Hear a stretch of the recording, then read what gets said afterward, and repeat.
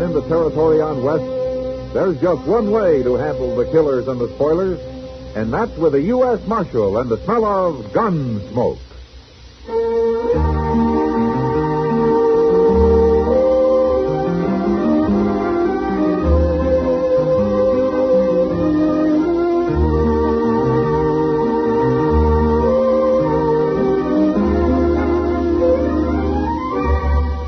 Gunsmoke, starring William Conrad. The transcribed story of the violence that moved west with young America. And the story of a man who moved with it. I'm that man. Matt Dillon, United States Marshal.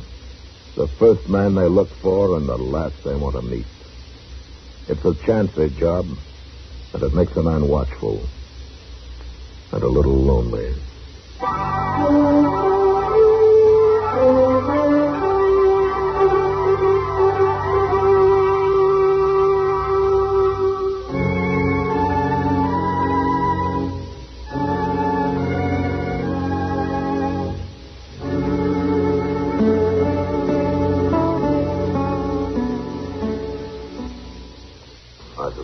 Justice? No, sir, but I've been waiting here with Doc. I thought you might want me for something. No, but there's somebody up the street that wants you. Wants me? Yeah, Peter said he came in a barber shop and asked where the marshal's office was. He mentioned your name. Oh. Yeah, and you didn't see him, huh? I didn't talk to him, but I saw him getting back on his horse. He headed for the OK stable. Oh, I wonder who she is. Some stranger. I never saw him before. What do you look like? Well, he's built kind of like a stork. All legs. Got reddish hair with a white streak running right down the middle. Oh, built like a stork and looks like a skunk. Oh, looks like a skunk. Well, you sure have some handsome friends, Chester. Mr. Dillon? Yeah. You sure about that white streak in his hair? Well, he took his hat off to swat a horsefly. I couldn't miss it. Oh, my goodness. What's wrong? It's him. He couldn't be nobody else. Hey, you look scared, Chester. Is this man after you? Don't tell him where I'm at, Mr. Dillon. Tell him I went to Wyoming or somewhere. Doc, I'll get my stuff together, and then I'll hide in your office till it gets dark. Now, wait a minute, Chester. If you're in trouble, I'll help you. You can't help me. I'll go hole up out on the prairie somewhere till he leaves. I gotta get out of here. Huh. Well, what do you make of that? Well, you know, he must be in trouble, man. I never saw Chester act that way before. No. Look, Doc, let's go down and wait for him in your office, huh? Maybe we can get some sense out of him there.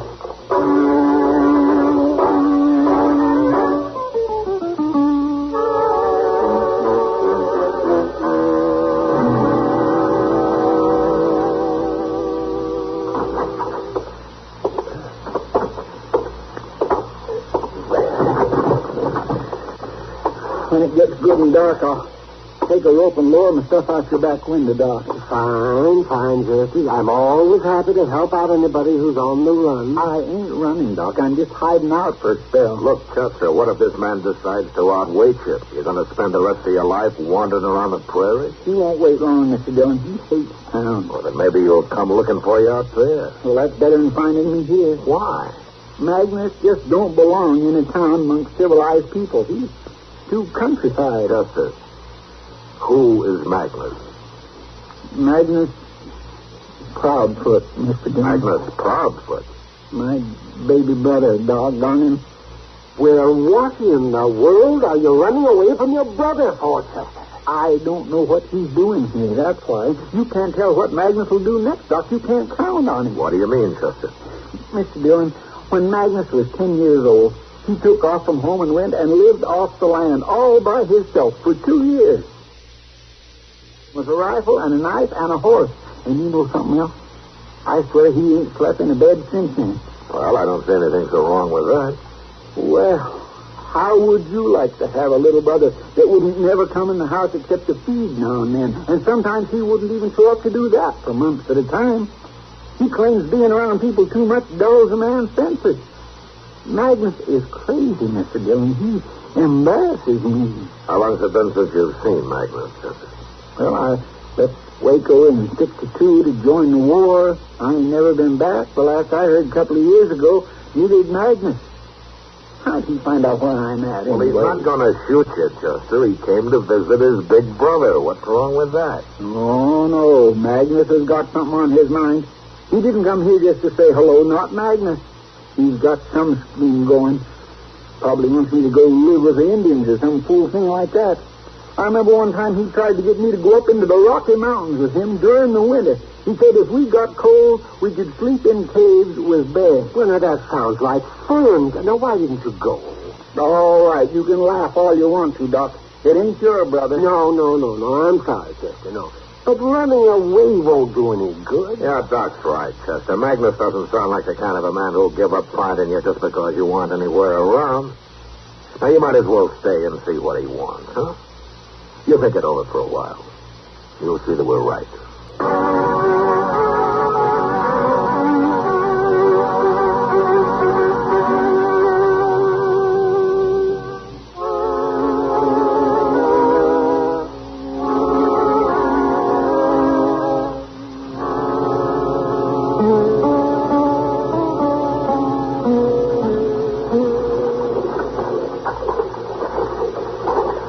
Anywhere else, Chester, he must still be in the stable here with his horse.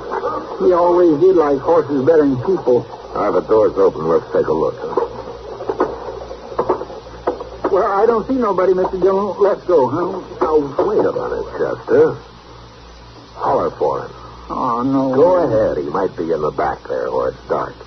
Well, go ahead. Magnus. See, he ain't here, Mr. Now, Dillon. wait a minute. Now, look. There he comes. Yeah.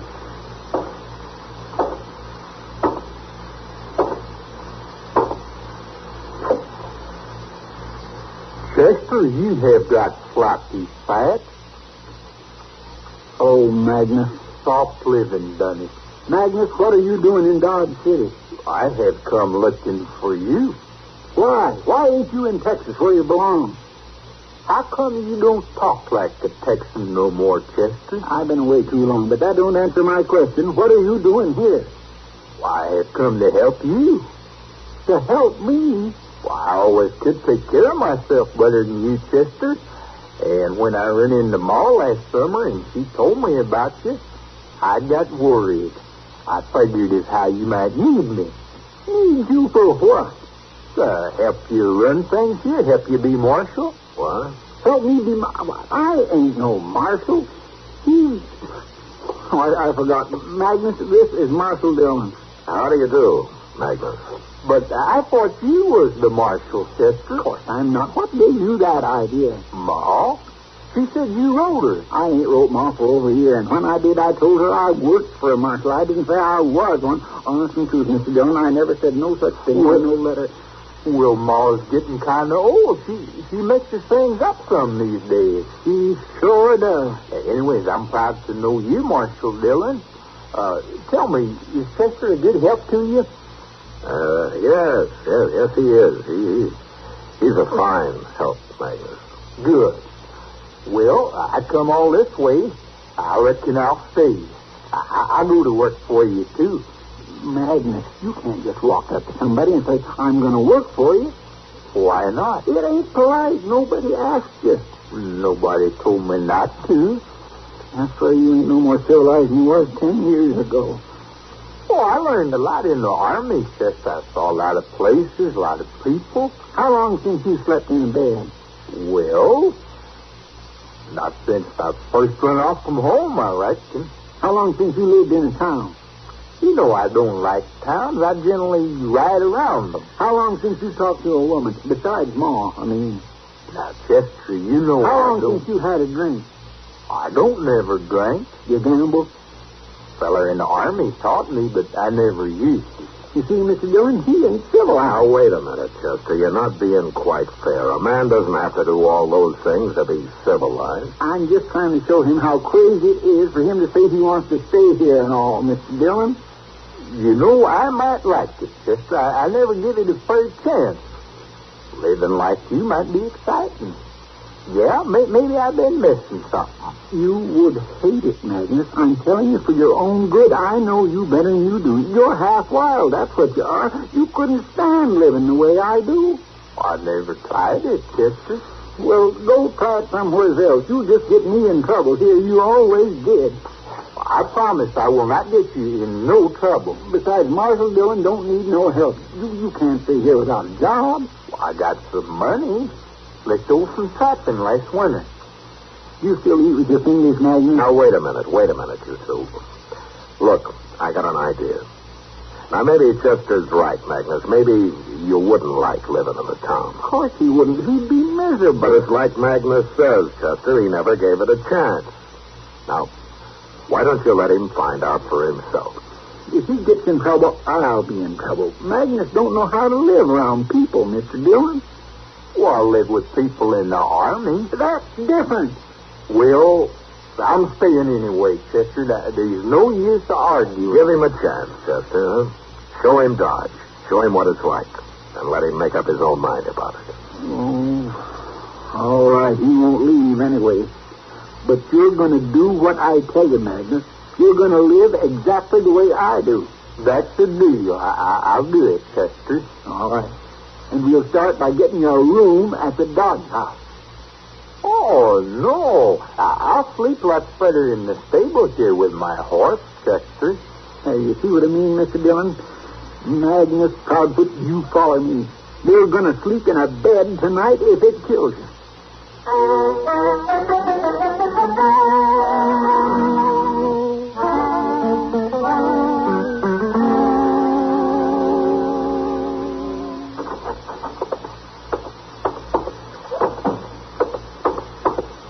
Morning, Mr. Dillon. Oh, hello, Chester. Magnus. Marshal? Oh, where did you get to last night, Magnus? I didn't see you around anywhere. It gets dark. I generally go to sleep, Marshal. Yeah, sure. Well, how did you like the Dodge house? Tell the truth now, Magnus.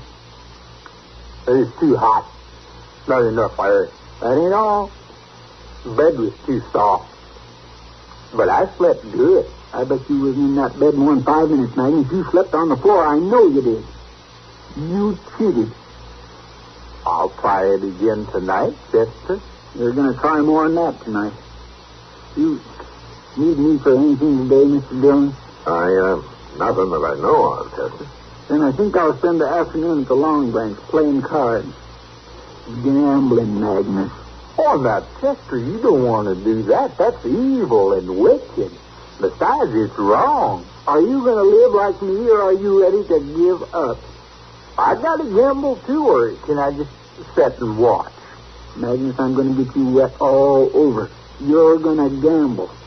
Well, I'll go see to my horse now. Okay, but you wait at the stable for me. I'll pick you up there. I'll wait.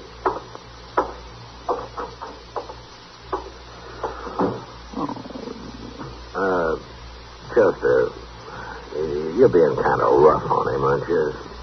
Don't you think you should take it a little slower? If I give him enough time, he might fool himself into thinking he likes town life, Mr. Dillon. And you don't think Magnus ever really would, huh? A man like him never changes. Magnus can live off the country like an animal, but he just don't know how to take care of himself around people. Well, I guess you know what you're doing, Chester, but,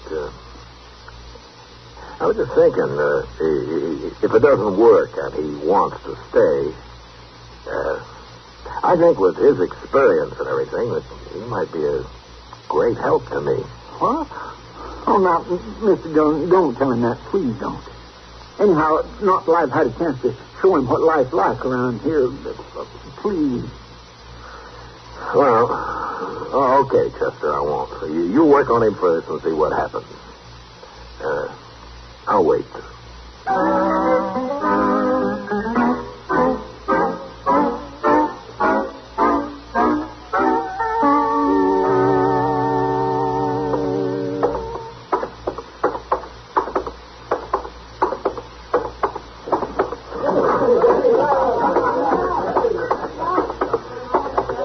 I think I'll have a beer, Sam.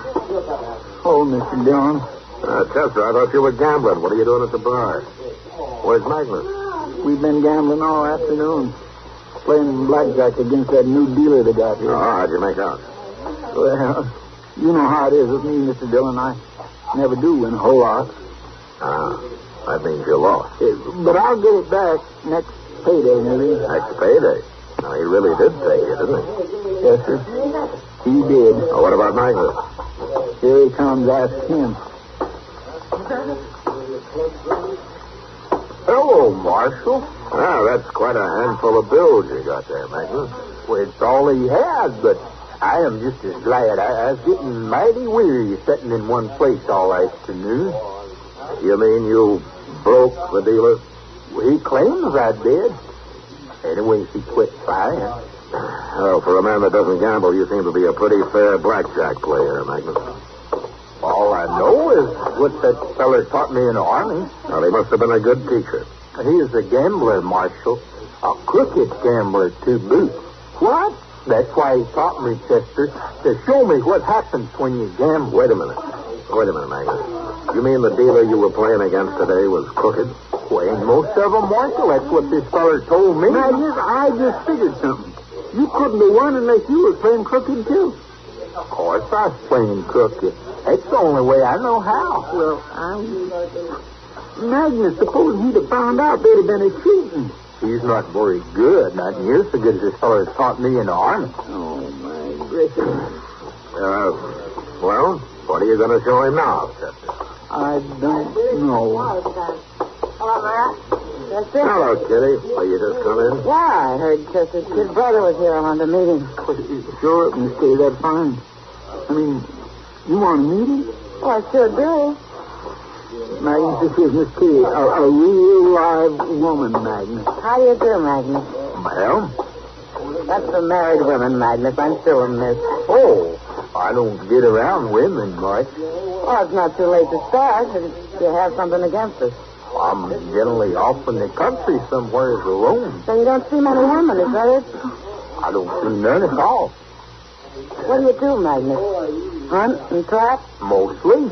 Sometimes I just travel around looking. Where, Texas?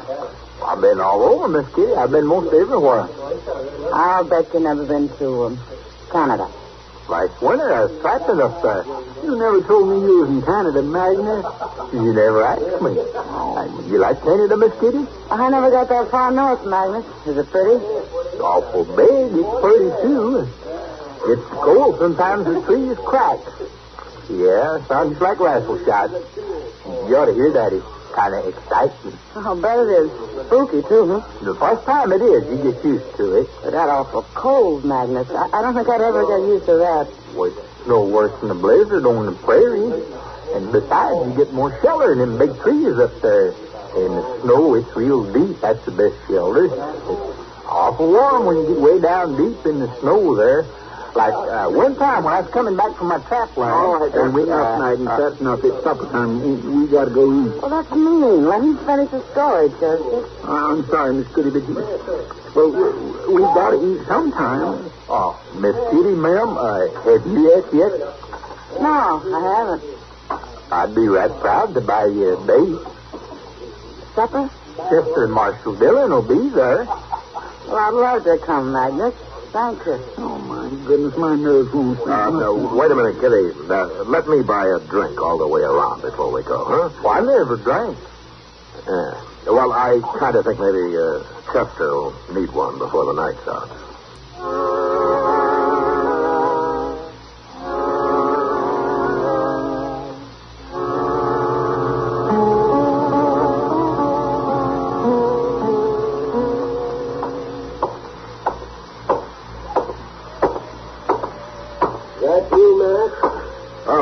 Yeah, it's me.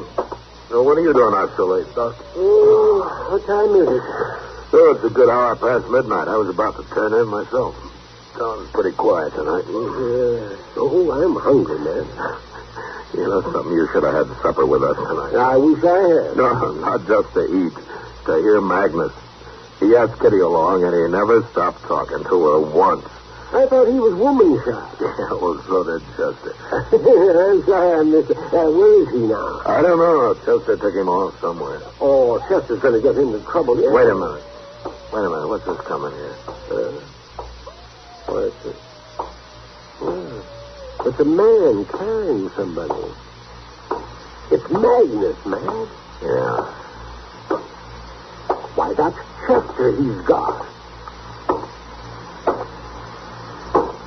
Oh, what happened, Magnus? Is Chester hurt? Is he He ain't hurt, Marshal. He didn't knock. Well, what's the matter with him, Magnus? Oh, he got sleepy. Why? Well, Marshal, after supper, Chester said we was going to have to do some drinking. He said we was going to have 3-4 drinks in every saloon in town. I didn't want to do it, but, well, you know how he's been talking. Yeah, I know.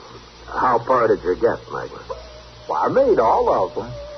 But like I say, Chester, he got sleepy the last few, and I carried him along so he wouldn't be disappointed about it tomorrow. You carried him along like that? It's the only way I could, Marshal. Follow me, Magnus. We'll put him to bed. Well, his room ain't down that way, Marshal. That's the jail. Well, we'll lock him in the cell and put him on the floor, Magnus. He might roll out of bed and get hurt otherwise. Besides, I always lock up men that get that, sleepy.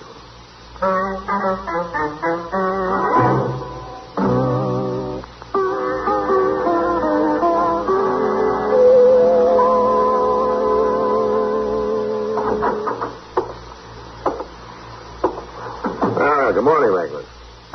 Where's Chester, Marshal? Oh, he's out back washing up. I turned him loose a while ago. Well, how's he feeling? Well, he says he feels fine. Says he can't imagine why he fainted that way. Never done it before, he said. It's soft living, like I told him. Oh. Hello, Magnus. I come by to see if you'd like to get some coffee, Chester. Oh, I could use some. You look pretty good this morning, Magnus. I cheated again, Chester. I slept on the floor last night. Oh, that's why, huh? It's no use, Chester. I've been thinking, I just ain't fitting for town life. I'm going to leave. What? I'm going to leave. I'm better off out there in the open. Well, now, wait, Magnus. You can't leave. Well, you told me so yourself. Well, I didn't know then. I didn't know about you. Magnus, you're better off in a town than I am. Thanks, Chester, but I know where I belong. No, now, you can't leave now, can you, Mr. Dillon? Well, it's up to him, Chester, but if he wants to stay, why, I'll give him a job of some kind. We could use him. There, you see, Magnus? No, I tried it. You have to try everything once, but it just ain't for me. Well, why not? You get along fine here. What's wrong with it? Well, it's all right for you, Chester, but for me, it just ain't exciting enough. Not exciting enough? Well, what's exciting about living on the ground like an animal? You'd have to try that to find out, Chester. You want to come with me now? No, of course I don't. I couldn't stand it.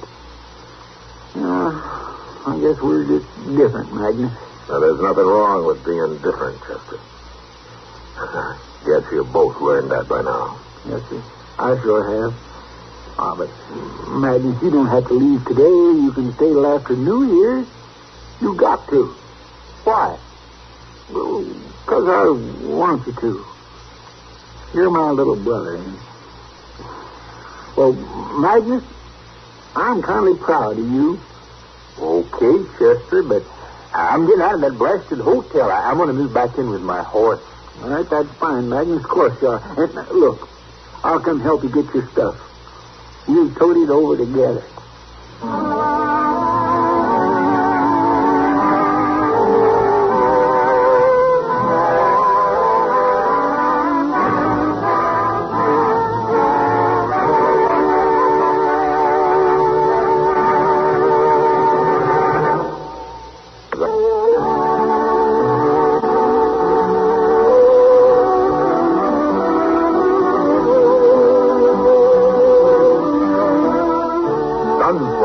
Transcribed under the direction of Norman McDonald, stars William Conrad as Matt Dillon, U.S. Marshal.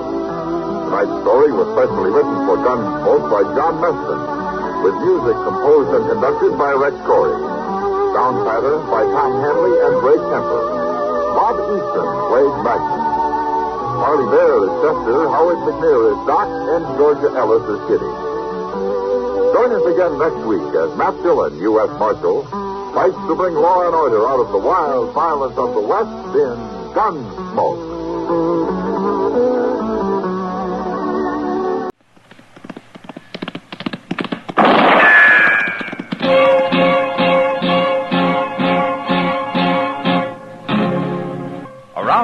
city and in the territory on West, there's just one way to handle the killers and the spoilers, and that's with a U.S. Marshal and the smell of Gunsmoke.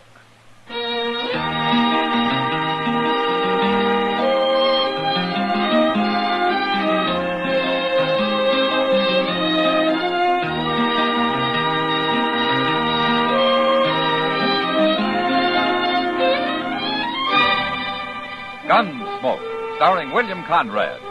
The transcribed story of the violence that moved west with young America. And the story of a man who moved with it. I'm that man, Matt Dillon, United States Marshal. The first man they look for and the last they want to meet. It's a chancy job, and it makes a man watchful and a little lonely.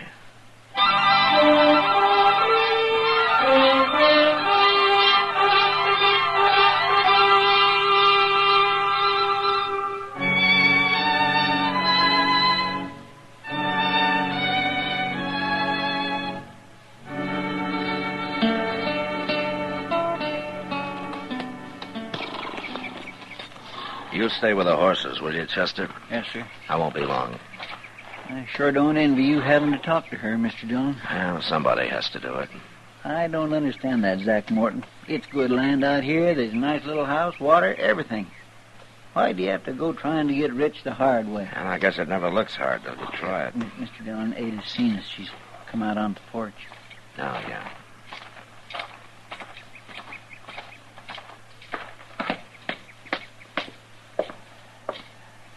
Hello, Ada. Marshal Dillon.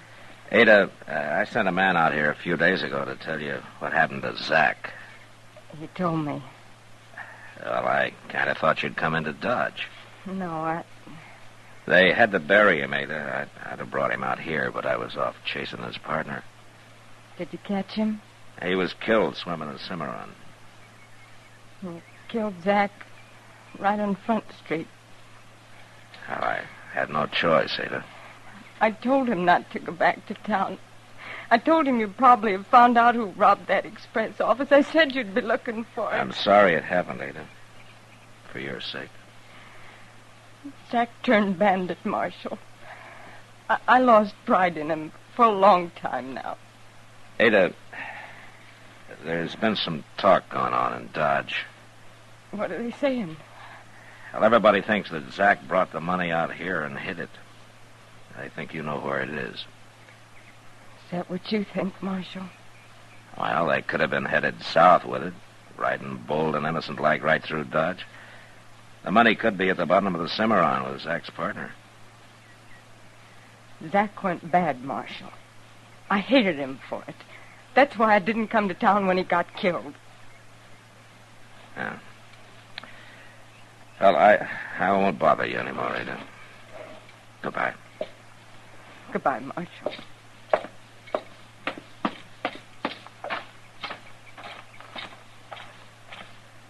What'd she say, Mr. Dillon? I don't think Ada knows anything, Chester. Well, he buried that money out here somewhere. No man would be fool enough to ride back into Dodge with it. I think that woman's fooling you, Mr. Dillon. I think she knows where the money's at. Chester, let's ride back as far as the creek and build us a fire, huh? I'm hungry.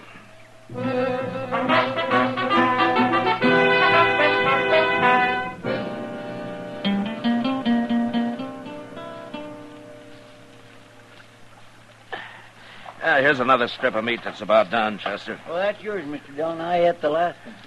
Hey, look. Huh? We got company. It's that Leach Fields fella. Leach Fields? Well, who's he? He got off Santa Fe one day while you was down on the Cimarron. But I don't know for sure where he comes from or wonder what he's doing out this way. Now. Is he a gambler? Oh, I ain't never saw him gambling, but he sure dresses like one, don't he? Yeah, he looks pretty fancy. Oh, he's a gentleman, Mr. Dillon. A real gentleman.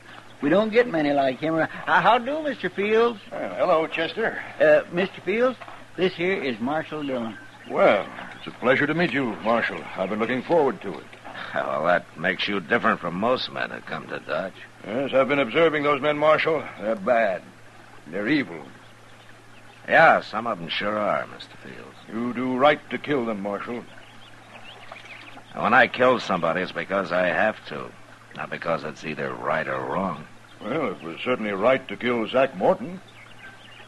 Was it? Of course it was. I'm on my way now to console his widow with that same thought, Marshal. Oh? Yes, we're old friends, even though I haven't seen Ada in years. Where did you know her, Fields? Back in St. Joe. Oh, that's right. She is from St. Joe. I've heard her talk about it. I'll buy you a drink when I return to Dodge, Marshal. Bye. Goodbye, Chester. Bye, Mr. Fields. There. See what I mean about him being a gentleman, Mr. Dillon? Your meat's burning, Chester. You mean you don't think he's a nice fellow? I said your meat's burning.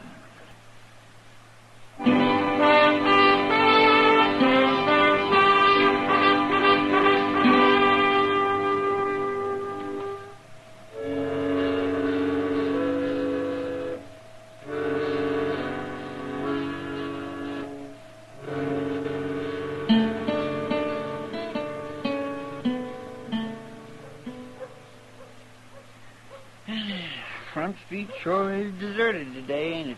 It's fine with me, Chester.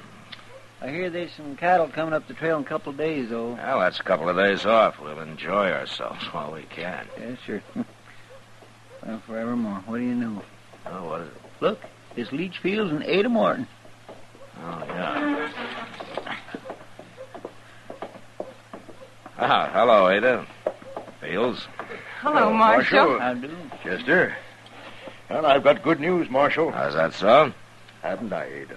Let me tell him. We're going to get married, Marshal. Married? Tomorrow, right here in Dodge. I brought Ada in today so she could buy some clothes and things. Ah, I see. I know what you're thinking, Marshal. You're thinking it's awful fast with Zach gone only a couple of weeks. Oh, it's no business of mine, Ada. Well, it's not so fast considering how we knew each other back in St. Joe and all. Ada, you'd better run along now and do your shopping. I'll meet you at the Dodge house in about an hour. All right. Ada. I just wanted to wish you happiness. Thank you. Leach is a good man, Marshal. He's a good, God-fearing man.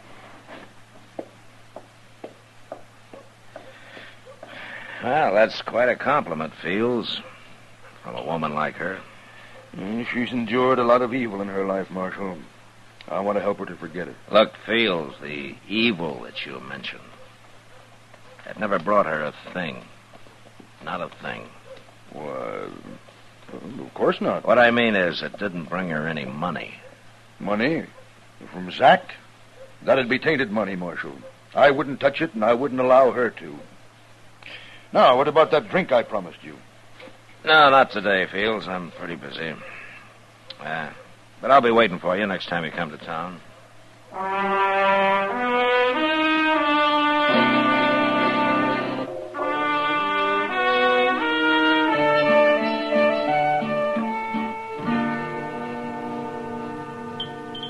Well, I'm glad that meal's over. They got a new cook here, Kitty. Didn't I tell you? You didn't have to, Matt. Oh, no, it wasn't that bad. Oh, wasn't it? Where'd he learn to be cook? Out poisoning wolves? Good cook's hard to find. Yeah, I'm sure of it. Yeah, long hours, not much pay. If he doesn't like the job, why doesn't he go back to oil and leather or whatever he was doing? Well, if he could hear you, I expect he would. Well, hello, Matt. Kitty. Hello, Doc. Sit down. Hello, Doc. Oh, thank you. Oh. Where you been the last couple of days? Oh, out in the country, Kitty. Waiting for a baby to make up its mind. Say, I passed by Ada Morton's place on my way back, man. It's been Ada Fields for the last month, Doc. I know. Well, how are they getting along, Doc? I didn't see Ada, but Leach Fields was there. So? You know how nice he usually is, Matt? He's so gentlemanlike and everything, but he wasn't this time. Oh, no. He acted like he didn't want me around. He wouldn't even invite me into the house. Well, maybe he was busy, Oh, Doc. yeah, he was, but he was sitting there on the porch doing nothing. Matt, I don't like it. I've got a feeling something's wrong out there. You better go and have a look.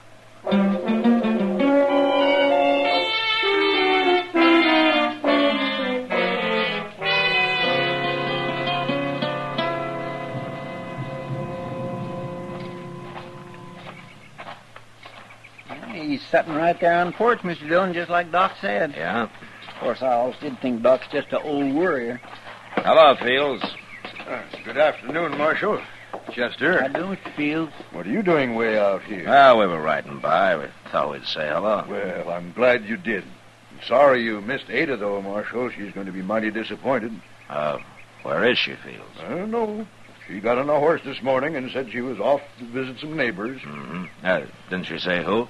She wants to go visiting. I don't ask her where. I trust Ada. Yeah, sure. I'd ask you in, Marshal, but one thing she did tell me was if anybody rode by, not to let them see the house. She didn't take time to clean it up, and you know how women are. Well, we got to go back to Dodge anyway, Fields. You tell her hello for us. Yeah, I'll do that, Marshal.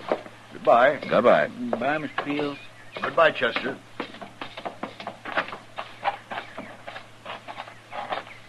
Well, now, he wasn't acting mean, Mr. Dillon. Chester. Did you ever hear of a country woman riding off and not telling her husband where she's going?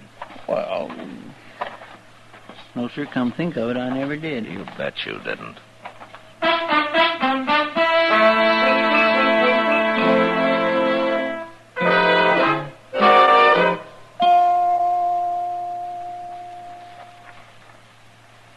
Over here, Chester. I couldn't see it behind this bush, Mr. Dillon. Did you find a place to tie the horses? Yes, sir, there was an old log down in that gully. Have you saw anything? Well, as soon as we were out of sight, Fields left the porch and went into the house. And nobody's come out yet. Well, I still think you're wrong about him, Mr. Dillon. Yeah, maybe I am. Maybe I just don't like men who go around preaching how bad other men are. You're awful suspicious of everybody, Mr. Dillon. Well, Chester, nothing pleases me more than when I'm wrong. I know. How long are we going to have to lay out here in this doggone dirt, Mr. Dillon? It'll dark, if nothing happens before. Then what? Then we're going up to that house, Indian style. It ain't hardly noon. We got an awful long wait. Say now, maybe I'll just... Wait a minute. Look. It's him. He had a horse around back. Yeah. He's riding north. We gonna follow him? Maybe. After we take a look in the house, let's get our horses.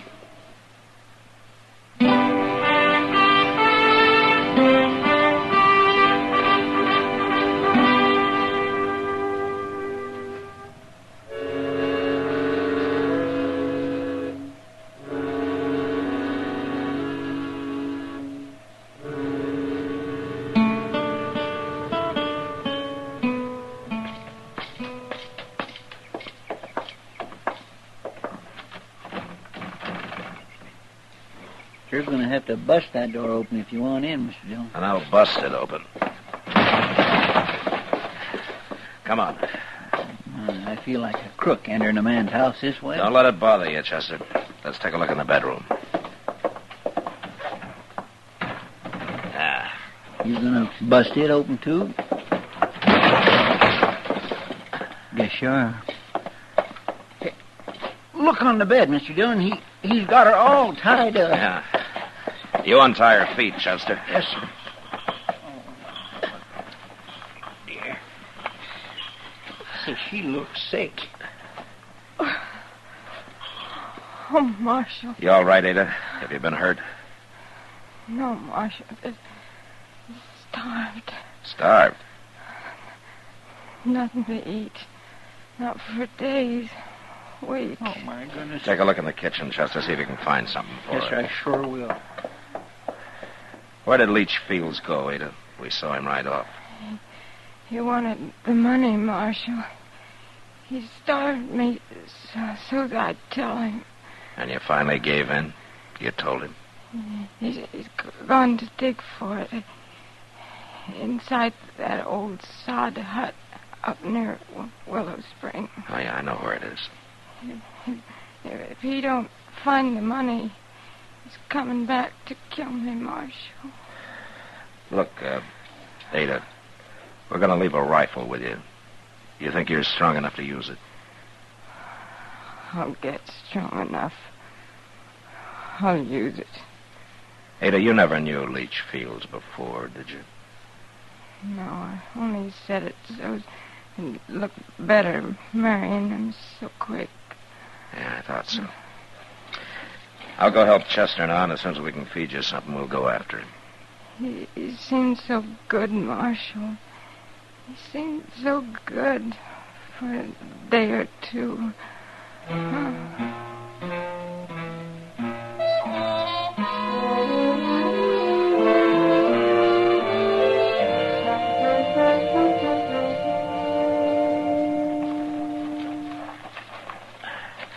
All right, this is far enough, Chester. It's so dark I can't hardly see nothing. Now, he's in there. You can hear him digging. Listen. I hear him. We gonna rush him? I'd like to take him alive, if possible. Well, then we'll wait for him to come out. No, let's jump him. Maybe it'll scare him so bad he won't put up a fight. All right. Now, you walk about 10 feet to the left of me, Chester. I'll go inside alone. If he takes me, will you get him? Yes, sir.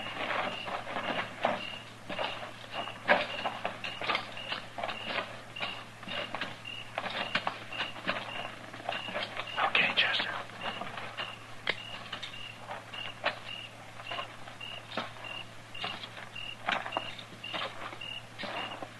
I got the drop on you, Fields. Don't move.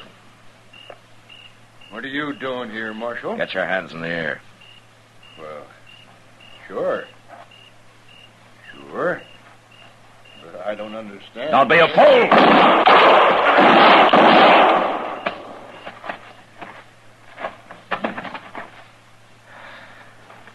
All right, Chester. You get him, Mr. Dillon? It's too dark in here. I tried for his shoulder the first shot, but I missed.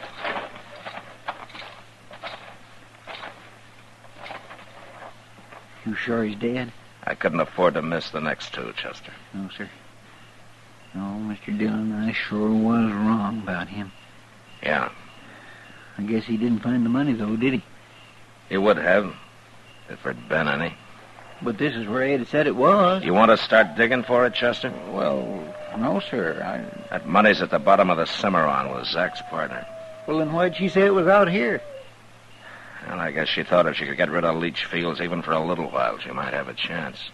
Well, she was right, wasn't she? Yeah. And you and everybody else had better start believing in Ada. She's been through enough over something that she never even knew anything about. Man sure can be wrong sometimes, can't he, Mr. Dillon? Now, you tell everybody that back in Dodge, Chester. And maybe Ada can have a little peace. She's earned it.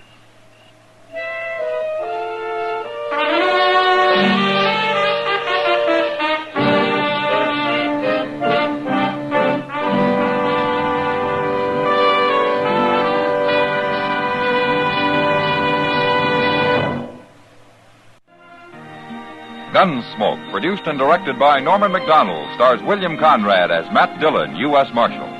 Our story was specially written for Gunsmoke by John Meston, with music composed and conducted by Rex Corey.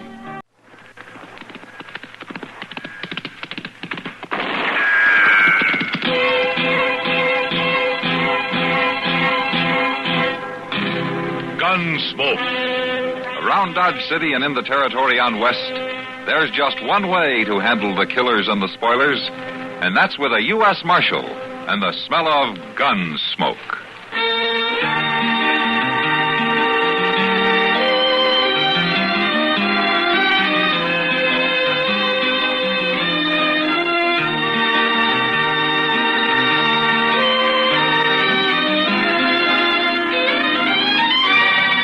Gunsmoke, starring William Conrad.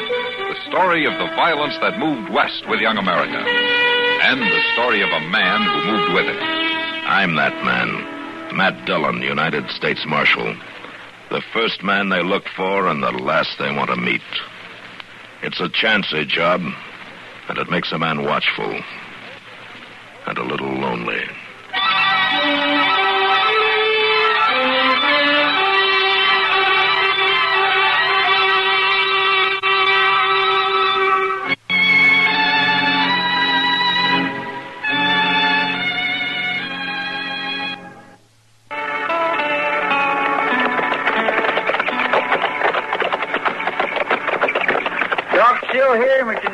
That's his buggy. Yeah, he's here. It's a good thing, too.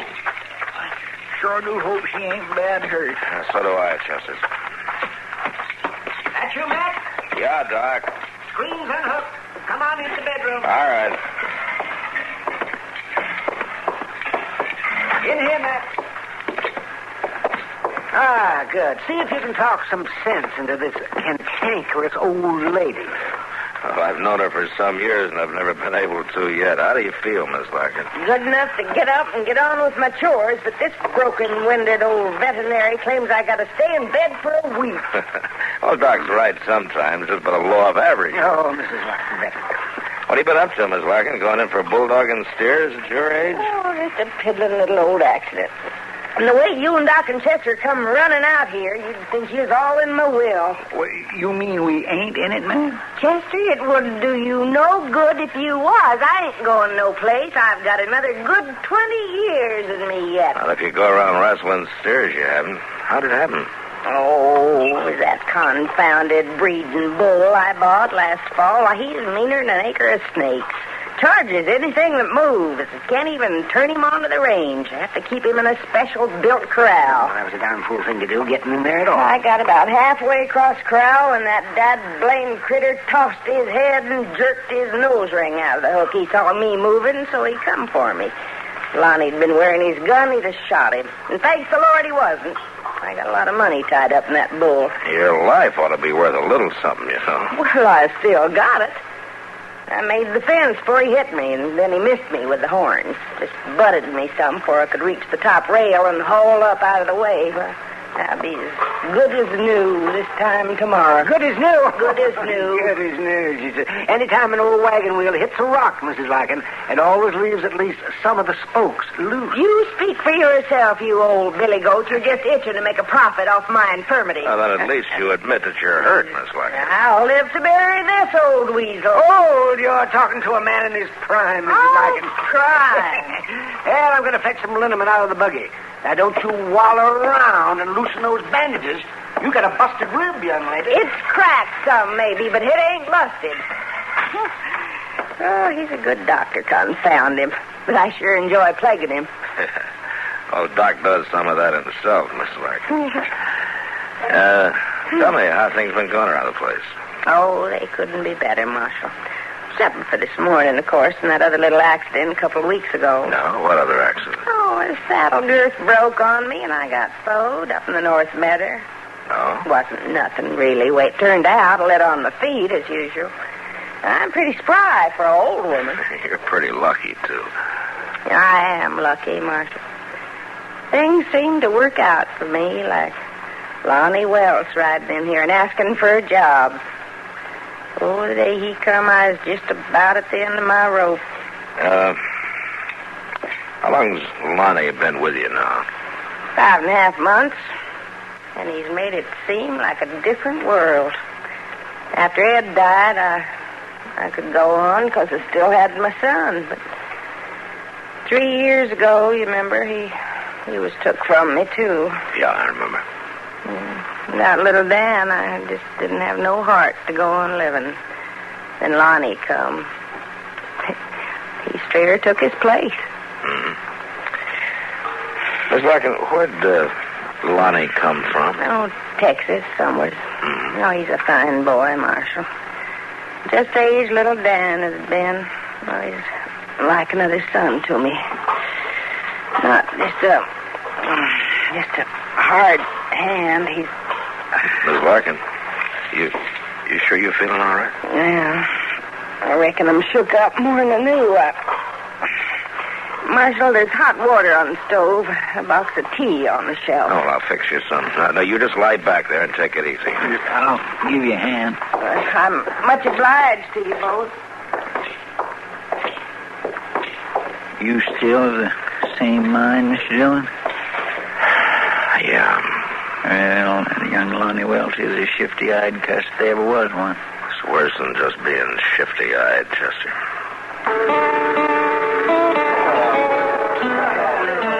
Matt? Yeah? I want something real bad. Well, sure, lots of time. What do you want? I That's the crazy part. I don't even know. No? It's just something. Something I don't have, I guess. Couldn't be spring fever, could it? It might. Except I felt the same way in the fall. Sometimes I think it's this country out here, Matt. The prairie. So what do you mean? It's just so darn big. Empty. You know what I mean? Yeah, I think so. You feel so alone. Like something's lacking in you. So you try to fit things in. Things or people or something. Yeah, I know.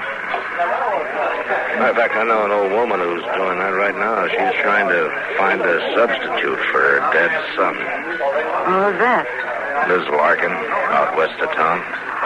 Oh, with Lonnie Welch, you mean? Uh-huh. Well, he's sitting over there in that poker game right now. Yeah, I've been watching him. He throws money around pretty free for a hired ranch hand, doesn't he? The way I hear it, she gives him all the money he wants. Yeah, but maybe not as fast as he wants. What do you mean, Matt? Well, early last month, Mr. Bodkin over at the bank came and told me that Ms. Larkin had been in and made a will. Yeah. She's leaving everything she's got to Lonnie. Oh, no. Yeah, I felt the same way. Even more so after she'd had a couple of close calls.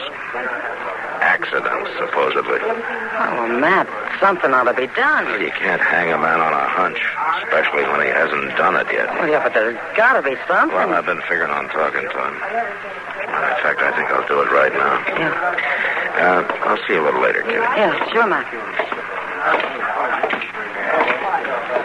A man's luck can't run bad forever.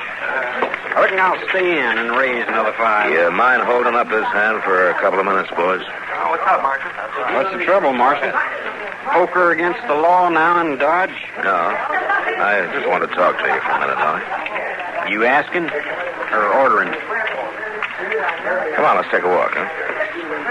Sure, why not? A man's a mind for talk, I'll oblige him. Just leave everything laid, gents, right there on the table. Getting this kind of personal attention is liable to flatter a man some, Marshal. Yeah, sure. We're right handy to the bar. I'll be glad to buy you a drink. Lonnie, where did you come from before you hit Dodge? Oh, here and there. Why? Ever been in Virginia City? Not as far as I recollect. I think you better think again. I put out some bulletins a while back, and the only answer I got's from Virginia City. That's so? Seems you were working a silver claim with a partner named Pete Ryder until he turned up murdered one day. They must have mentioned something about the jury acquitting me on that, didn't they? Yeah. Lack of evidence. Well, in that case, I reckon I'll... Just a minute. You got something else in mind? Yeah, I have. I want you to know that I'd figure it was real suspicious if Ms. Larkin was to die suddenly by accident. Like yesterday with that bull. Now, look, that bull's a born killer, Marshal. You don't think I trained him, do you? No, I think you let Ms. Larkin go out in the middle of the corral and then turned him loose. And you told Mrs. Larkin that, too, didn't you? I did. Yeah, she told me. And she also told me she orders you off the place. She wouldn't listen to such things. Lonnie, if anything happens to her, I'll get you for it, so help me if it takes me the rest of my life. I'll see you around, Marshal. I got a pat hand in this game. You better have, mister. Because you're betting your life on it.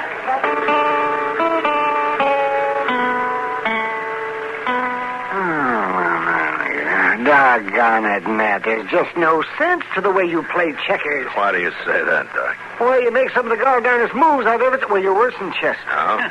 Only time you beat me is when I let you do it, Doc. Well, then you're mighty generous-natured. Oh, look what you done there. Look what you done there. You left one of your men just sitting there. You see that? Waiting for me to take it.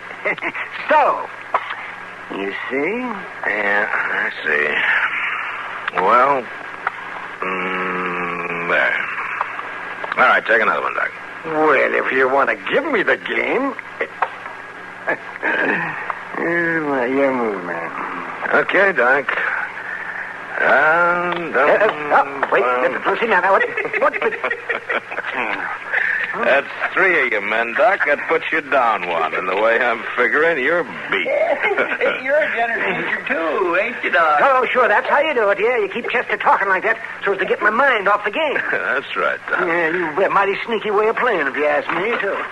Good evening, gentlemen. Oh, how are you, Miles? Hello, Miles. Am I breaking in on anything important? No. Come on, Ed. Come on. I can't stay. I just wanted some information, Matthew. No? I thought you might be able to help me. Information about what? Well, at Mrs. Larkin's place out west of town, what do you figure it's worth? Oh, it's kind of hard to say. It's a good ranch, all right. Aye, that's what I was thinking. And, well, if a man could buy it cheap... What do you mean, if a man could buy it cheap? Well, I heard it might be on the market before the end of the week. Who told you that? Well, a young fellow that worked for Mrs. Larkin. He let it slip this afternoon. Oh, he'd been drinking kind of heavy, I suppose. Otherwise, he wouldn't. Do you know where he is now? Aye, well, somebody was saying he couldn't even make it back out to the ranch. He took a room at the Dodge House for the night. Chester, come on. Yes, sir.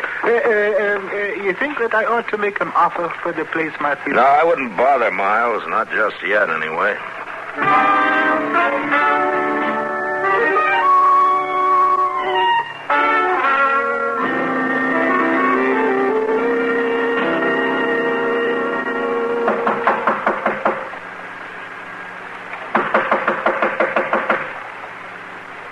He sure is dead to the world, Mr. Dillon. Yeah.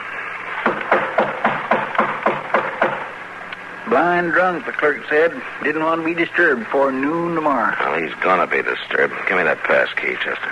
Here you are. Thanks.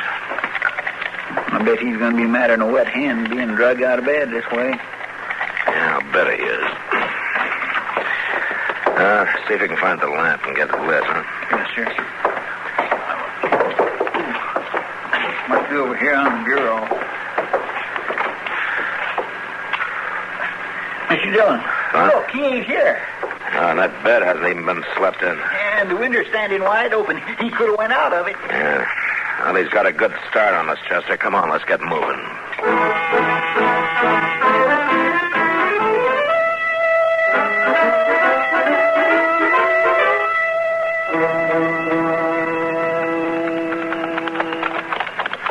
Look yonder, Mr. Dillon. There's a fire at the corner of the house.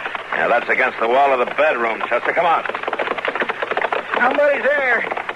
Either help it or try and put it out.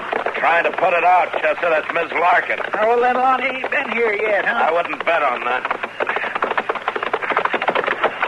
There are a couple of buckets at the water trough there, Chester. Let's give her a hand. Yes, sir. That's you, Marshal? Be right with you, Miss Larkin.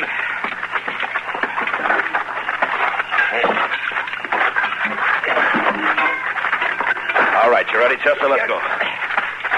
It don't look near as bad as I thought at first. Oh, she's about got it put out, I think. A little water here against the wall ought to do it. Right. All right, throw the other bucket in the same place, Chester. Yes, sir. Oh, now.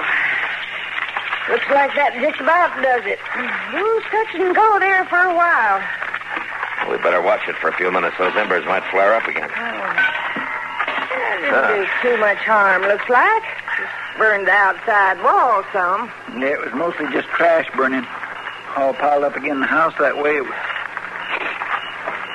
What's the matter, Chester? Mr. Dillon, you smell coal oil? Yeah, I do. Miss Larkin, did Lonnie start this? How'd you know? Well, he made a big show of spending the night in town. We went over to the Dodge House, and he wasn't in his room. I don't know what it was woke me. But I looked out the window, and there he was. He'd piled brush against the wall and was just setting fire to it.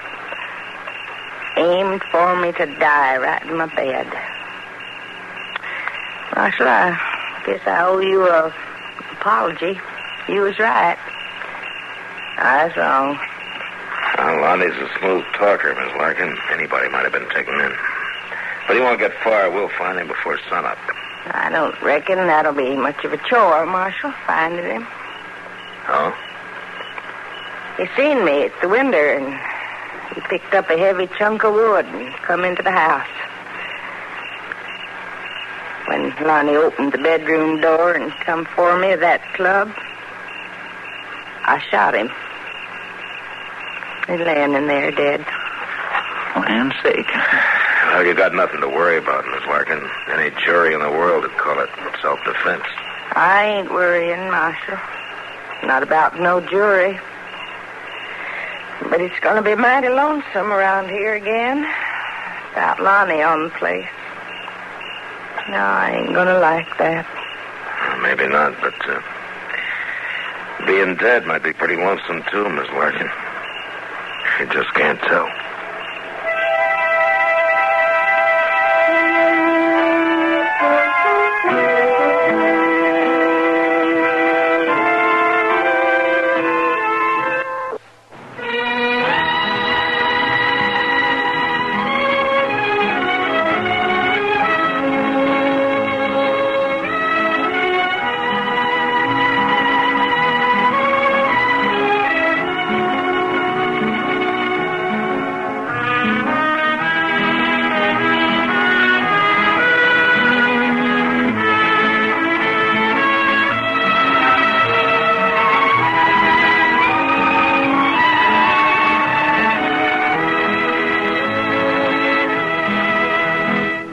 Gunsmoke, produced and directed by Norman Macdonald, stars William Conrad as Matt Dillon, U.S. Marshal.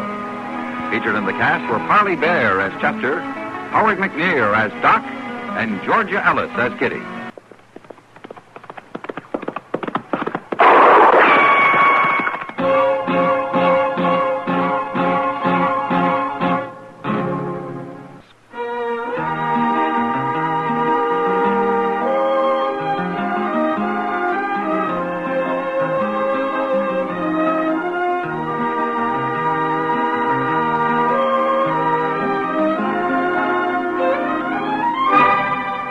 Gunsmoke, starring William Conrad, the transcribed story of the violence that moved west with young America, and the story of a man who moved with it. I'm that man, Matt Dillon, United States Marshal. The first man they look for and the last they want to meet. It's a chancy job, and it makes a man watchful and a little lonely.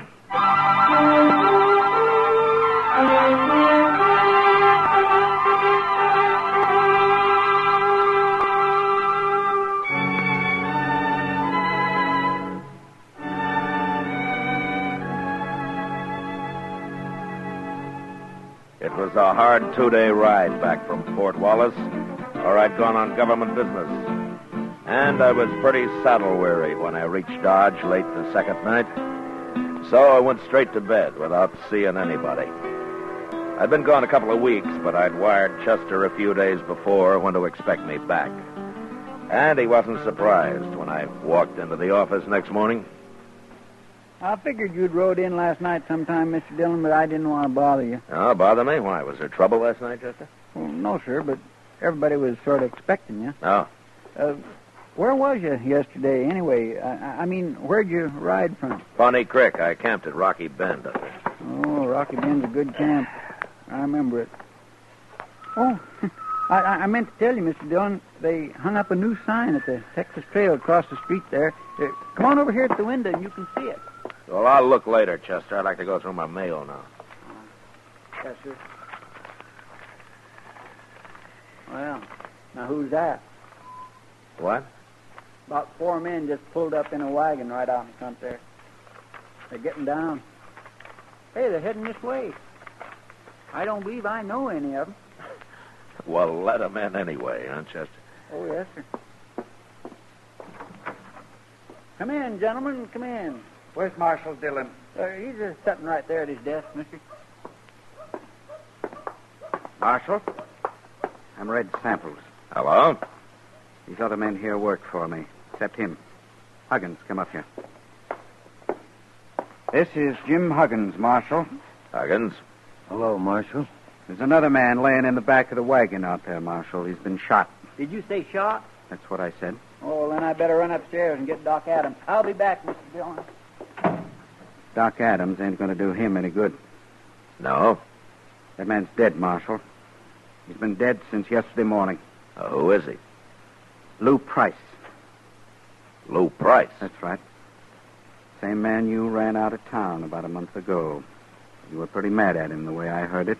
Yeah, I was. He tried to put a knife into me. Nobody saw him try. Now, how do you know that? He told me. Lou Price was a sort of partner of mine, Marshal. Oh? Buying up cattle, Marshal, all over Kansas. Buying lots of them. I have me a big ranch when I'm through, up on Pawnee Creek. Well, that's fine. You were camped on Pawnee Creek night before last, weren't you, Marshal? Yeah, I was. At Rocky Bend. That's right. Hear that, men? The only reason I asked Marshal was that Jim Huggins happened to see you there. Oh, is that so? I don't remember seeing him. Doesn't matter. As long as he saw you. Tell him, Huggins. It was him, all right. That's where Lou Price was shot, Marshal, at Rocky Bend. Poor Lou, he never had a chance. He wasn't even armed. Happened yesterday morning. I seen the whole thing. Huggins, tell us who killed Lou. He did. What? You did, Marshal. You're the man I saw. You shot him.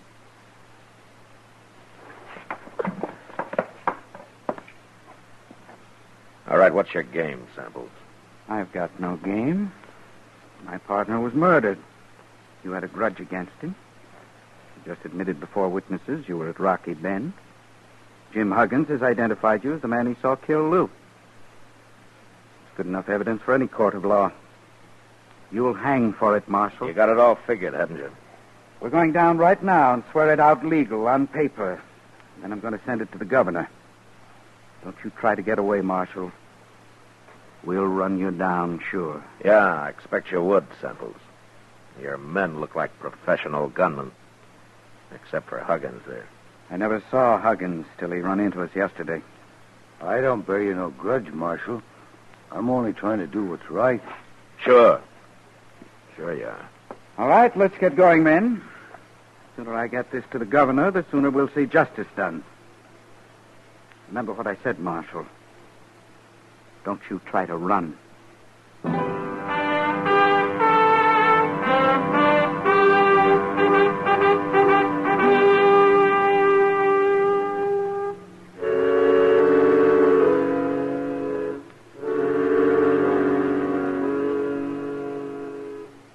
I'll say one thing for Red Samples. He had about as good a case against me as I'd ever heard of against any man. And there was nothing I could do about it but wait and see what happened next. Meantime, he spread the word around Dodge, and people began looking at me like I was a white buffalo. I guess it wasn't often they had a US Marshal walking around with a murder charge against him.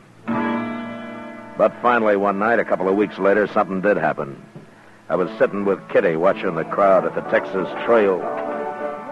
I'll fetch you a drink, Matt. No thanks, Kitty. You're expecting trouble of some kind, aren't you? Seems to me I got enough trouble already. I know. Matt, I hate to say it, but I think half the people in Dodge believe you're guilty. Sure. And the other half just doesn't care one way or the other. Well, I don't think you are. Don't you? Of course I don't. And why don't we talk about something else? You're edgy. Sure, I'm edgy. I stay that way to keep from falling asleep all the time. Now, don't get all riled up. I didn't mean anything. I'm sorry, Kitty. I guess this business is getting on my nerves after all. Well, I should think it would. Why don't you go and get good and drunk? Forget the whole thing that way. Kitty, if I ever got drunk, I could name you 10 men right here in Dodge who'd cut cards for the honor of shooting me down. Mr. Dillon? Oh, hello, Miss Kitty. Evening, Chester. Sit down. Thank you. I've been down to the telegraph office, Mr. Dillon. Oh, any news? Yes, sir, but you won't like it. Here it is, sir. A telegraph from Washington, D.C. How do you know I won't like it? Well, you see, I was standing there when he was writing it out, And I couldn't help watching him work and all that. I don't want to read it, Chester. You told me what it says, huh? Well, it's from the War Department, and it says they heard from the governor, and, well, you'd better read it, Mr. Dillon. No, you're doing fine. Go ahead. Well, you're suspended. What? You're suspended from US Marshal, Mr. Dillon. And to make it legal and formal like, they're sending somebody to arrest you and take you up to Hayes City for trial. I don't believe it. Neither do I, Miss Kitty, but that's what it says. It's the only way they see how to clear this up proper. Evening, Dillon. Miss Kitty. Oh, I see Chester beat me back for the news. What? How'd you know about this, Samples? I'm just as interested in this business as you are, Chester, so I sort of talked the clerk into giving me a copy of that telegram after you'd left. Well, you got no doubt It's on that. okay, Chester. It doesn't matter. Dillon, Dodge is going to breathe a lot easier now that you're suspended. You won't be around as marshal. I'm still around, Samples. But you're not marshal anymore. You won't be around for long, anyway. Tell me something, Samples. Sure. With me out of office, are you going to be breathing easier, too? I'll tell you, Dillon. There are two reasons I'll be glad to see you hang. One is for murdering my partner. And the other? Well, I always heard you were too strict here, and I like to do a little gambling now and then. Oh? In fact, I'm thinking of running a few tables myself. I see. It's more fun without some hard-nosed lawman looking over your shoulder all the time. You understand? Yeah, I understand. Well, I'll see you at the trial. I hope I'm around when they come to arrest you, Dillon. You probably will be. So long. What's he talking about, Mr. Dillon? You're being too strict. Why, there's plenty of gambling going on in Dodge right now. Not his kind of gambling, Chester. What do you mean? Well, he told me he's buying up cattle and getting himself a big ranch. But he's probably going to finance it from his gambling. And that takes a lot of money. Sure, steady money. Oh. And I've always run crooked gamblers out of Dodge. Matt, what are you going to do? I don't know, Kitty. I'd sure like to have a talk with that witness of theirs, Jim Huggins. Oh, why don't you? Well, I can't find him. I got him hid out someplace. Matt, is there something I can do? No, nothing, Kitty. Thanks anyway.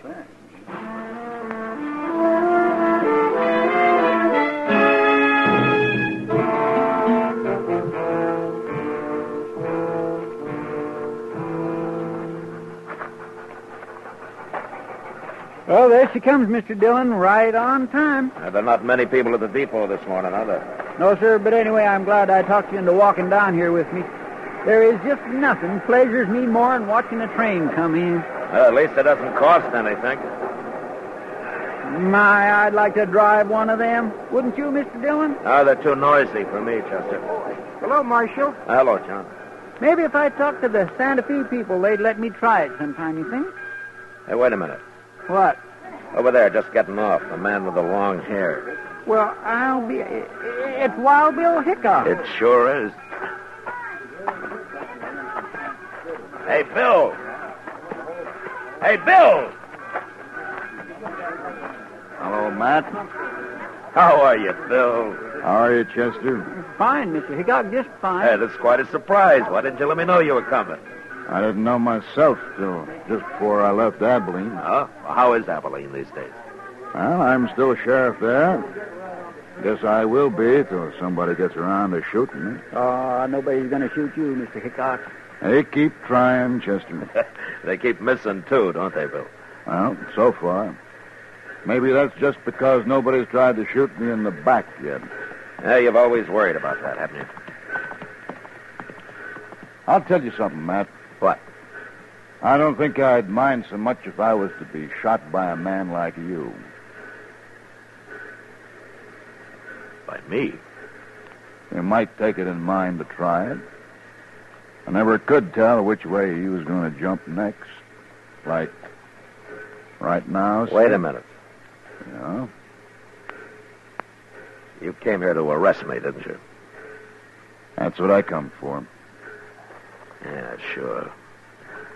I might have known they wouldn't send a 10-horn. Guess they figured you might not take easy, Matt. I tried to tell them they could lose a good lawman this way. We're a pretty fair match, you and me. Yeah? Yeah, we are. Well? It's your play, Bill. No, I guess that can wait a while. Okay. I'm still on salary, man. So? Let's go have ourselves a drink. Good. You too, Chester? Thank you. I'd be right proud to, Mr. Hickok. I figure if I get a couple of drinks in you, Matt, I might worm your side of this business out of you. Why, Bill? Don't you believe their side? Well, I've seen you pretty mean and ornery, but even if I was to watch you judged and hung for it, I still wouldn't believe Matt Dillon killed an unarmed man. Thanks, Bill. Yeah, that girl headed this way. Ain't that Kitty? Yes, sir, it sure is. Matt, I've been looking everywhere for you. Well, it's Bill Hickok. Hello, Kitty. How are you? Oh, I'm fine. What are you doing in Dodge? Well, I sort of come on business. You said you were looking for me, Kitty? Matt, I know where he is. Where who is? The witness they've been hiding, Jim Huggins. What? Well, where is he? Red Samples was in the Texas Trail drinking last night, and the bartender heard him tell one of his gunmen to take some food out to the loft at the OK stable. Bill. Yeah? While you're buying me a drink, I think I'd kind of like to buy Kitty one.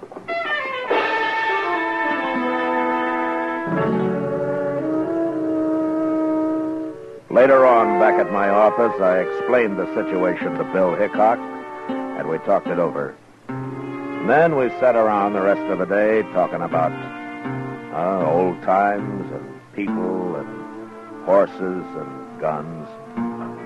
And along about evening, we went up and laid out our plan to Doc Adams.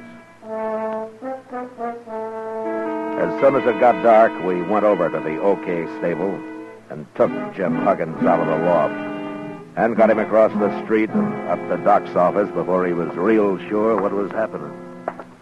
Put him on the couch there, gentlemen. We want him to be comfortable. What are you doing with me? Move, Huggins. Do what Doc says. That's it. Just over here. Yeah, that's fine, Huggins. Now then, you just relax. When's Chester going to get here? He'll be along, Bill. Bill, huh? Who are you? I never seen you before. Mister, you're going to see me double before the night's out. What? Hey, never mind, Huggins. You'll find out. Now then, now you tell me. Have you ever had any heart trouble? Heart trouble? Yes, you ever have dizzy spells, faint, have to lie down suddenly, or anything like that? Well, a horse kicked me in the head once. Made me awful dizzy. I'm asking about your heart, not your brains. I don't want anybody to die here. And business is bad enough as it is. What are you going to do with me? What's this all about? Oh, over here, Chester. I got it. I got plenty. That's good. Just put them on the table here, Chester. Let's see. 3 quarts? Well, this is a man we're working on, not an elephant, Chester. Well, I wanted to be sure there was enough, Doc. Open one up in Chester. There's a glass there. Yes, sir.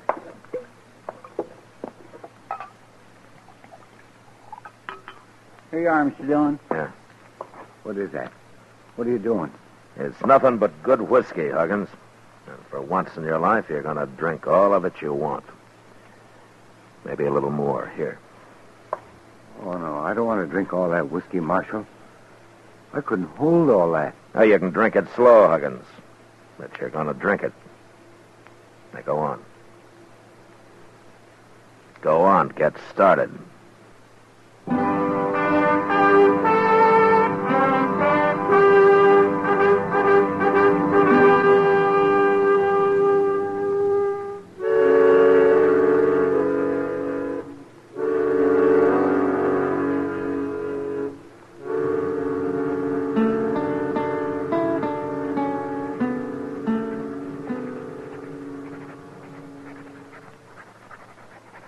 You sure you got it all, Bill? Just about, Matt.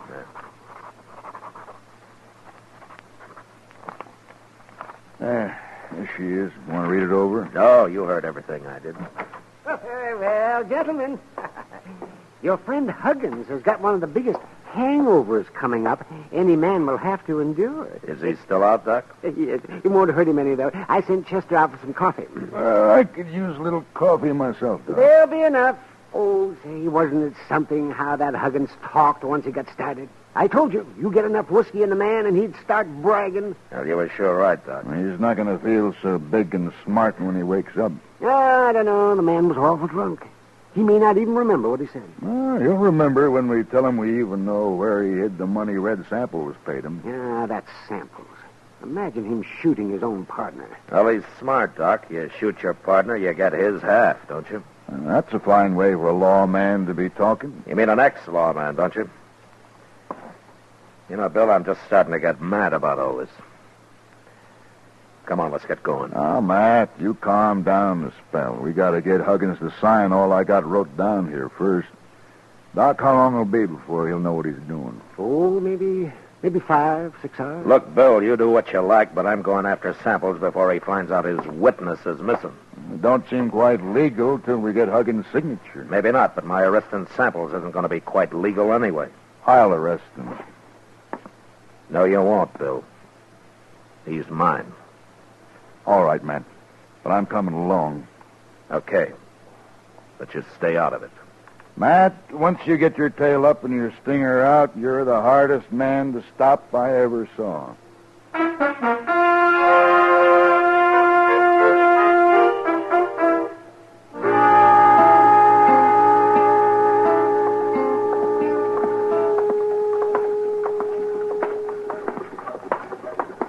Matt, I've been thinking. Supposing we hadn't got Huggins to talk, what had you done then? You mean would I have fought you when you tried to arrest me? It's been on my mind, son. I wouldn't have fought you. Because we're a good match for each other? I'll fight any man alive if I think I'm in the right. Of course. I don't know you ever been afraid of anything. I've been afraid lots of times, Bill. And so have you. Well, maybe.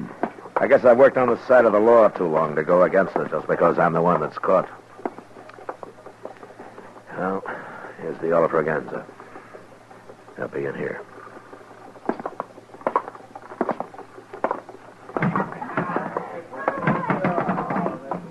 Which one's Samples, man? The end of the bar, the one in the middle. The other two are his gunmen. Come on.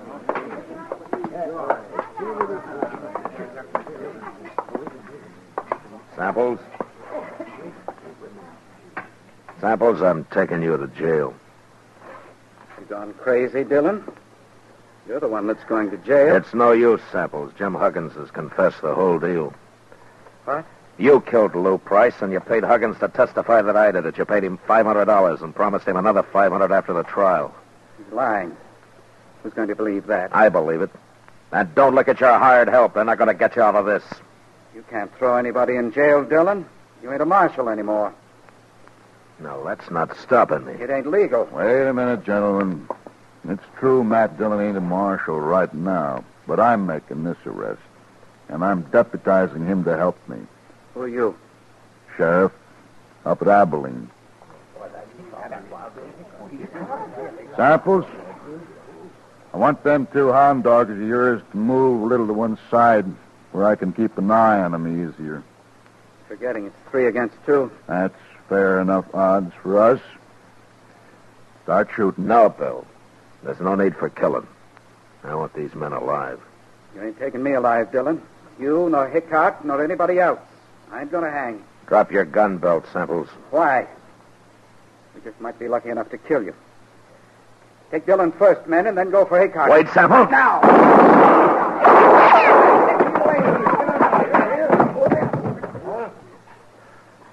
All right. What about you two? They never moved a finger, Matt. They're too scared. All right, you gunmen. Pick up Samples and carry him out of here. Ain't you going to take their guns first, man? You don't hobble a horse with a busted leg, Bill. Let them keep their guns.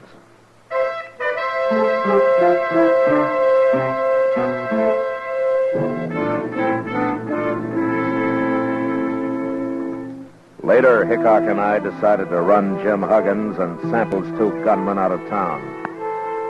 And the way they took off, we figured they'd reach California before they stopped to breathe.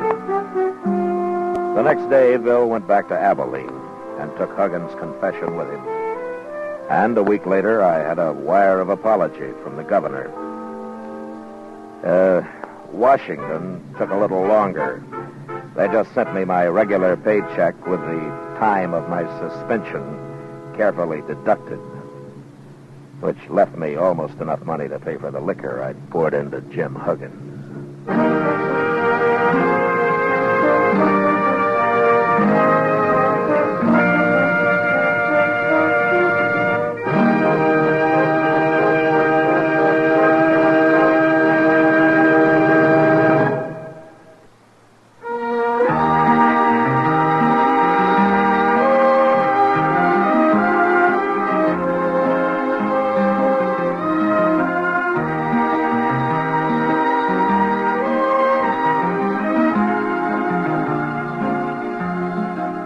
Gunsmoke, produced and directed by Norman Macdonald, stars William Conrad as Matt Dillon, U.S. Marshal. Tonight's story was specially written for Gunsmoke by John Meston, with music composed and conducted by Rex Corey. Featured in the cast were John Daner, Vic Perrin, and James Nusser.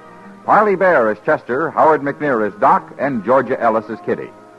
Join us again next week as Matt Dillon, U.S. Marshal, fights to bring law and order out of the wild violence of the West in Gunsmoke.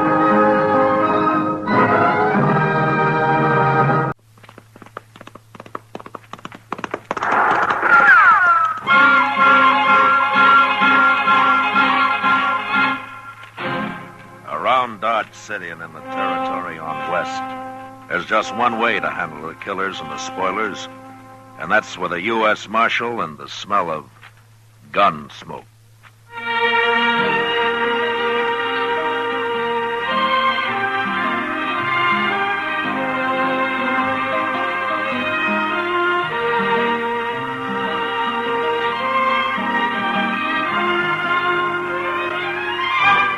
Gunsmoke, the story of the violence that moved west with young America.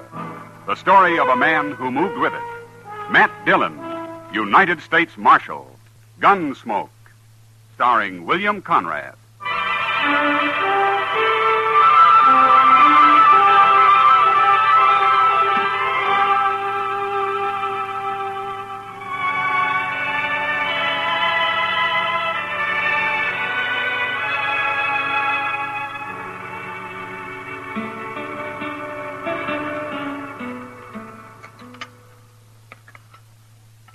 One thing about Dodge being quiet like this, there's time for fishing.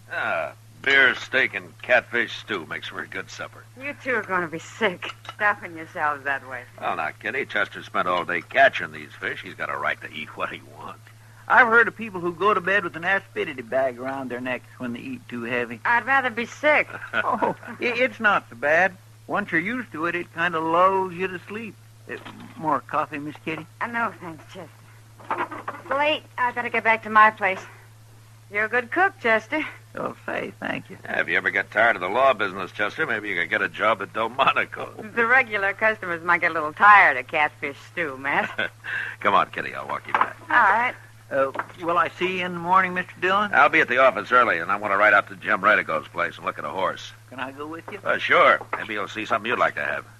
We'll leave early before it gets too hot. Good night. Good night, Mr. Dillon. Miss Kitty. Good night.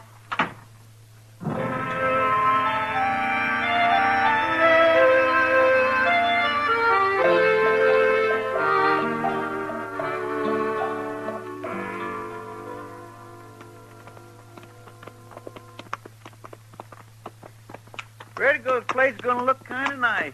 All them trees growing up around the house that way. Hey, he's done pretty good in a year's time.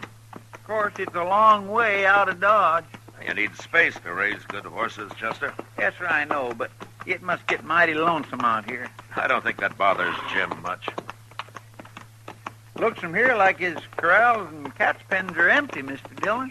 Well, maybe he's moved his horses out to get the last of the summer grass. You got any special horse in mind? Well, the last time he was in Dodge, Jim was bragging up a sorrel stud he's got. Might take $30 for him. Well, good horses come high, Mr. Dillon. Yeah. Well, let's pull up here. The horses will stand.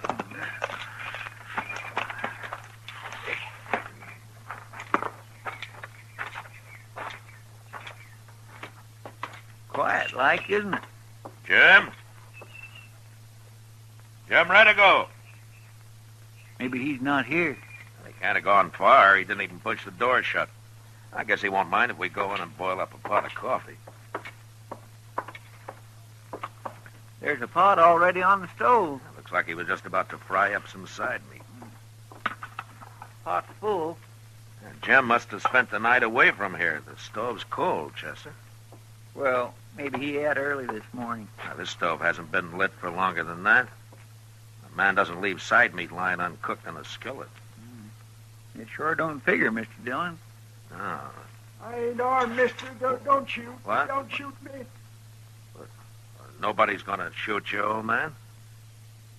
Well, come on in. I seen you ride up. I was hiding out back. Well, who are you? I'm Jed Cuff. What are you doing here? I worked for young Jim Redigo, but not anymore. What are you talking about? They come riding up and they killed Jim. 2 nights ago it was. I was hiding, but I got hungry and I come in to get something to eat. Redigo's dead? Laying dead against the water trough out back. They shot him. Can I eat something? Who shot him? The men who come to take the horses. They killed Jim and then they run his horses off. Jim tried to fight them, but it was 2 of them against the 1 of him. Well, I thought you were here. I run away. I was scared. Cold coffee is better on an empty stomach. He's plumb out of his head, Mr. Dillon. Yeah. Old man. Jed Cuff, that's me. Well, show us where Jim is, huh? I ain't a brave man, mister. I run away from all them guns. That's okay, Jed. You'll just take us to Jim. Out back. That's where he's laying. I'll show you. But before he died, mister, Jim killed one of them horse thieves dead. He's laying out here, too. You think this old man's telling the truth, Mr. Dillon? Well, as straight as he can remember it, Chester. It's just that he's old and not very bright anyway. There he is. There's Jim. And there's the other fellow laying right where Jim shot him out of his saddle. Jim was a fine boy. But I was scared, and I ran out the back way and hid where they couldn't see me. Jed, did you know these 2 men? Had you ever seen them before? No, mister, I never. No. Chester, see if you can find the shovel.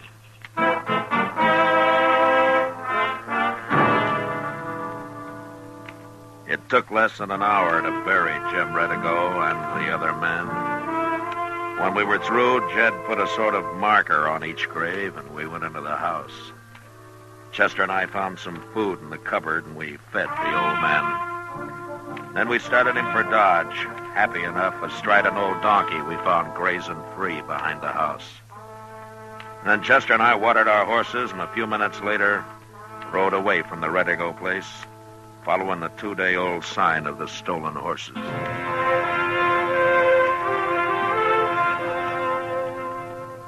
About sundown, we saw a long column of riders moving towards the north. What do you think it is, Mr. Dillon? Well, it could be cavalry out of Fort Larned. Or maybe Indians? Or Indians. If 'tis Indians, we ought to get out of here. They're riding too slow to be a war party, Chester.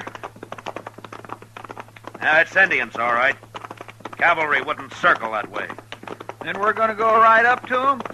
Well, if we can. Hey, look, they've stopped. Yeah. How many of you figure there are?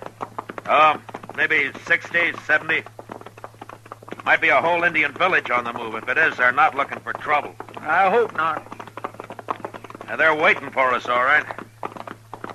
Now, when we get up to them, keep both your hands on the saddle horn. Yes, sir. All right. Heads up. Yes, sir.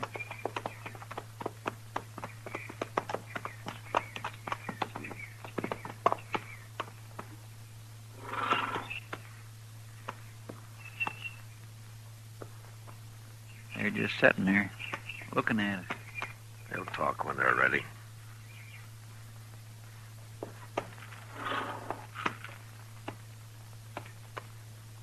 I am Quick Knife. My name is Matt Dillon. My braves and I have watched you come.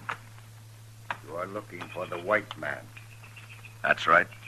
The white man sold us horses. Our squaws ride them now. He stole those horses from another white man. We bought the horses with gold. He killed a man when he stole. You have come to take back the horses and punish the man. Yeah? The horses you cannot take. The man you must find for yourself. The horses are ours now. There are 2 of you, and many of us. All right, Quick Knife. What about the man? He left the horses with us and rode west. His name is Tebow. How long ago? Not long. He knows someone is following him, and he is afraid. His trail will not be hard to follow. Thank you, Quick Knife. Chester.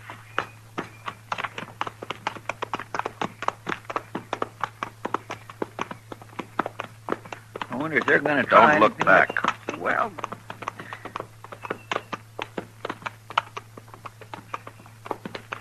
now, what were you going to say? nothing. Only they're still just sitting back there on their horses, Mr. Dillon, watching us. Yeah. I was just a mite scared. Was you? Yeah, I think maybe I was. Well. Are we going to track Tebow now, Mr. Dillon? Yeah. We'll track him, Chester. And we'll find him.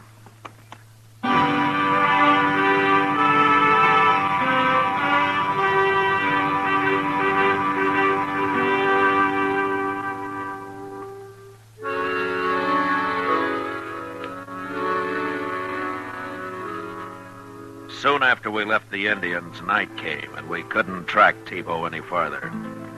The next day, we rode hard, following his trail towards the west. The prairie stretched out gray and green before us.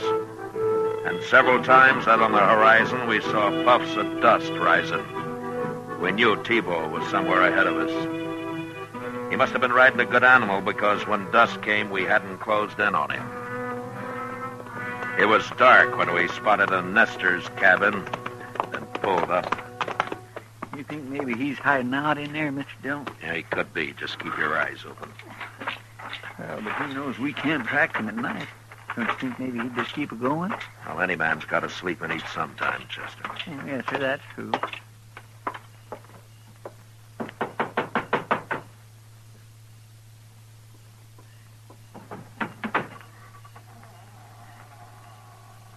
What do you want? I thought maybe we could get some food and water our horses. Who are you? My name's Dillon. We don't have many strangers out here. I'm a US Marshal. Well, I've got some tater soup working. Well, thank you. This is Chester Proudfoot. How do, ma'am? You just sit at the table there. Thank you, ma'am. You're a long ways out here. We was headed for Colorado territory. We never made it. You're a widow woman? No. It's just the boy that died. Maybe that's why my man and I stopped here. He built this place. Here you are. Ah, thank you.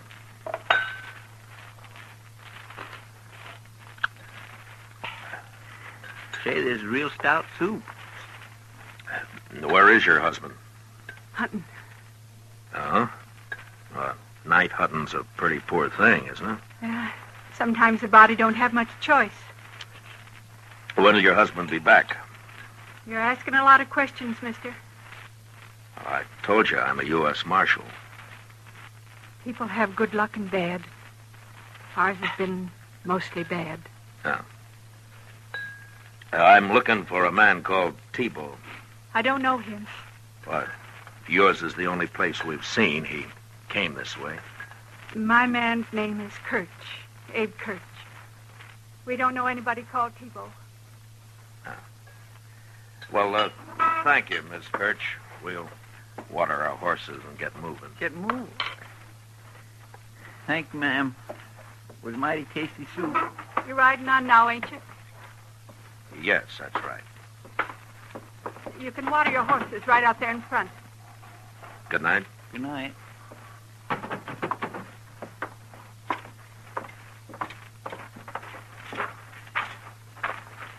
Well, one thing, she wasn't too talky of a woman, at least. Living out here so long, maybe she's lost the habit. Yeah, maybe.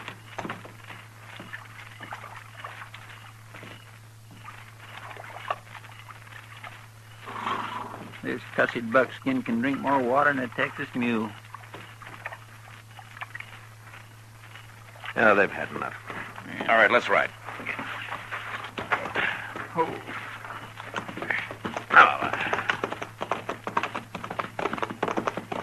Mr. Dillon? What? I can't see no doggone tracks in all this dark. Never mind. Yes, sir, but how are we going to see where... Just ride and be quiet, Chester. Yes, sir, Mr. Dillon. All right, hold on. Now, let's get these horses hobbled. Oh, I think they'll stand, Mr. Dillon. And I want to make sure they do. Yes, sir. And then we'll walk back to the Nestor's cabin. Walk back? Well, what in the world for? That woman said her husband was out hunting. But there was a Sharps 50 leaning in the corner. A man doesn't go hunting and leave his gun home. All right, come on. It could be Mr. Kirch took another gun with him. He's too poor to have another gun. Well, where do you think he is? I don't know, but there's something wrong back there, Chester. His wife was mighty anxious to be rid of us. Usually it's hard for a traveler to break away. The people are so hungry for news and a little talk. I guess that's right. Yeah. Now watch where you put your feet. Yes, sir.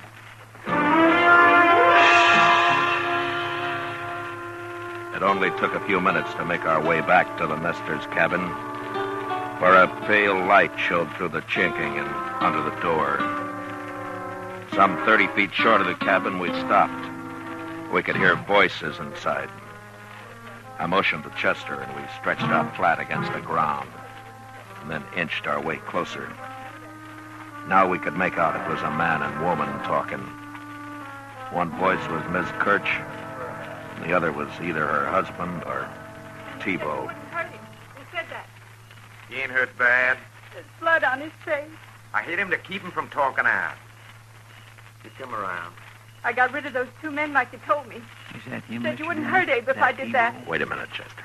I just hit him on the head. Now, shut up. We ain't never harmed nobody. I did what you said, and I... I told you to shut up. You open your mouth again, and I'll fix your husband good. Get your food out on that table. Gotta have me something to take along. Chester, he's busy now packing up that food. Crawl around to the back of the cabin, then make some noise. What sort of a noise? It doesn't matter, just so he knows somebody's out back. Well, then what? I don't know yet. I'll get going. That's fine. You take all that, what we gonna eat? Sure hungry. Those men here were the law, weren't they? One man said he was a marshal. They've been following you. You must have done something bad, real bad. I killed a man who talked too much, woman. And I just... Someone's out back. Please, don't shut up. I'm going out. Don't you make a sound or I'll come back for you.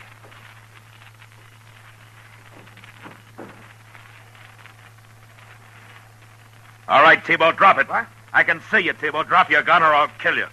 Well, now, hold on, mister. Let's talk a minute, huh? You can't shoot at my voice. Now drop it. No, I won't.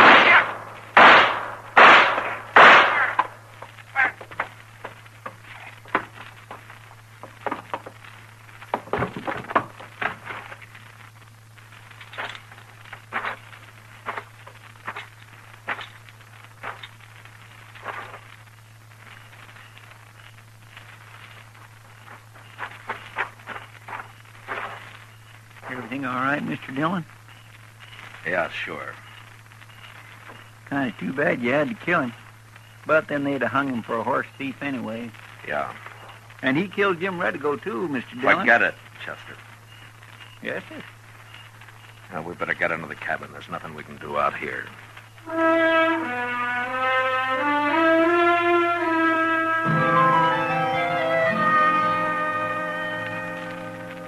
We did what we could to make Kirch rest comfortable, and then sat up half the night talking to his wife about Dodge, the railroad, stores, all the news a woman would be hungry for.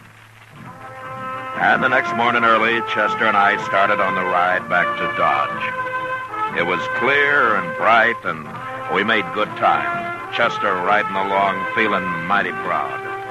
The nester had said he couldn't feed another horse, and so Chester was trailing his own buckskin and riding the big red stud that T-Bo had been using. Yeah, Chester was mighty pleased with life.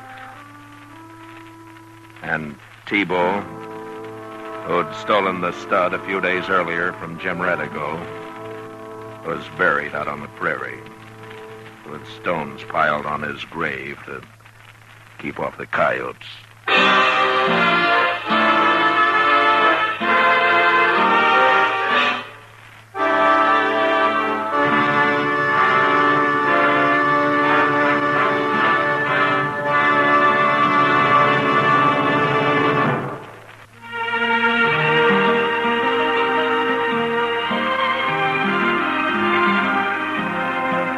Gunsmoke, under the direction of Norman MacDonald, stars William Conrad as Matt Dillon, U.S. Marshal. Tonight's story was specially written for Gunsmoke by Norman MacDonald, with music composed and conducted by Rex Corey. Featured in the cast were Helen Cleve, Ralph Moody, James Nusser, and Paul Frees. Parley Bear is Chester, and Georgia Ellis is Kitty. Ken Peters speaking.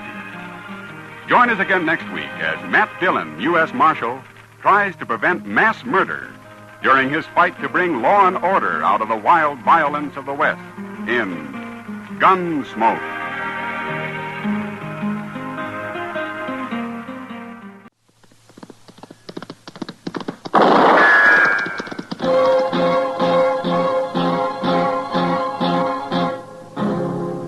Around Dodge City and in the territory on West, there's just one way to handle the killers and the spoilers, and that's with a U.S. Marshal and the smell of Gunsmoke.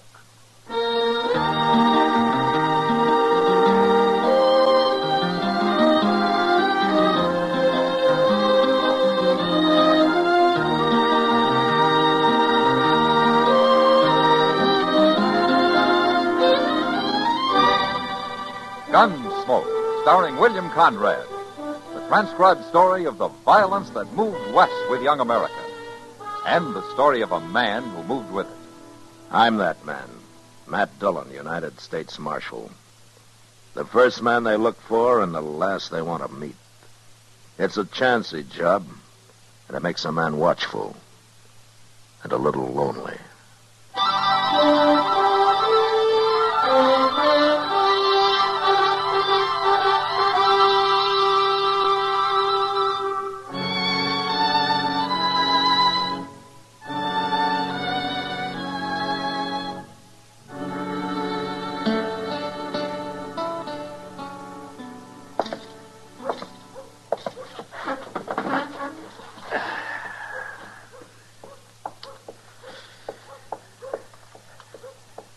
Hey, Kitty. Huh? What's your hurry? I'm late for work, Matt. I should have been at the Long Branch an hour ago. I was just over there. The place is full of nothing but loafers. Why, there isn't a dollar in the crowd. I never saw a loafer yet who didn't have at least a few pennies hid out somewhere. Maybe you're right, Kitty. Of course, sometimes you have to pull his boots off to find it. That's all in a day's work. Mr. Dillon. Who's that with Chester? Yeah, I don't know him. Look at the spread of that man's feet, Matt. It looks like a buffalo. Yeah, they are pretty big, all right. I'll see you later, Matt. Okay, good luck, Kitty. Mr. Dillon, this here is Mr. and Miss Jollop. How do you do? The Jollops has bought themselves old Mather place down at the head of Salt Fork. Oh? Well, that's about 60 miles south of here, isn't it, Mr. Jollop? Well, that's what they tell me, Marshal. Of course, we ain't never been there. We're on our way now. Well, you'll have a good neighbor down there, Miss Jollop. Bob Oren lives only about 10 or 15 miles from you. Well, that's what they wanted to see you about, Mr. Dillon. What?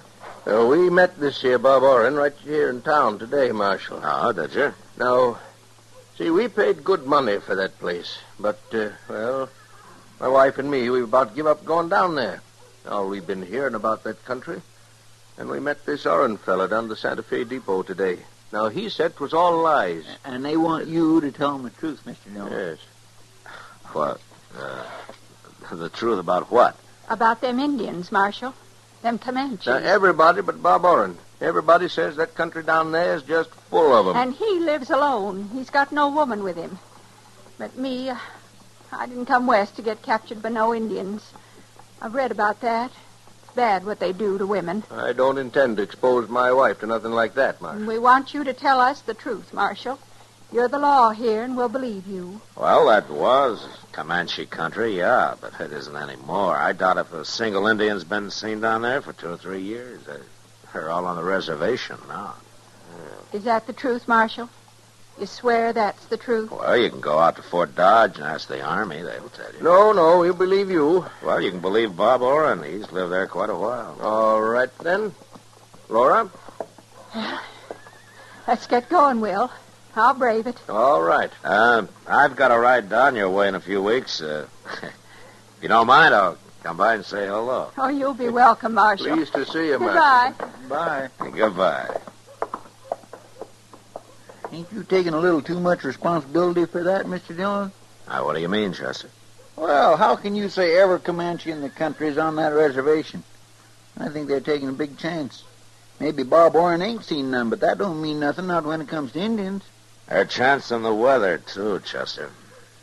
And they know it. Yeah, maybe so. But I'm glad it wasn't me told him.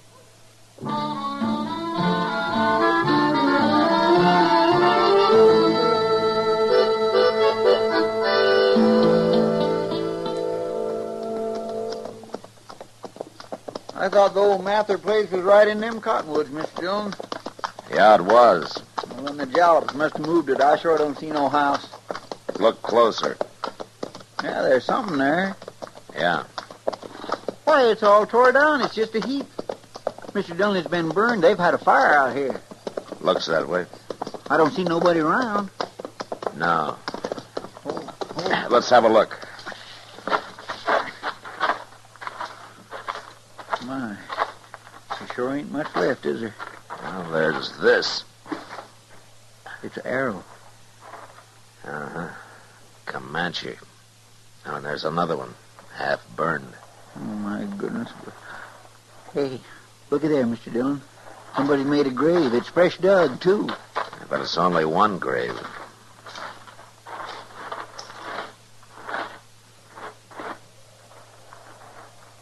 It's not very deep either. Just a few inches. You gonna dig it up? I gotta find out who it is, Chester. Oh. You mean if it's Mr. Jollops, then they took her alive? That's right.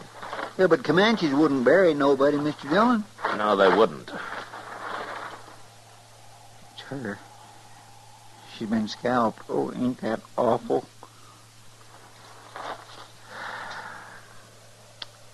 Yeah, we'll have to bury her proper, Chester. Then we'll ride over to Bob Oren's.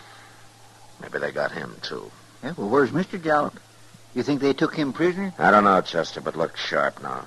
We don't want them to get us.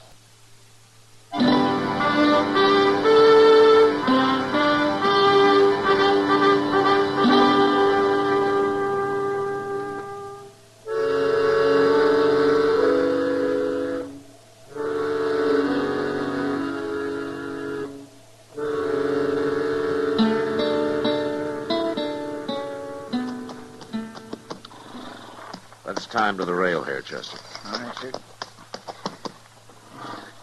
Well, Bob Warren's pretty lucky. Doesn't look like them Indians been anywhere near here. From the tracks of the Jollops, there was a small party. Yeah, well, I know, but that wouldn't keep them from coming over here. Only a big party will hit every ranch, Chester. Small one attacks and then rides on for miles before trying it again. Hey, wait a minute. What? Well, there's footprints. Well, there's lots of footprints all over. Yeah. Come on.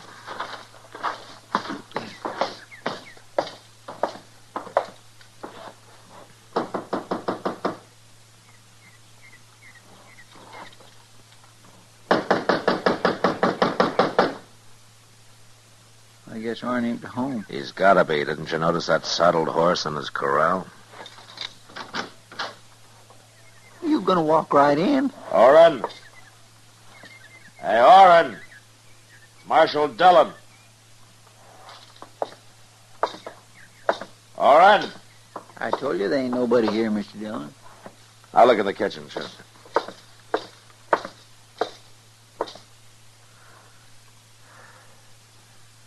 He's here, Chester. Quiet. It's Arn. He's been scalped, too. A bullet hole in his chest. So them Comanches was here after all. I don't know. You don't know? Well, they scalped him, didn't they? Did you ever hear of Indians killing a man and not setting fire to his place? No, I guess I never did. There are 3 horses in that corral. Even drunken Indian wouldn't leave a horse behind. Yeah, but he's been scalped. Anybody with a sharp knife can scalp a man, Chester. You don't have to be an Indian to do that. What do you mean? Outside those tracks I stopped to look at. They're made by a man wearing boots. About the biggest boots I ever saw. You thinking of Will Jalop? Those tracks aren't more than 2 days old, and Bob Oren hasn't been dead any longer than that. Yeah, but Jalop wouldn't come scalp a man. The Comanches killed his wife, Chester. We don't know what happened to him, but my guess is he's alive. The Indians don't take male prisoners his age. But that don't say he done this to Bob Oren. Chester, there are only 2 people who told Jalop and his wife they'd be safe out here. Oren was one of them. Jalop's wife gets killed. He escapes somehow and comes here to take his revenge. He did to Oren what the Comanches did to her. That's awful hard to believe, Mr. Dillon. Well, he wouldn't be the first man driven crazy with grief. Well, maybe. And if it's true, I'm the next on his list. When we get back to Dodge, I got an idea Jalop will be there waiting for me.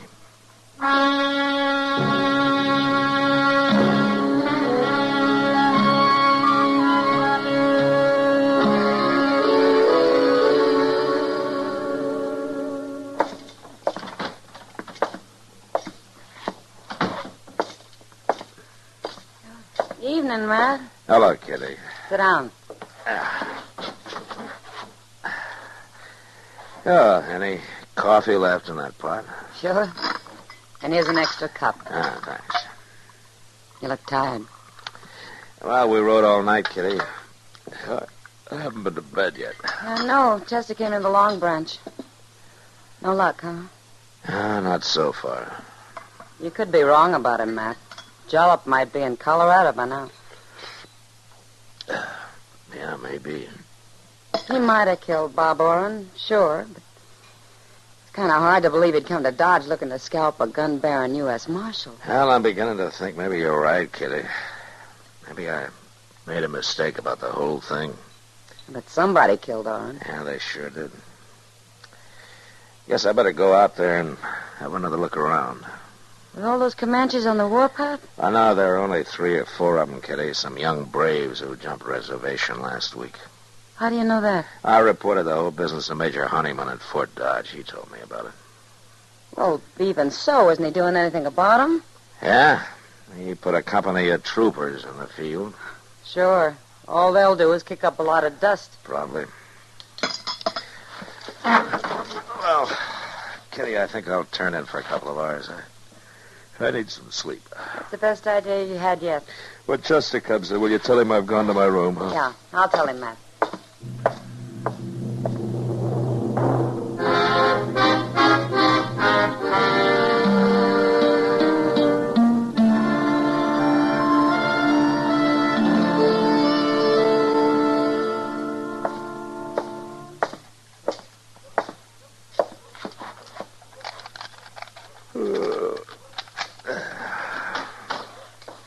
Mr. Dillon? Oh, did you see Kitty, Chester? Yes, sir, I did. I come in just after you left. I've been trying to catch you before you got to your room here. Oh, what is it? Did you find him? No, sir. No. What I wanted to know is, could I get some sleep, too? Well, of course, Chester. I thought you understood that. Well, then I'll go back to the office and lay down there. All right, I'll come by later tonight when I wake up, huh? All right, sir. I'll see you then. Yeah.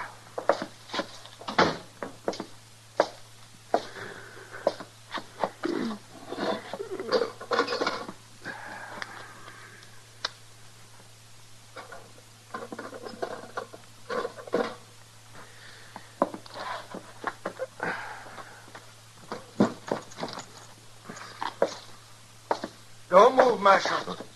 Just leave that gun there on the table. This here's a mighty short-barreled shotgun, Marshal. I stole it off of Bob Oren, and it's loaded with buckshot. I've been waiting for you. I've been waiting hours. Busted in the back window, if that's what you're wondering. No, that's not what I'm wondering, Jalop. What? I'm wondering how you got away from those Comanches. Seen them coming. Climbed up one of them big cottonwood trees. They looked. They never found me. You mean you left your wife to fight them? I left her, all right. You betcha I left her. Coward. Terrible, them Indians. It was terrible. But I fixed Bob Oren for it. He told me it was safe out there. Now I'm going to fix you. Going to take you right down by the river, Marshal. Going to fix you there. You just make one move on the way, and I'll leave you in two big pieces. Now you walk.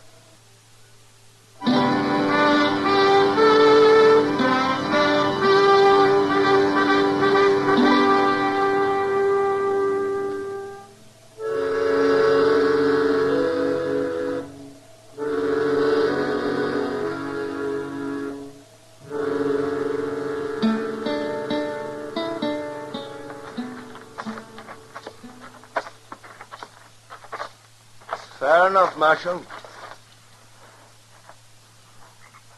'Tis pretty down here, isn't it? All them nice cottonwood trees. My wife liked them cottonwood trees out to our place, Marshal. She liked them a whole lot. Jalop killing me isn't going to get your wife back. And she was scared, Marshal. She was more scared than me, even, and I'll never get over it.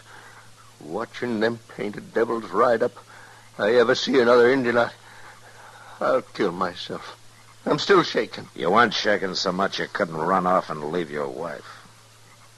You betcha I left her. I couldn't stand the sight of them savages. Well, that don't matter now. See here, Marshal, got a knife in my belt. Good long knife, and you know just what I'm going to do after I shoot you. Don't you? Be quiet. Don't you tell me to be Quiet, quiet. I said. Listen. What? There's something in that clump of elder on the riverbank over there. I don't see nothing. They're gone. You can't see them now, but they're out there. Wait a minute. They'll move any minute now. Who will, Marshal? What do you say? Indians. There were 3 of them. They were standing right against the river. Oh, no. No, not Indians. Watch, right there. You see one of them standing up. You see him? Where? Tell me, where is he? Shoot him, Jalop, shoot him. Yes, I will. I can't see him. No. Give me the gun, Jalop. Hit me, Marshal. You was fooling. Let go of it. No,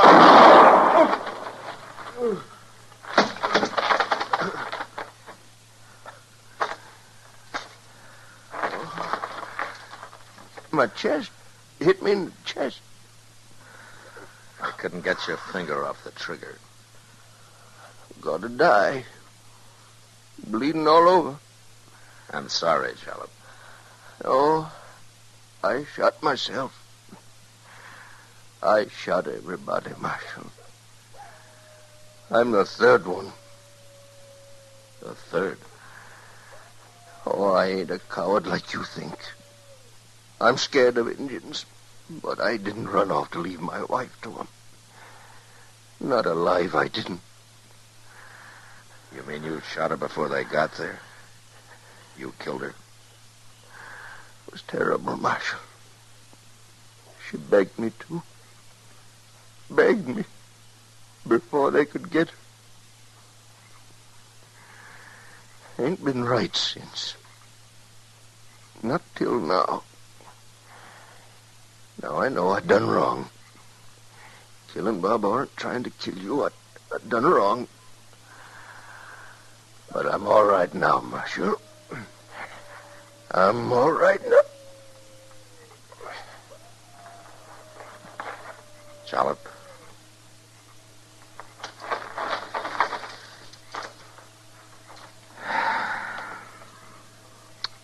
Yeah, I think maybe you are now.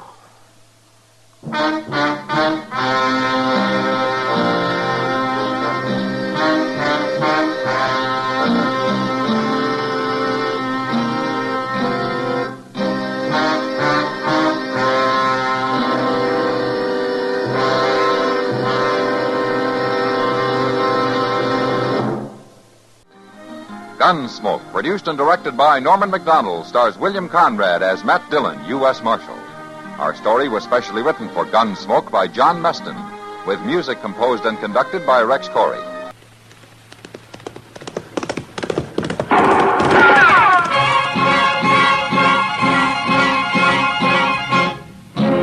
Around Dodge City and in the territory on West, there's just one way to handle the killers and the spoilers, and that's with a U.S. Marshal and the smell of Gunsmoke.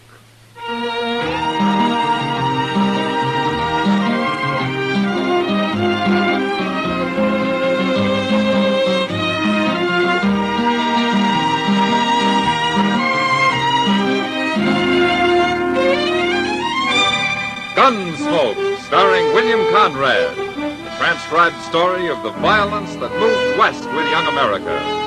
The story of a man who moved with it. Matt Dillon, United States Marshal.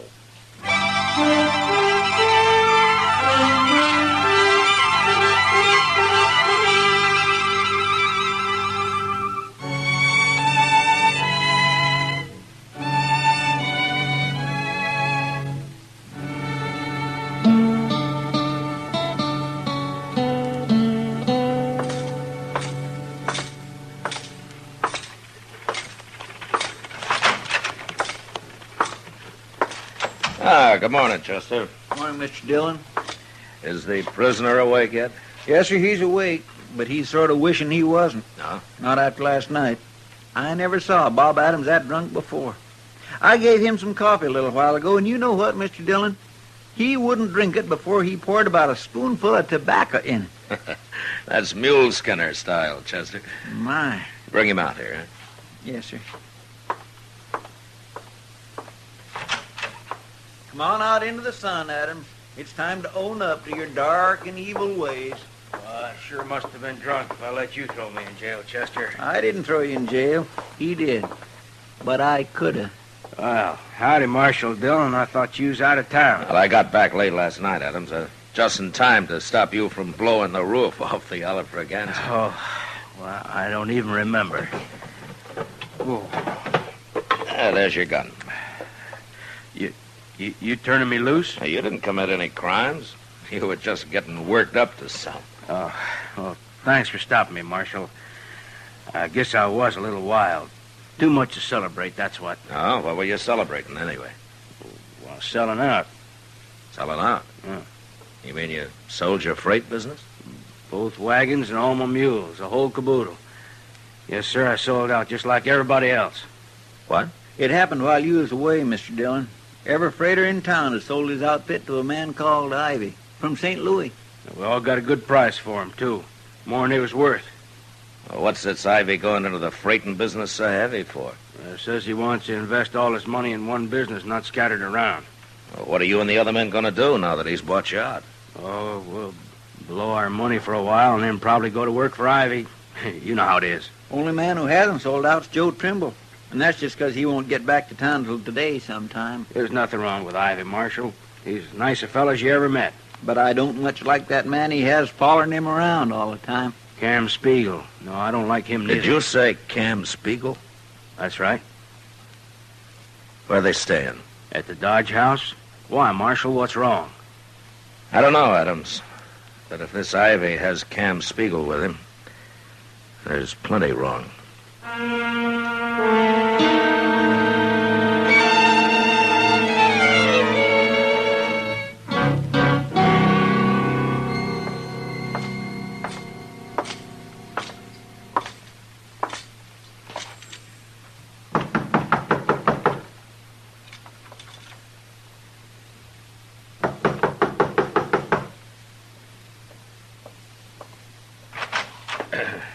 Your name, Ivy? Oh, yes, it is. What can I do for you? I'm Matt Dillon, Ivy. I'd like to talk to you. Oh, you're the US Marshal here. That's right. Well, come in, Marshal, come in. I've been wanting to meet you. Well, Marshal, Dodge acquired a new citizen while you were away. Yeah. I've So set I hear. myself up in the freighting business. And as soon as I buy out Joe Trimble, I'll start running it. Well, that's fine, Ivy. But there isn't much money in freighting. None of these men you bought out are exactly rich. It's like any other business, Marshal. It depends on how it's run. Ah. You've had a lot of experience hauling freight, huh? Oh, none at all, but I hope to learn. Of course, I'll just manage the business, you understand? Ivy, I'm curious about two things. Tell you anything you want to know, Marshal. I realize my methods are a little unusual. Like paying these men more than their outfits are worth? Oh, I did that just to be sure nobody could say I'm unfair. And also because I don't want to be bothered with any competition once I get started. What was the other question, Marshal? Cam Spiegel. Cam. Yeah. Oh, well, he works for me. Most businessmen don't need a man like Cam around. Well, I agree, Marshal. But you see, I brought a lot of money with me from St. Louis, and I hired Cam for protection, you might say. Oh, here he is now. Cam, this is Marshal Dillon. Really is, ain't it? Oh, you know him?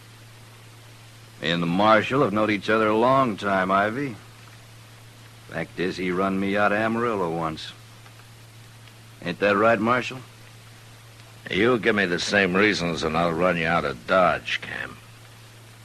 Maybe I don't run so easy as I did then. Oh, come now, gentlemen. I'm sure there won't be any trouble.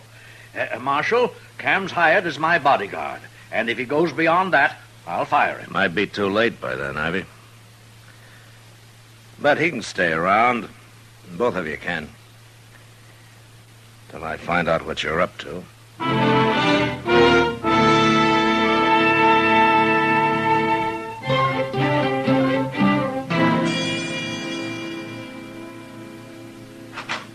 Mr. Dillon? Yeah, what is it, Chester? Joe Trimble just pulled into town. He's with his wagons outside here. He'd like to talk to you. Oh, okay.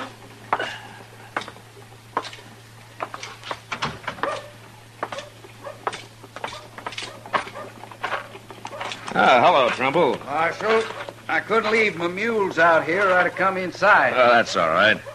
What's the trouble? Nothing with me, but Jim Honecker down at the Sand Creek stage station said to tell you there's been too much engine sign around for comfort the last few days. He wants me to pass the word on to the Army, huh? Yeah. Chester, will you ride out to Fort Dodge and tell Major Honeyman? Yes, sir. I'll get started right away. I didn't see no engine sign, Marshal. I think Jim's getting a mite spooky living out there alone so much. I thought he had someone with him now. Nah. Fella couldn't stand it. He run off. Oh, hello, Marshal. Oh, Chester told me this is Joe Trimble. It is. Well, Trimble, I've been waiting for you. My name's Ivy. How do you do? And this is Cam Spiegel. How do you do? Hello? Trimble, I understand you own 3 freight wagons and a dozen mules. That's right. Well, I've bought out every other freighter in Dodge, and I'm prepared to give you $1,000 in cash for your outfit. Is that true? Ask the marshal here. Yeah, they've all sold, Trimble. He's offered them too much money to resist, I guess. Well, I ain't selling. I've been freighting over that trail for 10 years, and I ain't quitting now. All right, I'll give you $1,500, Trimble. I don't understand you, Ivy. If you bought out everybody else, what do you need my outfit for? Ain't you got enough now? Yeah, it's my way of doing business, Trimble. You accept the offer? Ivy, I got a little house at the edge of town. My wife's waiting for me there right now. Ain't much, but I built it out of the money I made hauling goods up and down the trail. Maybe someday I'll build me a better one. If I sell out to you, I won't have nothing after a year or so, and I ain't going to do it. Perhaps this has been too sudden for you, Trimble. Why don't you think it over first and then let me know? I'm letting you know right now. You're kind of stubborn, ain't you, Mule Skinner? That's right, I am. That's enough, Cam. Well, you're the only competition I'll have, Trimble, but I'm sure we'll get along fine. There's plenty of business, Ivy. Of course. But anyway, if you change your mind, you just let me know. Sure. Good day, gentlemen. Come along, Cam. If Ivy ain't handy when you change your mind, Trimble, you can always let me know. Now, what's he mean by that, Marshal? I don't know, Trimble, but we'll find out soon enough.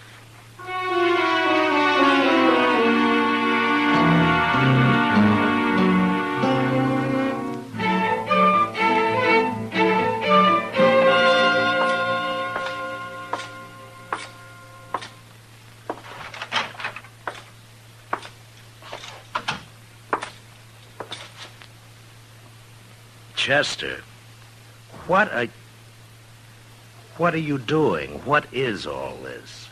Curtains, Mr. Dillon. Curtains? Well, what for? Well, sir, a girl I know got some new ones, and she gave me these, and I thought nailing them up would make this place a little more inviting, if you know what I mean. A jail inviting? Oh, well, Mr. Dillon, I don't aim to hang none in the I cell. don't aim for you to hang them anywhere. Now pull them down and throw them out. Yes, sir.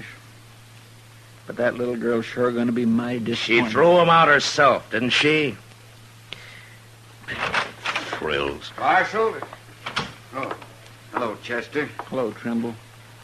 You want to buy some... Chester. Marshal, you know what that man Ivy's done now? What, Trimble? Well, you remember yesterday how he tried to buy me out, and I couldn't understand why he needed every last freight outfit in Dodge? You know now, huh? I sure do. Marshal, just this morning, Ivy's doubled the usual prices for freighting. Doubled? That's what he did. Every merchant in town's hopping mad about it, too. They all come to me and want me to do all their freighting, but of course I can't. Not with only 3 wagons.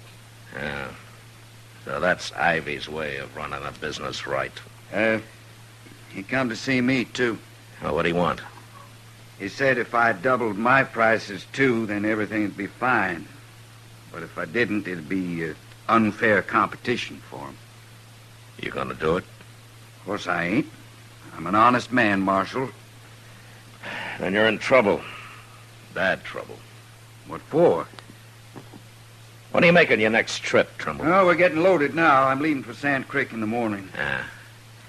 I think I'll kind of ride along with you, Trimble.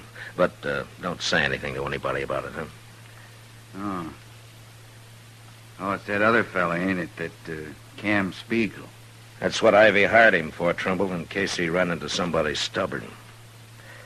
Like you.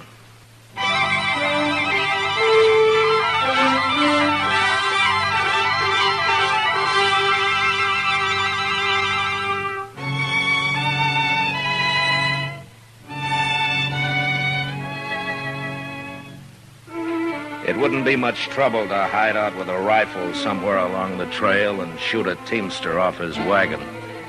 And since it was so easy, I figured that was how Ivy would tell Cam Spiegel to get Trimble out of the way. So I took my horse and went along on the trip to Sand Creek. As it turned out, I might as well have stayed in Dodge. In fact, it had been better if I had.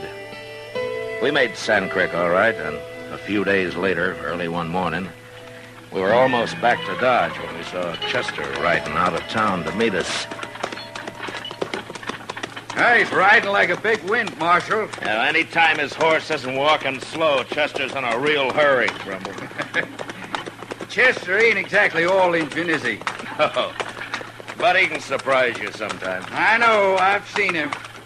Well, let's pull up here. Oh, there. Oh.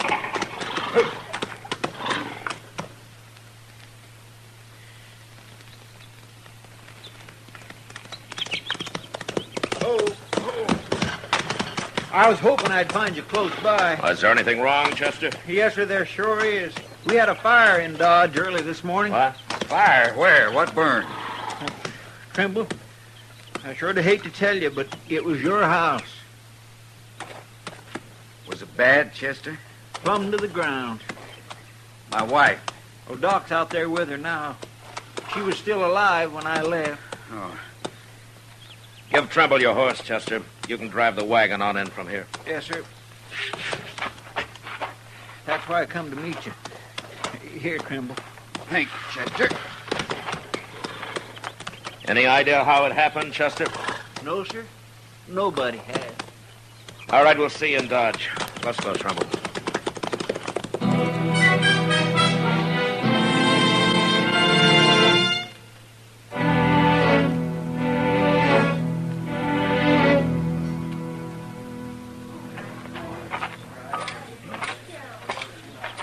Doc?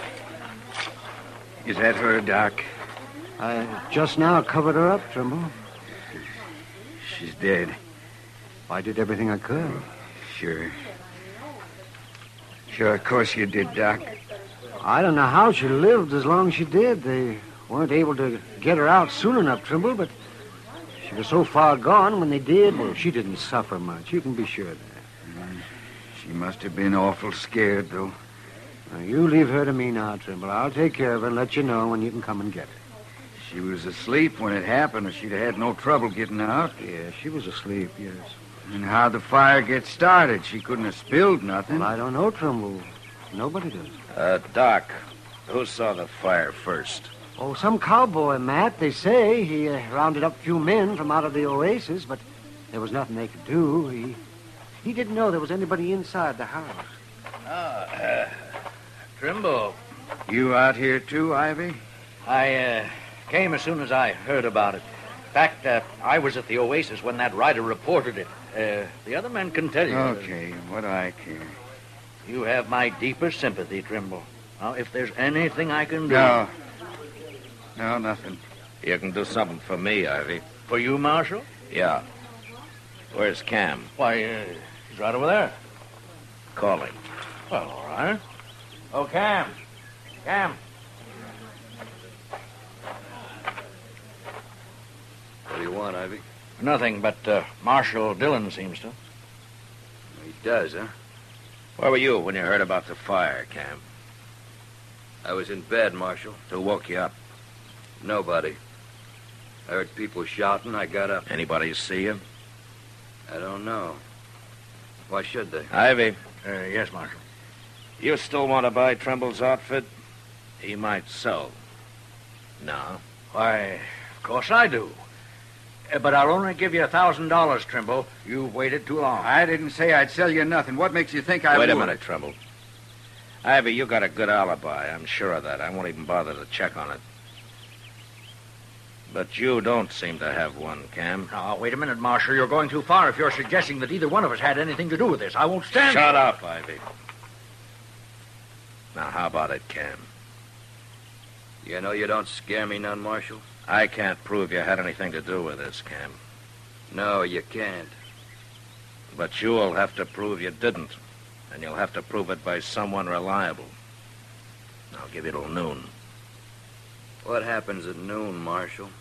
You leave town. Oh, now, aren't you being a little high-handed, Marshal? Call it what you want, Ivy. But he still has till noon.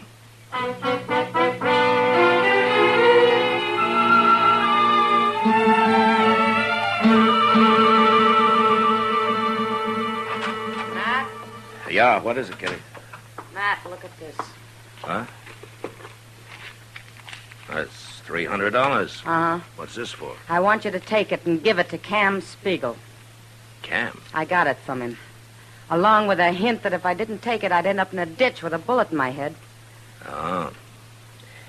You were supposed to be with Cam last night, is that it? That's it. And the idea is that if I alibi for him, you'd believe it. Oh, Cam's right, Kitty. I would. It's up to you how you get the money back to him, Matt. But couldn't you stuff it into a shotgun and give it to him that way? I've often said it's a good thing you're not a man, Kitty. If I were, I probably wouldn't be any better than the rest of you. Well, it's almost noon. Matt? Yeah. I'll buy you a drink after. How can you? You just threw away $300. Oh, Matt.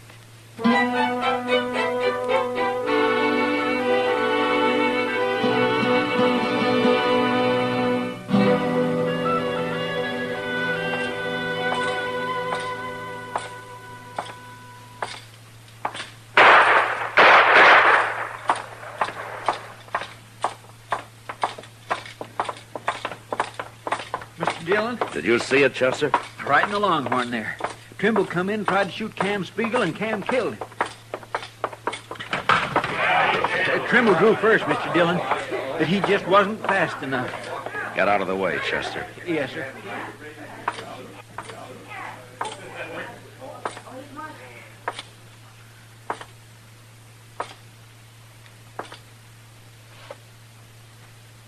Tried to kill me, Marshal.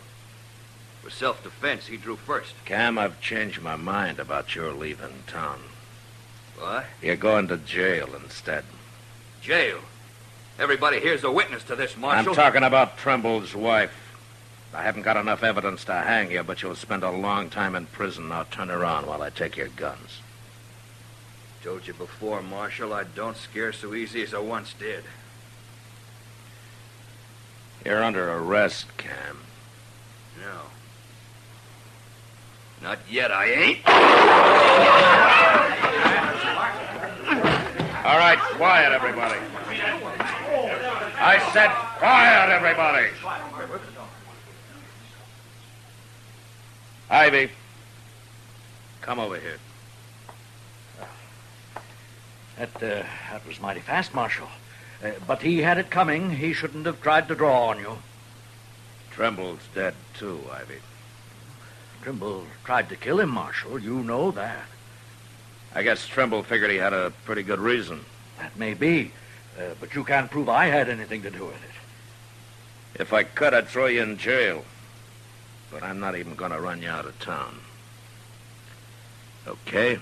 Certainly no reason to. I'll see you later, Marshal. Just a minute, Ivy.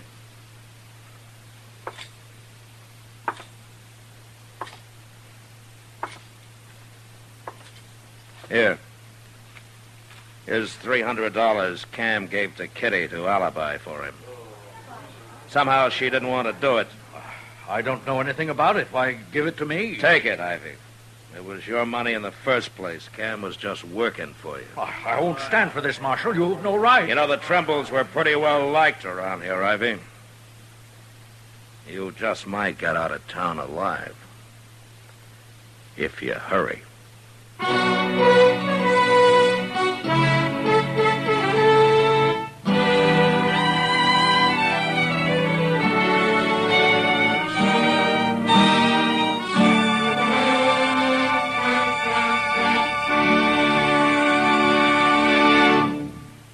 Gunsmoke, transcribed under the direction of Norman Macdonald, stars William Conrad as Matt Dillon, U.S. Marshal. Tonight's story was specially written for Gunsmoke by John Meston, with music composed and conducted by Rex Corey. Featured in the cast were Joseph Kearns, Herb Ellis, Vic Perrin, and Jack Crucian. Parley Bear is Chester, Howard McNear is Doc, and Georgia Ellis is Kitty. Gunsmoke has been selected by the Armed Forces Radio Service to be heard by our troops overseas.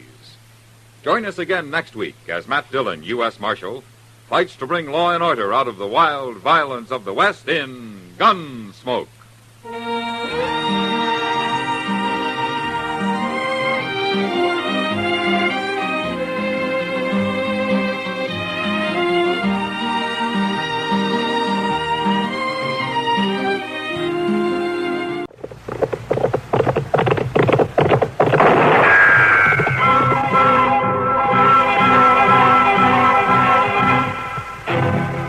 around Dodge City and in the territory on west, there's just one way to handle the killers and the spoilers, and that's with a U.S. Marshal and the smell of Gunsmoke.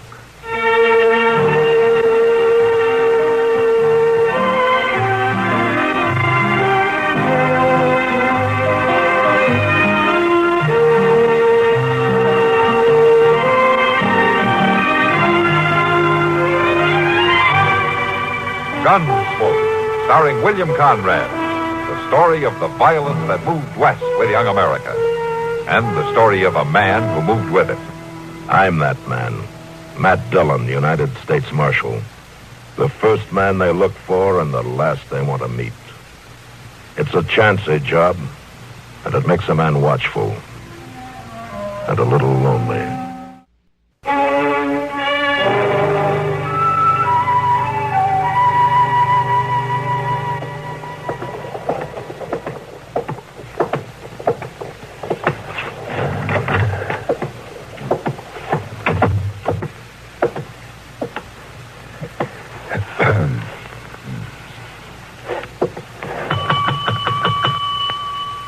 Just a minute, I'm coming. Don't give a man a chance to tend to his business. Oh, yes, sir. What can I do for you? No, I'd like a room. Oh, yes, sir. I have a nice one, second floor front. If you would just sign the register. Yeah, all right.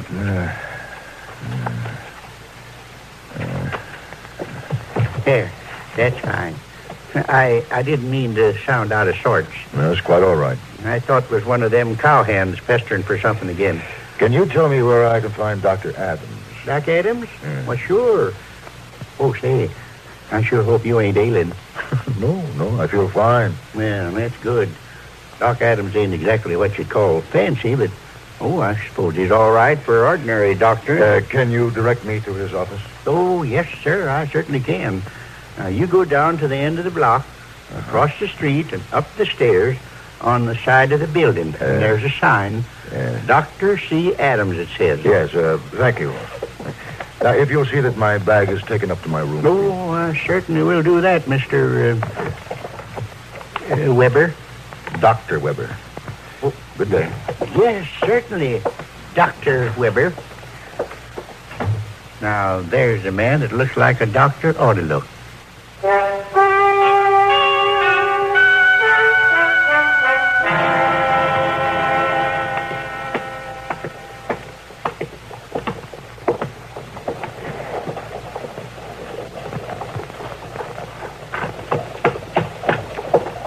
Pardon me, sir. How's that? I wonder if you could give me some information. What do you want to know, mister? I'm looking for Dr. Adams. That's his office up there. Yes, I've just been there, but he isn't in. He ain't, huh? I was hoping you might know where I could find him. I ain't got no use for a doctor. Oh, I see. Well, in that case... You looked in the Long Branch? The Long Branch? Saloon, down the street there. Oh, no, I haven't. Doctor's likely to be there as anywhere else. He spends a lot of time there. I see. Much obliged.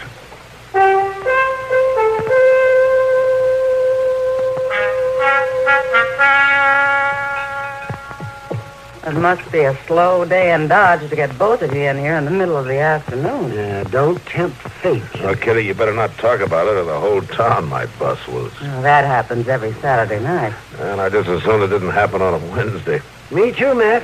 Patching up a bunch of brawling cowhands isn't my idea of a quiet weekend. Yeah, maybe we could get Kitty to stop selling whiskey, Doc. Yeah, that might quiet things down a little bit. How about that, Kitty? Well, if you two would guarantee to support me for the rest of my life, are you looking for somebody, mister? Yes, I am looking for Dr. Adams.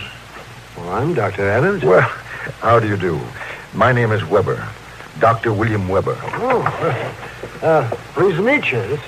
This is Kitty Russell. Russell? Hello, Doctor. Marshal Dillon. Marshal. Doctor. Would you care to sit down, Dr. Weber? Well, thank you, Miss Russell. Actually, I have come to talk business with Dr. Adams. Oh, well, in that case, Doctor, we'll leave the table to you. Won't we, Matt? Well, sure, Kitty. Oh, please, no, I didn't mean Oh, to. we'd be glad to. Now, just wait a minute, Kitty. I have an office of my own. Yeah, you do it that. And I can conduct my business affairs there. So, you just come with me, Dr. Weber. Certainly, Dr. Adams. Good day, Miss Russell. Marshal. Bye. So long. Doc sounded kind of huffy to me. He's not huffy, Kitty. It's his professional pride. He doesn't often get a chance to show it.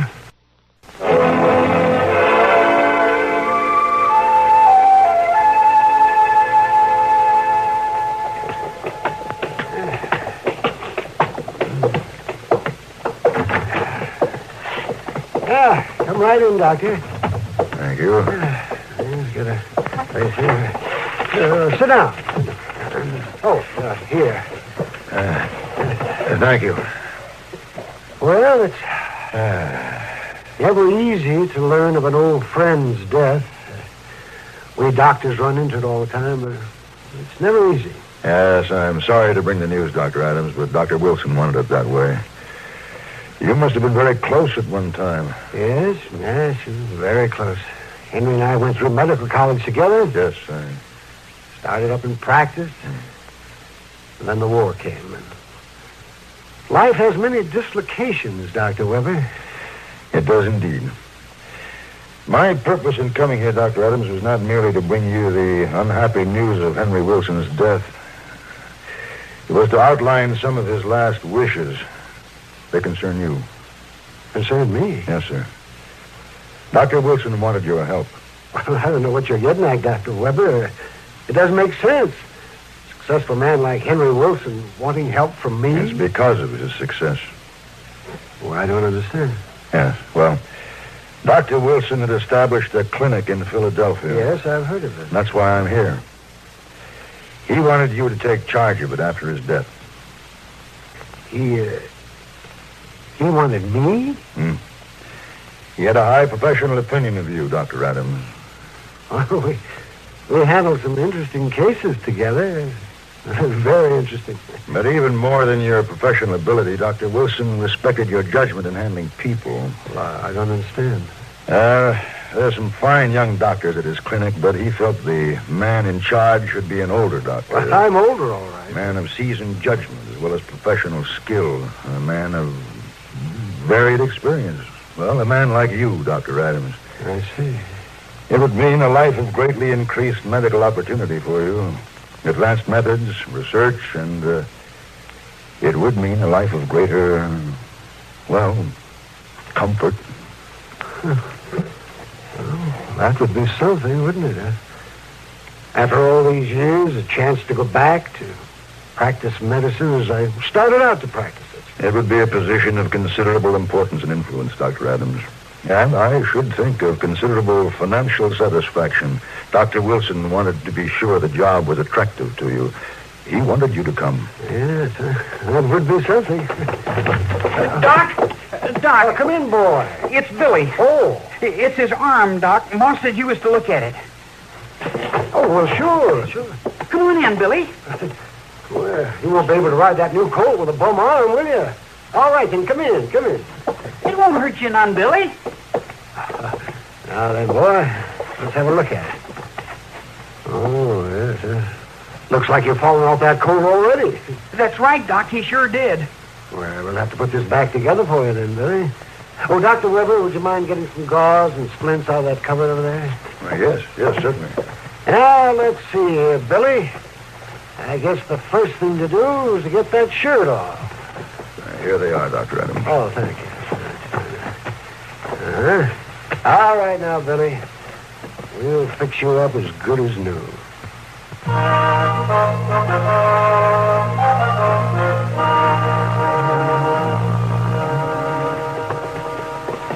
Thank you, Doc. Bye.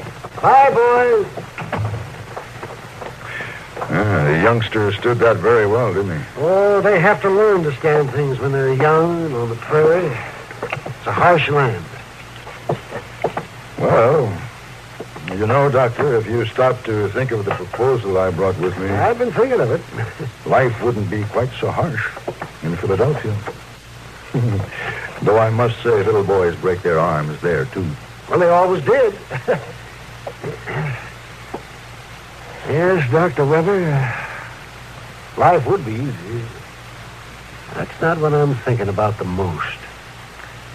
It's the thought of the equipment, the chance to use the latest method, to talk things over with doctors, be near libraries. I'd have to learn how to act, Dr. Weber. Oh, no, Dr. Wilson didn't worry about that. Henry was an old and faithful friend.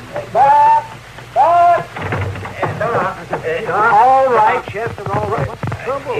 Well, Doc, there's a fellow that was just brung in for jail, and he's been shot, and Mr. Dillon said for you to come. Was he bleeding bad, Chester? Oh, my, yes, like a stuck hog. Oh, I'll be right there. Now, this is Dr. Weber, Chester. Hello, Chester. How do you do, Doctor? Well, I reckon I ought to get back downstairs. Yeah, but go on, Chester. Go on. I'm coming.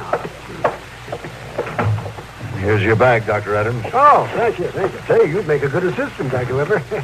Oh, would you like to come with me? I would indeed.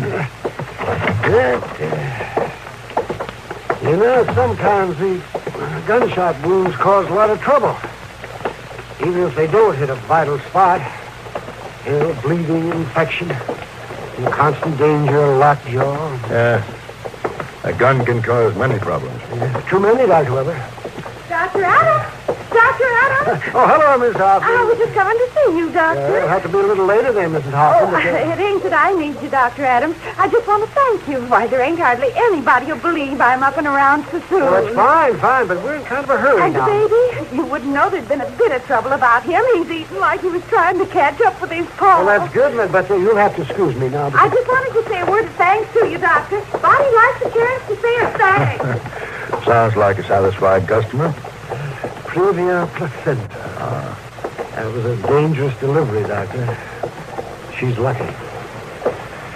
You can't very well afford to specialize, can you, Doctor? I specialize in Dodge City. Let's see about that bullet wound.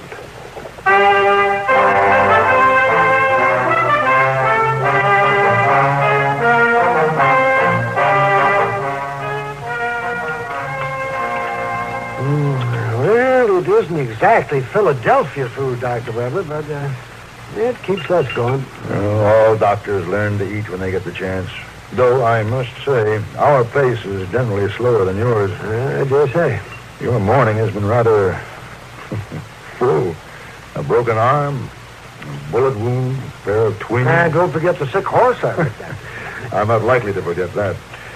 No, seriously, Dr. Adams, don't you think the practice I can offer you in Philadelphia would give you a more productive life? Well, I'm trying to get the time to think about it, Dr. Weber. I can't deny that it is an interesting idea. It's very interesting. The opportunities for participating in medical advances would be tremendous. And I should think most satisfying. And there's something else, Doctor, that I don't wish to sound presumptuous. Oh, don't you worry about it. I know. I'm getting older. It's just that life might be easier. Doc. Yes, Doc. It's Mary. She's fainted dead away. I can't rouse her. Where is she? Well, she's out to the place. I had a ride to get you. Oh, all right, Tom. Go on back to her. I'll come. Right away, Doc? Right away. Oh, you stay on and finish your dinner, Doc. Well, certainly not. I don't want to miss any of this.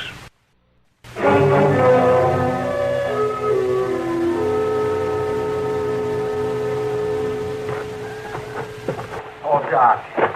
Doc, I'm glad you got here so fast. She's roused some, but it hurts her awful bad. All right, Tom. Oh, this is Dr. Weber from Philadelphia. Hello. We'll look at it together. Hello, Tom. Doc? Yes, Tom? You sure this fellow's a good doctor? I'm sure he is, Tom. Let's go. Is he as good as you are, Doc? Well, most people would say he was better. I'd want to be sure before he's seen Mary. You can be sure. Okay. I'll tell her you're here. Thanks for your recommendation, Doctor. A man wouldn't get far without it. No, they just know me. In here, Doc.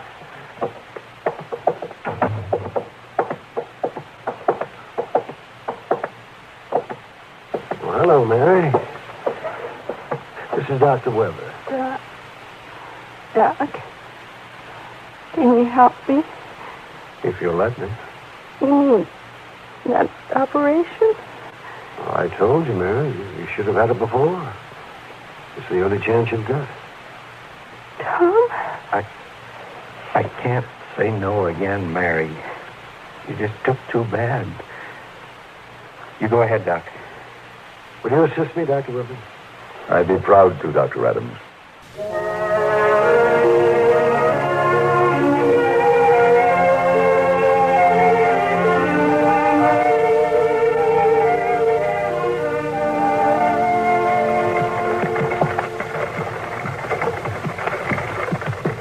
Dr. Adams. Dr. Adams. Oh, I'm sorry. I was thinking. I wondered if you'd noticed. Well, it looks to me like an Indian waiting there by the road. Oh, yes, I see him. Well, I guess the best way is to pay no attention to him, isn't it? No, Dr. Adams. He wants to talk to me. Well, are you sure you should?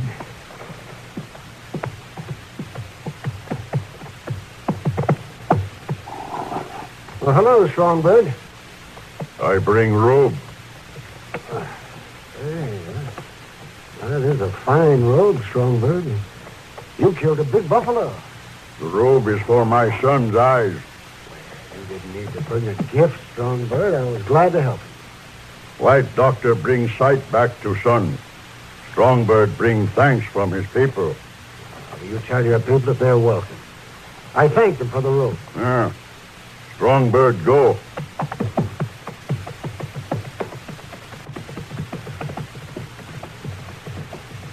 Dr. Weber, can you hold this robe for me? Hmm? Oh, yes, certainly. Yes, certainly.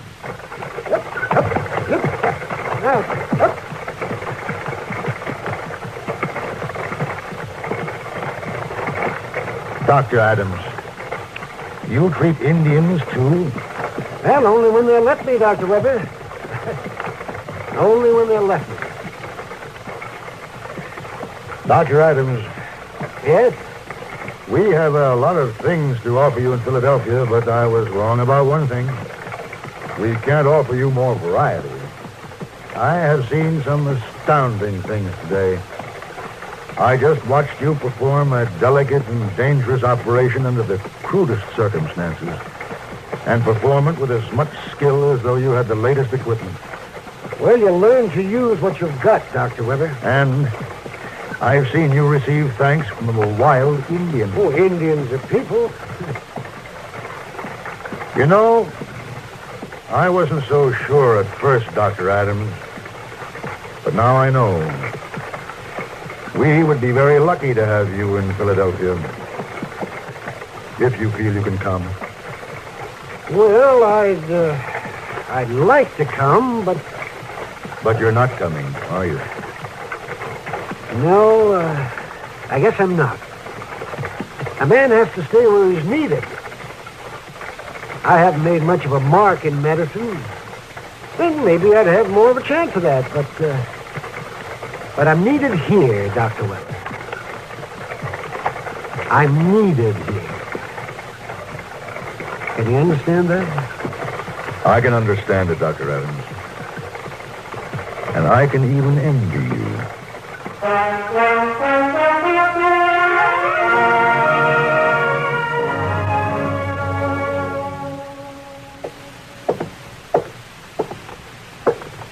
Here's your bag, Dr. Weber.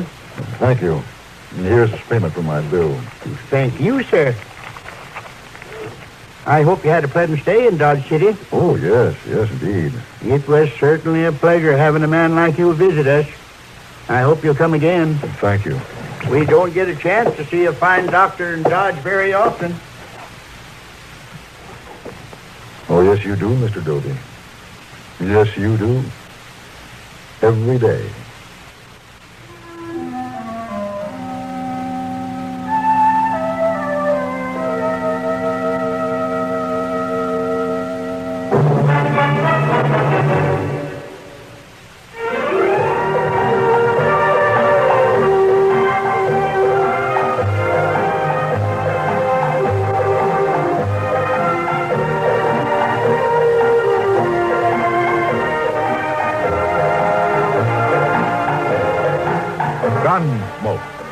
Produced and directed in Hollywood by Norman Macdonald, stars William Conrad as Matt Dillon, U.S. Marshal. The story was specially written for Gunsmoke by Marion Clark, with editorial supervision by John Meston. Featured in the cast were John Daner, Virginia Gregg, Vic Perrin, Ralph Moody, Sam Edwards, and James Nuther. Harley Bear is Chester, Howard McNear is Doc, and Georgia Ellis is Kitty.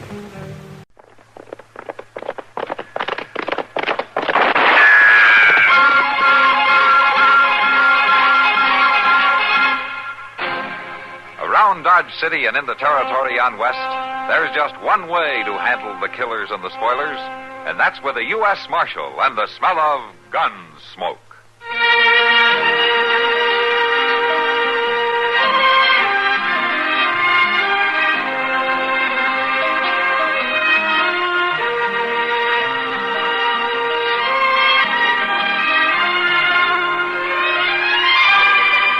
Gunsmoke, starring William Conrad. The story of the violence that moved west with young America. And the story of a man who moved with it. I'm that man. Matt Dillon, United States Marshal. The first man they look for and the last they want to meet. It's a chancy job, and it makes a man watchful. And a little lonely.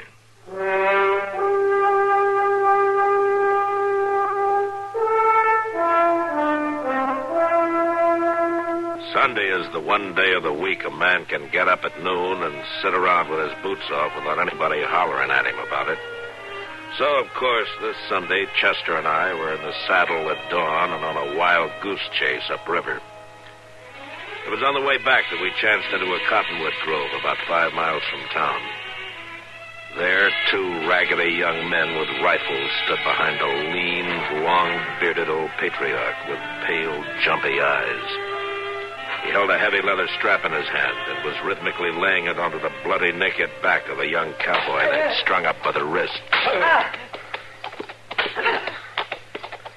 that rotten old devil. All right, hold it there.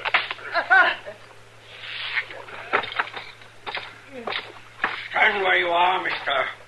These boys of mine will shoot your eyes out. I'm a U.S. Marshal. Now, you cut that man down. Help him, Marshal. He's killing me. I'll cut him down, Mr. Dillon. You keep your hands off him, you... Go ahead, Chester. And don't anybody try to stop him. Chester, is it? Well, Chester, you touch that sinner hanging there, and I'll bring you to judgment, just as I have him. Never mind him, Chester. Go ahead. Yes, sir. And if you men want to shoot it out, let's get started right now. Hold your fire, boys. It ain't the marshal's hand that's interfering. It's Chester's. And it's Chester I'll bring to judgment for it. I gave the order, mister. But he's carrying it out, and he's the one who paid. There you are, fella. Thank you. I couldn't have took much more. Here's your shirt. All right, you. I take it these are your sons. What's your name? My name is Ira Skurlock, and my boys are Dale and Hard. We got nothing to hide. Come on over by the marshal now. Give me a gun, Marshal. All I ask is a gun. I'll kill every one of them. Just take it easy now.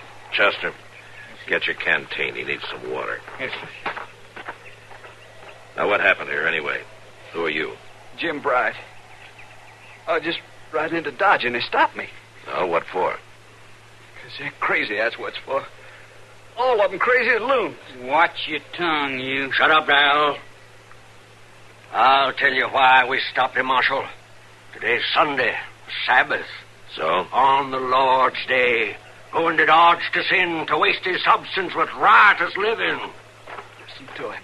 I told you he was crazy. Here you are. Here. Drink some of this water.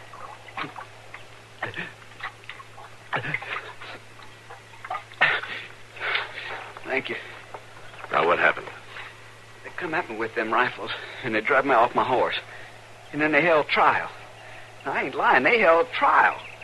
That old devil Skurlock was the judge, and them boys of his was like jurors. They even took a vote. It was crazy. Out of thine own mouth, I judge thee. You see what I mean, Marshal? All right, Bright, get your horse. We'll see you in Dodge. Okay, Marshal. I can make it. Skurlock, what are you, a preacher of some kind? I'm a man who's been through fire and through water.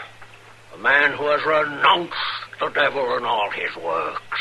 Pa ain't a preacher. He don't like sinning, that's all. He's powerful strong again it. Well, so am I. And I say it's a sin to take an innocent man and whip him. I tried to save him, Marshal. He needed a hard lesson. Sherlock, I'd throw you in jail if I thought it'd do any good, but I do promise you this. If I hear any more of your saving sinners, you're gonna rot in jail anyway. That goes for the three of you.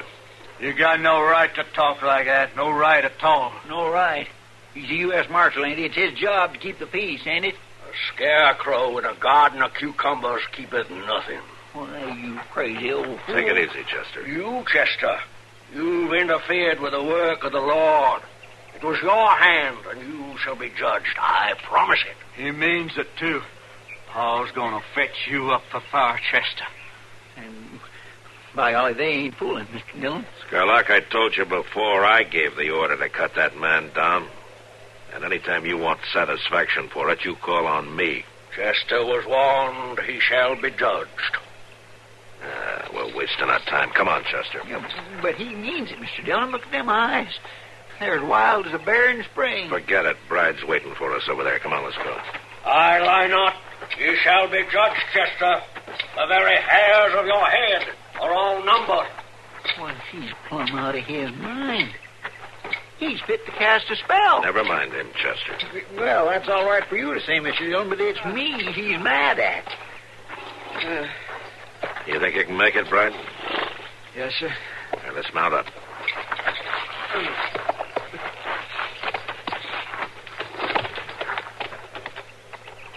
Okay? Yeah. Then let's go.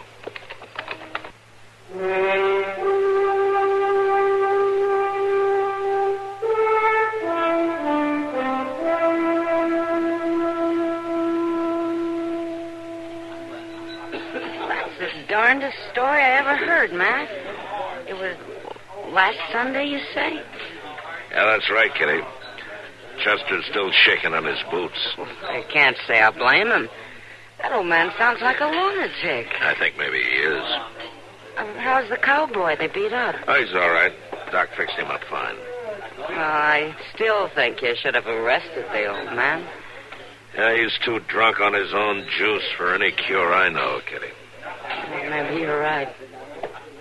What are you looking at? At the bar there. Huh? Standing alone. Oh, that raggedy hillbilly with the rifle? You know who that is? That's Dal, Kitty, one of old Skurlock's sons. Oh, taking a drink. Well, wait till the old man hears about this. He has. Huh? That's him coming in the door there. Uh-oh, this'll be fun.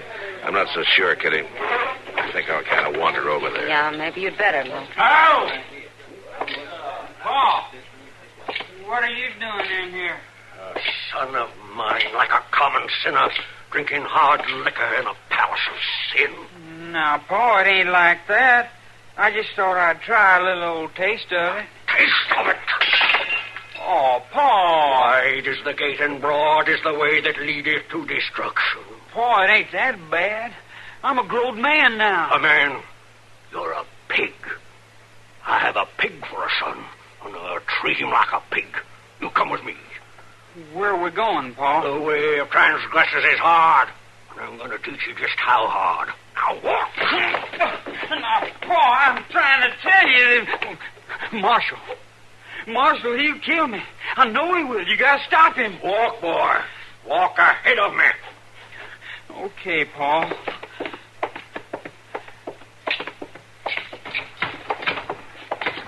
Now, you set that rifle down there, boy. Sure. Now, step out here, Dale. Step out here into the street. Now, you're going to get it, boy. Paul, I didn't mean nothing. I never took a drink before in my life. You got no right to kill me for that. He that spareth the rod hateth his son. Step over here, Dale.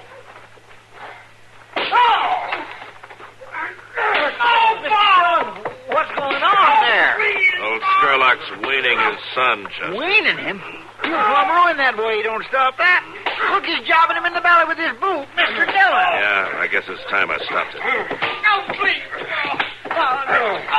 That's enough, Sherlock. You'll kill your boy. You keep on like that. Stop it, I said.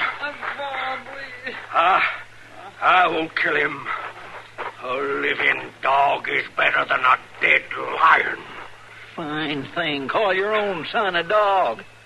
Chester, you and I have made a covenant with death. What? And with hell we are at agreement. What in the world are you talking about? Your hand interfered with the work of the Lord last Sunday. You shall be judged. And by me.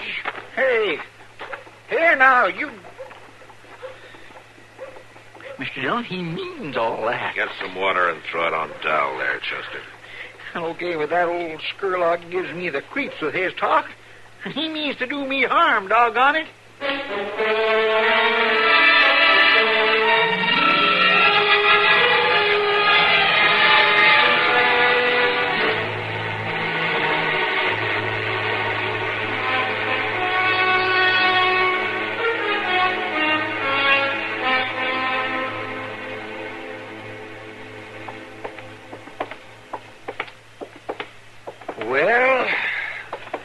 Well, what? Well, those 2 beers sure didn't loosen your tongue much tonight. Man's got to do his thinking sometime, Doc. Thinking? About what? Women or money, Chester? What? All this thinking that you've got to do now, which is it about? Women or money? Oh, you won't never understand nothing, Doc. Nothing at all. Well, now, wait a minute. You're wrong about that. There's one thing I always understand. What's that? When it's bedtime. By God, you're right. Think I'll turn in, too, Doc. Yeah, and quit worrying, Chester. Never does a man a bit of good to worry. Maybe you're right.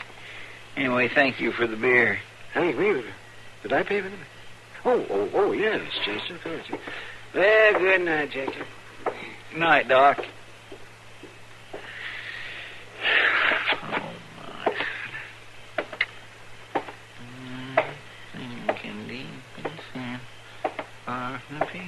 Hold up a minute, Chester. What? There's 2 rifles in your back, so don't get skittish. Oh, look here, we ain't... Irish Skurlock's boys. That's right, Chester. Oh, what are you doing here? I mean, what do you want of me? Paul's out in camp, waiting. For me? Right down the alley there, Chester. We brought an extra horse for you. Oh, I ain't no by golly. I ain't going there! I'll push a hole in you with this rifle. Easy, Hod. You don't have to ruin him. Dal, why are you doing this? Didn't your pa just about beat the daylights out of you this afternoon? Yeah, and he'll kill him next time, and Dal knows it, too. Now, you get moving, Chester. It's going to be a long enough night as it is. Oh, it ain't, 'cause I ain't going. Hit him, Dal! No! Then I will.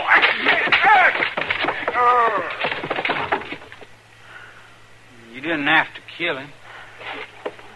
I just tapped him. But you wait till I tell Pa about you, Dal. You do, I'll put a bullet in your mouth, Hart. I swear I will. We'll see about that later.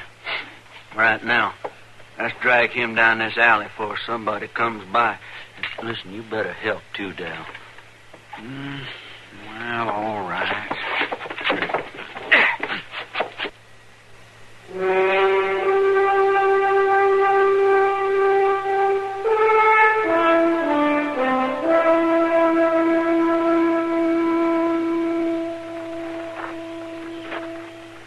The sinner will rise. You heard him. Get on your feet, Chester. Doggone you. You bust my head in with your rifle. You bring me way out here in the middle of the night, tie me up like a hog on market day.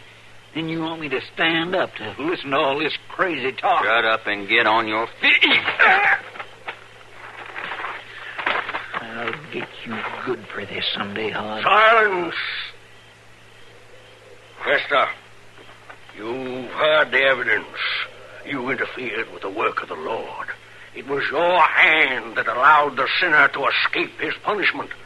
So you shall be punished in his stead. They who have sown the wind shall reap the whirlwind. Trial's over.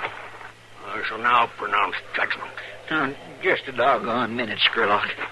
I never heard nothing so loony. What right have you got anyway to think you can bring a man out here and try him for anything? Especially anything as wild crazy as this. Chester, I'm going to have to fetch you another crack on the head. You don't shut up. After judgment is pronounced, we'll take a vote. A vote?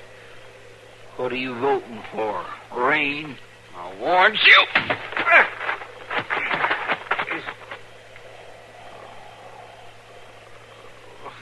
Al, Odd, lift the sinner to his feet. Get his arm down. I got him.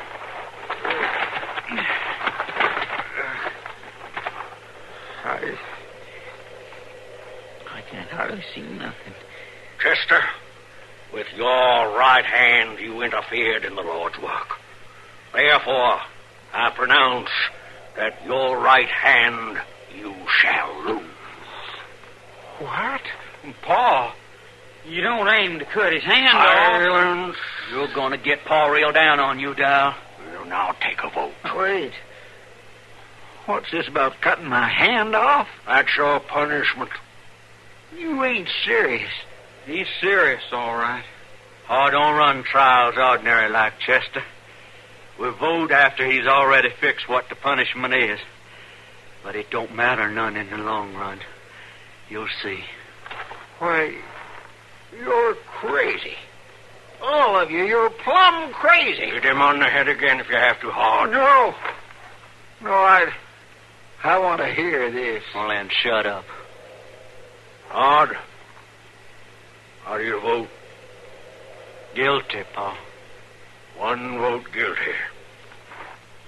Dal? Dal, I want your vote. It's too mean, Paul. It's just too doggone mean. Dal, you gone loco. Dal.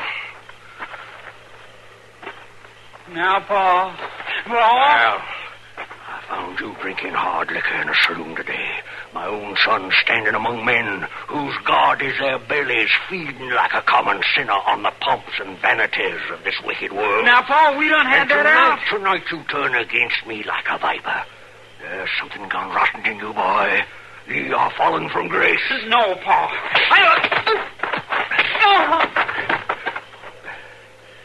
Good for you, Paul. That fixed him.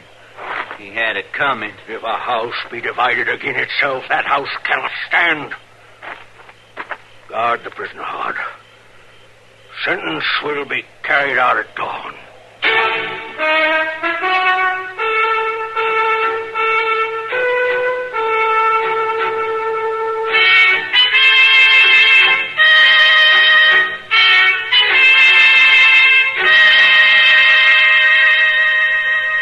Looky over there, Chester. Dawn's finally coming. You sound mighty happy about it, Hod. Well, I'd sure like to get this business over with so as I can get some sleep. Well, now, I sure do apologize for putting you out so much. Oh, it don't matter. I go without sleep lots of nights.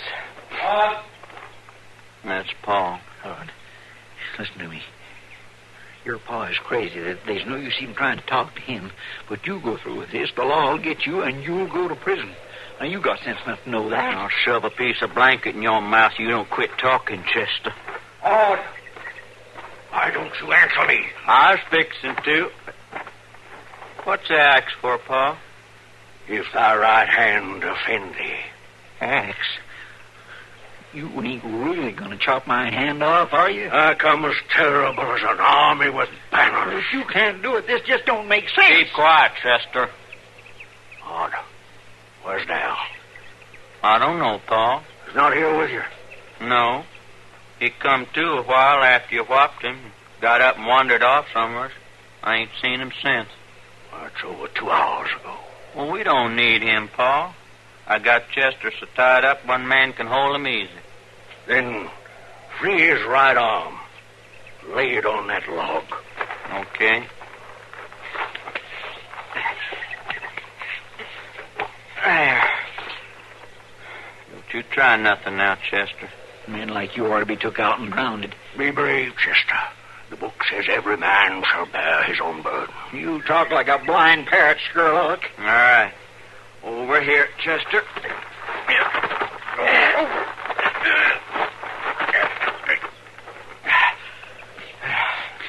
You stretch your arm across this log here. You let me go. Quit squirming. Hold him hard. I want to take that hand off with one blow. You take my head off first, you lunatic! Grab him hard. I got him. There. Now, Paul. Arm! This life's more. You didn't hold him. Chester, I'll kill you now. Drop that axe, Mr. Dillon. You go. Chester's going to die for this. Roll, Chester!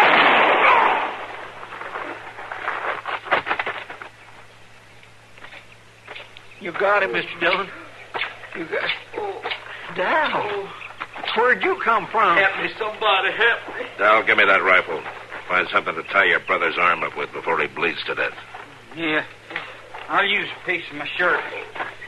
You hold still while I tie that arm up. Hurry, Dal. Here's a knife, Chester. You got one arm free. Thank you, Mr. Dillon. And it's pure luck I still got this arm. Yeah. I'm sure if you hadn't shot him when you did, I wouldn't even have no head. I didn't shoot him, Chester. What? Dal beat me to it. Well, I am plumb grateful to him. I sure am. But how'd you get out here anyhow? Dal rode into Dodge and found me. Well, glory be. I got the bleeding stopped, Marshal. Good. You stay here with him. We'll send a wagon, Dal. You just hold it up like that, Hod. Marshal? Yeah, what? Well, you said to stay here with him. You trust me to stay here alone? You got nothing against Hod, have you? No, it ain't that. Well, what then? Ain't you feared I might run off? Run off? Why should you? Paul. I killed Paul, didn't I? Oh, my goodness, you saved my life doing it, Dal. Oh, Paul. I guess he wasn't real bright. He meant to do right, but just got sort of lost somewheres. You know, Dal, your pa was always quoting the Bible. But here's something he never understood. What doth the Lord require of thee but to do justly and to love mercy and to walk humbly with thy God?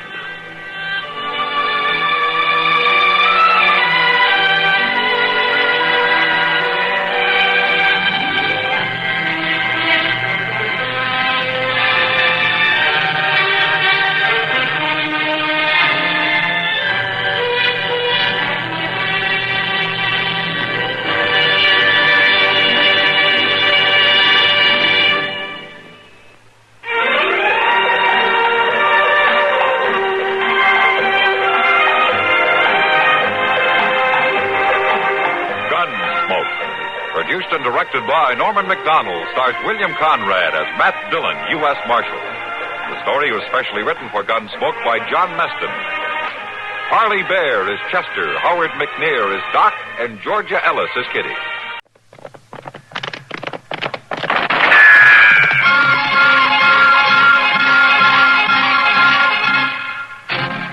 Around Dodge City and in the territory on West, there's just one way to handle the killers and the spoilers, and that's with a U.S. Marshal and the smell of Gunsmoke.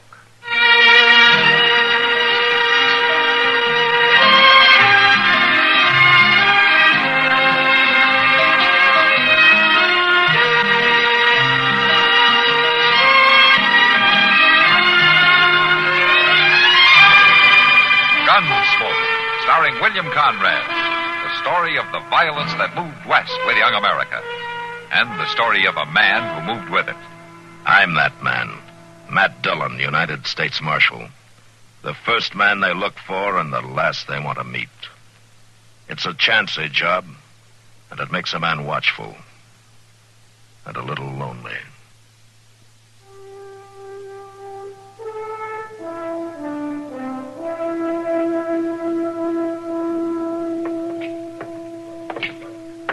My, a morning like this makes a man feel mighty perky, Mr. Dillon. Yeah, it looks to be a nice day, Chester. Sun shining, fine breeze starting up. and breakfast waiting right down the street there. I wondered how long it'd be before you'd get around to mentioning food. Oh, I like to eat. I know, Chester, I know. Give you a knife and a fork and you turn into a tiger. Oh, no, it ain't that bad. Wait a minute, Chester. Well, been a long time, Matthew. Yeah, a long time, Carl. Just rode into town 5 minutes ago, and the first man I run into is you. Well, I'm the first one a lot of them run into. This is Chester Proudfoot, Carl Killian. Chester? I'm Killian. That a badge you're wearing, Matthew? Uh-huh. I'm a U.S. Marshal here in Dodge. A lawman. Well, who'd ever have thought it? Yeah. Well, it seems we both sold our guns in different ways. I wouldn't know about that. I'm still a drifter, Matthew, same as always. So I've heard. Yeah, just a saddle bum, here today, gone tomorrow. But it's what happens between today and tomorrow, isn't it, Carl? Well, nobody ever knows ahead of time. Well, they pretty well do when you hit town, the way I've been hearing it. You know how easy stories get started.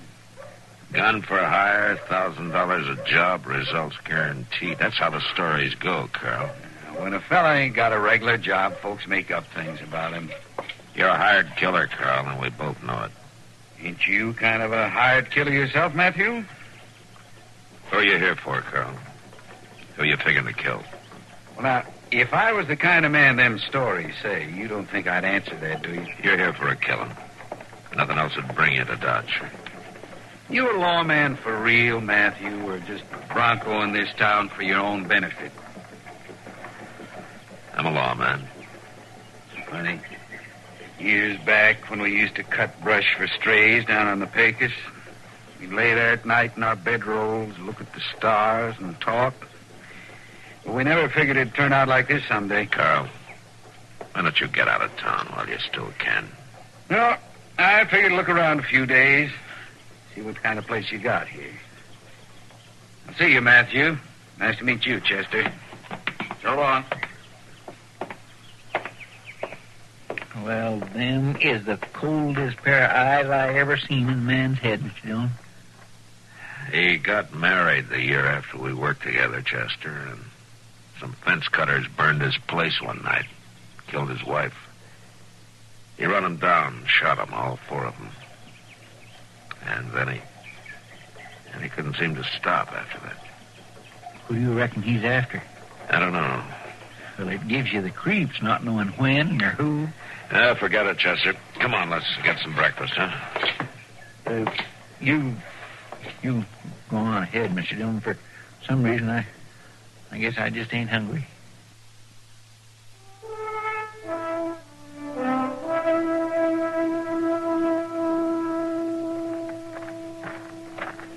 No, sorry, I do not understand this.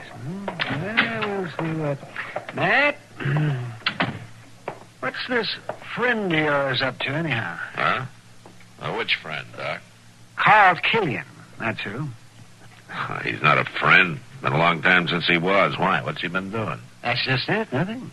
He's not been doing one blessed thing. Well, then. Matt, everybody in town knows who he is and what he's here for. But they don't know who the mark's on. Well, it's got them so spooked they're ready to jump out of their skins whenever a door closes. Well, I can't do much about it, Doc, until he tips his hand some way. He hasn't committed any crime in Dodge, and he's not wanted anywhere else. And why isn't he wanted? And he always managed to goad his victims into making the first move, so it's self-defense. Yeah. You got any idea who he's after? No. Well, there's 24 or more men around town who think they're the one. One of them may be right, Doc. Killian stopped in front of Wilbur Jonas's store window this morning, stood looking in there for a while. As soon as he left, Wilbur locked up and went home.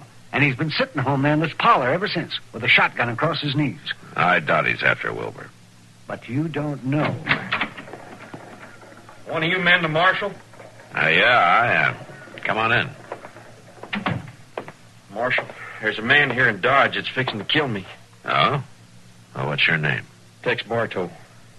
This man calls himself Carl Killian. He's been hired to follow me here and do me in. Well, half the town thinks that same thing, Tex. Yeah, but I know. I seen him in Pueblo 2 weeks ago, and now he turns up here. Pueblo, huh? I got in some trouble there, Marshal. Not with the law. I was cleared. But I killed a man in a fight, and his friends swore they'd get me one way or another. Now, how does Killian figure in it? He was there. He seen the fight. I didn't know who he was then, but I remember his face all right. And they hired him. I know they have. He ain't here just by accident. You might be right, man. If Killian was in Pueblo just before he came here, that must be where he was hired. Yeah, maybe. You've got to lock him up, Marshal. I can't do that, Tex. I got no charge. But if you don't, he'd kill me. Running away wouldn't even help. He'd just follow me. Well, keep clear of him, Tex. And don't let him push you into drawing against him. Where you staying? Dodge House. All right, then go on over there and stay there. And keep off the street, huh? All right. In the meantime, I'll try to figure something out. Okay, Marshal. So long. If he's not the one, Matt, there's another possibility you maybe haven't even thought of. Me, you mean? Yeah, I thought of it, Doc. Would he take a job like that? With you being friends once? You think he'd really do that? Yeah, he'd do it.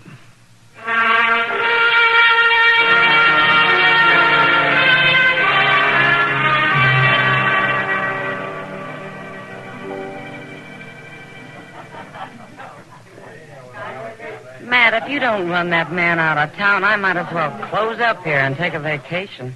He's practically living here at the Long Branch. Oh, why not? You serve the best beer in town, Kitty. He's about the only one to serve it to. The minute he comes in, the rest of the boys start edging toward the door. Well, you can't blame him.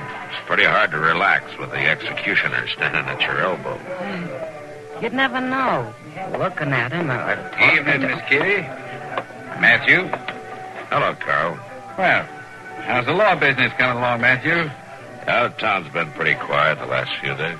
I noticed that. Don't seem to be hardly any people around at all. Well, at least not close to where you are. Folks hadn't ought to feel that way. I don't mean no harm to them.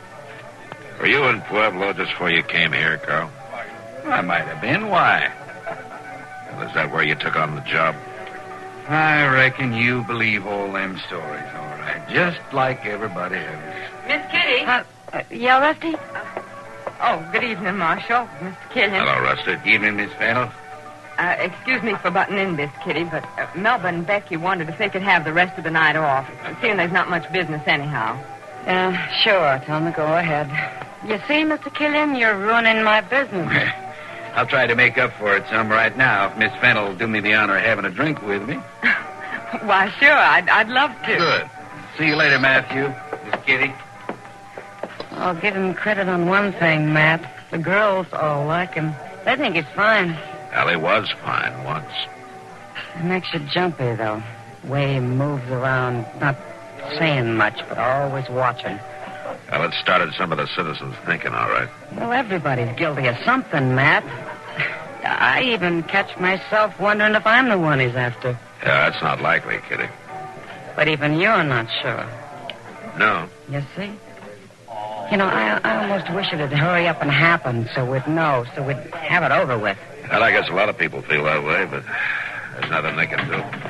Hey. What is it, man? Tex Bardo, that kid that came to see me this afternoon. He's got a gun. All right, Killian! Hold it, Bardo! He tried to shoot Killian in the back. Yeah, tried is right.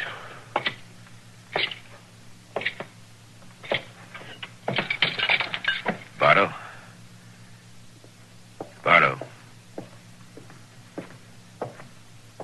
You know, I think that boy was aiming to do me some harm, Matthew. Well, he's dead, Killian. I didn't have much choice the way he come at Oh, me. you're in the clear. It was self-defense. I saw it myself. Just another job done according to order. What are you talking about? He was the one you were after, wasn't he? I never saw that boy before in my life. Never heard of him. Don't even know his name. No, Matthew, if I really was after anybody, I still am.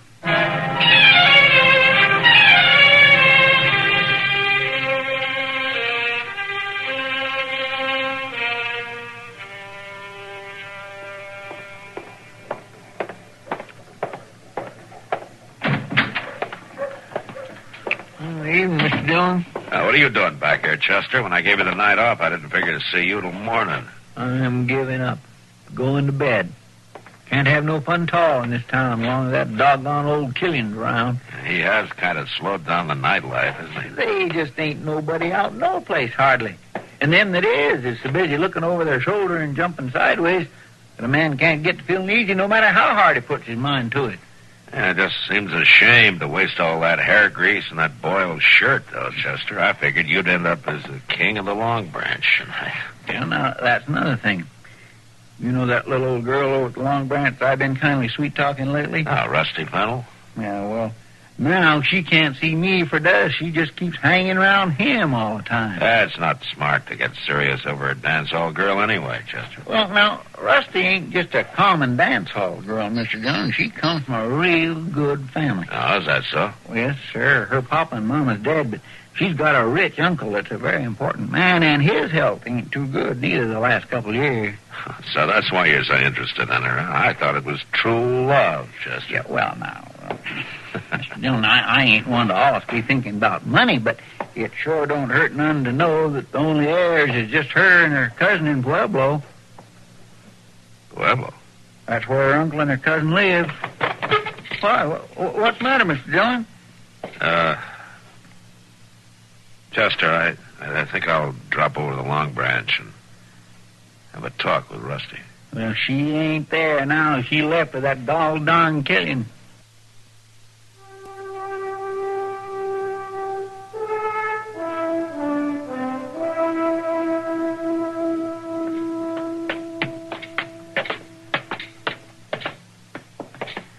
Is that a room?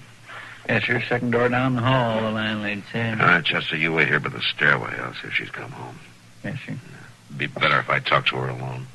All right, Mr. Dillon.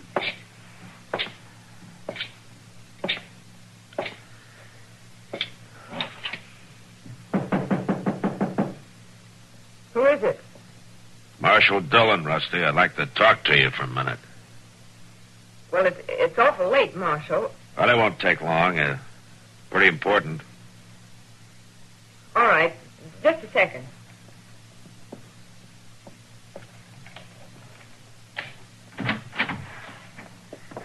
What is it, Marshal? Mind if I come in? I guess it's all right. Thanks. Please, don't mind the room. When a girl lives alone, she gets careless about throwing things around. That looks fine to me. What is it, Marshal? Is anything wrong? No, not exactly, or at least not yet. Rusty, I hear that you've been seeing quite a bit of Carl Killian the last couple of days. Yes, I guess maybe I have. I see. Well, I think he's nice. I think people are wrong about him. Rusty, how did you happen to meet him? Did he make a point of trying to get acquainted with you? Well, he came into the Long Branch a few times, and he talked to all the girls, but he seemed to like me the best. But, can't we talk about something else, Marshal? Killian's the reason I came here, Rusty. Well, then, come on over by the window. It's so hot in here. Oh? All right, sure. Here, let me open it for you. Thanks. This is better, isn't it? Yeah, that's fine. You got a nice view of the street from here. That's one reason I took the room. He's behind that screen in the corner. That's quite a street. Always something going on down there, any hour of the day or night. Yeah, I guess that's right. He didn't want to see you. There's the night stage pulling in from Walnut Creek, Pueblo, and Denver. Rusty, your life's not worth 10 cents. Mine either. What? I say it looks like they're carrying a short load tonight. If I know him, he's got a gun on us right now. You're the one he's here to kill. I don't believe you. Now just take it easy. I'm going to jump his move. It's the only thing I can do, and I just stand still.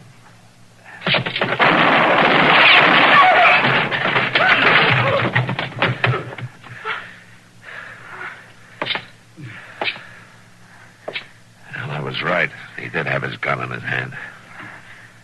But why? Why did he want to kill me? Your cousin hired him. Your uncle died in Pueblo 2 weeks ago. I checked by telegraph an hour ago. With you dead, too, your cousin would get the whole estate. You all right, Mr. Dillon? Yeah, I'm all right, Chester. Carl? Carl, I'm sorry. That was a fast draw, Matthew. Thanks. Thanks. They just give me the name. Rusty Fennel. I didn't know it was a woman. Not till I got here.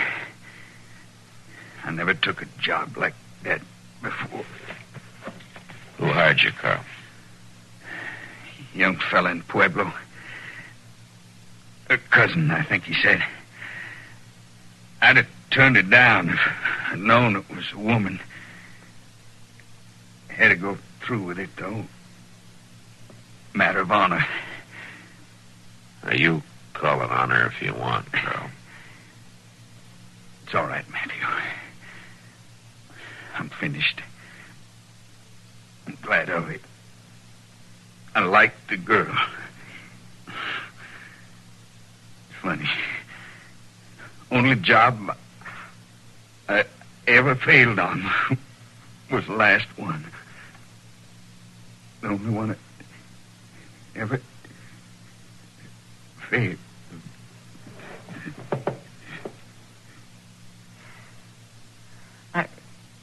I thought he was so nice. He was just waiting for a chance to kill me. Well, he'd had 4 days to do it, Rusty, and he hadn't tried. You know, sometimes a man can win by failing. And maybe he got just what he wanted.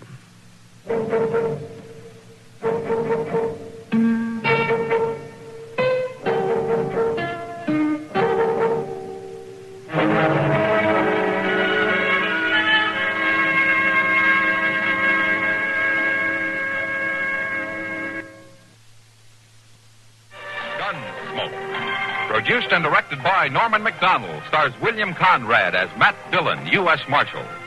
The story was specially written for Gunsmoke by Les Crutchfield, with editorial supervision by John Meston. Featured in the cast were Vic Perrin, Dick Crenna, and Virginia Christine. Parley Bear is Chester, Howard McNear is Doc, and Georgia Ellis.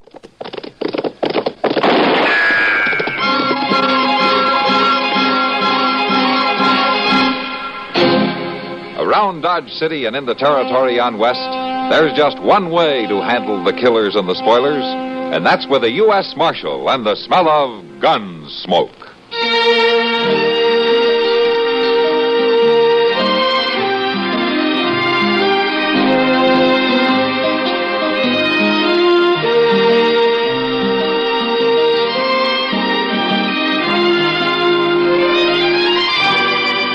Gunsmoke. Starring William Conrad, the story of the violence that moved west with young America, and the story of a man who moved with it.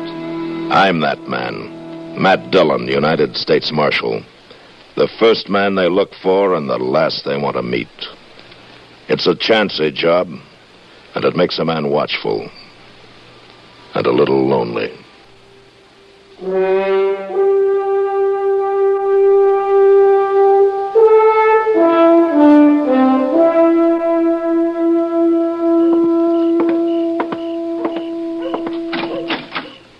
Hello, Chester.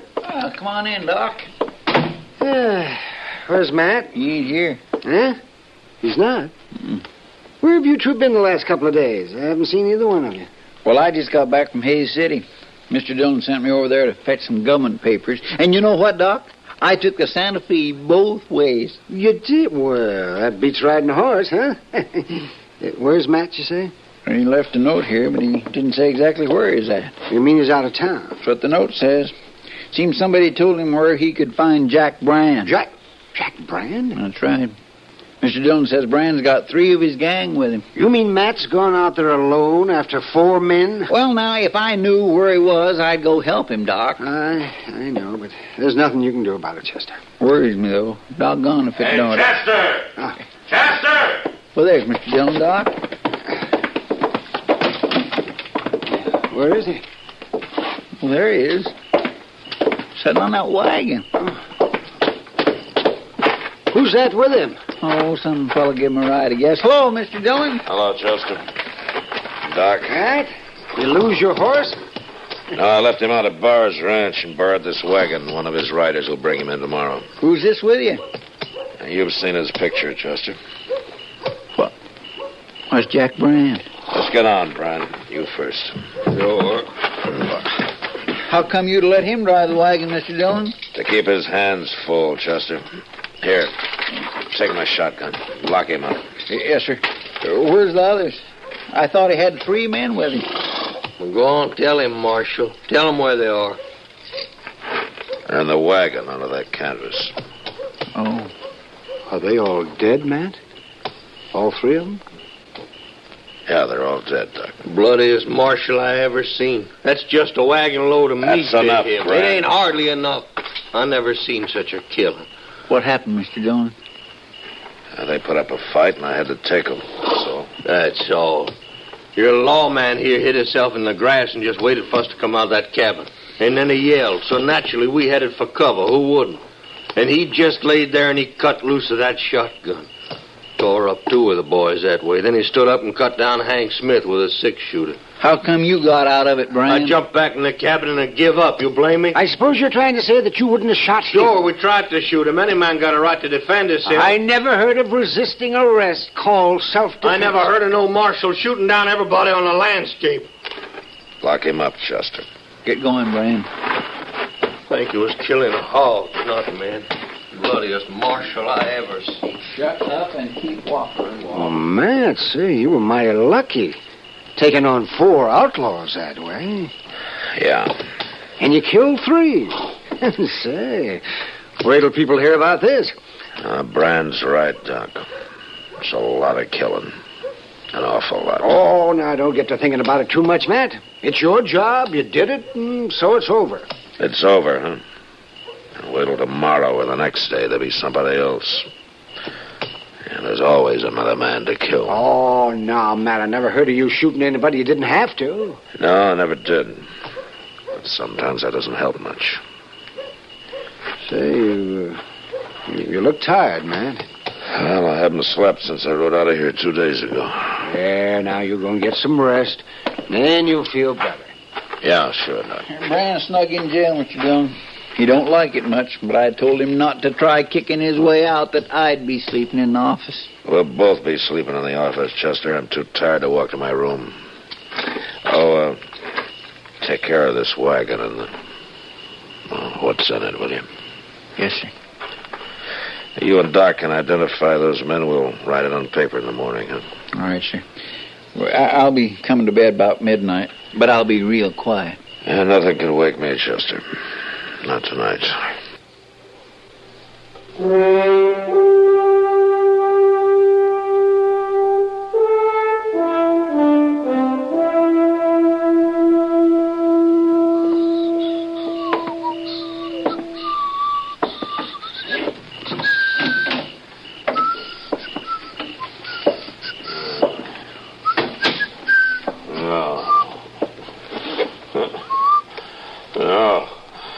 Don't go for your gun. Don't go for my what? No, don't do it, I tell you. Leave the gun alone. Mr. Dillon. Leave it. Don't make me kill you. Don't make me kill another man. Mr. Dillon, wake up. No. I'm spilling up blood. I don't want to kill you. Mr. Dillon, wake up. No, it's me, Mr. Dillon. It's Chester. There ain't nobody here. You was asleep. You been dreaming. Oh, yeah. Here, let me light the lamp. No, don't do that, Chester. It's all right. My gracious, I come in and heard you talking, and I thought sure somebody was here. The moonlight ain't so bright, and I couldn't see good at first. Yeah, sure. I had to yell at you a couple times before you woke up. You was dreaming you was in a fight, I guess. Yeah, that's what I was dreaming. Nightmares like that, they're just terrible, ain't they? What time is it? Well, it's a little past midnight.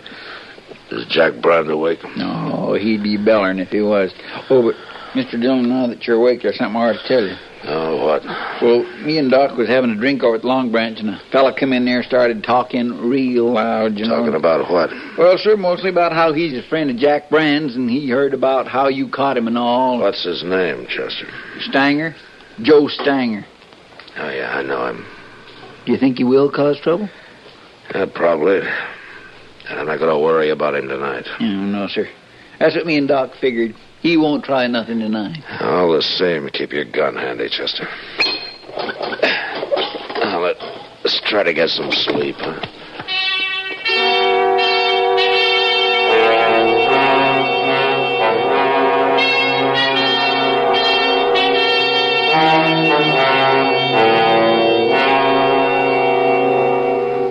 Chester! Oh, Chester, come on out of here. Oh, my God. Wake up, Chester. Time for breakfast. Chester. Oh, will you go shut him up, Chester? It's hardly dawn. I'd like to throw a bucket of water on him. Will you shut up, Brand? I'm coming. Well, it's about time.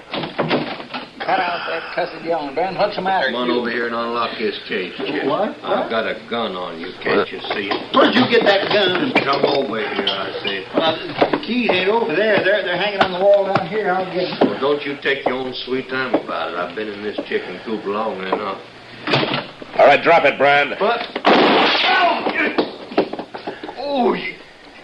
My hand. You're not hurt. I hit the gun. I got the keys, Mr. Dillon. I'll get his gun out of there. All right, go ahead. Oh, my head. Now stand back, Brand. Well, you like to bust my Stand hand. back, I said.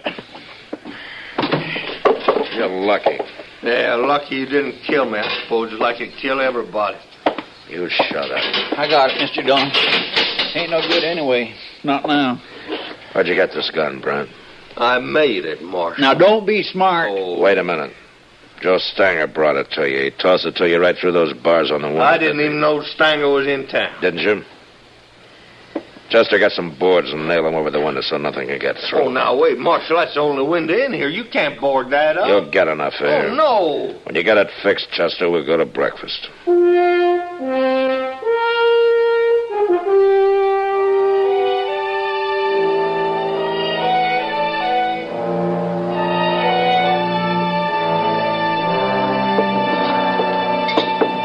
I declare, it's been some time since I've been out on the plaza this early in the morning, Mr. Dillon. Weren't you up gambling all night last Saturday, Chester? Oh, well, that's different. Things don't look the same when you've had a good night's sleep. No. You didn't have no more nightmares last night, did you? No, I didn't sleep very well. You ought to take some time off. Go out buffalo hunting or something, Mr. Dillon. Maybe I ought to take a lot of time off. Now, wait a minute. What? There's Joe Stanger coming there. Yeah, say by golly, it is. What's he doing up so early? Maybe he wants to find out why Jack Brand hasn't shot his way out of jail yet. Well, he won't be throwing Brand no more guns. Not the way I got that place boarded up now. Chester, step out of the way, will you? Yes, sir.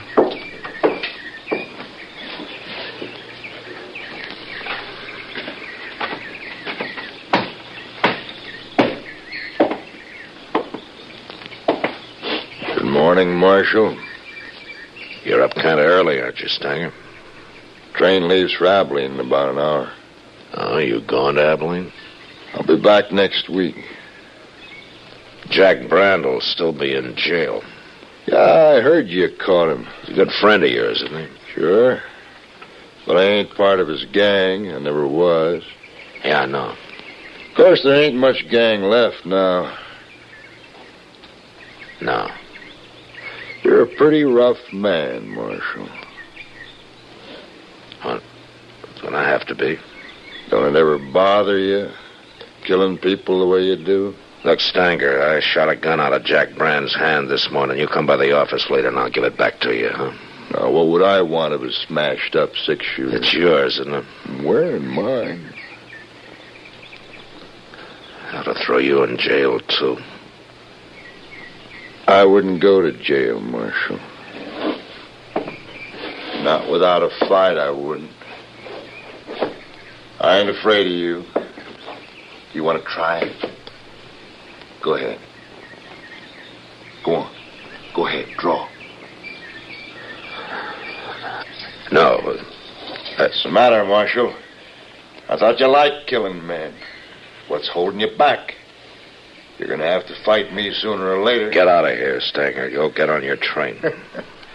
Wait till I tell everybody about Matt Dillon, how he's lost his nose. Get out of here, I said. Well, I don't want to shoot down a man that won't draw. Not today, anyway. But I'll be back, Marshal. Next week. Why don't you shoot him, Mr. Dillon? He ain't nothing but a big bluff. Chester. You go on to breakfast. I'm going back to the office. What? Well, you told me You only heard what 5 I minutes said, ago. didn't you? Yes, sir. Okay, Mr. Dillon.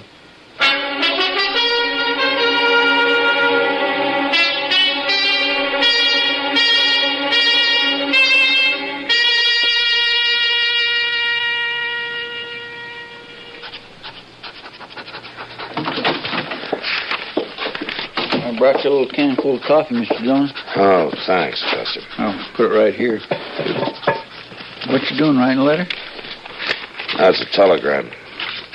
Here, take this down to the depot, will you? Sure. I want it to go out right away. U.S.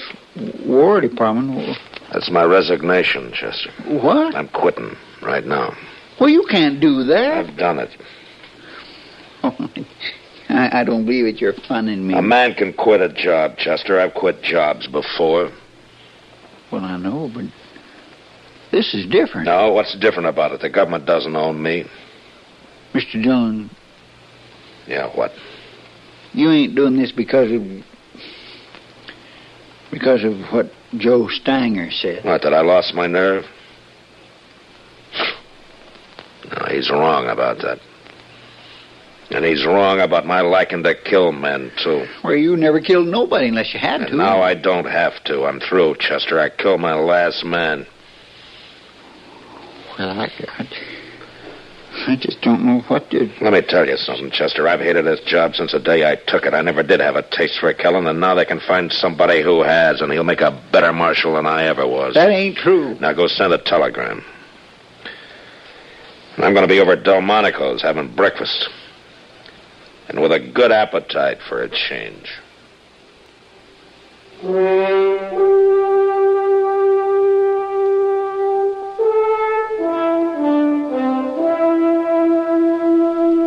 Washington, as usual, was pretty slow answering my telegram. A week later, I still hadn't had an answer, but I didn't care. I'd quit, and that was that. I even began to enjoy myself for a change.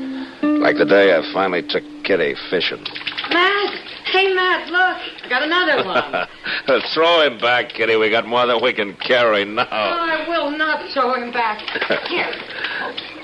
Come on over here in the shade. You've done enough fishing. Okay. Oh, look at him, Matt. Isn't he a beauty? Yeah, he is. He's bigger than any I caught. Why don't you throw him in the sack and then sit down here? Say, you're right. I didn't know we caught that many. Yeah. Maybe we'll have a fish fry tonight, huh?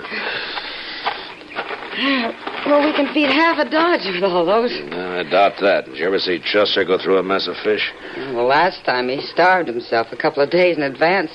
Maybe we can kind of sneak up on him tonight. No. He knows we're out here. Maybe you ought to go into the business, Matt. Oh, what business? Fishing. You could do it for a living. I'm going to have to find something to do for a living, I guess. You know something, Matt? No, what? I think this is the first time I've ever seen you that you weren't wearing a gun. Yeah, I guess it is. I'm enjoying that, too. Oh, Matt, look, What? there's somebody coming on horseback. What? Yeah, it's Chester. Oh, yeah. Looks like he's in a hurry, too. Maybe he couldn't wait for that fish fry. Mr. Dillon? Oh, hello, Miss Kitty. Oh, Chester? Mr. Dillon, Joe Stanger's in town. Oh? Well, that does Doesn't matter to me, Chester. But you don't understand. Don't understand what? What I come to tell you. Stanger's at the Long Branch, and a while ago he had words with one of the girls there, and she slapped him, and he pulled out his gun, and he killed her. He what? Who was the girl, Chester? Kate Hawkins. Oh, no. That's who it was, Miss Kitty. Then the bartender tried to stop him, and Stanger shot him, too, and I hear he's going to die. I grabbed a horse off the hitch rail and come right out to tell you got to stop him, Mr. Dillon. Look, Chester, I'm not the marshal here anymore. I quit, remember? You mean you're going to let Joe Stanger walk around Dodge and shoot everybody that gets in his way, including women? I'm through killing. I told you that. Well, who's going to stop you then? You're the only man around here that'll go up against him, and you know it. That may be true, but I'm still not going to do it. Wait, Mr. Dillon, wait a minute. I've been thinking a lot about all this lately, and there's something you've been overlooking. Oh? Men like Stanger and Brand, they got to be stopped. I'd do it if I could, but I can't. I just ain't good enough. Most men ain't. But you are. It's kind of too bad for you that you are. That's the way it is, Mr. Dillon, and there's nothing you can do about it. Not now. It's too late. It's way too late.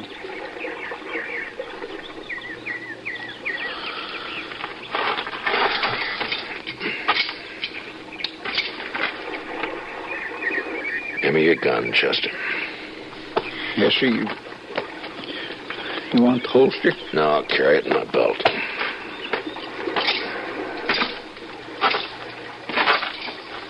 Oh, Kitty? Chester will help you carry the fish back. Sure, Matt. Sure. Oh.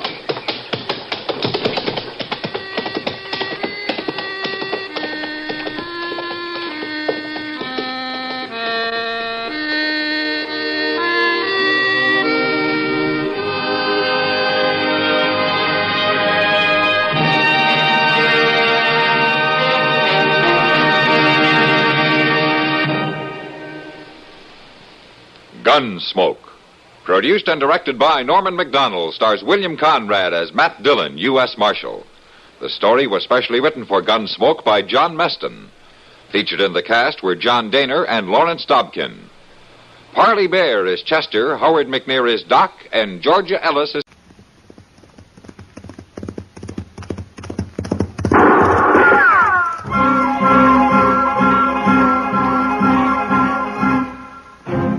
Around Dodge City and in the territory on west, there's just one way to handle the killers and the spoilers, and that's with a U.S. Marshal and the smell of gun smoke.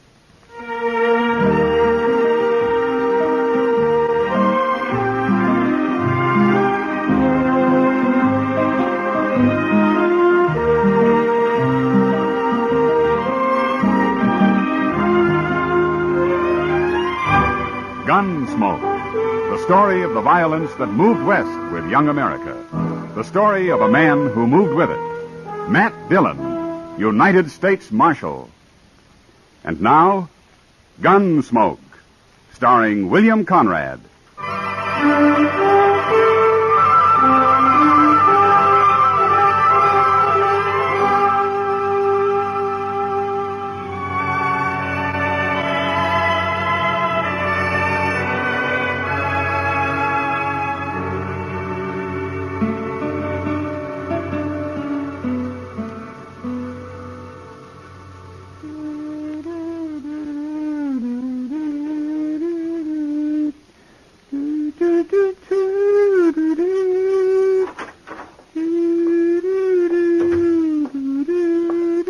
I beg your pardon.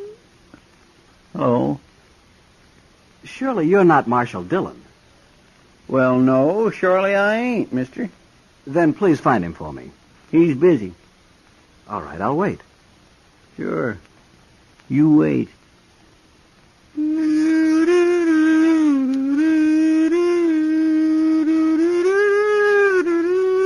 Good heavens, man. You like it? No.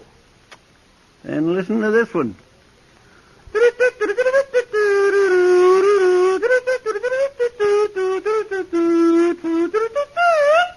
Chester! Yes, sir? Put that comb away. I can hear it clear out back. Oh, well, all right, sir. I'll go out back and play it. Well, if I can hear it from there, I can hear it from here. All right, Mr. Dillon, if you feel that way, I won't play it at all. Nowhere.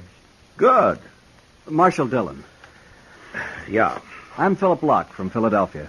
I arrived on the Santa Fe this morning. You're a long way from home, Mr. Locke. Unfortunately, yes. But I came here for a purpose, Marshal. Oh, and what's that? I'm looking for someone. A girl, as a matter of fact. Well, there's lots of girls in Dodge. You shouldn't have much trouble. If you please. Shut up, Chester. Yes, sir. This girl wrote her mother in Philadelphia that she was teaching school here, Marshal. However, she's never been heard of at the school. Well, maybe she's moved on somewhere. But they say she was never at the school. I'm afraid something's happened to her. Well, a lot of things can happen to people out here. That's precisely why I've come to you. I want you to find her immediately. You're not in Philadelphia, Mr. Locke. But I'll keep an eye open for her if you'll tell me your name and what she looks like. She's about 5'4", and she's blonde. A very pretty girl. Her name is Laura Simmons. Laura Simmons? Yes, do you know her? No. He doesn't know her. Neither do I. But I'll see what I can find out for you, Mr. Locke. Where are you staying? At the Dodge House, and I must say I've been in better hotels. Well, bad as it is, you wait there, huh? I'll come to you if I have any news. It's most urgent that I find her at once, Marshal. Sure. Good day.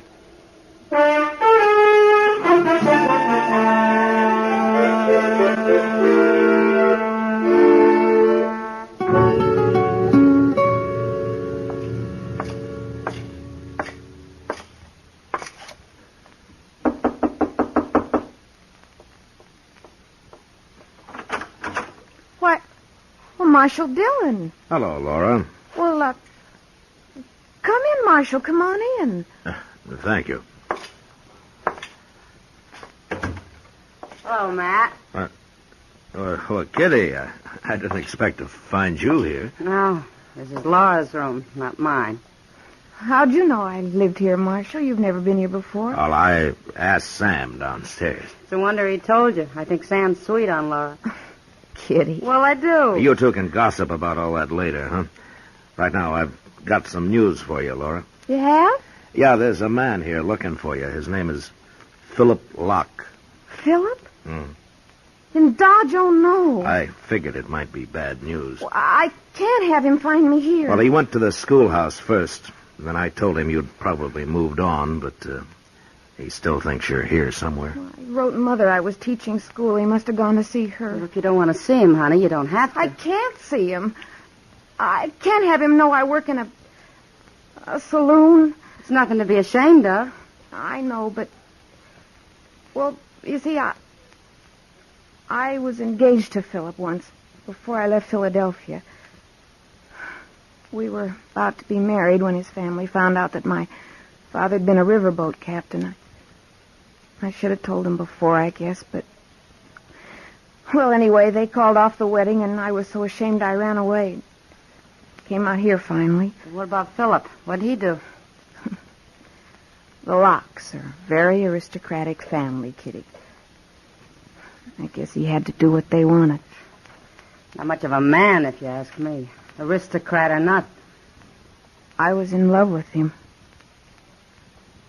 And I think he was with me. Are you still? I don't know. How can I know? But he mustn't find me here. This is exactly the sort of life they said I was best suited for. His mother herself told me so. I've known nicer people than that on canal boats. I've got to hide somewhere. He'll go back and tell my mother, and it'd just break her heart.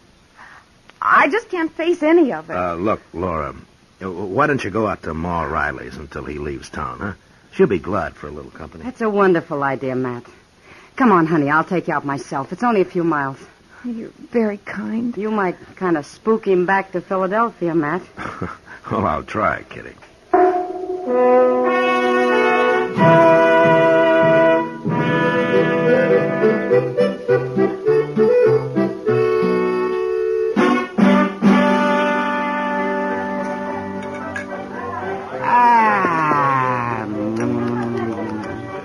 That's mighty warm beer for a nickel. I paid for that beer, Doc. I know, and I thank you for it, Chester, but I hate to see you not get your money's worth. Oh, well, get it. When you decide it's time to buy us a beer. Oh, I'll buy. It's almost time, Doc. Sure, it's okay. Oh, well, tell me, Matt, is Laura still out at the Riley place? You're shying away from the problem. But anyway, she's there. Locke isn't likely to leave town this soon. I saw him last night, and I told him I'd heard Laura had gone to Denver. Did he believe you? I don't think so. But I warned Sam to tell him the same thing in case he came snooping around here. Oh, it's a sad story. Poor girl. Well, she's better off without the like of him, if you ask me. Women are strange, Chester. They fall in love, and that's that. I sometimes wonder if it has anything at all to do with a particular man. Why, of course it has, Doc. I remember what a little Kyle girl told me once. She said, Chester, she said... I didn't know you spoke Kiowa, Chester. Well, I don't exactly. We used a kind of a sign language, you know. Yeah, I can guess. Who's this? Marshal Dillon? Hello, Locke. I want to talk to you, Marshal. You've met Chester here, and this is Doc Adams, Philip Locke. Hello? How do you do? Marshal, I think you lied to me about Laura. Oh, is that so? It most certainly is. There's something mighty strange going on here, and I think you're mixed up in it. Look, maybe Laura doesn't want to see you. Have you thought of that? I'm going to see her if I have to kill you to do it.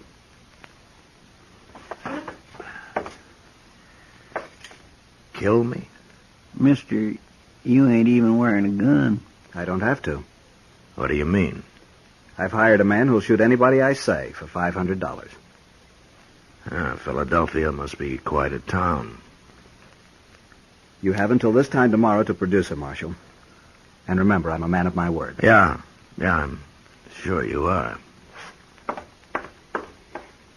Well, of all the nimby-nambies. He's probably one of those who hired someone to fight in the war for him, Doc. It's all he knows. Look, Mr. Dillon, he's talking to Pete Noonan at the bar there. Pete Noonan? Is that his gunman? Well, looks like it. And of all the evil, no-good, drunken crooks, he ain't even much of a gunman. No. I always took Pete Noonan to be a little off in the head. He is, Doc. You never know what Noonan might do. He isn't like other men. That's what makes him really dangerous.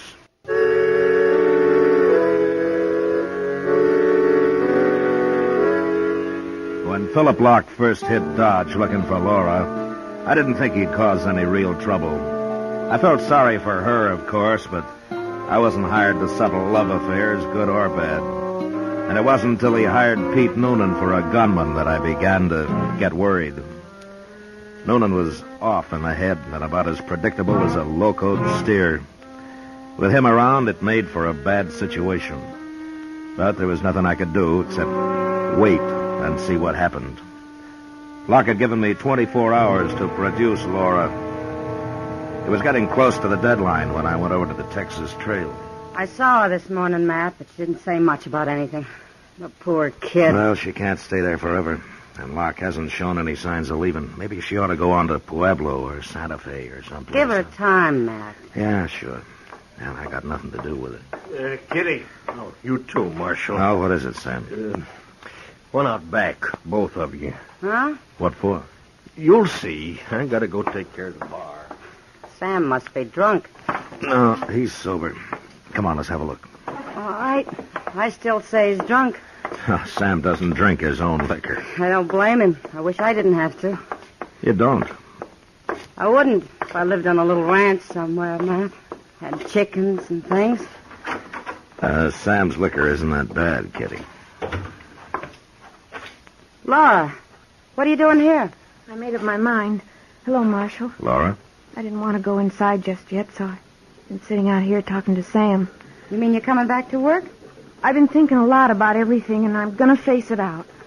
No matter what anybody says. Are you sure you're right, honey? There isn't any other way to do it. Philip came here because he wants me back, and I won't lie to him. Well, guess it's up to you. Where do you want to talk to him? Marshal, would you find him and bring him here? Out here? No, Just take him to the bar inside. I'll meet him there.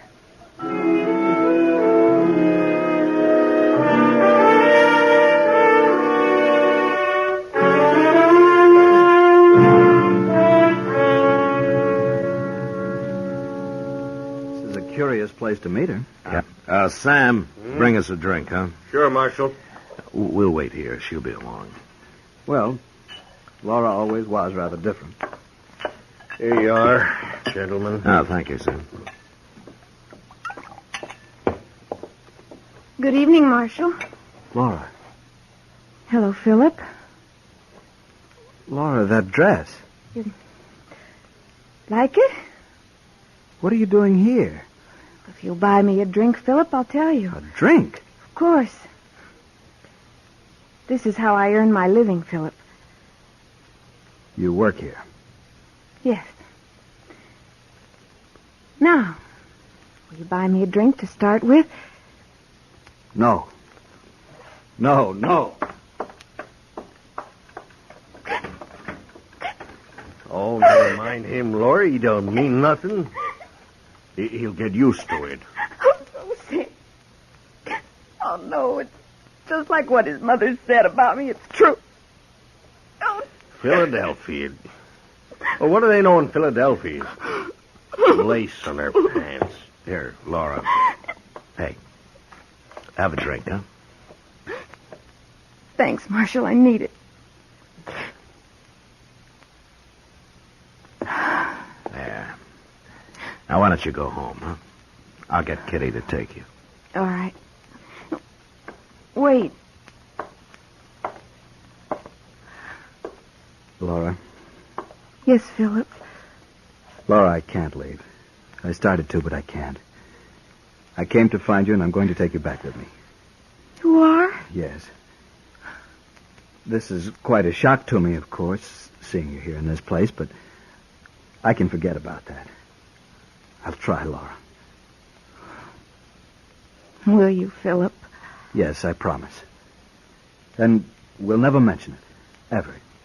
To your family, you mean? To anyone. It'll be a secret. It will. Always.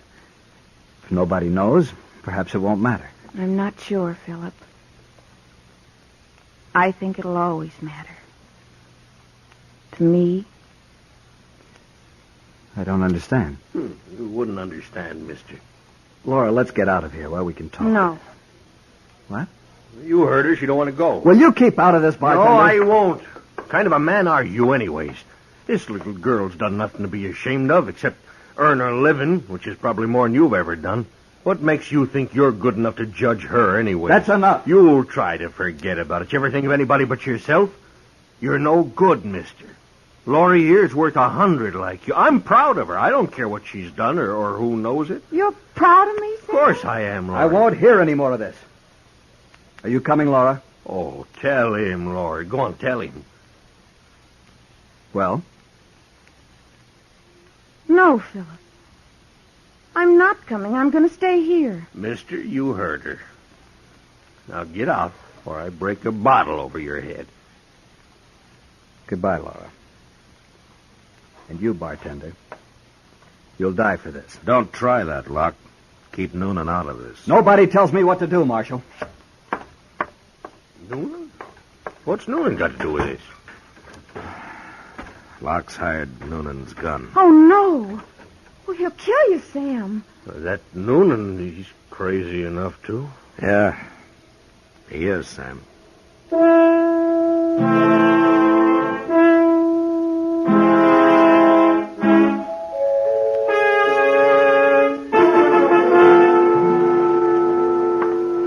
Mr. Dillon? Yeah, what is it, Chester? I've been waiting outside, like you said. Oh, why aren't you there now? Well, because he's coming, sir, right up Front Street. Noonan? Yes, sir. He's alone, no. I figured he would be. All right, Chester, after he comes, keep an eye on the door. Huh? Yes, sir. Sam, Well, what did you have, Marshal? Noonan will be here in a minute. Get out of sight. Well, I ain't afraid of him. You heard me. Now get out of sight. Okay, Marshal.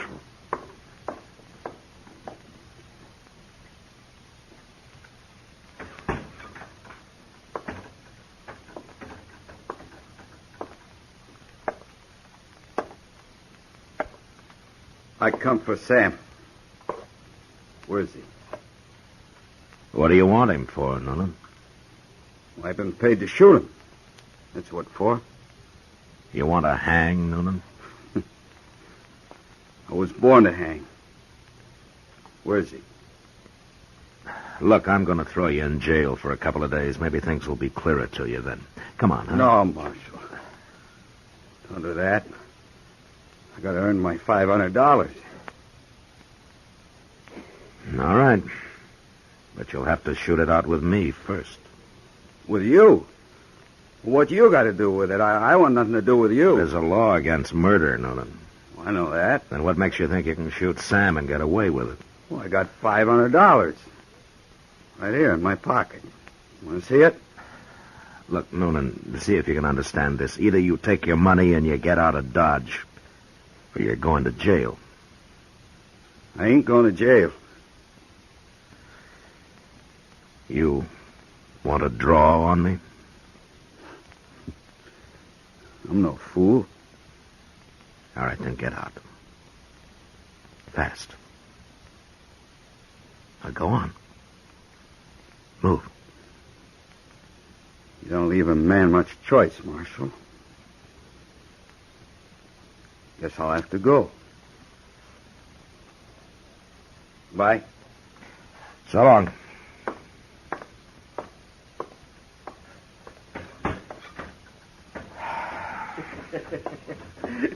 Well, you sure got rid of him, Marshal. Well, I hope so. But he wouldn't have had much of a chance at you anyway. What?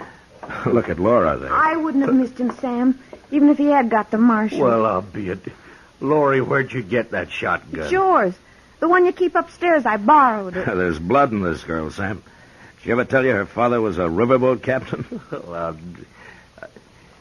Marshal, huh? I'm closing bar. You'll have to do your drinking somewhere else tonight. It'll be a pleasure, Sam. Yeah. Come on, Laurie. I want to hear more about your old man. Sure, Sam. Sure.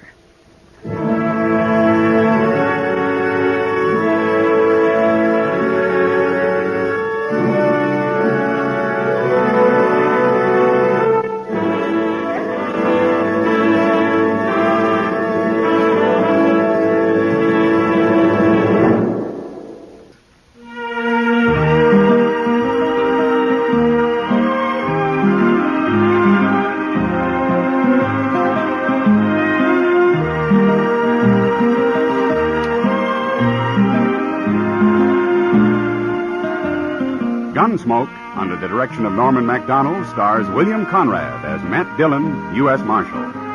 Tonight's story was specially written for Gunsmoke by John Meston, with music composed and conducted by Rex Corey. Featured in the cast were Joyce McCluskey, Harry Bartell, Vic Perrin, and Lawrence Dobkin. Parley Bear is Chester, Howard McNear is Doc, and Georgia Ellis is Kitty. Ken Peters speaking. Join us again next week as Matt Dillon, U.S. Marshal, fights to bring law and order out of the wild violence of the West in Gunsmoke.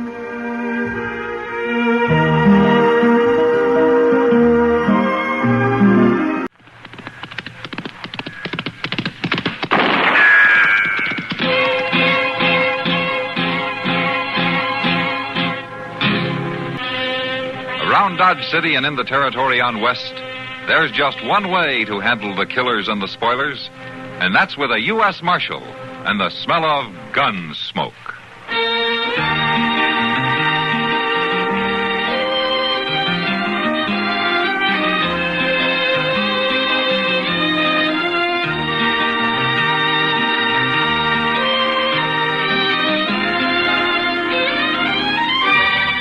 Gunsmoke, starring William Conrad. The story of the violence that moved west with young America. And the story of a man who moved with it. I'm that man. Matt Dillon, United States Marshal. The first man they look for and the last they want to meet. It's a chancy job, and it makes a man watchful. And a little lonely.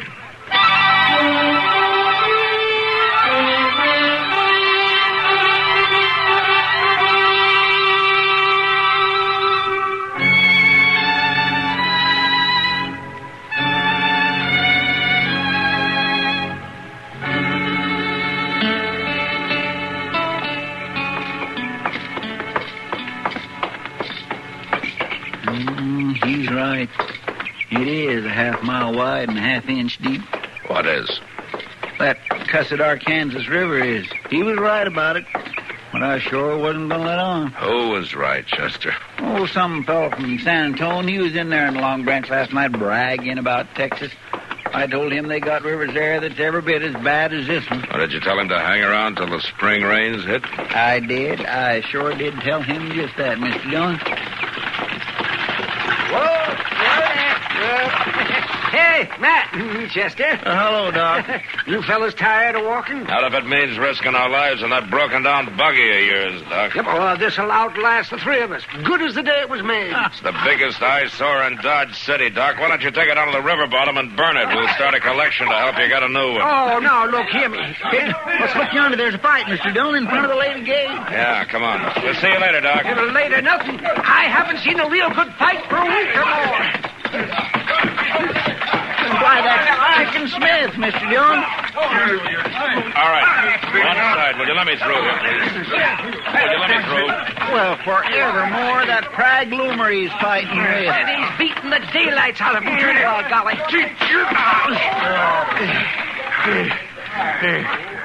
All right, Prague. You had enough now? I'll show you who's had enough. All right, come on. Now make a move toward that gun, Prague. Some folks would call it self-defense, Marshal. Chicken Smith never carries a gun, and you know it. Get on your feet now and forget it. All right, everybody, move along now. Break it up. Come on, move along now. Out of the way. Now, what started this? I reckon we just better say it was something personal, Marshal. I see. Doc, suppose you could take this pair over to your office and patch them up a little? Well, I will if they come separately, but I don't want another dog fight starting right underfoot. Won't be no trouble as far as I'm concerned, Doc. I already had my say. Well, I ain't. But I will before I'm through. I'll pass your offer, Doc. I reckon I'll heal all right alone. Well, suit yourself, Prague.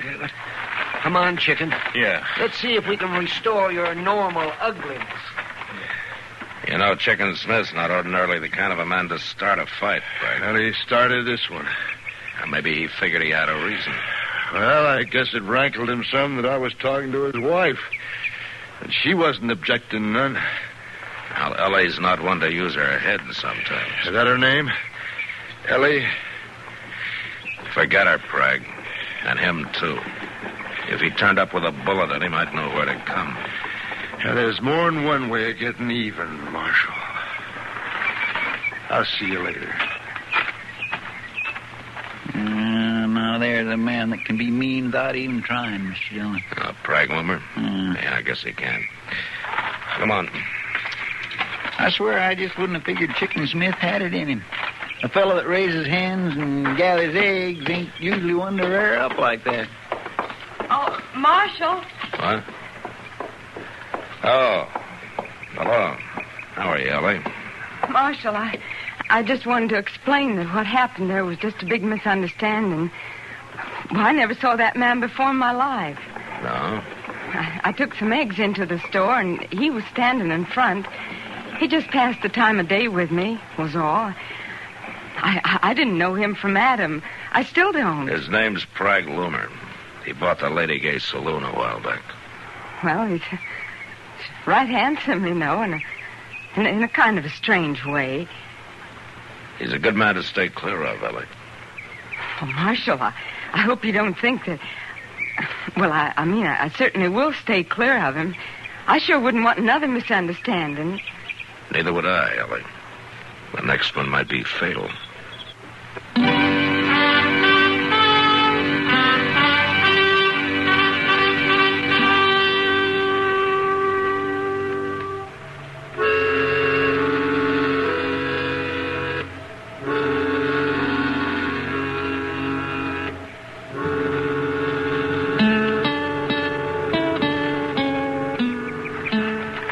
Well, what do you think, Mr. Dillon? Well, I'll try one more. Here, let me steady this on the fence rail now.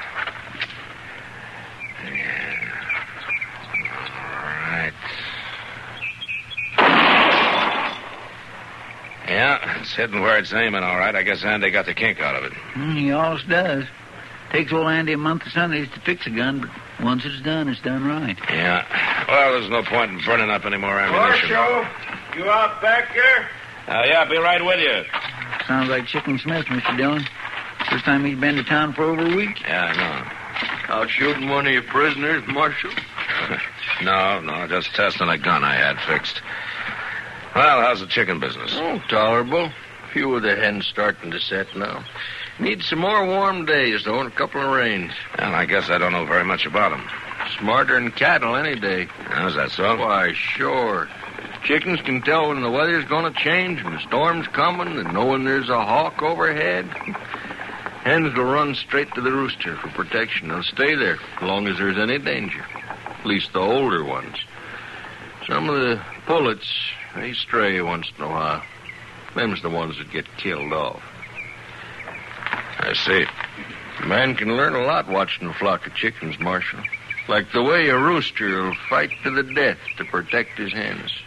Appears some people never heard of that. You mean people like Prag Wilmer? I reckon he's heard of it now. All right. Okay, he's heard of it. Well, let me give you a piece of advice, Chicken. Last week you knocked Prag around some and you got away. A man's got a right to fight for what's his. Prag's not a man to take a beating easy, not while he carries a gun in his belt. Maybe I ought to get one. You never packed a gun in your life, and you wouldn't know what to do with one if you did. Now, why don't you forget it? That's all I'm saying. It's over and it's done with. Ellie's too pretty for her own good. That's the trouble. And young.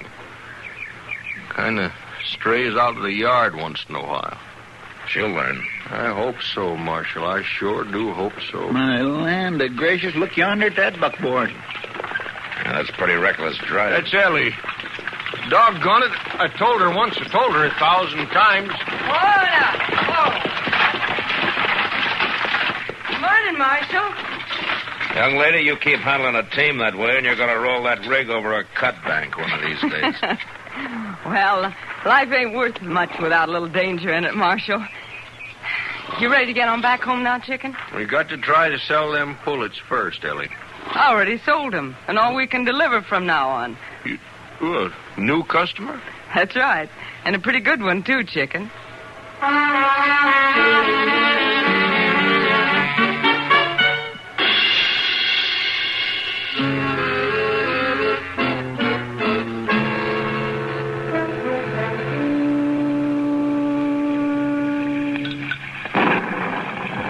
Sounds like we're finally getting that rainstorm, man. I've been building up to it for a week now. Well, I suppose the ranchers are happy, but sure hasn't helped business in the Long Branch this evening. Everybody left early so they wouldn't get cut off by floods in the washes. Well, you can still count on us, Miss Kitty. There ain't no wash between this here saloon and the jail. You know, Chester, if there was, you'd still manage to get trapped on this side of it. Well, if a man's going to get stormed in someplace, he could do a lot worse than the Long Branch. Well, they might do better, too. Over the Lady Gay, you'd get free fried chicken twice a day. I ain't been over there even once during the whole 2 weeks, and I ain't aiming to go. As long as Prag Bloomer's running the place. Giving away free fried chicken at the bar twice a day, I know. Well, to draw trade, so he says. Well, maybe that's his reason. The boys started calling it the Chicken Smith Hour. Chicken Smith? Yeah, so Prag Bloomer's their new customer, huh?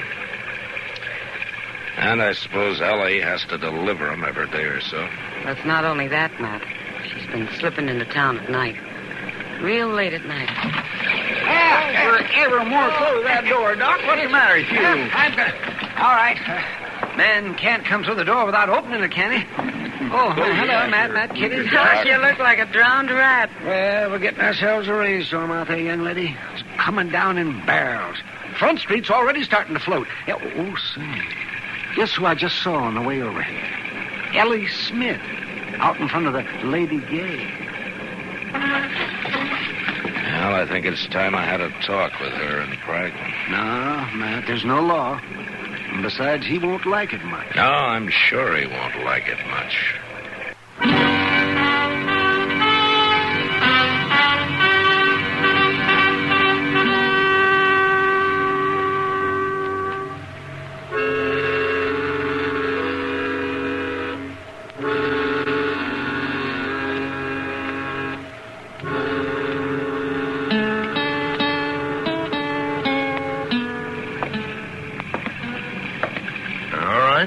what's on your mind, Marshal? Frag, I want to talk to Ellie, too. Where is she? Ellie? Oh, I guess you mean Ellie Smith. Where is she? Now, what makes you think she'd be here at the saloon this time of night? She was seen here, Frag, tonight and other nights as well, so don't go to the bother of lying. Man's personal business ain't no concern of the law. I don't figure it's personal when it's heading toward a killing.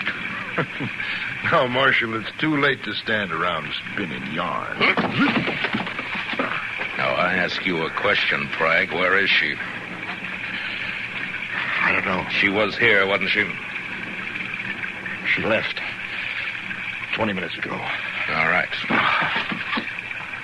Left for where? Home, I guess. She was driving the buckboard, and I saw her off. You let her leave alone on a night like this with the flash floods running in every gully between here and her farm? She ain't no lookout of mine, Marshal. She's Chicken Smith's property. Or at least she was. I told you there was more than one way of getting even, didn't I?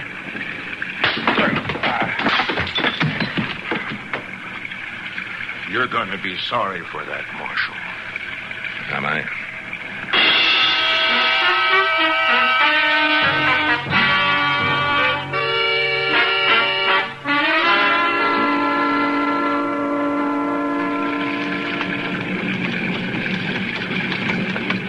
Find anything, Chester?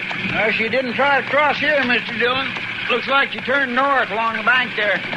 There's another ford up there about 100 yards. Couldn't have been too long ago. Wheel tracks ain't rained out yet. Now, let's ride up that way. Yes, sir.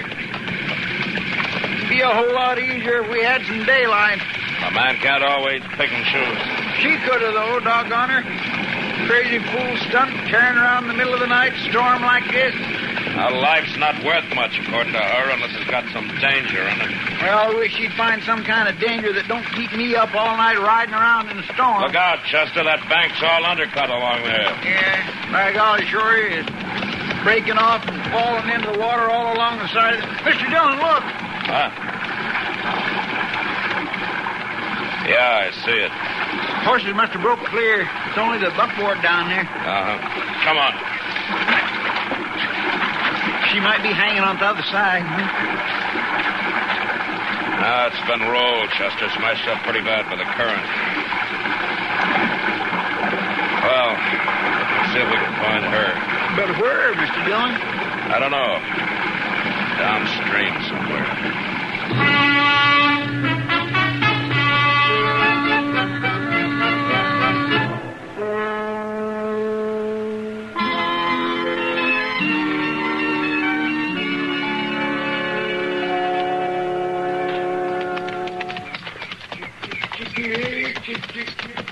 Yonder he is, Mr. Dillon, feeding his hands. Uh-huh. Well, morning, Marshal. Morning, Chester. Hello, Chicken. Morning. Sure turned out nice after the storm. Yeah, did. Come on, Chick. Come on. Come get it. Here, Chick. I come out pretty lucky with my poultry here. Only 3 pullets lost their heads and run out into the storm. Got drowned for their trouble. Oh? The rest of them stayed in their coops and come through safe and sound. Look at them eat. They're always real hungry after a rain. Chicken. I'm afraid I got some bad news for you.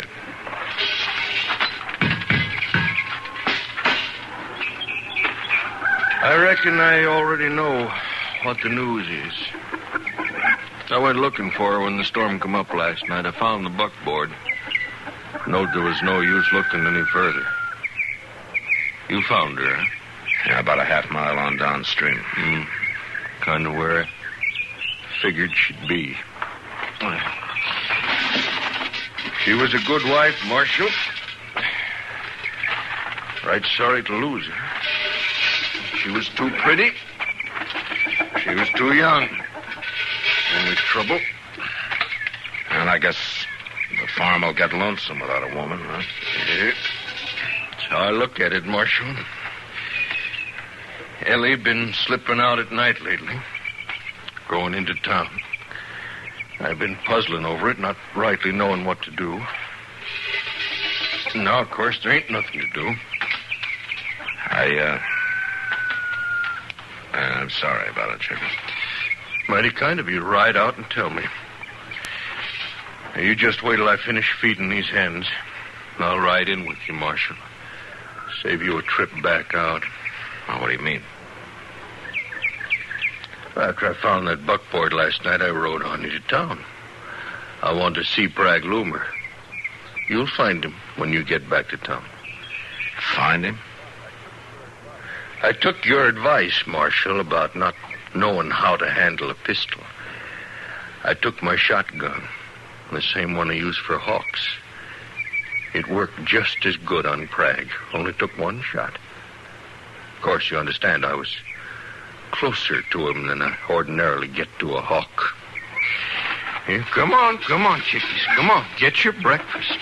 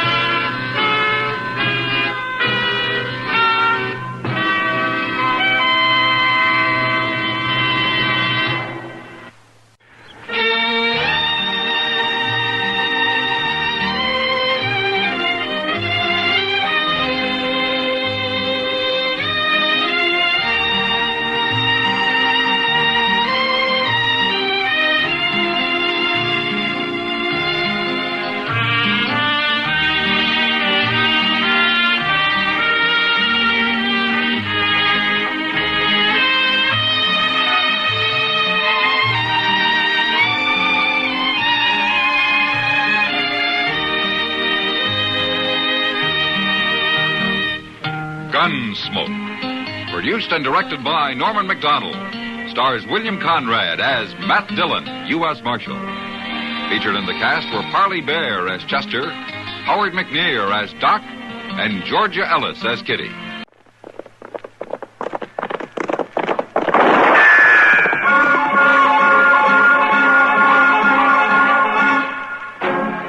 Around Dodge City and in the territory on West, there's just one way to handle the killers and the spoilers, and that's with a U.S. Marshal and the smell of Gunsmoke.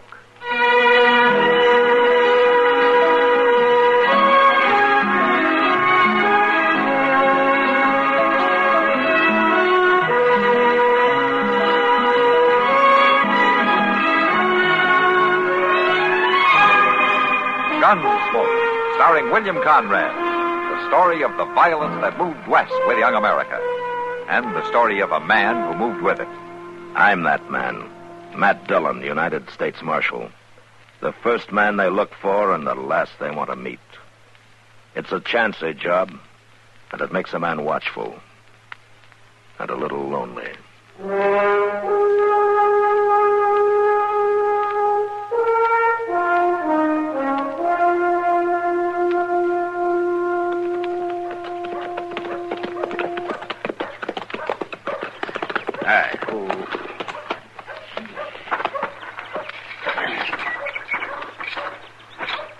Flag Miller sure is going to be mad about all this, Mr. Dillon. I can't help that, Chester. He's coming up the street right now, some big man. Yeah, I see him.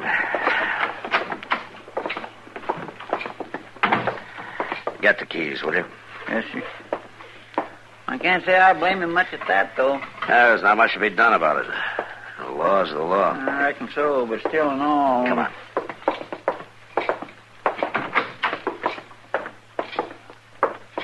That you, Marshal? Yeah. When am I going to get out of here? Right now, Grody. All right, unlock it, Chester. Yes, sir. So you finally come to your senses, huh? I didn't decide anything one way or the other, Grody. It's a court order from Judge Bent. Well, at least he had gumption enough to clear me. Now, you're not cleared exactly. He just ruled that there wasn't enough evidence to bring you to trial. There wasn't no evidence. Except for them lies Flag Miller's girl told. Now, come on, Grody. I'll give you your gun back. Marshal? All right, Flag. Just hold your horses. Now, you watch your temper, Grody. He's going to be pretty upset. He ought to be firing me the way he done. Getting me jailed for stealing cattle, just on the say-so of that old maid daughter of his. Marshal, do I understand right? Are you turning this young cattle thief loose? It's a court order, Flag. Judge Bent says there's no case. No case? My girl seen him come riding in at daybreak the night them cattle was took, and he stood up and lied and said he hadn't been out of the bunkhouse. It wasn't me doing the lying, you hard-nosed old badger. You calling my daughter All right, a liar? shut up, both of you. You know, Flag, it might have helped your case some if your girl had come in and told her story. I told you why she wouldn't. She's too dang bashful to stand up in front of the public. Well, maybe so, but the judge couldn't go on hearsay. You call that justice, do you? Under the circumstances, I do, yeah. Chester, do you get Grody's gun? Okay. Well, I got another name for what you're doing, Marshal. Oh, is that so? No, thanks, Chester. There you are, Grody. Much obliged, Marshal. I call what you're doing aiding and abetting an outlaw. What are your plans, Grody? I don't know. Hire on at some other ranch, I reckon. Ain't a rancher in Kansas that's going to take on a branded thief, and I'll see to it that they know all about you. Flag, you better rein in that mouth of yours. All right, take it easy, both of you. He shuts up, he won't be bothered. Yeah, but he's right, Grody. You're not going to find a job around here. I wasn't convicted. You weren't cleared, either. You telling me to ride out, Marshal? You think of a better idea? Maybe you're right. And maybe I don't care to live around this big-mouthed bull snake anyhow. Maybe I will ride out. And good riddance. You've been lucky, Flag. Real lucky. Don't push it too far. I catch you within 10 miles of my place, I'll put a bullet through you on sight. All right, that's enough, Flag. The kid's leaving. There's no call to get mouthy. I'm just warning him. Now, you want to get going, Grody? Might as well. I guess you treated me as good as you could, Marshal. Thanks. Good luck, Grody. So that's the kind of law we got here. Pat a cattle thief on the head and wish him good luck. If he is a cattle thief. Are you doubting my word, Marshal? Judge Bent doubted it. Judge Bent. You and him's hand in glove. Coddle him. Give him a nice warm cell to rest up in. Then hand him back your gun. Send him out to do it again. Maybe it's about time some of us made some law of our own around Dodge City. Don't try it, Flag. Wouldn't be the first time a rope and cottonwood limb cured a man of stealing cattle. Did you hear me? I heard you. And I hope you heard me good. For your sake, Flag, I hope you heard me real good.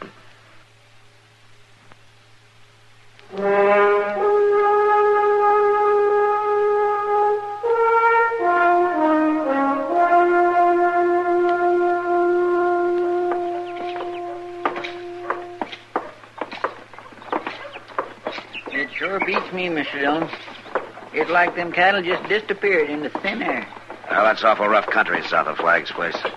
Must be 100 or more draws and gullies where you could hide 50 head of stock. Well, I'd swear we covered them all these past few days. Yeah. It looks like we'll have to try here in town and see what we can turn up. Max! Hold it!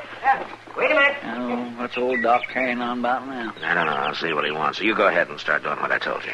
All right, sir. See you later. Now, what's on your mind, Doc? Say, Matt, what's this I hear about you running young Grody Beck out of town? You're behind the times, Doc. That was 3 days ago. Oh, well, I've been busy. Sorry to hear it, Matt. You're sore because I ran Grody out of town. Flag Miller's sore because I coddled him. Well, the truth is I didn't do either one, Doc. Anyway, when did you start taking up for Grody? I like him. He's a good kid. You know, he helped set a broken leg out at Flag's ranch a couple of months ago. You can tell a lot about a man when you work with him like that. Yeah? Can you tell whether he'll rustle cattle or not? There wasn't a thing against him except that fool girl claiming she'd seen him ride out that night. And then she wouldn't even show her face in town to tell the judge about it. Well, she's bashful, Doc. Bashful, confounded man. If it's got to do with an outlaw or a killer or such like, there's nobody better than you. But when it comes to women, you haven't got the sense of the good Lord give a rabbit. Oh, what are you talking about? Why, anybody with a half a brain would know why that girl lied. How do you know she lied at all? How did it... Marshal, I've been looking for you. Hello, Flag. What's the trouble? I lost another 100 head of cattle last night. Oh? Well, then Grody Beck wasn't guilty after all, was he? You're saying that. I'm not. It'd be kind of hard for him to steal cattle last night when he rode out of Dodge 3 days ago. He may have rode out, but he didn't ride far. What? He was seen on my range this afternoon. Now, look, Flag, it's possible your daughter's mistaken. It wasn't my daughter that seen him. It was two of my riders. Or maybe you're claiming we're all a bunch of liars. I know that boy, Flag, and he's not a thief. Why don't you stick to doctrine and leave the law to them that can handle it? Suppose you take that advice yourself, Flag. Marshal, I already seen what they expect out of you. Leaving it up to you and Judge Benz cost me another 100 head of stock. So now I'm aiming to use some of my kind of law. There's only one kind of law here, Flag. It's got nothing to do with some riled-up, brainless mob. Got nothing to do with much of anything, as far as I can see. They may be slow sometimes. They may have loopholes. Temporary ones, anyhow. But you know, it's got one thing that your so-called law never has. It's got a margin to take up the slack. A chance to back up and change a mistake before it's too late. Brody Beck's had all the margin he's going to get. That's no proof that Brody took him. And just what was he doing on my range? Well, it's just possible he was looking for some way to clear himself. But I'll know that when I find him and talk to him. You better find him in a hurry if you're aiming to talk to him. I better find him able to talk, Flag. If I don't, it's going to be the sorriest day of your life.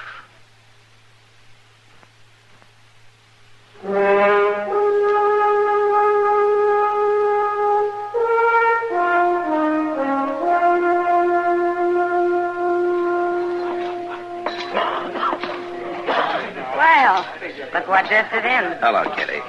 Here, Matt, pull up a chair. Ah, thanks. Where you been for the last 3 days? Trying to find out who stole Flag Muller's cattle. Any luck? No, not yet. Chester around? Yeah, he's in that poker game over there in the far corner. Oh, yeah. He's been acting real funny, Matt. The last hour and a half, he sat in on every game in the house. He stays 10 minutes or so, and then he moves on to another table. Well, I told him to. What do you mean you told him to? Well, just that. Oh. Got anything to do with those cattle? Yeah, I hope so. By the way, Kitty, Doc claims that Miller's daughter was lying about Brody Beck. Of course she was. Well, why did she do it? Matt, when it comes to women, you haven't got the sense the good Lord gave a rat. Oh, so help me, Kitty, if Now, I look, Matt. Grody is a very handsome young fellow, right? Well, I suppose he is. I don't know. Well, he is. You take it from me. And every girl in town knows that he could have his pick of him. All right, so he could have his pick. What about the Miller girl? Her looks, I mean. Well, she's not exactly the prettiest girl. Say it right out. She's as homely as a mud fence. She's never had a man look twice at her in her life. You ever seen her in town on Saturday, the way she follows Grody around? No, I never noticed it particularly. Well, I have. So there you are, Matt. There I am what, Kitty? Hell hath no fury like a woman scorned. I know. Are you claiming that she lied to get Grody into trouble just because he wouldn't have anything to do with her? It's been done before. Well, maybe, but... Look, there's another thing now. Grody lied about leaving town. I just found out he's still here. Yeah, well, I knew he was planning to stay. He stopped in here the day you let him out of jail. Just to talk. He has some crazy idea of clearing his name. It looks like you know more about this than I do. He's a good boy, Matt. He didn't steal those cattle. Mr. Dillon, could I see you a minute? Yeah, what is it, Chester? Well, I think maybe I spotted somebody. Fell at that table over where I was just playing that. Name of Pete Crow. Well, he's got an awful lot of cash for a man that looks as raggedy as he does. Pete Crow, huh? You know him, Kitty? He's been in here the last 2 or 3 nights. Like Chester says, he's free with money. He pays for everything with $5 gold pieces. Gold pieces? Mm-hmm. Well, that's what those cattle buyers on the strip pay off with. Oh, really? Then he's sure enough your man, isn't he? And I'm sure going to find out soon, Kitty. Watch him, Matt. He carries a knife in the back of his shirt. He knows how to throw it. Thanks. Chester? Yes, sir. Well, if they ain't none of you fellas got the guts or cash to stay in the pot, then toss in your hand. The bet's on the table, boys. Been there long enough. Crow, I want to talk to you. Well, go ahead and talk, Marshal. Nobody's stopping you. Let's move into that game room at the end of the bar there, huh? Sorry, I'm too busy right now. Chester, will you step behind him and take that knife out of his shirt? Yes, sir. Keep your hands on the table, Crow. I got it, Mr. Dillon. All right, Crow. Get on your feet.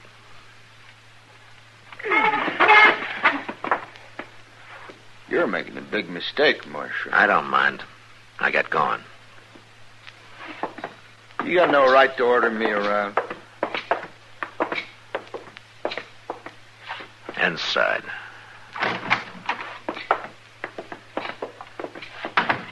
What do you think you're doing anyway? I want to know where you got that money you've been tossing around. I figure that's my business. Sure. And your business might be cattle rustling. Got proof of that, have you? No, but I got a good hunch you're the man I've been looking for. The law don't convict nobody on hunches.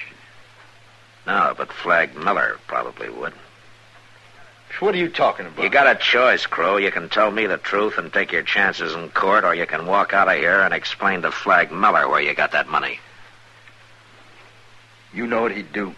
He wouldn't do anything if you got a good explanation. If you didn't steal his cattle. I wouldn't have a chance. He'd know right off. He'd lynch me, sure. I'll tell you, Marshal. I'll tell you all about it. Okay, start talking.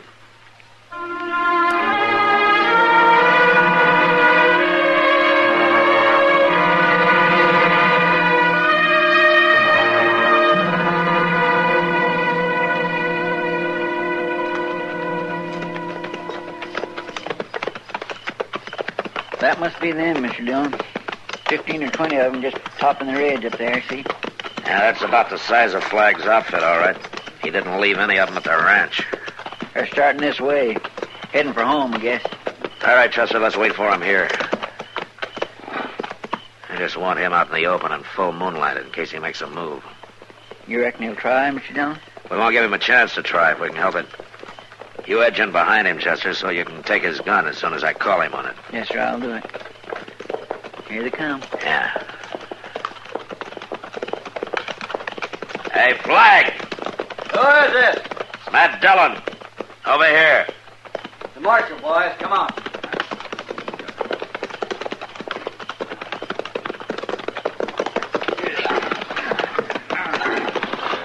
You're riding late tonight, Marshal. No later than you are. Well, me and the boys been out hunting cattle rustlers. That right, boys? I've been hunting the same kind of game, Flag. Now, what's more, I caught one. You what? We rode out here to pick up his partner. Whose partner? Who are you talking about? Your foreman there, Flag. All right, don't try it, Hawkins. I'll take that gun, Hawkins. What are you trying to pull? Are you claiming my own ranch foreman was partners with Grody Beck? Grody Beck wasn't in on it. It was only your daughter's wild story that tied him in the first place. Hawkins' partner is a man named Pete Crow. And I got him locked up in Dodge. I ain't never heard nobody named Pete Crow. Yeah? That's not the way he tells it. And he's lying. He says the two of you had run the cattle off into the river bottom during the night. And he'd hold them there for the buyer to pick up the next day. I tell you, I don't even know the man. He knows you, Hawkins. He's lying. Yeah, well, he wasn't lying when he told me where you had your share of the payoff hidden. Chester and I just found it in the mattress of your bunk. Now, Flag, do you believe it now? It wasn't just them two alone, Marshal. Grody was in on it, too. No, you're wrong, Flag. Grody had nothing to do with it. Pete Crow told me the buyer was to pick him up tomorrow. Crow and Hawkins had him pinned up in a dead-end gully in the river bottom. But we caught him tonight with the cattle. Well, Grody's been trying to clear himself. He probably found them and was driving them back to your place. And that's what he claimed. Marshal, I guess you were right. You said this could be the sorriest day of my life. What are you talking about? When we caught Grody with the cattle, we hung him.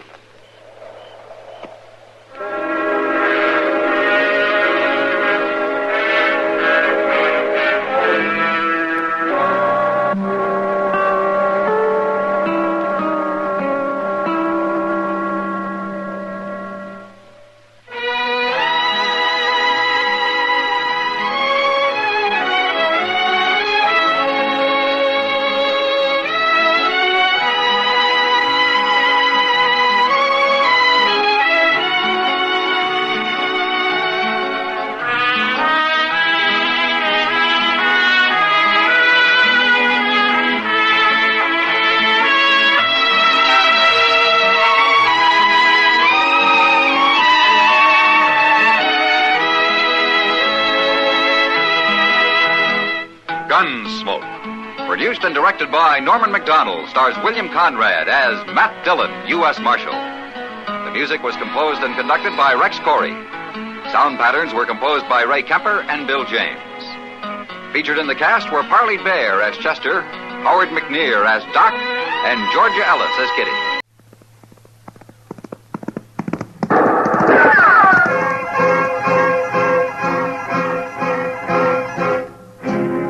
Around Dodge City and in the territory on West, there's just one way to handle the killers and the spoilers, and that's with a U.S. Marshal and the smell of Gunsmoke.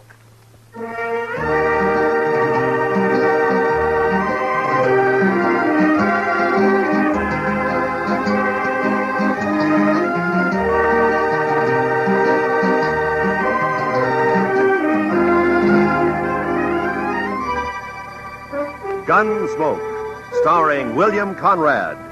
The story of the violence that moved west with young America. The story of a man who moved with it. Matt Dillon, United States Marshal.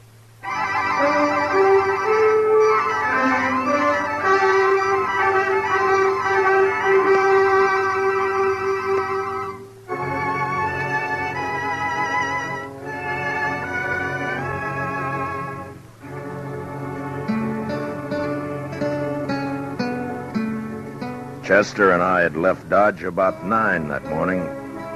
It was a good day, clear with a snap in the air. The horses felt it too, and they wanted to move fast. Not in the lope that we were holding them to. Chester took a couple of deep breaths and liked what he smelled.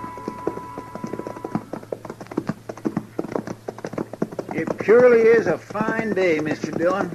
A fine day. I had some government papers to take over to Bill Holton at the post office in Pierceville, a place about 40 miles west of Dodge. Chester and I figured we'd stop overnight and ride back the next day. We followed the trail along the Arkansas and stayed with it as it left the river at Cimarron and cut across the prairie. Looks like a big wagon train up ahead there at the crossing, Mr. Dillon. Yeah, sure looks like it, Chester.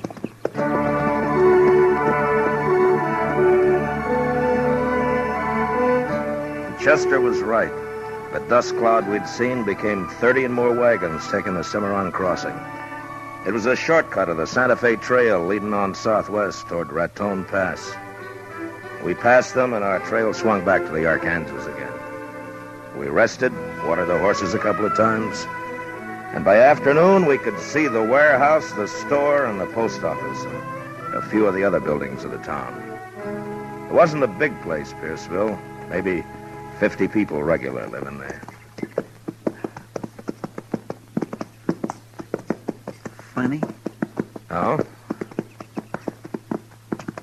I don't know. It looks peculiar. Yeah? I just don't rightly know, sir. It's just funny. It's peculiar. You mean nobody around? Yes, sir, that's what I was thinking. That's what I thought.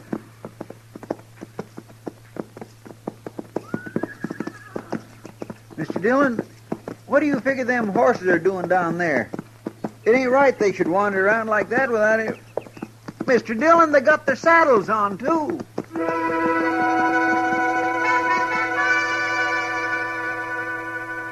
The horses were down the street, and as they heard us, their heads jerked up and they wheeled about and trotted off away and around out of sight. And we stopped. I listened. There was nothing to hear. An empty place, nothing to see. But there was a feeling in the town. You couldn't figure what. We walked the horses over to Bill Holton's post office.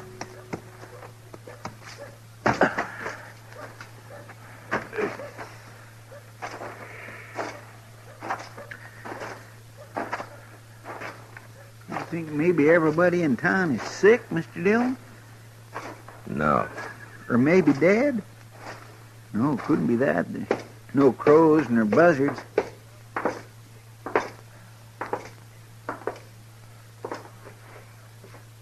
Bill.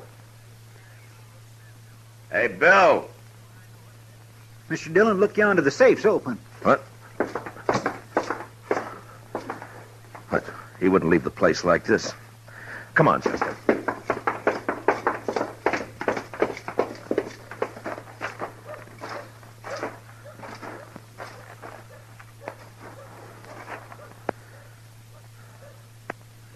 Sure is a funny thing, Mr. Dillon. I swear it gives me the willy-was. I never seen anything like it. Not a living soul in the Hold whole... it, Chester. Did you hear something? I'm not sure. Just wait a minute.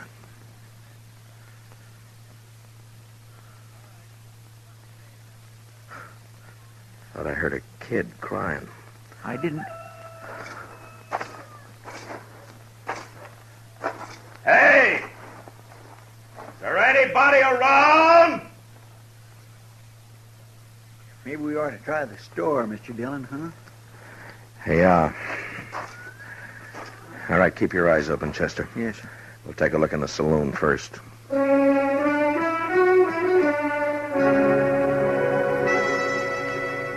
The saloon was about 200 feet back up toward the end of town. But we didn't get that far. They stepped out behind us as we passed the livery stable, and we never had a chance to draw. Get your hands up. High. And hold them there. We did, and I felt my guns lifted away. And then we got a look at what had crawled into Pierceville. There were 3 of them, and they were killers. Man gets to know the look in the eye of a killer. If you're lucky, you see it in time. Now, we weren't lucky that day. It's the law, Brill. Yeah. Where you from, mister? Dodge? Dodge. Hey, that's Dillon. No. It sure is. You Dillon? Marshal Dillon from Dodge? Yeah.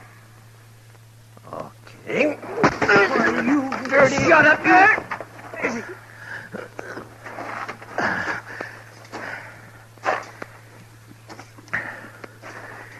You want to try that again? We will. Don't fret yourself about that, Dillon. Keep moving. Take him to warehouse, Brill? Yeah. Be a sight better to get rid of him, if you ask me. I don't think so. Not right now. We might be able to help. I've always wanted a US Marshal to help me. Listen, Will. You take away his gun, you watch him. He'll be on his belly begging to help.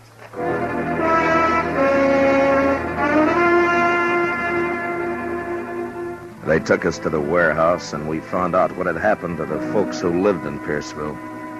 They were all in there.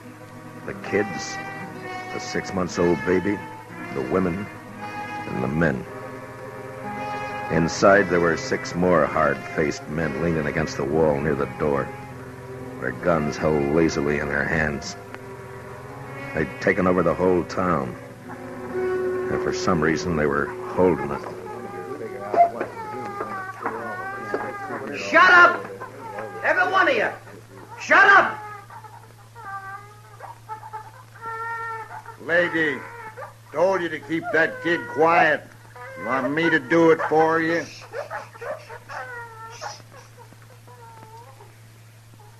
Mr. Dillon, Be you quiet, know what Chester. Yes, sir. Now, asking you again. Which one of you shot my kid brother? You hear what I'm saying? Which one? All right. Maybe you know this fellow just walked in here with his pal. He's a U.S. Marshal out of Dodge. His name is Dillon. I'm going to make him accountable for what you make up to do. When a man does a killing, he's accountable. Ain't that so, Marshal? That's so? Okay. One of these folks killed my kid brother. And unless he talks up, there's going to be a lot of killing around here. You get that? Now, you talk to him, Dillon. You explain the law. I'm a fair man. I'm going to give you a couple of minutes. Don't nobody try nothing, because we'll be right outside. Don't try nothing.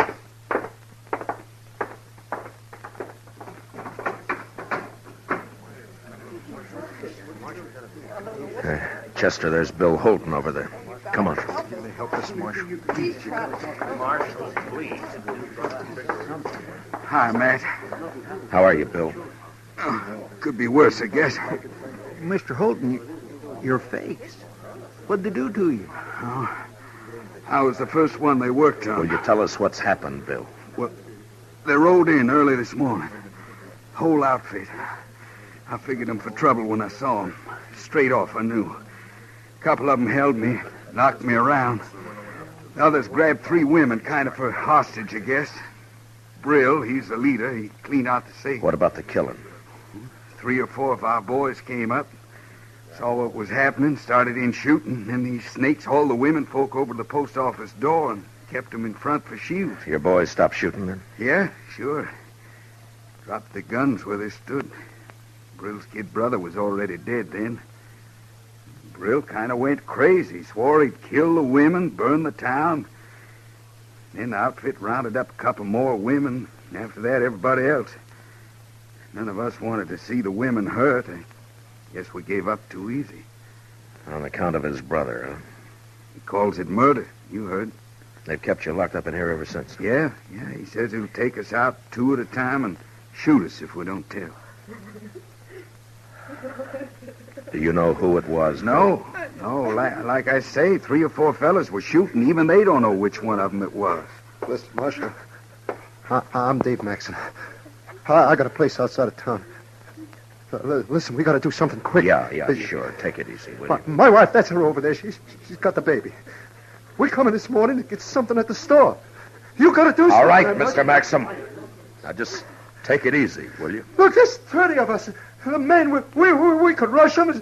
Some of us would get killed. Now listen to me. We got to get to the Marshal. I'm thinking all of us will get killed. And that's not the way. We got to do something. Yeah, I know.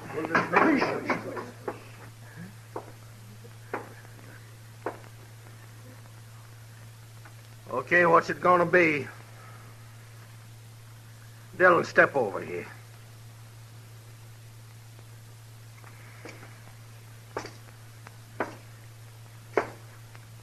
Well, what do you say? I don't know. Seems to me you came here and broke the law. It's the chance your brother took when he got killed. That was murder. He was shot in the back. Maybe he got turned around looking for somebody to kill himself. It was murder. I ain't gonna stand here arguing with you, mister. Who did it? You think I'm bluffing? I tell you I ain't bluffing. If I have to wipe out this whole stinking town, I'm gonna do it. That doesn't get your brother back.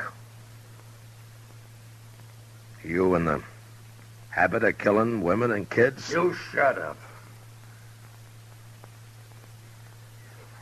Okay. Sanders, Carger, start with 2 of them. Take them outside. That fella. You. And him. No. Oh, no, not Dave. Oh, not you, Dave. No, not Dave. No. Brill, you're crazy. You do this and they won't even hang you. You'll be torn to pieces. You won't be around to see it. All right, go on, get him outside. Well, anybody got anything to say? Anybody gonna say who killed my brother? I'll tell you something, you yellow, gutless coyote!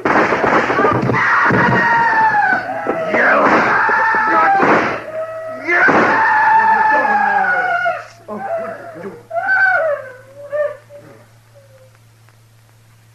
Anybody else? Okay. He don't count. We still need 2. You. Get away with him. Go on. They both of them outside. They took the two men out, and we stood there. Some of us looking at the body of Maxim with his wife sobbing over him. Others staring at the closed door. It had happened so quickly there wasn't time to think, to figure anything. And there wasn't any way to shut out the sound of what happened outside. Oh, no. I gotta do something. No, Bill, don't.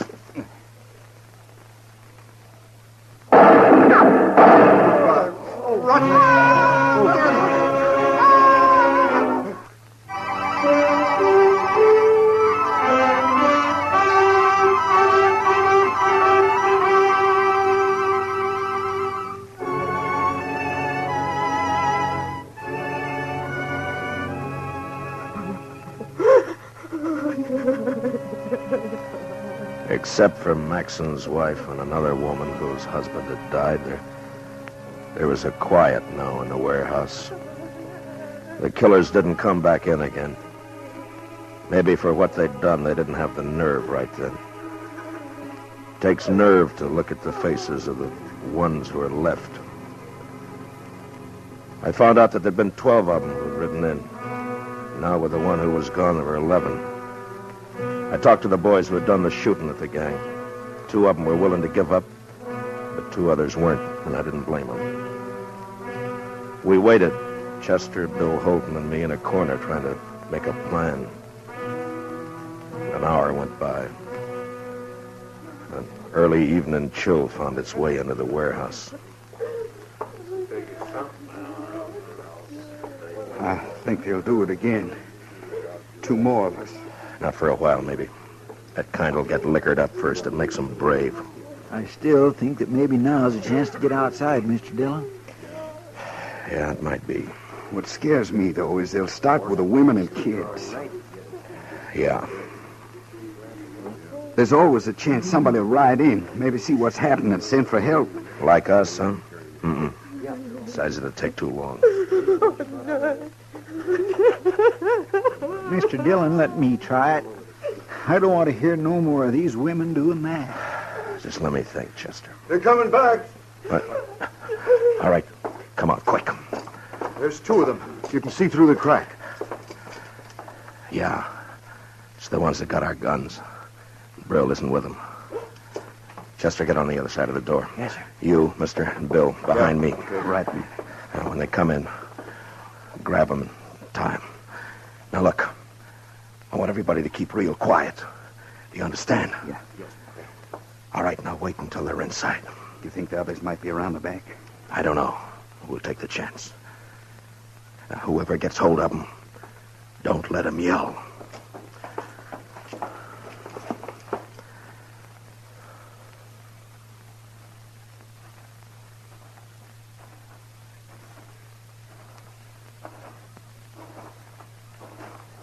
Hey, let me have a drink, will you? Here. What do you think? What? In there. How should I know? Well, we shouldn't hang around too long. I figure we ought to start riding. Well, you know Brill. It was the kid. He thought a lot of them. Yeah. Hey, there's one woman in there, though. Did you see her? Tall one? No, with the old man, the pretty one, the little. Oh, yeah. Yeah. Maybe we get her out here and the others will talk. Might be. I ain't saying it will make them talk, but a lot of men in there are soft about women. What about Brill? Nah, he don't care. He wants to find out who killed the kid. Maybe we can get him to talk. Sure. Might be fun.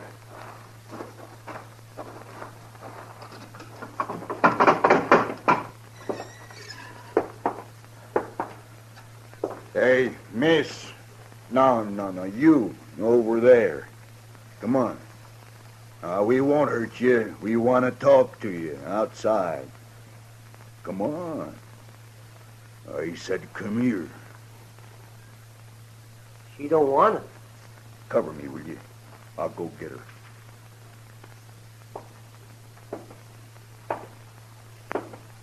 right, now.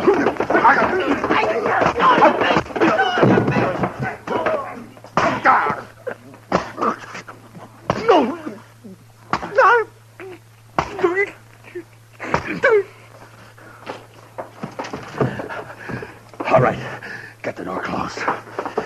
Mine only had but one gun, Mr. Dillon. Well, this one's got two. All right, which one of you here can handle a gun right? Donnelly? Yes, sir? Here. We'll split up the cartridges. Chester, get over by the crack there and keep a lookout. Yes, sir.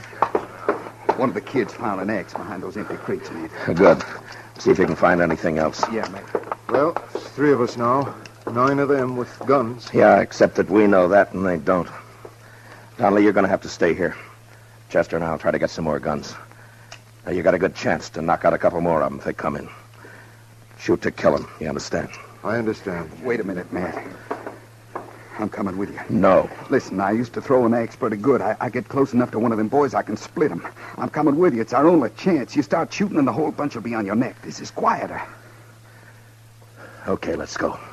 You see anybody, Chester? No, sir. He must be up the slough. All right, then open the door. Now, if we hear any shots back here, Donnelly, we'll come running. Take it easy now.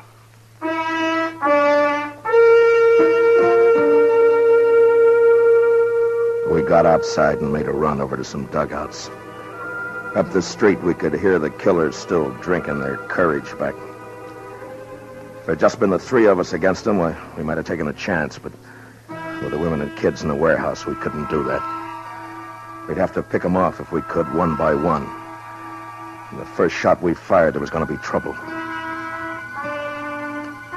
Out to the left of the warehouse in the evening shade, I saw the bodies of the 2 men they'd shot down. A dog was moving around, whimpering. A couple of minutes went by, and then we started around the back and made our way up behind the saloon. If we get in by the back door, Mr. Dillon, you think we could surprise them? We can't take the chance, Chester.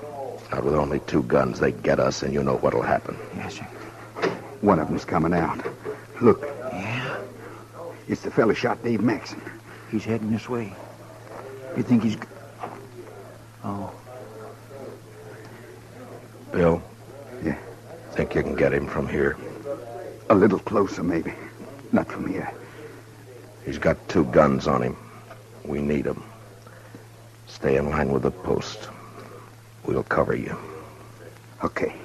I saw Holton's big fist tighten around the axe handle. He moved out and down the alley in line with the post. The killer never looked up. He just stood there, head down, swaying a bit. Then Holton stopped. His arm raised up and back. And the axe caught a gleam of light and must have thrown it into the killer's eye. He had just time to look up and see the thing before it caught him square.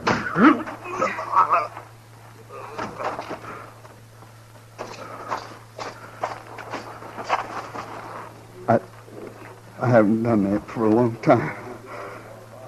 I only throw at trees and boards. I never did it to a man before. I never killed a man like that. Chester, get the other gun. Yes. All right, here. Here, Bill, take this. All right, we got 4 now. That ought to fix us. Now, look, I don't like what we're going to do, but it's the safest way. We go in there shooting, get them fast. In the leg, anywhere. Try not to kill, but don't give them a chance to shoot back. Yes, sir. Sure, man. You okay, Bill? You want to wait a minute? I'm okay. I'm telling you, I ain't leaving until the man killed my brother gets it the same way. No, sir, I won't hear that discussion. How long is that? Drink up, we'll go on back now and see if they change their mind. It's all right with me. They got Marshal Dillon out this time. Yeah. And that deputy. Yeah. Too many marshals around this country anyway. Sure. Where we just All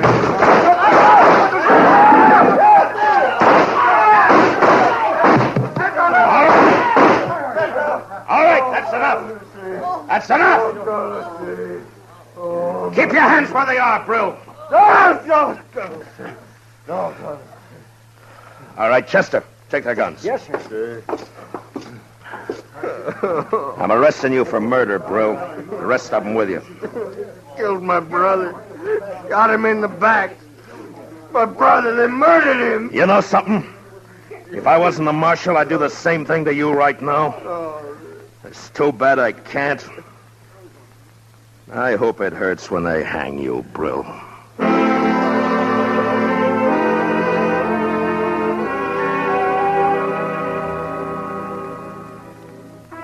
And it was over.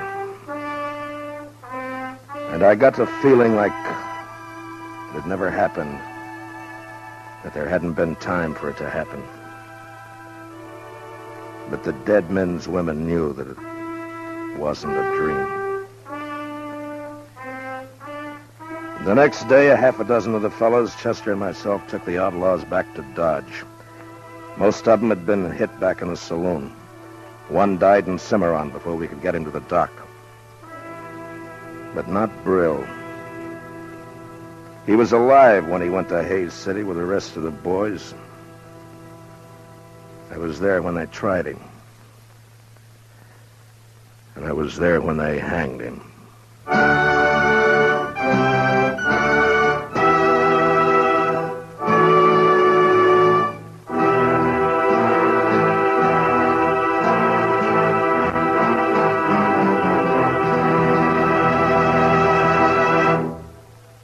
Gunsmoke, under the direction of Norman Macdonald, stars William Conrad as Matt Dillon, U.S. Marshal.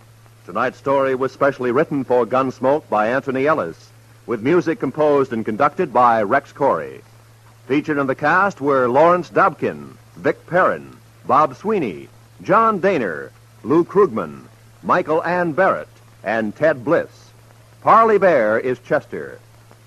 Gunsmoke is heard by our troops overseas through the facilities of the Armed Forces Radio Service. Join us again next week as Matt Dillon, U.S. Marshal, fights to bring law and order out of the wild violence of the West in Gunsmoke.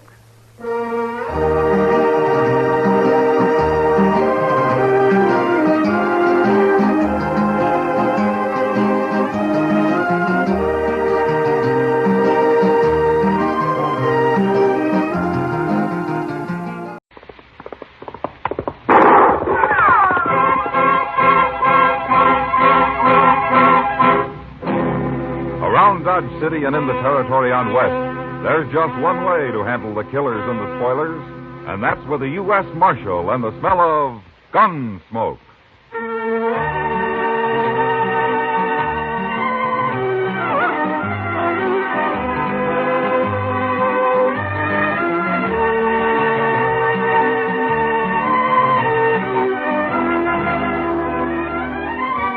Gunsmoke, starring William Conrad.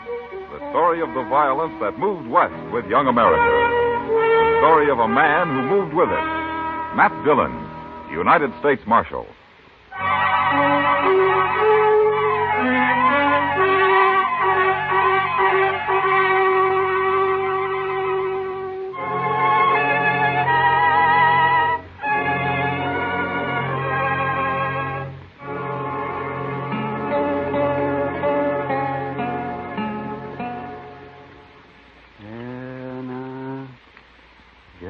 Right now, Matt. That's it. I've got it. Almost. Ah, there it is, yes. Well, a little piece of lead. Just as we thought. You see? Well, it took you long enough, Doc. Nah, don't you blame me. You should have come here before. People never do go to a doctor until the last minute. I've carried that lead in my leg for over a year, Doc. It never did bother me any. The only reason I came up here today is because you weren't busy and I didn't have anything else to do myself. Aren't you through yet? No, I'm not through yet. I'm looking for my needle. I've got to take a couple of stitches in it first. Oh, yes. And if you're talking like that just to get my fee down, you're wasting your time. You know, it's when I'm not busy that I'm poor, and I have to charge more. There now. That ought to hold you fine. Not much of a wound. The lead worked right up next to the skin. I could have cut it out myself. Yeah, but you didn't. And it's going to cost you $5. $5. Well, you're the only patient I've had today. I got to make out somehow. Oh, hand me my pants, Doc. How is he, Doc? Oh, he'll live, Chester. Worse luck. Say, there's a fellow in the office downstairs wants to see you, Mr. Dillon. Oh, who is it, Chester? He didn't say. All right. I'm ready. We'll finish our discussion at supper, if you like, Doc. Well, there's nothing to discuss, but I'll eat with you anyhow. Thanks. See you later.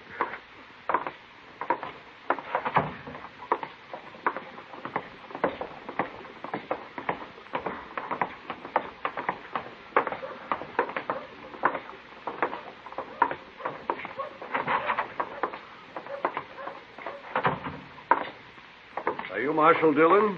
I am. My name's Parker. I'm a special deputy representing the New Mexico Stock Raisers New Association. Mexico? Of course. Haven't you heard of the association? Yeah, I've heard of it. I was just thinking you're a long way from home, aren't you? Perhaps.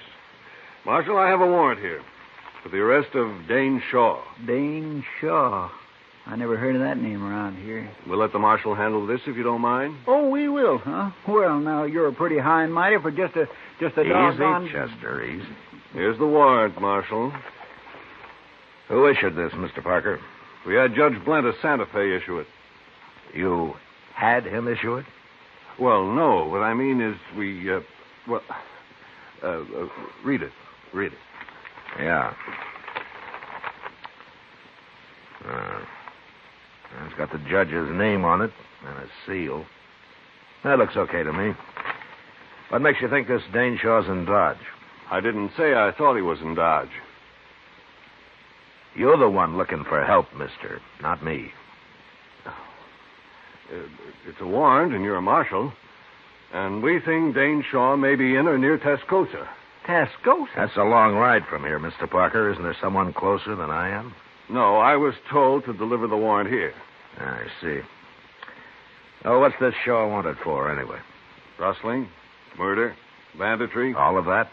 He once rode with Billy the Kid. Does that explain it? Not quite, Mr. Parker. We hold those men equally responsible, every one of them. We? The Stock Raisers Association and others. Ah, I see. Now, you say Shaw once rode with a kid. You mean he isn't still with him? Shaw left the gang just 2 years ago. Who told you he did? Pat Garrett. Pat Garrett? Well, if he said so, it's probably true. We've got to put a stop to that gang, Marshal. New Mexico's like an armed camp till we do. But Shaw isn't with the kid anymore. He's of the same breed, and he'll be back, maybe with his own gang. Yeah, that's possible. In any case, the man's wanted, and you have the warrant. Why don't you come down to Tascosa with us, Mr. Parker? No, that's not my job. I'll wait right here in Dodge. Yeah, I thought so. Any idea what Dane Shaw looks like? 6 feet, black hair, about 180 pounds. That's not much help. Anything else? They say he has a knife scar across his ribs on the left side. Well, that's something. Where's he from? Who knows where any of those men come from? They all lie, anyway. Why, they say Billy the Kid claims to have been born in New York. Well, maybe he was. Oh, nonsense. How do you know? Well, I was born in New York, for one thing. And you couldn't both have come from the same town. I'd hate to think so, Marshal. All right, Mr. Parker, you keep nice and cozy here in Dodge, and we'll ride down to Tascosa for you. Now, Marshal, I don't think that's quite called for. Chester, go get our horses. Yes, sir, Mr. Dillon.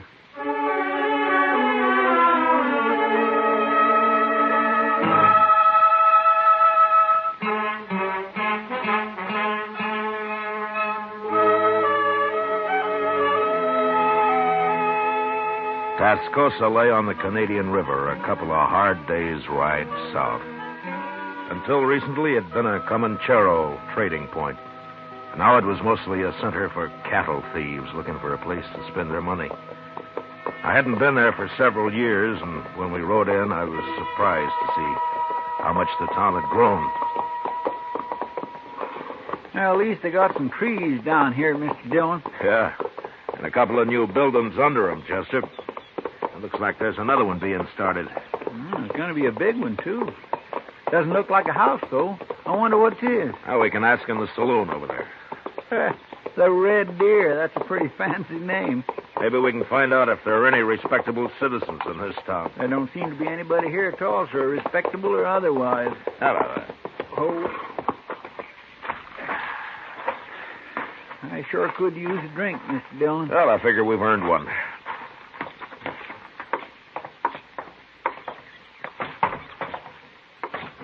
Gentlemen, what'll it be? Beer. Oh, Mr. Dillon. One beer, one whiskey. Right.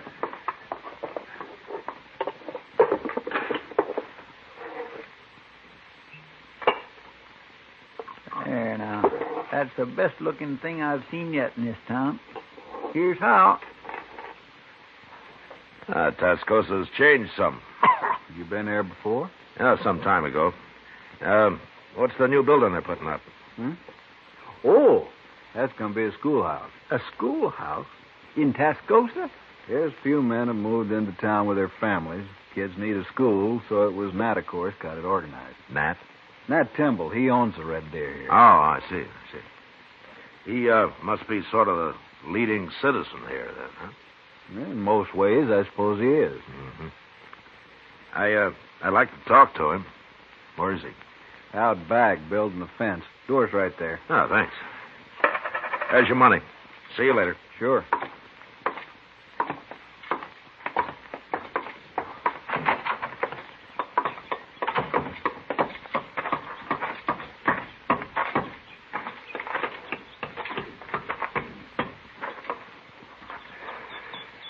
Hello. Mr. Timble? Nat Timble. I'm Matt Dillon, and this is Chester Proudfoot. I'm glad to know you. Barkeep told us that we'd find you out here. Yes, Mike Parsley. He's a good boy. I gathered from him that you were the right fellow to come to, Mr. Timble. What can I do for you? Well, I'm looking for a man. You are? Why? I'm U.S. Marshal, Dodge City. We don't get the law down here often, Marshal. No. Man I'm looking for is Dane Shaw. Do you know him? Nobody by that name around here? Oh, I expect he's changed his name. And how are you going to tell him from anybody else? He's 6 foot tall, black hair, weighs 180 pounds. Could be most anybody that built. He's got a scar across his ribs. It isn't often you see a man without a shirt, Marshal. What you want it for? He used to ride with Billy the Kid. He quit, but they think he might be planning to return to New Mexico with a different bunch, one of his own, maybe. Then it'd be better to stop him now, if that's true. Well, I agree. That's why I'm here. Well, wish I could help you, Marshal. What are you going to do? I don't know. Stay around for a day or so, I guess. Maybe I'll hear something. Fine. You know, it'd be too bad since that fella quit the Kid if he went back to the same old outlaw life. Sure. But he probably will. Men don't often change. Some do if they get the chance.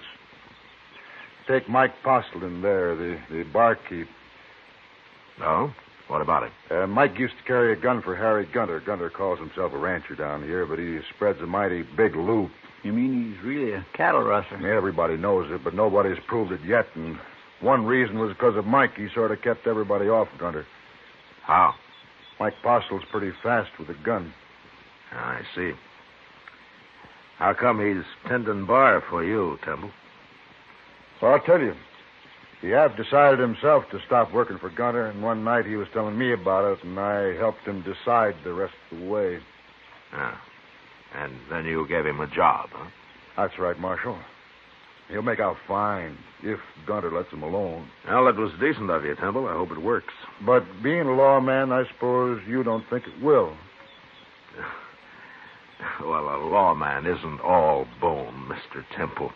Lawman could arrest Mike Postle right now for what he's done. You can't arrest everybody. But anyway, if I were handling it, I'd go after the head man, Gunter. They don't seem to think you're way over in New Mexico. Well, I hear Pat Garrett's after Billy right now, and he'll get him with any luck at all. Pat's a good manhunter. Maybe. But they also want this fella Dane Shaw. Yeah, there's a warrant for him signed in Santa Fe. Yeah. If Pat does stop Billy, there's no point in letting Shaw come back with a new gang. If that's what he aims to do. Well, he might have it in mind. Well, Marshal, that's your problem. Right now, come on inside and have a drink on the house. Oh, thanks, Mr. Temple. It'll be a pleasure. And then I'll tell you where you can get something to eat that won't poison you. Say now, I think I'm going to like Tascosa after all. Sure you are.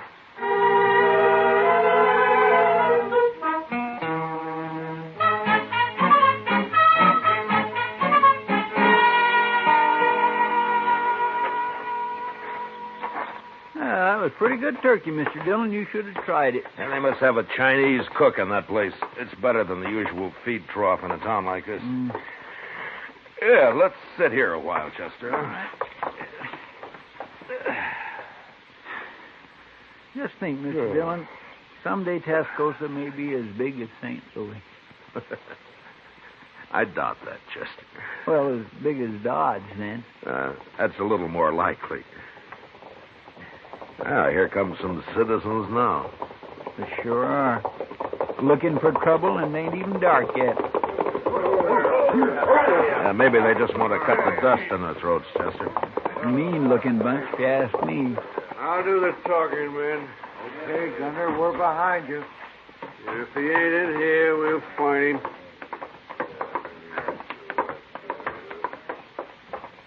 Did he say Gunter? Yeah, I did, Chester. Come on, let's watch this. All right, come on. I didn't expect... Over here, Chester. Yes, sir. You come here for a drink, gentlemen? No, Postle, we didn't come here for no drink. Then state your business, Gunter. You're the first man ever walked out on me, Postle. I don't like it, and I don't aim to tolerate it. That all? There's two reasons you're coming back. I'm not interested in your reasons, Gunter. One is I need your gun.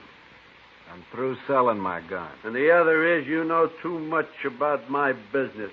Your business is your affair, Gunter. You know I don't talk. Maybe. But you're still coming back. That's so? Which one of you's going to bring me back? You're pretty handy with that six-shooter of yours, Postle. Ain't any one of us fool enough to go against you. That's about what I figured. But you can't shoot the whole bunch of us. I'll sure try hard. And you'll die trying.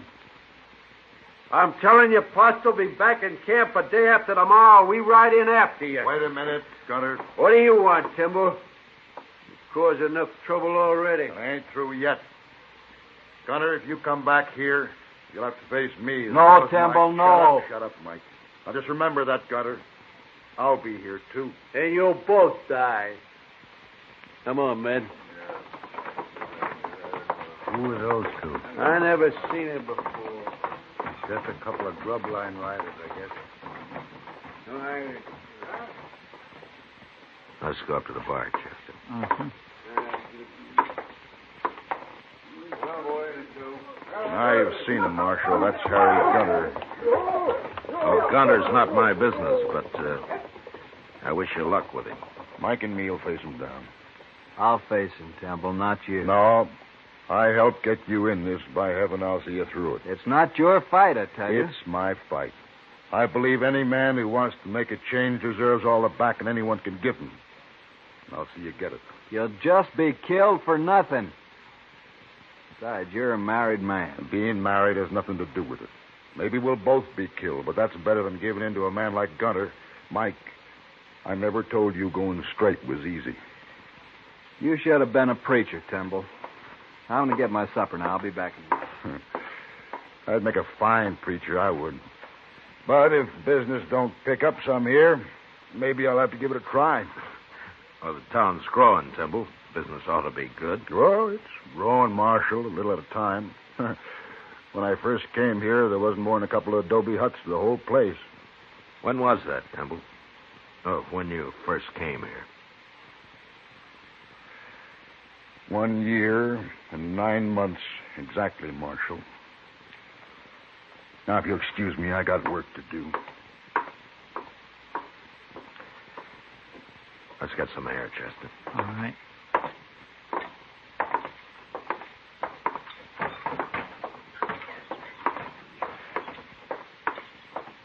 He's a mighty nice fellow, that Matt Timble, isn't he? I mean, willing to back up Mike Postle that way. He's a man of his word. And building a new school and all that. Married, too.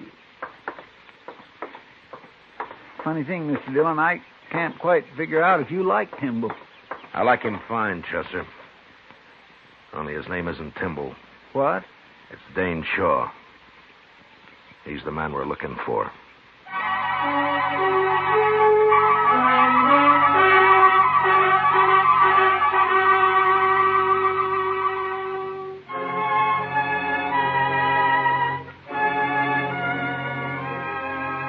The idea of taking a man like Nat Timble in and sending him back to New Mexico to face a jury of scared and vengeful cattlemen didn't sit too well with me. Anyway, I decided I had to wait it out at least until Harry Gunter made his play. 2 days, Gunter had said. And the night before the final day, Timble asked Chester and me to a little dance they were having to celebrate the start of the new schoolhouse. And there we met Ms. Trimble, a fine-looking woman with a strong face and steady blue eyes. If you'd like some punch, gentlemen, my husband's serving it right over there. Yes, I might enjoy sampling a little, ma'am. I'll be right back. Chester. Yes, sir? Huh? Oh, my goodness. Oh, excuse me, ma'am. I'd also enjoy fetching you a cup of that punch. Oh, thank you, Chester, but I'll have some later. Well, sure, ma'am. Anytime. I'll be right back. I'd be foolish not to take advantage of your husband's being busy, Miss Timble. Would you do me the honor? No offense, Marshal, but I'd rather get a breath of air outside. Why, certainly, ma'am. Would you accompany me? Why, of course.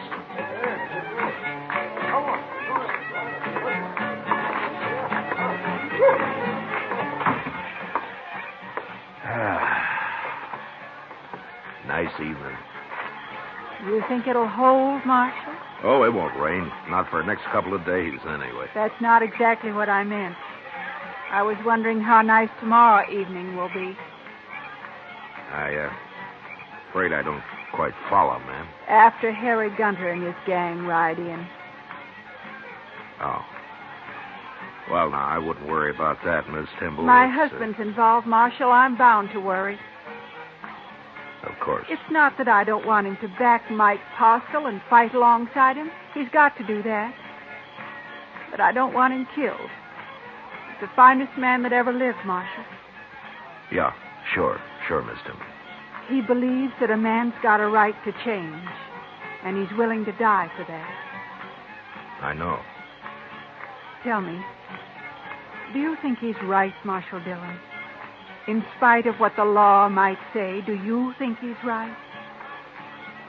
I think he's right, ma'am. I had a feeling you would. But maybe things will work out all right tomorrow. Maybe everything will be fine. I hope so, Marshal. Anyway, I'll bring our son up to know his father for the rare kind of man he is. Oh? Well, I didn't know you had a son.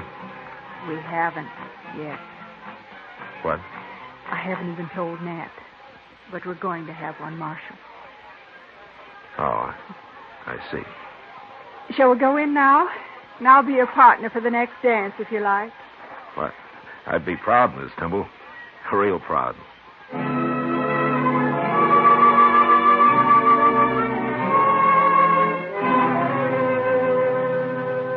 Next morning early, Chester and I saddled up and rode out past the edge of town to the south. There we pulled off the trail into a clump of scrub cedar and waited. Beyond us lay the Canadian River, and across it broad Vegas of spring-fed meadow grass. As we watched, a buffalo, cow, and calf came to the river and drank. And then they suddenly moved off upstream and disappeared in the mesquite. And a moment later, 6 horsemen came out of the distance, riding hard for the river and for Tascosa. I reckon that's them, Mr. Dillon. You, don't have to do this, Chester. I know it. Any objections to me using a rifle? There are no rules in this game. I'll feel a mite cozier behind the Winchester. Eyes open, Chester. Yes. Come on.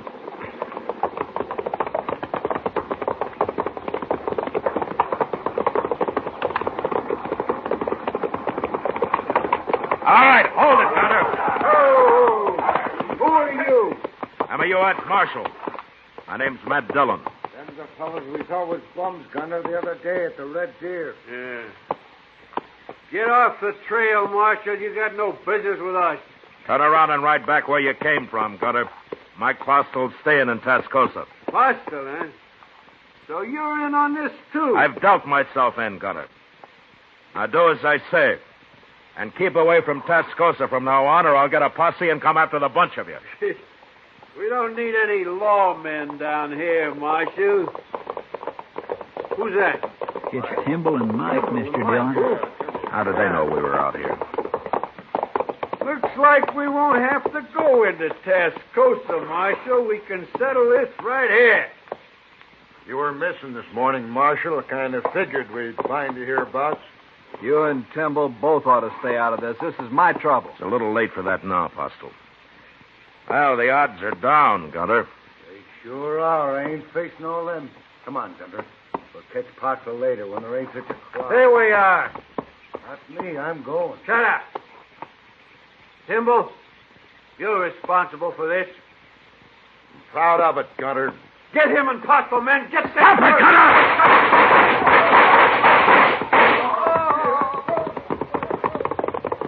Should we go after them three? No, let them go, Chester. They won't be back. Timble's been hit.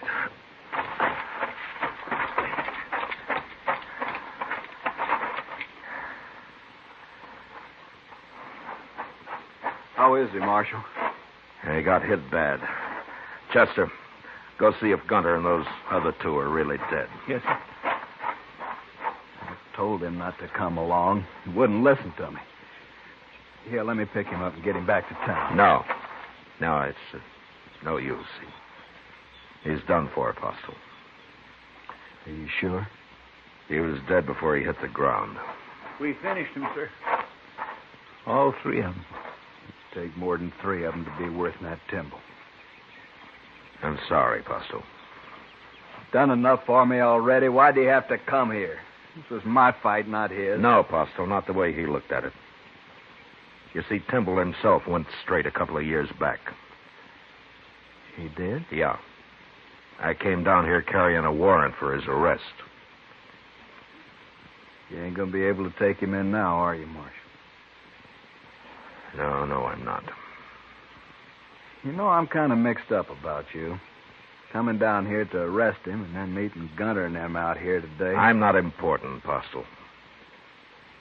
Just you remember what kind of man Timble was. I ain't likely to forget. I'll swear to that, Marshal. Good. Look, you and Chester stay here. I'll send a wagon out from town. I'm going in to see Ms. Tyndall.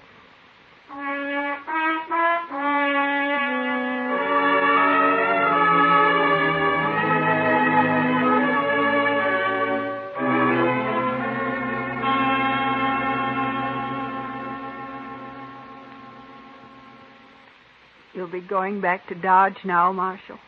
Yes, ma'am, I will. I want to thank you for trying to stop it. It's my job.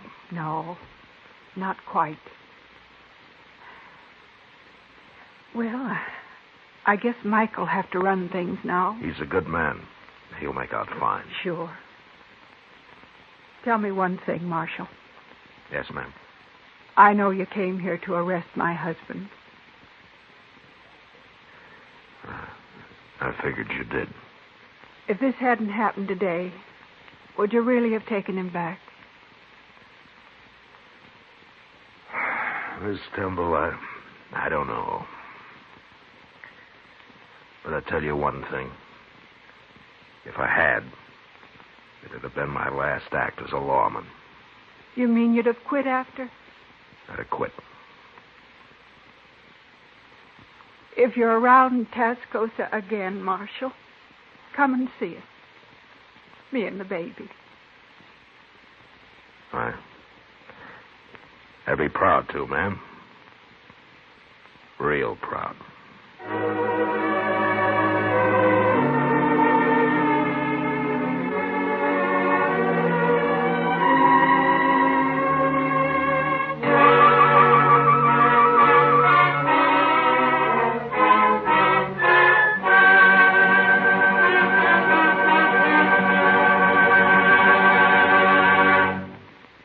Gunsmoke, under the direction of Norman Macdonald, stars William Conrad as Matt Dillon, U.S. Marshal.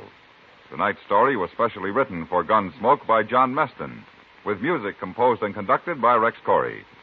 Featured in the cast were John Daner and Tom Tully, with Harry Bartell, Paul Dubov, Helen Queeb, and James Nusser. Parley Bear is Chester, Howard McNear is Doc. Gunsmoke has been selected by the Armed Forces Radio Service to be heard by our troops overseas. Join us again next week as Matt Dillon, U.S. Marshal, fights to bring law and order out of the wild violence of the West in Gunsmoke.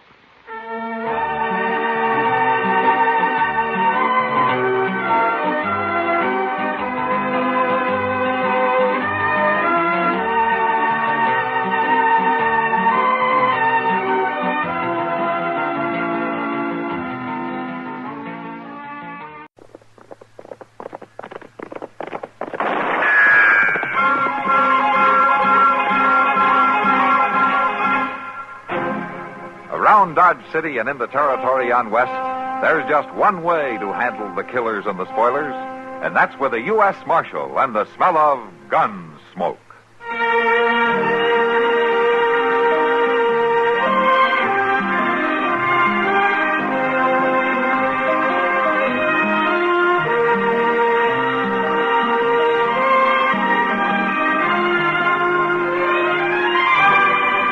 Gunsmoke, starring William Conrad, the story of the violence that moved west with young America, and the story of a man who moved with it.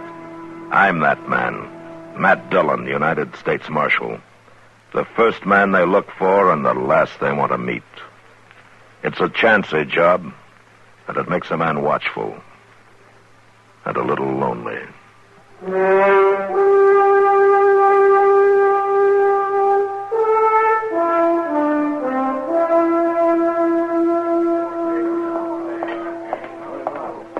Marshal? What?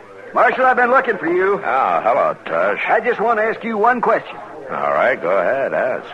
Are you not sworn as a matter of bounden duty to uphold law and order in Dodge City? Well, I guess you could put it that way. Then why don't you get up from that there table and go out and find that cow? Cow? Goodness, you think all Mr. Dillon's got to do is go around hunting some scrawny old cow? You keep your mouth shut, Chester. No, just a doggone minute here. Ain't nobody going to smart off at Sit me down, like Chester. Sit down. I You too, Tush. You keep waving your arms like that, you're going to get apoplexy. ain't got no time to sit down, Marshal. I got 1,400 head of cattle over across the river, bawling and a frothing. I got buyers up at the Dodge House willing to pay pretty near anything I ask because I'm bringing in the first trail herd of the season, providing I can. Marshal, you've got to find out what happened to Oney Hager and that gall-dying cow of his. Well, how do you know anything has happened to it? They ain't at that shack of his, neither one of them. If he was just going visiting, he wouldn't take the cow, would he? He might. Oney Hager's pretty crazy about that cow. You shut up, Chester. I didn't ask you. I didn't ask if you asked. I was just saying my own sense. All right, Chester. Look, Tush, why don't you just sit down and have a beer, huh? Oney will be back in his own good time. Well, his good time ain't mine. Bert Collins is bringing a herd up for the Circle C. He ain't more than 2 days behind me. And if he gets his cattle across that river and into them shipping pens first, he'll get the big price and not me. Well, I'll check around town in the morning and see if anybody knows where Oney went. Or to ask his neighbors, they ain't seen him for 4 or 5 days, or the cow either. And, Marshal, I'm reminding you of your sworn duty. My sworn duty doesn't include going out and scouring the countryside for a missing cow, Tush. Not even if there's been foul play done? What are you talking about? That shack of his has tore up something awful, like there was a big fighting ruckus in it. Is that the only reason you think something's happened to Oney, the way the place looks? Marshal, Bert Collins wouldn't stop at nothing to get that herd of his in ahead of me. He's just low down mean enough. Well, it's too late to start tonight, but I'll see what I can find out first thing in the morning. All I'm asking, Marshal, for you to enforce the law and protect the innocent and bring a guilty to justice. Yeah, I'll try to do all of that, Tush, the first thing in the morning, huh? Now, why don't you check in at the Dodge House and try to get some sleep? I doubt I'll close my eyes. All them cattle on the far side of the river, all that money on this side. I won't sleep a wink, Marshal, but I hope you pass the trail tonight. Thanks, Tush. My goodness, Mr. Dillon, all that fuming and fretting over a 16-year-old cow that's a dang skinny, her hip bone stick out like a hubs on a wagon wheel. Yeah, but she comes in handy, though, for a job like this. Oh, Matt. Chester. Oh, hello, Kitty. Oh, Kitty. Sit down. You like to have some beer? Yeah, thanks. All right. What's Tush Lee all worked up about, Matt? Oh, he's got a trail herd that he wants to bring across the river. He's pretty upset because he can't find Oni Hager and that cow of his. What's Oni Hager's cow got to do with it? Well, for land's sake, Miss Kitty, everybody knows you got to have a cow or a steer that's a good swimmer and it'll take the lead if you want to drive a herd across water. Well, I didn't know it. Is that true, Matt? Yeah, that's true. See, a lot of herds have a natural leader or two, and if they'll take to water, the rest of the cattle will follow them across. But you try to force the herd in, the chances are they'll panic and half of them will drown. Huh. I never heard of it. Oh, Oni Hager makes a lot of money every season just leading the herds across the Arkansas. That old cow of his takes to water like a duck. Well, then it's not a joke. Without that cow, Tush is in trouble. And sure he's in trouble. When Bert Collins hits here in a couple of days with his herd, there's going to be more trouble.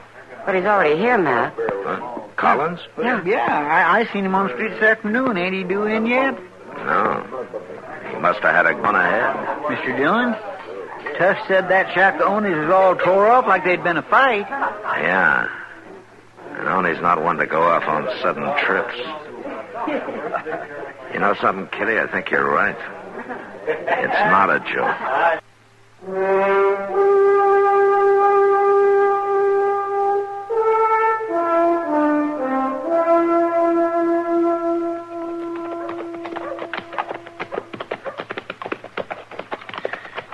It sure is good to get back, Mr. Dillon. I'm terrible hungry. Matt! Oh, Matt! Huh? Wait a minute. Oh, hello, Doc. Oh, Doc. Want to talk to you. All right.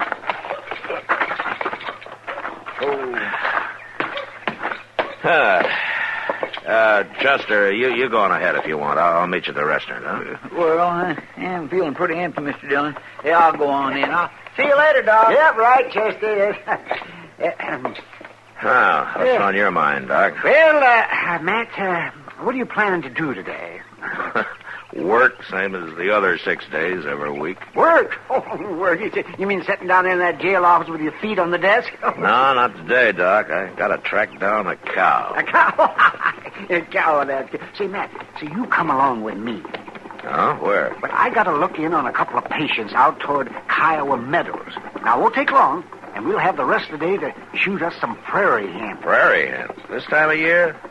Doc, the only prairie hen around here right now are holed up in the plum thickets so deep that a weasel couldn't even get to. Now that's just where you're wrong. You know how Kiowa Meadows is protected by that bend in the river?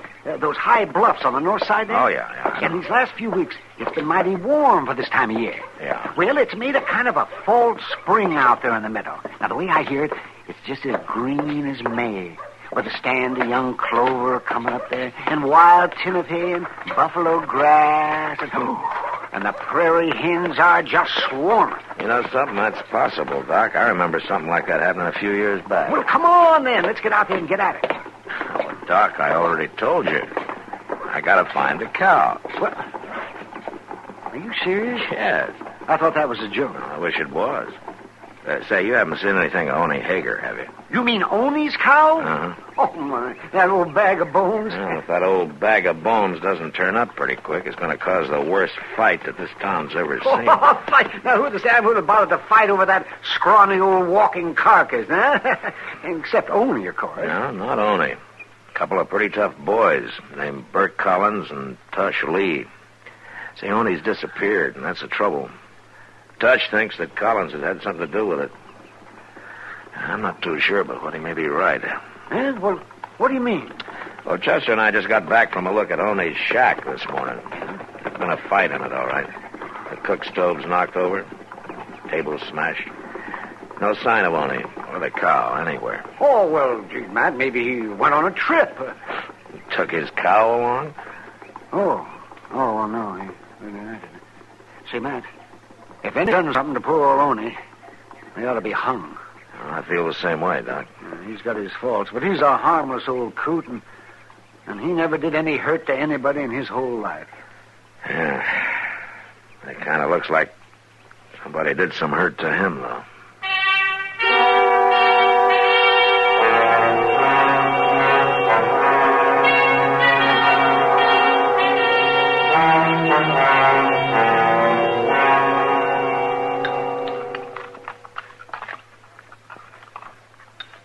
I just don't seem to have no appetite at all lately, Mr. John. Yeah, I noticed that, Chester. You only had 6 eggs. Well, I don't mean I don't eat exactly, but I just don't seem to relish it so much anymore. Oh, I see. Well, maybe if you cut down on the quantity a little bit, maybe... No, it ain't that, I don't think. Oh.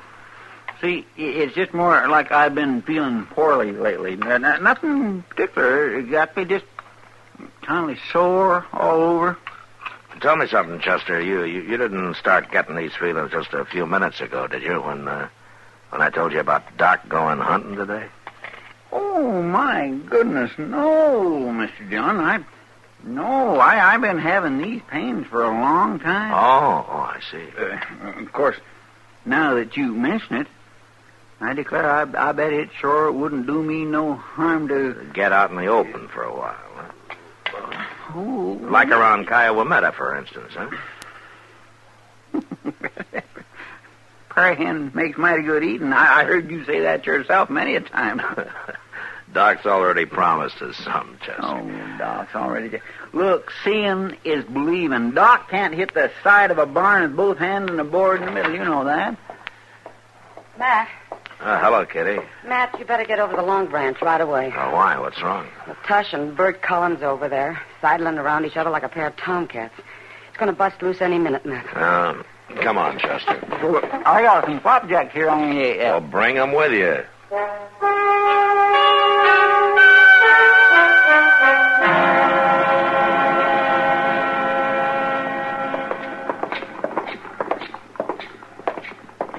Ain't ought to say nothing about nobody. There they are, Mr. Dillon.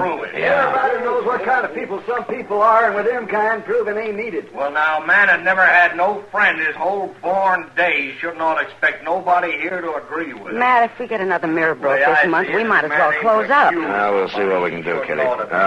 You stay here, Chester. Yes, sir. I'm saying you made off with Oney Hager and that cow of his, and more than likely you done him in. Now, that's a lie. And I'm going to break you in pieces for it. Well, you can start whenever you're All ready. right, hold it, both of you. Huh? Well, there's your murderer, Marshal. Do your duty now. Marshal. A man shouldn't ought to go telling lies about somebody, had he? What are you doing in town, Collins? I thought your herd was still a day or so south of the river. Well, I rode in ahead. Wanted to talk to them cattle buyers. Come in to steal that cow and murder Oney Hager. That's what he done. Have you seen Oney, Collins? Why'd I want to see him? I got 2-3 good swimmers in my herd. You gonna arrest him or ain't you, Marshal? I'm afraid I haven't got much reason to, Tush. All right. I'm gonna take the law into my own hands. I wouldn't advise that, Tush. I give you your chance, Marshal. If you ain't gonna do your job, I'm gonna bring my boys into town. We'll do it for you. Tush, come back. Well, now. Crazy fool. A man is going to be attacked. He shouldn't ought to just stand around and do nothing to protect himself, should he? Now, wait a minute, Wait Collins. nothing. I'm going to camp and get some of my boys, Marshal. Doggone old cow sure is causing a lot of trouble, ain't she, Mr. Dillon? Yeah. And it's going to get worse.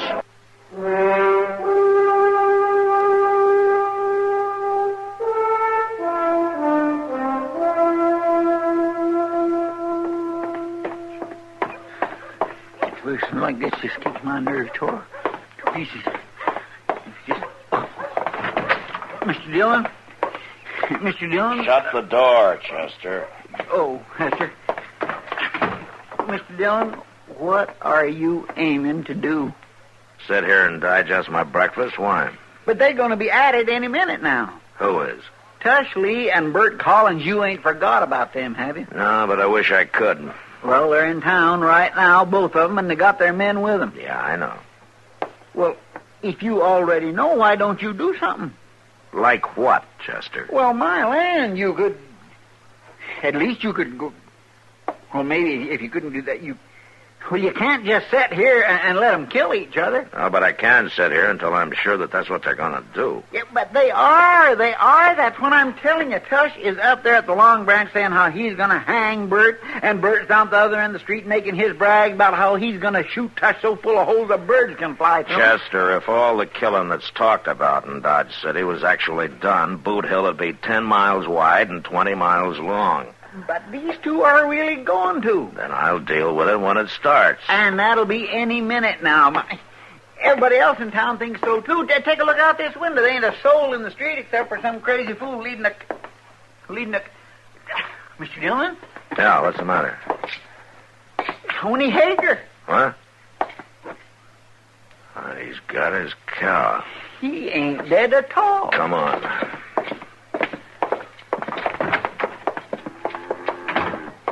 Hey, Oni!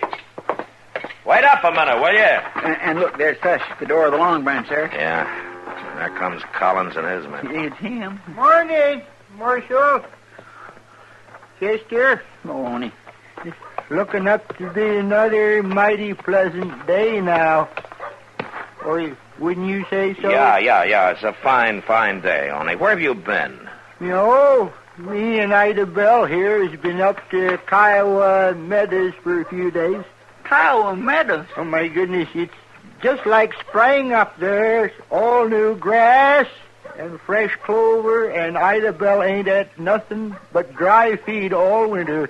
It's just done her a world of good.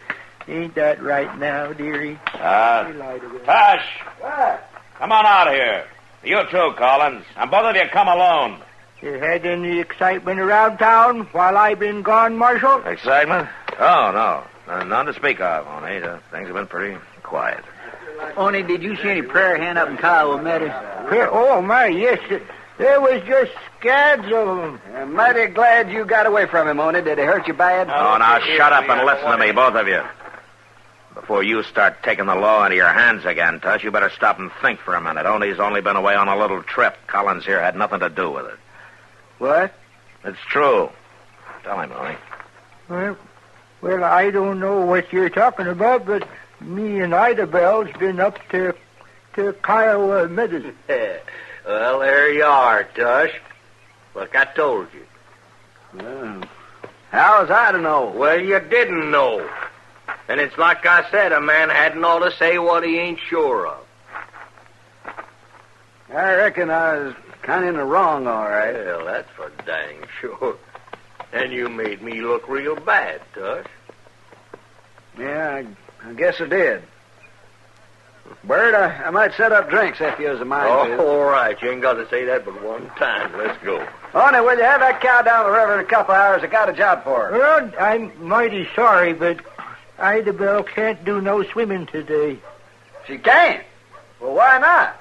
Well, she ate too much green clover, and she ain't going to be fit to go in the water before tomorrow. Tomorrow may be too late. Oh, forget it, Tush. Throw your herd in with mine. We'll swim them across together. Well, then we'll hold out for the same price with them cattle buyers. Fair enough. Oh, all right. Come on, let's get that drink. Okay. Say, Oni. Yeah? If you went off on a trip on your own choice, now how come your house was all tore up so bad that way? Yeah? Well, that was on account of Ida Bell. She didn't know where we was going, and she put up an awful ruckus before I convinced her. But it wasn't the barn that was tore up, it was the house. Well, of course it was. Where do you expect me to keep her, outdoors? No, Oni. Nobody would expect you to keep that cow any place except right in the house.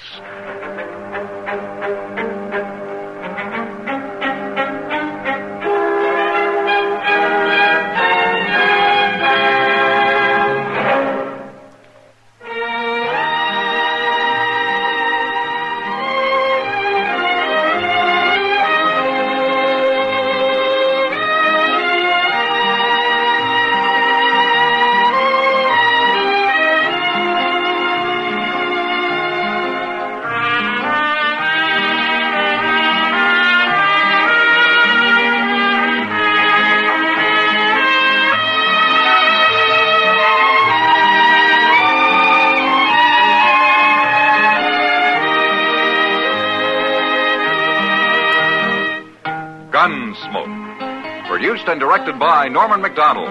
Stars William Conrad as Matt Dillon, U.S. Marshal.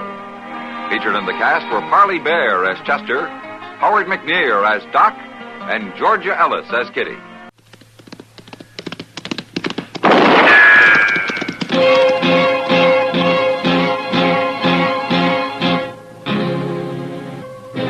Around Dodge City and in the territory on West, there's just one way to handle the killers and the spoilers, and that's with a U.S. Marshal and the smell of Gunsmoke.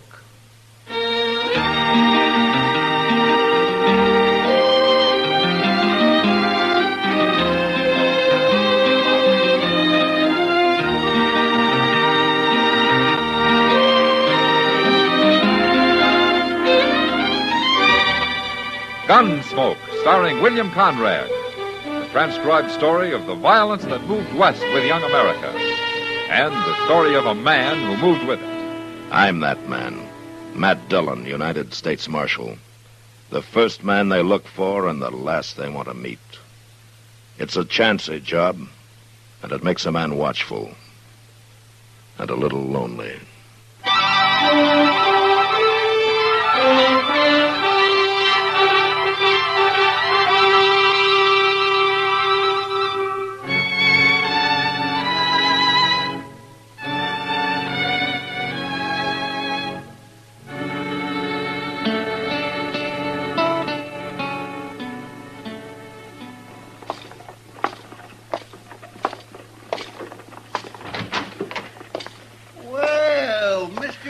Morning, Chester.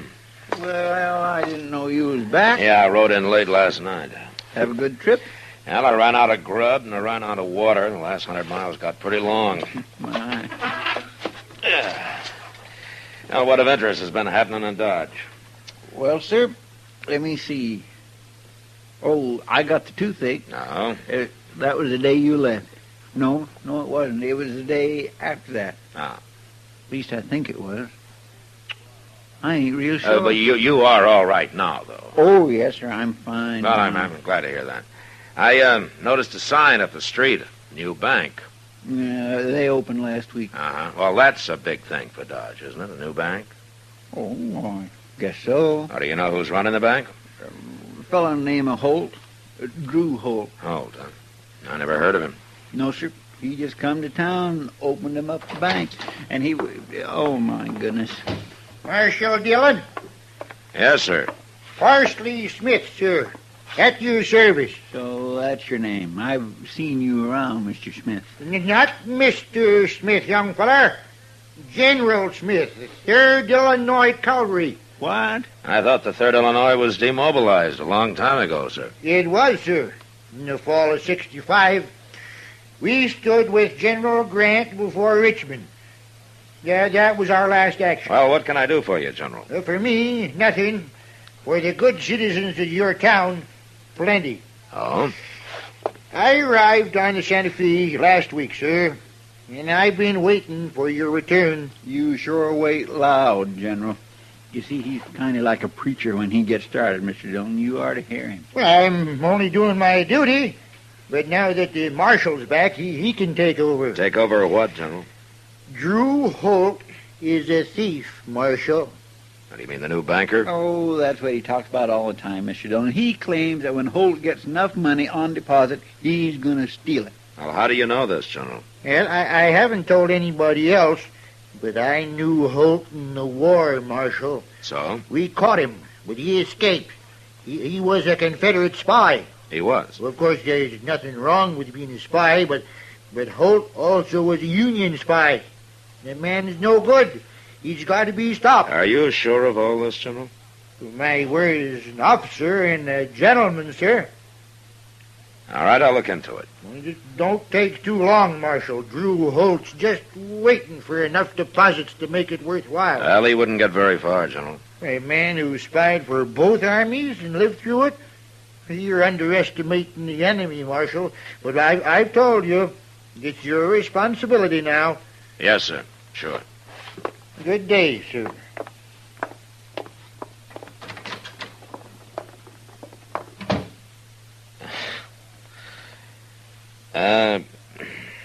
Chester, Yes, sir. About what of interest has been happening in Dodge.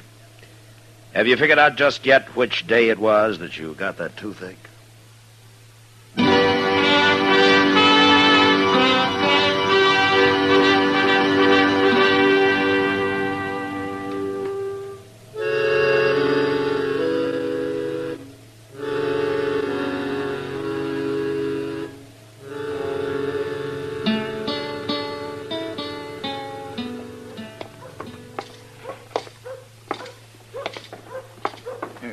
This is the place, Mr. Dillon. Drew Holt? Yes? I'm Marshal Dillon, Holt. This is Chester Proudfoot. How you do? This is a pleasure. Have a chair, gentlemen. Thank you. I heard you were out of town, Marshal. Well, I got back last night. Dodge has grown since you were away, eh? Yes. Well, we're doing fine. Just fine. Except for one thing. Oh? That crazy old fool General Smith. I don't know what he's got against me. I never even saw him before, but... you're going to have to lock him up, Marshal. I'm not going to have my bank and my name ruined by a madman. Uh-huh. Where you from, Holt? What? I said, where you from? Why, back east, Pennsylvania. Why? Oh, you look familiar. I thought maybe we'd met somewhere a long time ago. It, couldn't have been in the Army, could it? I wasn't in the Army, Marshal. Ah. Well, it doesn't matter. Oh. What do you want? I didn't know you were busy. We'll wait outside. I'll wait at the Alfreganza. You want me, you come. You'll have to excuse him. He's kind of a handyman I keep on staff. Uh-huh. Yeah, sure. Well, we'll be going, Holt. Glad you came by, Marshal. Yeah. You're not going to do anything about General Smith? I don't know. But don't you do anything about him. Come on, Chester. Yes, sir.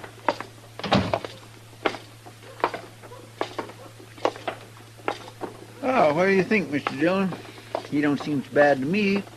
Outside being kindly short-tempered, like when that fellow walked in. You know who that fellow was, Chester? No, sir. His name's Ed Nash. He's a hired gunman from up north.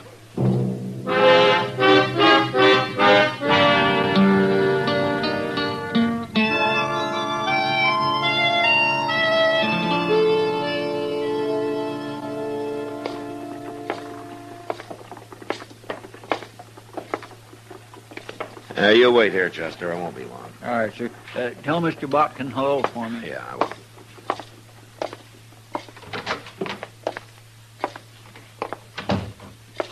Well, if it isn't the Marshal, back safe and sound. How are you, Mr. Botkin? Well, can't complain. Sit down, Marshal, sit down. You're not even complaining about your competition down the street? Holt's Bank? Not at all. Dodge needs another bank, Marshal. Oh, is that so? Certainly is. Now I'll be able to spend more time in the land business, and that's where I'm needed. Tell me something, Mr. Botkin. Yeah? Do you know anything about Drew Holt? Well, he came to see me the first day he got here, Marshal. Showed me his credentials and his charter. Perfectly sound man. Uh-huh. But a man could fake credentials, couldn't he? Oh, come now, Marshal. You've been listening to that crazy old General Smith. Now, you think he's lying, huh? Why, that old fool lies about everything. He told me he'd fought under Zachary Taylor in the Black Hawk War, and that the last time he saw Taylor was at Harper's Ferry. What do you think of that?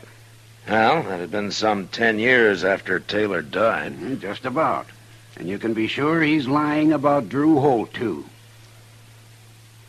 Well, I hope you're right. You bet I am. And don't forget what I said. We need that bank. We need it bad. It's going to mean a lot to the whole country around here. You wait and see. Okay, Mr. Bucket. I'll wait.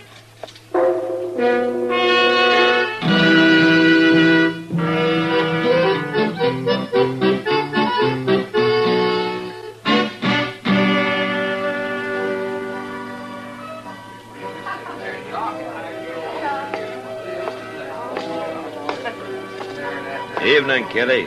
Hello, Matt. You haven't seen General Smith around tonight, have you? He's usually here about this time. You gonna do something about him, Matt?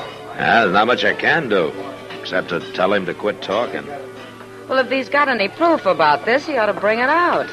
As far as I can tell, he just says Holt's a thief and expects everybody to believe him. You know, I'm finding out General Smith's something of a liar, Kitty. Huh? Like his coming here on the train. He didn't come on the train. He came on the stage. The driver himself told me today. Now, why does he have to lie about that? Who cares? That beats me. But maybe I'll find out when Doc gets back from the country. What do you mean, Matt? General Smith said he was with the 3rd Illinois Cavalry. That's Doc's old outfit. Say now, that'll be interesting. Yeah, but I feel kind of uneasy about it. Well, why? Well, he's a liar, sure, but I'm not sold on this Drew Holt. Oh, he seems harmless enough. A man that hires a gunman like Ed Nash isn't as harmless as he might be, Kitty. Well, I didn't know Nash was a gunman. Well, he is. I seen him up north. He doesn't remember me, though. Well, what's Holt need of a man like that? Well, if you ask him, he'd probably say it was to protect his bank. Mr. Botkin doesn't have gunmen hanging around his bank. No, he doesn't. Oh, well, there you are, Matt. The general's arrived. Yeah. Well, I better go talk to him, Kitty. Get it over with. Come back later, Matt. Yeah, I'll try. Draw me a beer, barkeep. And I could drop a shot of good bourbon in it. Yes. Oh, well. Good evening, Marshal. You join me in a drink? No, thank you, General. Yeah, I see the new bank is still open. When are you going to close it? I'm not going to. You're shirking your duty, eh? No, not the way I figure it, sir. Drew Holt's credentials are good, according to Mr. Botkin. There's nothing easier than that, especially for somebody as clever as Holt is. He's hired a gunman, General. It could be to take care of you. It'd take more than that to scare a man who stood before the batteries at Vicksburg. Have you ever faced grape shot, Marshal? Look, General, was your talk is hurting this town. Now, we need that bank. I was decorated by General Grant himself, Marshal, in person. Look, your talk can also hurt Botkin's bank. Now, people lose faith in a hurry when they get started. Now, you're not helping Dodge at all. But I helped win the war, Marshal.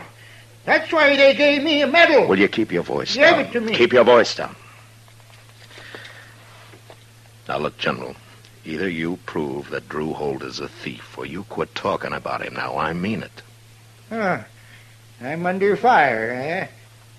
Well, that's one way of putting it, General, but you come up with proof or I'll run you out of Dodge. You'll get your proof soon enough, but it'll be too late then. There's no use arguing about it. I've warned you. Now, next time, out you go. If they'd listened to me at Bull Run, there'd never have been no disaster. General, why don't...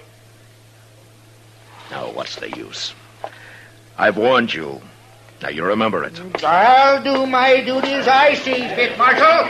I always have, and I always will.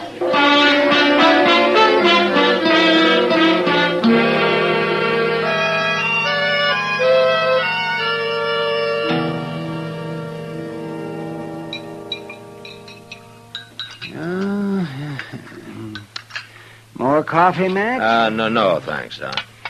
Yes. Oh, my, look at that coffee. Oh, I sure made it black and heavy this morning. Well, you'd complain if it wasn't. Yes, I suppose I would. Oh, my. Delivering babies is some fine way to make a living. Now, what else would you use for an excuse to stay up all night, Doc? Excuse, listen. Well, I could always shine me up a tin star and sit around saloons waiting for dawn and acting like a killjoy. Yes. Doesn't look like work, but it is. Oh, now, just when I start a good row, you get serious on me. I'm sorry, Doc. I guess I'm in a bad mood this morning. Oh? What's the matter? General Parsley Smith? Yeah. You haven't told me anything about him. Well, I want to see him first. I want to talk to him. But you told him to lay off, Matt, so he probably will. Oh, yeah, sure. I bet he will. Oh, see, I hear Drew Holt bought himself a house out at the edge of town. Mm-hmm. Well, now, that doesn't sound like a man who's planning to run away. No, it doesn't. Mr. Dillon? Oh, hello, Doc. How are you, Chester? General Smith's at it again. He's standing out there in front of Holt's Bank yelling at everybody who goes in. He's telling them they might as well throw their money in the street as put it in there. He'll probably lay off, huh, Doc? Yeah, well, let's go and see him, Matt. All right. You can say hello to him before I run him out of town.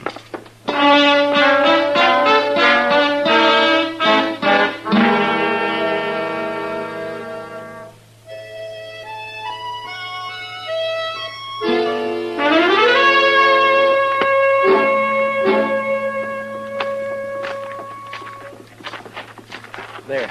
See that? Look at that. See? He just talked that fella out of going in there. Uh-huh. Well, he'll quit talking soon enough. Yeah. Oh, he's seen you, Doc. Yeah, so he has.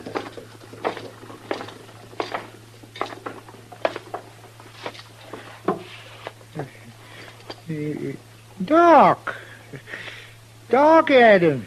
Hello, Parsley. Oh, what are you doing in Dodge? I live here. What are you doing here?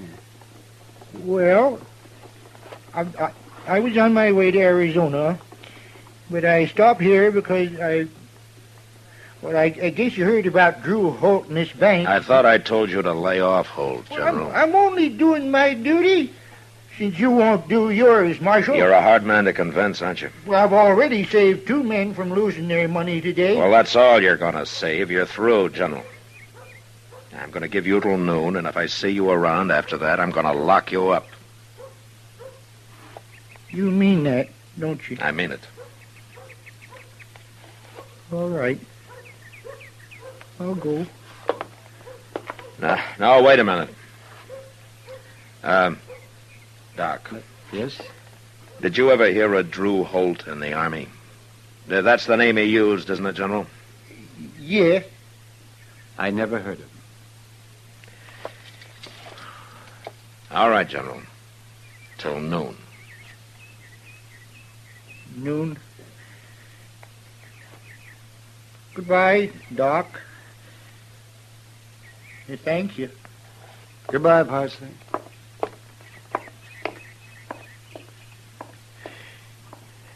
Well, what was the thanks for, Doc?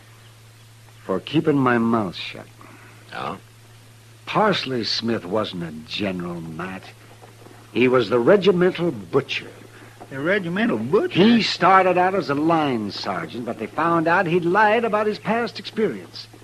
He claimed he'd been an officer with General Scott in Mexico. It turned out he'd never been in any army before. Well, he's through now.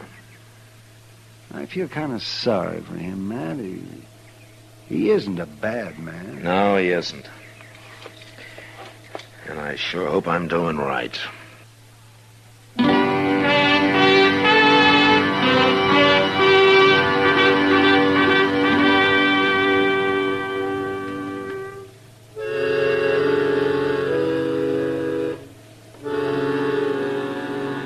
I didn't see Parsley Smith again that day, and I was glad I didn't. I'd have had to get rough with him. And I had no stomach for that. I did go talk to Drew Holt, however.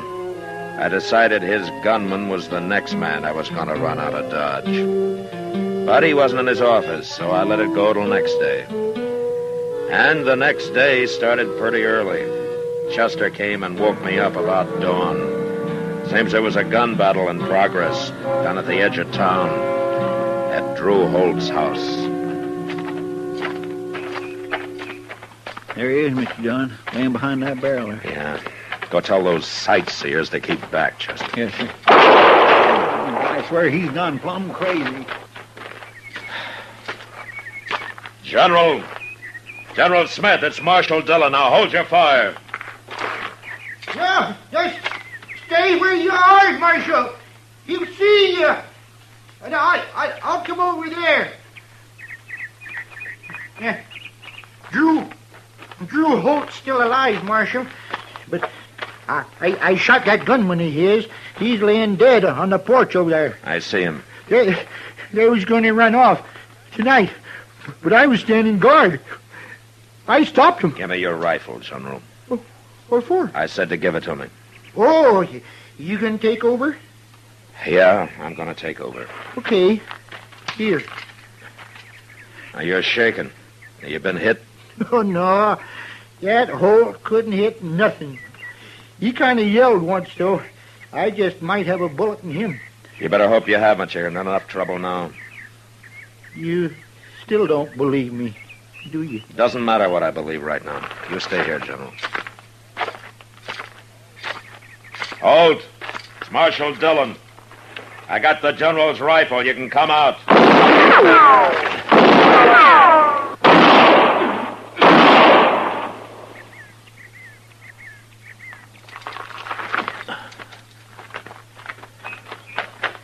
You got it, Mr. Dillon. I heard him yell. Yeah. Go get General Smith, Chester. Bring him up to the house. Yes, sir. Hey, General, come here.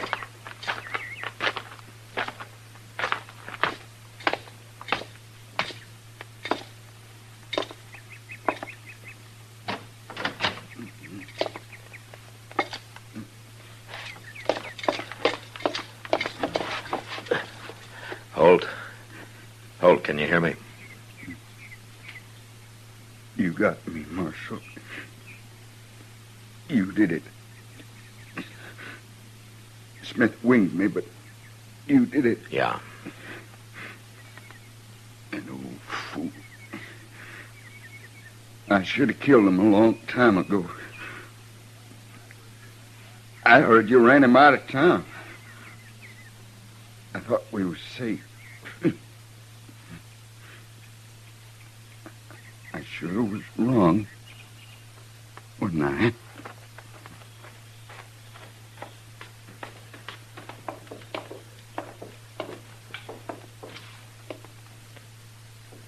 Is he dead, Mr. Dillon?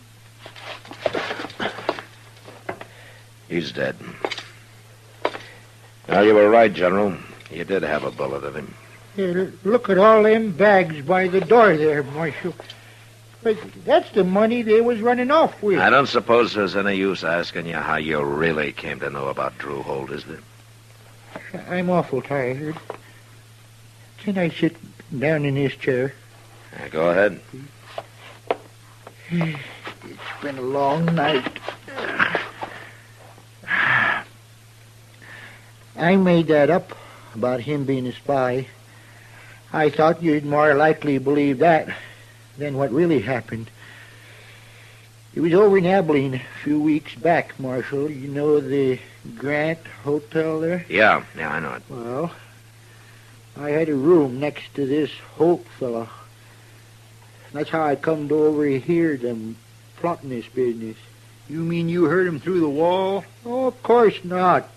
How could I? No, what happened was, I used to sit there in the dark with my window open. And they'd sit outside on a little balcony they had, where they thought nobody could hear them. They didn't know I was anywhere around. Well, say now, that was smart. I fooled them good. Sure did. Marshal. Here, General. Seems like he's fainted, Mr. Dillon. Look. Well, he's been shot. Yeah, shot dead. Poor old fella even lied about being hit. Oh, my goodness. But he sure wasn't lying about Drew Holt, was he? He knew about him, but we'll never know how. Well, he told us how he heard him and all. Yeah, but there was something wrong with that, Chester. What? The Grant Hotel burned down 2 years ago.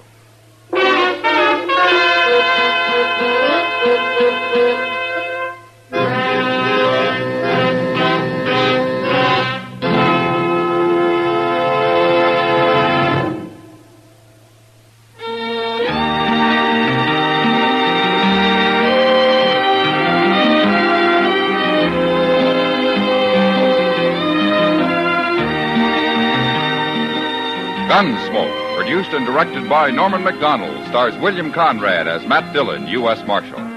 Our story was specially written for Gunsmoke by John Meston, with music composed and conducted by Rex Corey. Sound patterns by Tom Hanley and Bill James. Featured in the cast were John Daner, Joe Duvall, and Vic Perrin. Harley Bear is Chester, Howard McNear is Doc, and Georgia Ellis is Kitty.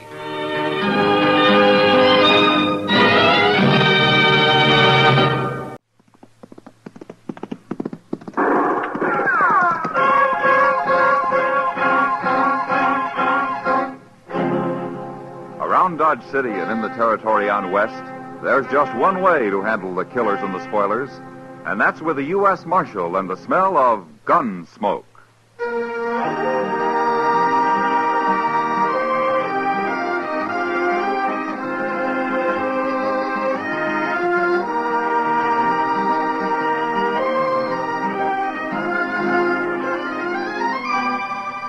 Gunsmoke, starring William Conrad, the story of the violence that moved west with young America. The story of a man who moved with it. Matt Dillon, United States Marshal.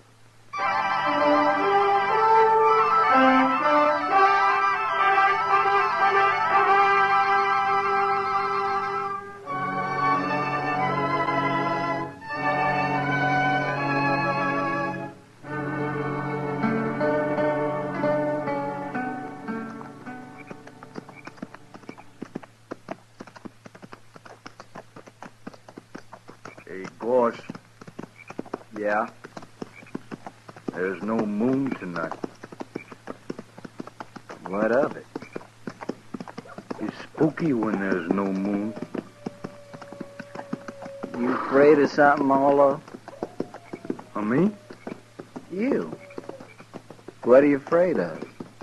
Of course, I ain't been much afraid of anything since the second battle of Bull Run. That so? Oh. I took my first bullet at Manassas Gap. I thought sure I'd die, but I didn't. That's nothing. When I got shot on the Chattahoochee River over in Georgia, I knew I wouldn't die. How'd you know? I just knew, that's all. Weren't you afraid? Afraid of what? Dying. I've never been afraid to die. Well, I'm not afraid. Not anymore. Not since Bull Run. And what's all this about there being no moon, Arlo? I said I'm not afraid to die. I didn't say I'm not afraid of anything. Oh, shut up. Okay.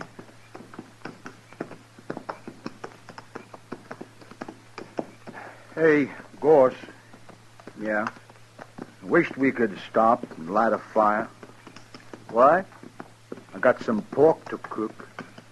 Now listen here, Arlo. You trying to tie the rope around your own neck? No. And eat your meat raw, you hear? Raw meat gives me the bellyache. You needn't worry about that, Arlo. Those people back in Dodge, they got a cure for bellyache. They have?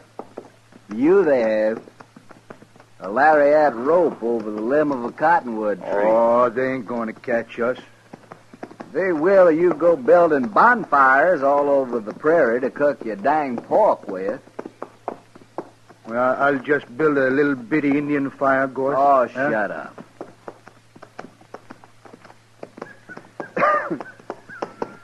Arlo? Look over there. Where? Over there. At the foot of that little rise. I don't see nothing. That cabin, you do too see. Oh, that. What about it? There's no light in it, you fool, and there's no smoke. It's deserted. Well, that's good, ain't it, Gorse? Nobody to tell the posse which way we went. How do you know they got a posse? Well, they should have. Anyways, we'll sleep in that cabin. If somebody does come along, we can fight them off from there. Yeah. Come on. Come on. Come on.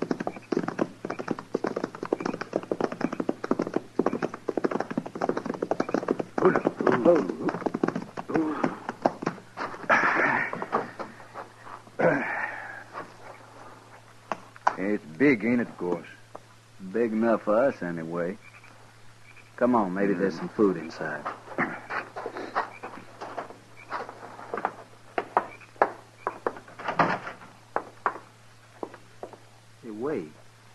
There's a horse in here. He must have got in and the door blew shut. Poor thing. Well, get him out. Yeah. Easy, boy. Easy now, son. Easy. I got him. Now, outside, fella. Outside. Come on. Yeah. Yeah, that's funny. What's funny? That horse. He's all wet with lather. Lather? Hold it right there. Hey. There's somebody in there. Now get your hands up. What? You're framed in the door and you'll die if you make a wrong move. Now turn around and stand there. And I'll take your guns.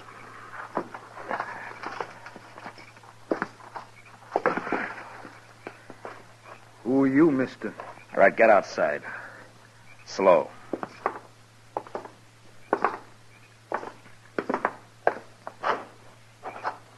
All right, that's far enough. Now you can turn around. All right, you, what's your name? Orlo. Orlo what? Just Orlo. And you? William Goss, but I don't use the William. I'll remember that. Look, mister, we don't mean no harm. We just thought your cabin was deserted and we could sleep in there tonight. It's deserted, but you won't be sleeping anywhere tonight. Now, mister, you got no right You'll to... sleep in Dodge when we get there. Oh, no. No, we can't go back to Dodge. No? Why can't you? Well, you see, we shot a man that day. This morning it was. Although you shut up. But, Gorse, you know we can't go back. I'll shut you up. Hold it, Gorse. Well, he always did talk too much. The war made him like that, mister. He was all right before the war. So they say, anyway. Now, listen to me, both of you. This isn't my cabin. It isn't? Then why'd you put us out of it? I'm trying to tell you why. I'm a United States Marshal. What? Oh, Gorse, we got caught. You're both under arrest for murder. Well, I'll be. So that's why his horse was hot. He'd been chasing us, Gorse. How could he have been chasing us? He was in front of us. I've been on your tail ever since you ran out of Dodge. The trail you were following led right here, so I made a circle and waited for you. Does that explain things? Hey, that's pretty smart, isn't it, Gorse? We was riding too slow. Yeah. But if I'd known what I was following, I think I'd have just ridden up behind and yelled at you to stop. We'd have run. Now explain something to me, will you? What are you men? We're just friends. Yeah, me and Gorse been friends for a long time. No, that's not what I meant. Look, you shot that store clerk in Dodge and you killed him. But you're sure not gunmen, and you're not bandits. Now, what are you? We're broke. We needed some money. But he wouldn't give it to us. He grabbed the gun instead out under the counter. And he'd have shot us with it, too. We had to kill him. That's all there is to it, Marshal. Not quite, I'm afraid. You killed a man, and I'm taking you in for murder. They gonna hang us? Not they. The law, maybe. But you'll get a fair trial. Won't matter. We done it. We'll hang. Yeah, you're right, Gorse. We'll hang, sure. I don't know. I suppose you'd have killed somebody sooner or later. All right, get your horses. Ain't you gonna handcuff us or nothing? Why? Oh, no reason, Marshal. I was just asking. I thought so. All right, come on. It's a long ride to Dodge.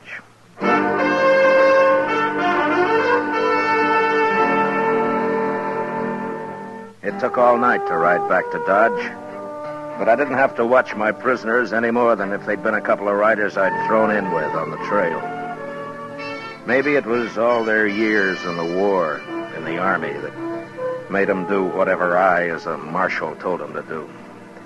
The idea of not obeying me never occurred to them. Next morning, I had Chester lock them up, and then I went off to get some sleep. About noon, I got up, ate something, and dropped into the Texas Trail. Sit down, Matt.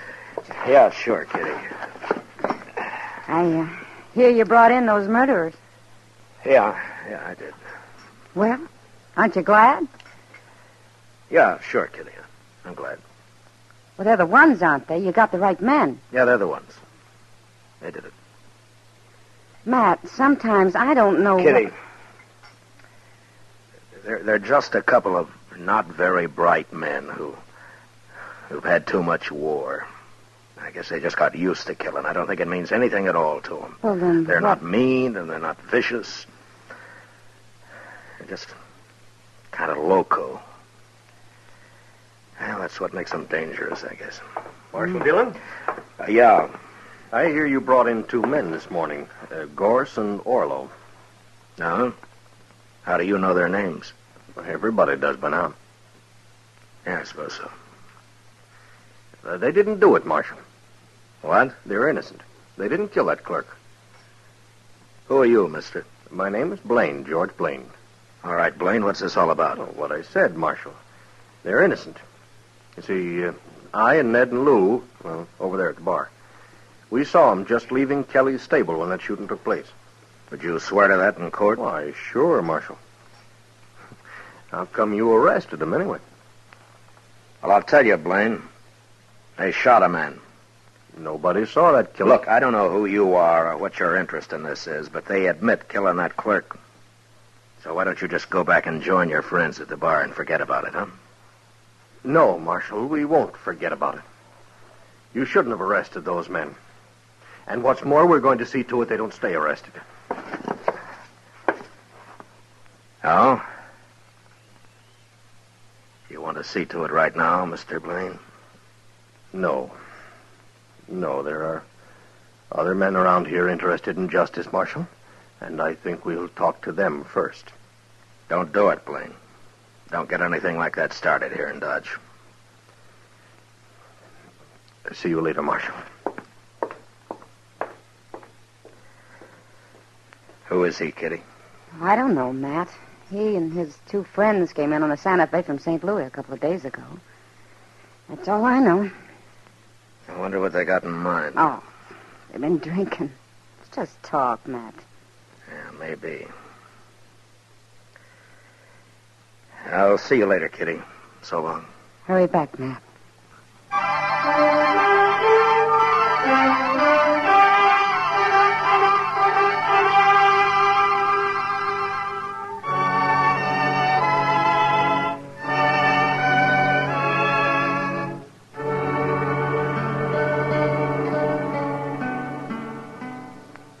No, sir, Mr. Dillon, that fella come here, but I wouldn't let him talk to prisoners. Was he alone, or did he have his 2 friends with him, Chester? No, he was alone, sir. But I did notice a couple of men waiting around outside now that you mention it. You, haven't heard anything about this Blaine or his friends the last day or so, have you? No, sir. Nobody's mentioned them.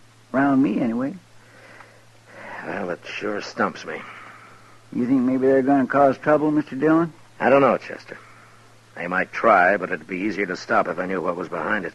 Yes, sir. Yeah, mobs have tried to open this jail before, but to lynch somebody, not to turn them loose. Mighty curious, all right.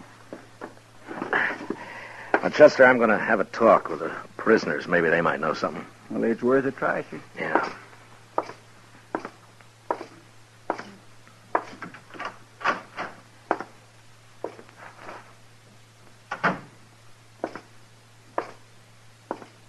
Hey, Gorse, it's the Marshal. Hello, Marshal. Hello, Orlo. Gorse. How are you, Marshal? Well, is Chester treating you all right?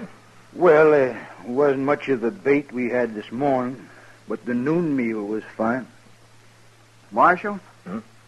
We get supper, too? Of course you do. When they gonna hang us, Marshal? Well, Orlo, you haven't been tried yet. Nothing's going to happen until you have a trial. How long will that take, Marshal? Well, what difference does it make, Gorse, as long as we get fed every day? Listen, you men, I want to ask you something. Sure, Marshal. Have you ever heard of a man named Blaine? He's tall, has black hair. He's Wasn't that the fella's name who was here this morning all over? Yeah, that's right. Blaine. Here this morning? Chester said he kept him out of here.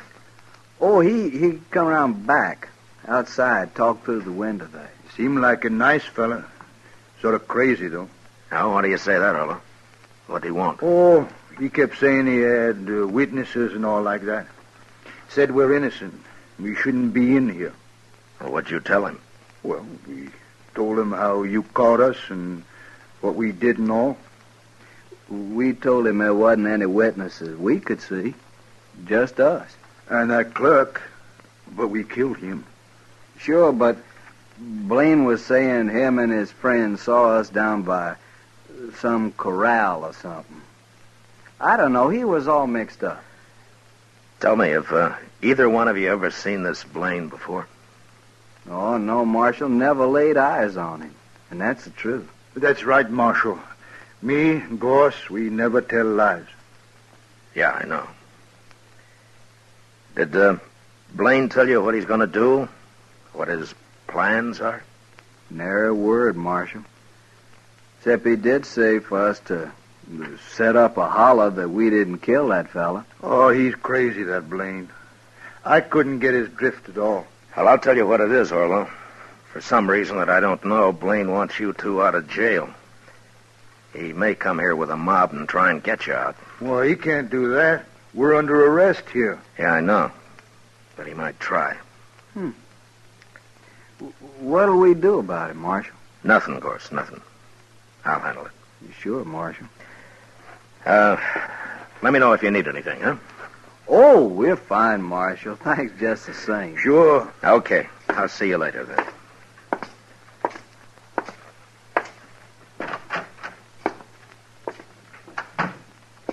Hello, Doc. What are you doing here? I heard there might be some excitement, Matt. Oh, you did, huh? Yeah, right here at the jail, too. Give Doc a gun, Chester. We can use another man. Name your preference, Doc. Shotgun or rifle? You sit right where you are, Chester. I'm not a gunfighter. My work begins where you fellas leave off. Well, you may have a busy evening, Doc. But I hope not. You never can tell, Matt. But I take things as they come. Yeah, I know. Mm-hmm. I better go and get my office cleaned up. If anyone gets shot, you send them right up there.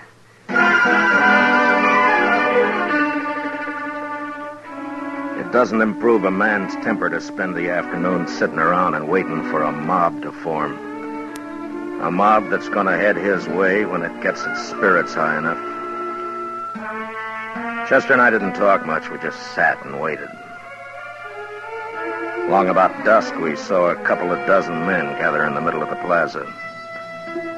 And then Blaine appeared, and he began haranguing them.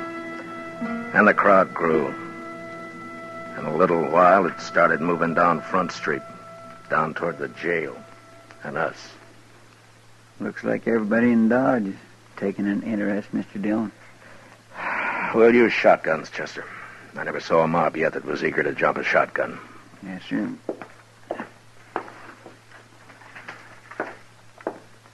Here's yours, Mr. Dillon. Yeah, thanks. Well, let's go meet him outside, Chester. All right, sir.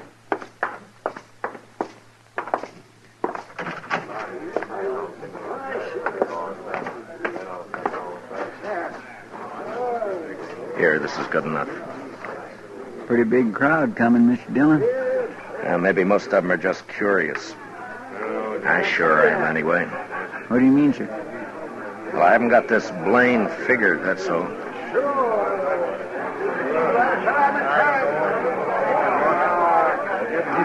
All right, hold it, man. Hold it, man. I'll see if I can talk some sense into the marshal first. Well, Marshal, I was right. There seem to be a lot of men in Dodge interested in justice. We want Orlo and Gorse out of that jail, Marshal. We want them freed. Aren't you going to say anything, Marshal? I don't see your two partners, Blaine, whatever their names are. Don't you worry about them, Marshal. Now, you tell us, you going to turn those prisoners loose, or do you want us to do it? Well, speak up, Marshal. Which way is it going to be? All right. Now, you've all heard Blaine's story. He claims he and his friends saw Orlo and Gorse at Kelly's stable when the shooting took place. Now, that's pretty good evidence that they didn't kill that clerk. And it could be true. I'm going to go inside and I'm going to talk to him about it. And I'll give you my answer in half an hour. Now, is that fair enough? We'll wait, yes. A half hour will just about do it, Marshal. I think it will, Blaine. But no matter what you decide, we're going to turn them loose. Isn't that right, man? Chester, keep an eye on Blaine. Don't let him leave here if you have to shoot him to keep him around. Yes, sir, but I don't understand why Just do as I say, Chester. Yes, sir.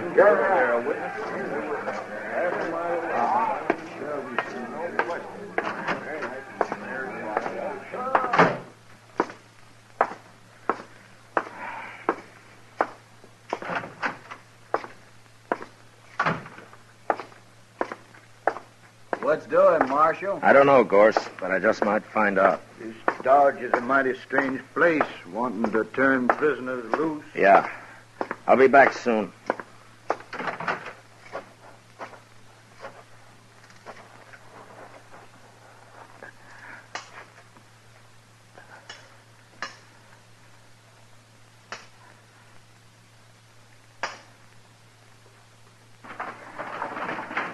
Matt! What are you up to? You're going to break my window with those rocks. Get on here, Doc. I need you, and hurry. Huh? Oh, why, sure, Matt. Stand under the window here, and I'll climb down on top of you. It's only a few feet. Okay. Ah. All right, come on, hurry. Yeah, well, what's this all about, Matt? Where we're going? We're going to the express company first. Well, what for? It's closed. Maybe not. It's not quite 6. Everybody in Dodge is out there in the street. I was watching from my front window. Not quite everybody, Doc.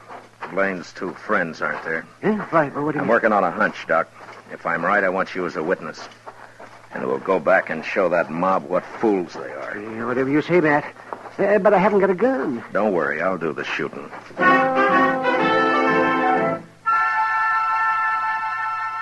We reached the rear of the express company, and I took a quick look through the window. The single room was deserted. And the only other place would be the bank, if I was right. And I was. 2 horses were tied to a tree outside the back entrance, the door of which was ajar. I made Doc get around the corner of the building where he'd be safe. And I stood close to the door and waited. In about 5 minutes, I heard him coming out. Let's get that mask off. Yeah, we'll hide the stuff at the stable, go down and join Blaine. Hurry, Lou, we're late now. Get your hands up. This is a shotgun. Don't use it. You got us. Don't shoot. Well, you're not the fightingest men I ever saw. All right, I'll take your guns now, and don't try anything. And yours? Doc. Yes. Well, what do you know? Blaine's partners. You sure guessed right, Matt. Now, who's inside? We didn't hurt him, Marshal, just tied him up. Who, I said? Well, that old man, the banker. All right, go take a look at him, Doc. Take those money bags with you. But be quick, we haven't got much time.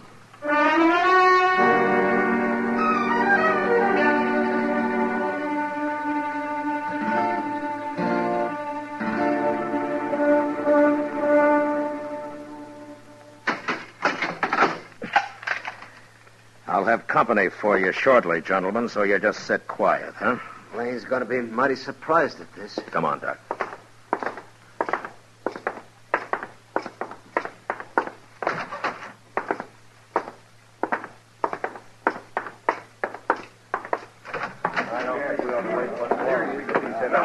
My gracious, I thought you was never going to come out, Mr. Dillon. Well, Marshal, are you going to be smart? Are you going to turn them loose? You're under arrest, Blaine. What? Marshal, don't be a fool. You aren't arresting anybody. Is he, man? Tell him who I just locked up, Doc. All right. That's right, man. Marshal just arrested Blaine's 2 friends. What? You make one move and I'll cut you in half, Blaine. All right, go ahead, Doc. I was right there with him. Caught him up the street, raiding the bank. They're locked up inside right now. Well, they're no friends of mine. We've been drinking together, that's all. And besides, I wasn't anywhere near that bank. I was right here. Yeah. You men saw me here. And you got nearly everybody else in town here, too, Blaine. So your partners could work unmolested. Take his gun, Chester. Yes, sir. All right. All right. All right, you men. Now, you've made fools enough of yourselves for one evening. Now, you go back where you came from and stay there. Now, go on. Inside, Blaine. Your friends are waiting for you.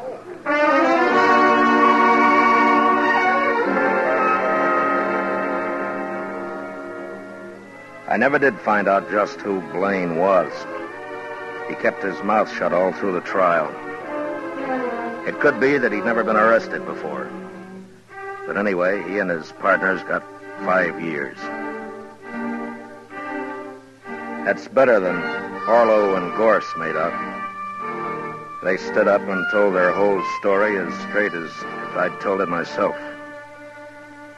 I guess telling the truth was about the only sense of right and wrong that the war had left them. They weren't bad men, but they were dangerous. And early one morning, a month later, up in Hayes City, on the order of the court, Orlo and Gorse were hung.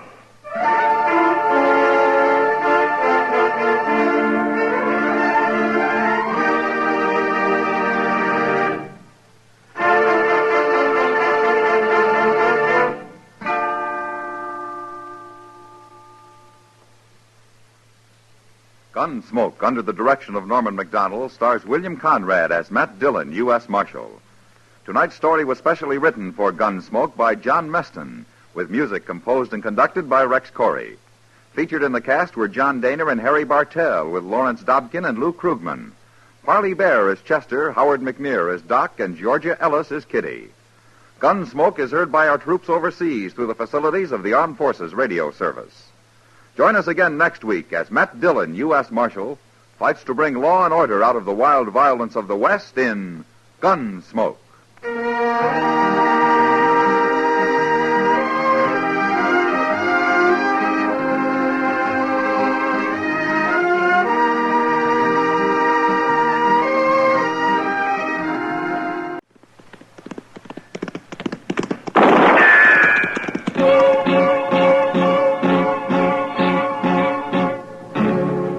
Around Dodge City and in the territory on West, there's just one way to handle the killers and the spoilers, and that's with a U.S. Marshal and the smell of gun smoke.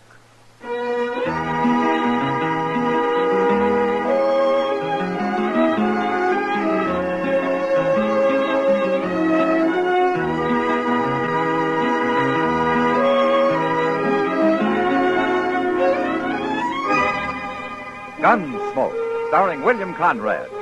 The transcribed story of the violence that moved west with young America. And the story of a man who moved with it. I'm that man, Matt Dillon, United States Marshal. The first man they look for and the last they want to meet. It's a chancy job, and it makes a man watchful and a little lonely.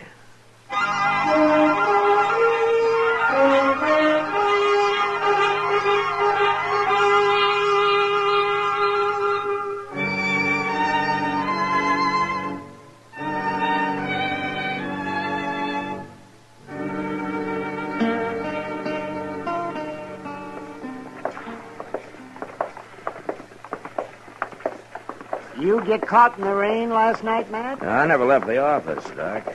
I stayed home, too. Yeah? For once. Ordinarily, bad weather brings a rash of broken legs and babies with it. All out in the country somewhere. You always told me living in the open's good for a man, Doc. I said sun is good for a man. Well, you'll get some sun next summer, and you'll complain just as hard about that. When I think I could have an office back in Baltimore. When nice, clean people come to see me. Yeah, but nobody needs you in Baltimore, Doc. They get sick there, too, don't they? Oh, I don't know. I've never been there. You've never been? He's never been. Hello, John. You wouldn't last 2 days in Baltimore, Matt. No? No. People are too polite and well-mannered. Well, you teach me what it's like, Doc, but some other time. There, now, you see what I mean? Yeah, that's what I mean. Oh, and Chester here. He could use a little refining, too. Well, now, don't get carried away, Doc. Morning, Mr. Dillon. Oh, Doc. Good morning, Now, what are you doing out here, Chester? Oh, I got up early this morning. All right, so you can sit on the porch here and watch the street like an old man? I already swamped out the office, Mr. Dillon. Yeah, for the first time in 2 weeks. Maybe you ought to get up early every morning. Mm-mm. I've got too civilized for that. Wait a minute. You didn't get up at all this morning. You were still up. Yes, sir. How much did you lose? Oh, I wasn't gambling. I was sitting talking to a little old gal I met, kindly keeping her out of the rain, you know. Oh, yes, yes. We know, don't we? Yes, yes. And it sure rained a barrel last night, too, didn't it, Chester? It sure did, Doc. Who's this? Some kid. I never seen him before, Mr. Dillon. You people tell me where I can find the marshal? You done found him. What's the trouble, son? My name's Gilden, Andy Gilden. Just come up from Texas with a herd. Oh, what's on your mind, Andy? There's a man been shot, Marshal. An unarmed man. What? Up the river a ways, where we're holding the cattle. The trail boss shot him this morning before it got light. We put a guard on the boss. Oh, what's the name of this outfit? They're Star M cattle, Marshal. Star M. Then Harley Burke's the trail boss. He won't be for long, not after this. Burke's a man of temper and he's pretty rough, but he's decent. Hard to believe he'd shoot an unarmed man. Well, he did, Marshal. Is the man dead, son? He's unconscious. Has been right along. All right, let's get going, Doc.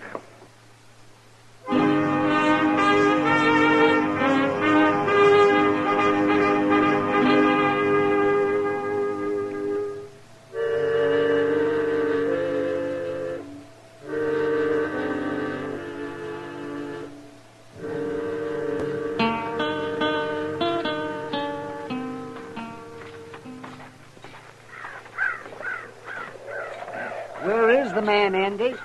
He's over yonder, behind that bush. There's a lot of bush around this camp. Suppose you show me. All right. I'm going to talk to Burke, Doc. You let me know what you find, huh? I will, man.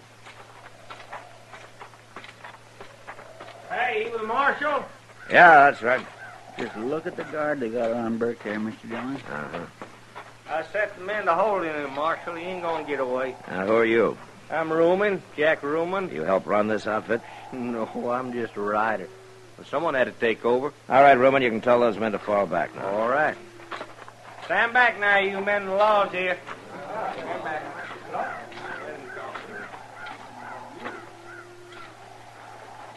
Hello, Burke. Marshal? They told me you shot a man. Oh, he shot him all right, Marshal. And Hodges wasn't even armed. I wasn't asking you, Ruman. You gotta hear the truth. Burke, he had done nothing but fight with Hodges the whole trip. On his neck about something every minute. Go on, you gotta admit it, Burke. I had no use for him. You hated him. He was lazy and no good. Of course I hated him. Burke, I've known you a good many years. You're as rough a trail boss as there is. You're rock-headed and you drive the men as hard as you do yourself, and I've seen you be downright mean about it. Could be. But I sure never figured you'd shoot a man. Yeah, surprised me too, Marshal. All right, tell me what happened. It was raining. I'd been out with a guard. Only dry spot I could find when I come in was way over there by Hodges. I went to sleep, and he must have woke up and seen who it was. Then he come over and kicked me in the head. Hurt me bad, but somehow I got a bullet in him before I blacked out. You didn't know he was unarmed. What difference it make, Marshal? Make a lot of difference if he doesn't live. Doc here will know about that. No. Hello, Burke. Doc? Well, Doc, how is he? He's dead. Burke? I know. I'll get my stuff together and come with you, Marshal. Who's going to boss this outfit now? Andy Gillen. Andy? He's just a kid. His pa owns this herd, Marshal. Oh. What do you want, Burke? Andy, your pa sent you on this drive to make a man out of you. Working for a murderer? You're boss now. Sell the herd, pay off the men, and get the rest of the money back to your pa. Can you do that? I'll be right with you, Marshal. Fine boss he was. Hey, Ruman, let's start moving them cattle downriver. Righty. Let's go, you men. Well, what do you think, Doc? Well, Matt, that man Hodges was shot in the head. And by somebody who was lying on the ground. Well, Burke admits doing it. Then I guess he did it all right. Yeah, but there's something he isn't telling me, Doc. And knowing Harley Burke, I'm going to have a hard time finding out what it is.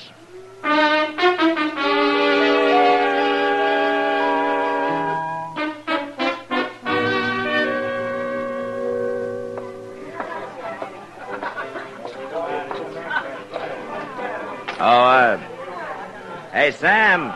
Yeah, Marshal. Bring me a beer, huh? Why, sure. Evening, Marshal. Ah, hello, Ruman. You get Burke down to jail all right this morning? Yeah, he's in jail. If ever I seen a man earned a hanging, he's it. Huh? I take it you don't like him, Ruman. We got along just fine, Marshal. Hey, you ain't seen Andy Gilden, have you? Yeah, he's been sitting over there with Kitty. Where? No, there he goes out the door. Looks like he's pretty drunk, too. He is drunk. Been hunting everywhere. Here you are, Marshal. Oh, thanks, Sam. I think I'll take that beer over to the table with me.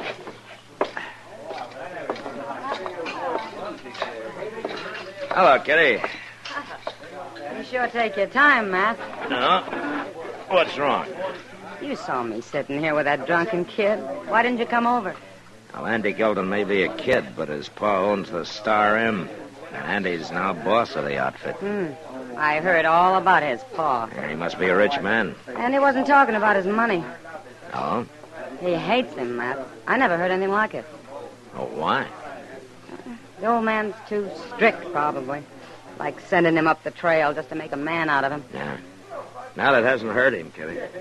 Matt, I think that boy'd kill his pa if he had a chance. All he talked about was how he'd like to get back at him. Well, what are you staring at me for? What? Oh, I'm sorry, Kitty. I was just thinking. Thinking about what? I'm glad I talked to you, Kitty. Maybe now I can find out what Harley Burke's holding back from me.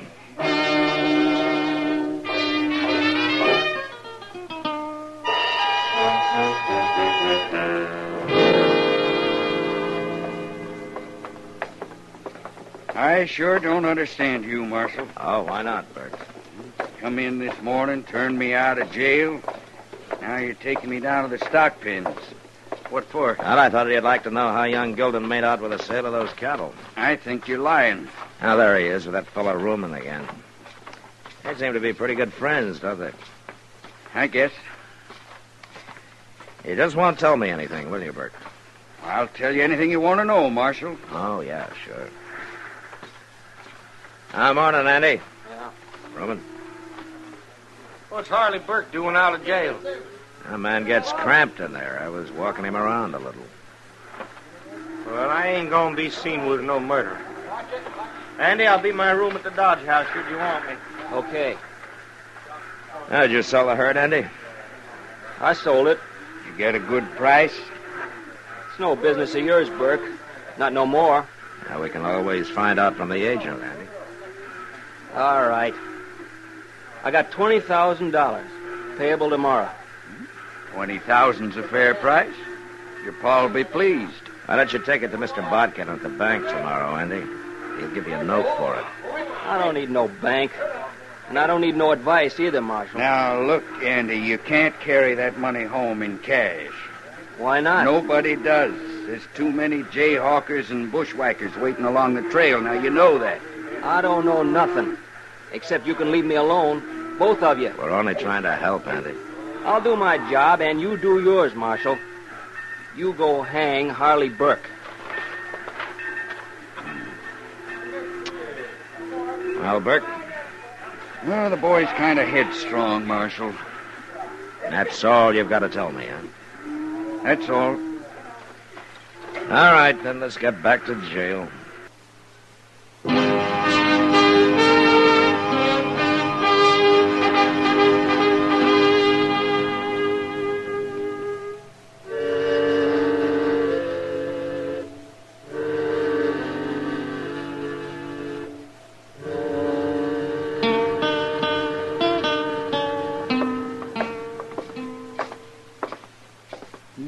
in a hurry, Mr. Dillon? I want to find Andy before he talks to Reuben, Chester. It's been over a half hour already. There's his room, if he's in it. Yeah, well, let's hope he is.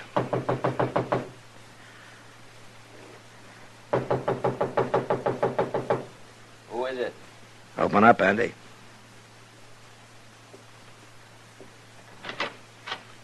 What do you want now, Marshal? Your gun. Here now.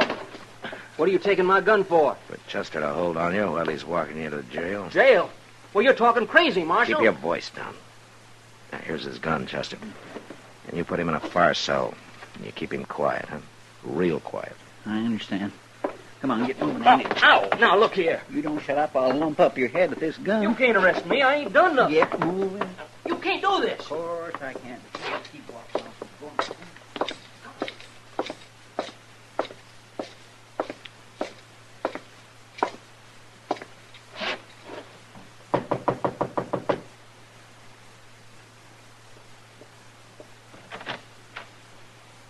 Why, hello, Marshal. I'd like to talk to you, Roman.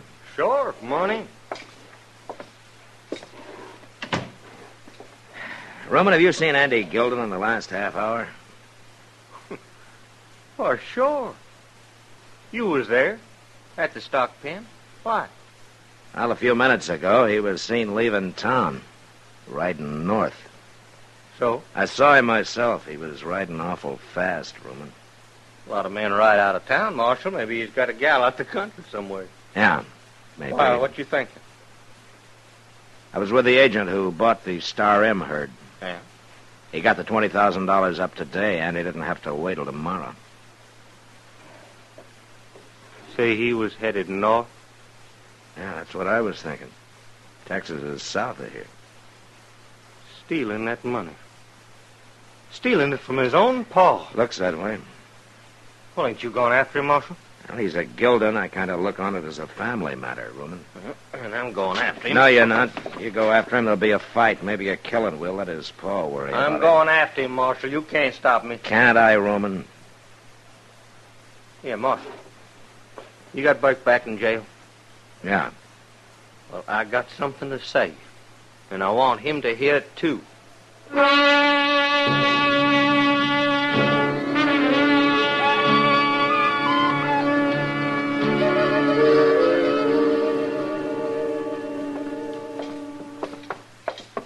Cells are out back, Roman, through that door there. All righty.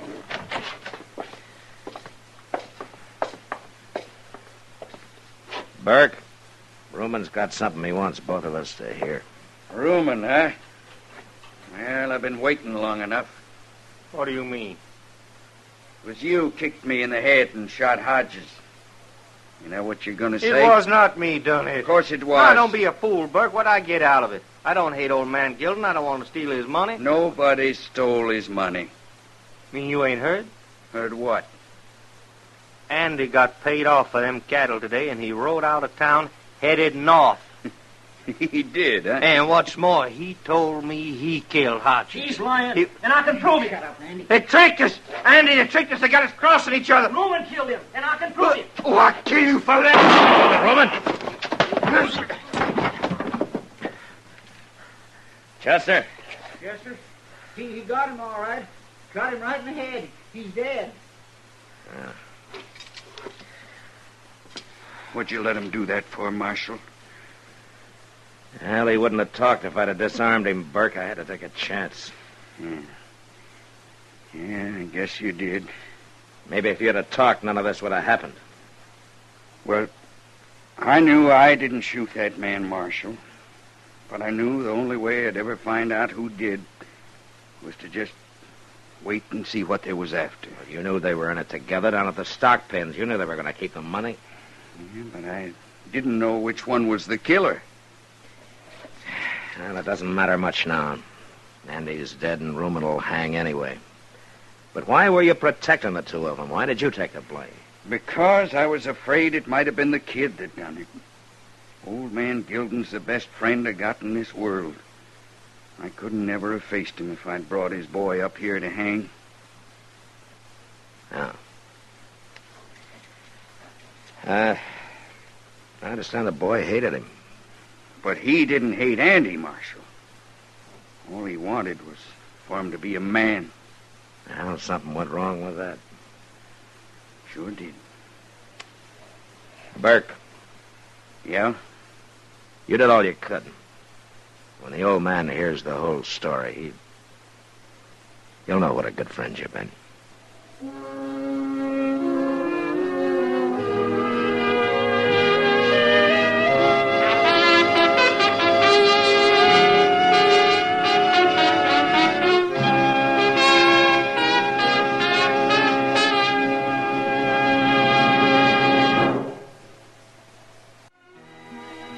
Gunsmoke.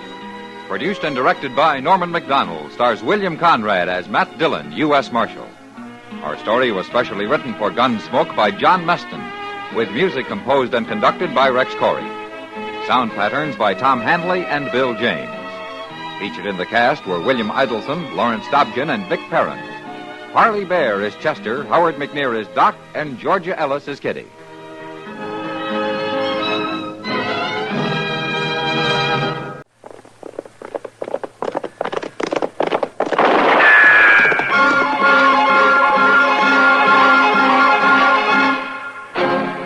Around Dodge City and in the territory on West, there's just one way to handle the killers and the spoilers, and that's with a U.S. Marshal and the smell of gun smoke.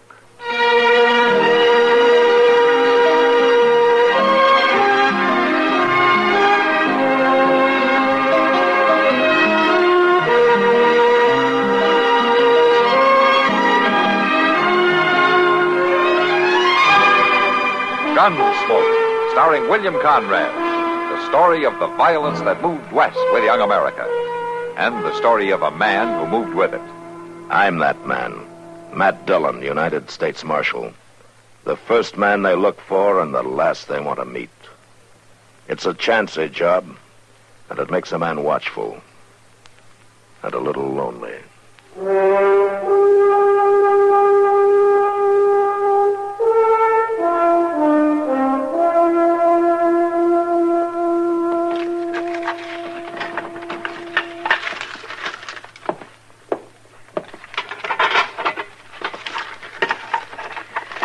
Doggone it all, Mr. Dillon. This old stove burns up cottonwood just about as fast as it does buffalo chips. Uh-huh.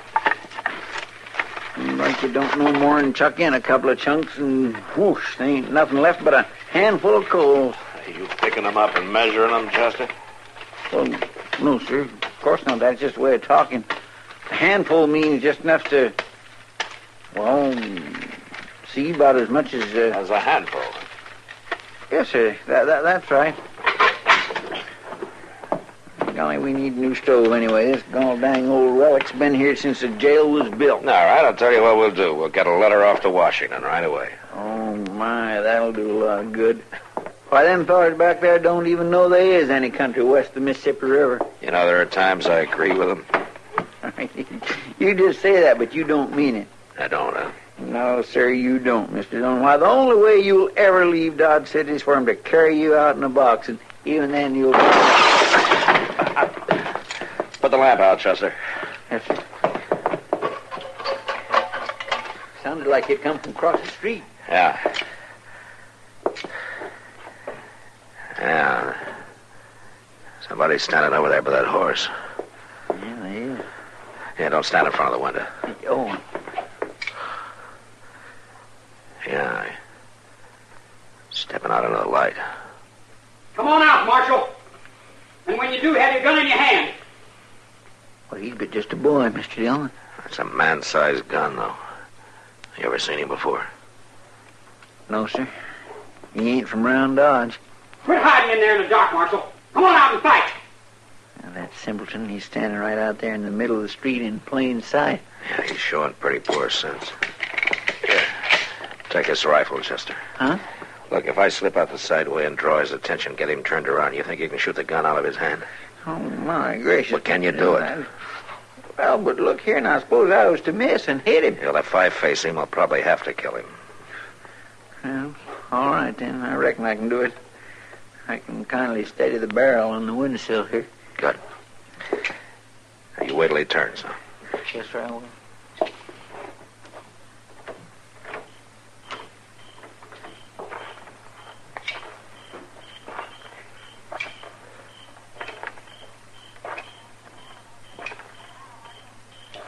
What's the matter, Marshal? You too scared to come out? No. Where are you? The corner of the building. Huh? Over here. If you think you're... No! My hand! All right, Chester, come on out. My hand. Now, that was a real fool's trick you pulled, mister. And that was a sneaky one you pulled. You'd like to ruin my hand. I didn't hit him, did I, Mr. Dillon? No, you did fine, Chester. Oh, well, I'm glad. Did somebody send you to do this? No. I just wanted to get me a lawman. Now, is the law after you for something? It is now, I reckon. Matt? Matt, hey, you all right there? Yeah, I'm all right, Doc. Yes, well, I brought my bag right along with it here. And a couple of blank coroner's reports, too, just in case. Well, I don't guess you'll need them this time. You gonna lock me up? That's right. For what? Just talking? I didn't do nothing. You might do something, though, after you think things over. You might tell me who sent you to kill me. You can keep me in a cell forever, and I won't tell. Forever's a long time, Sonny. Huh? How'd you know my name? Just never mind how. What's your last name? Sonny what? Sonny Garnett. Where you from? Out west. Who you traveling with? Who'd you come to Dodge with? I ain't telling. Well, then you did come with somebody. Who? Where are they now? Who put you up to this? I ain't gonna tell you nothing. Okay. The jail's right ahead. Start walking. What do you think, Mr. Dillon? Well, I think we both better walk real careful, Chester. The kid missed, but his partner may not.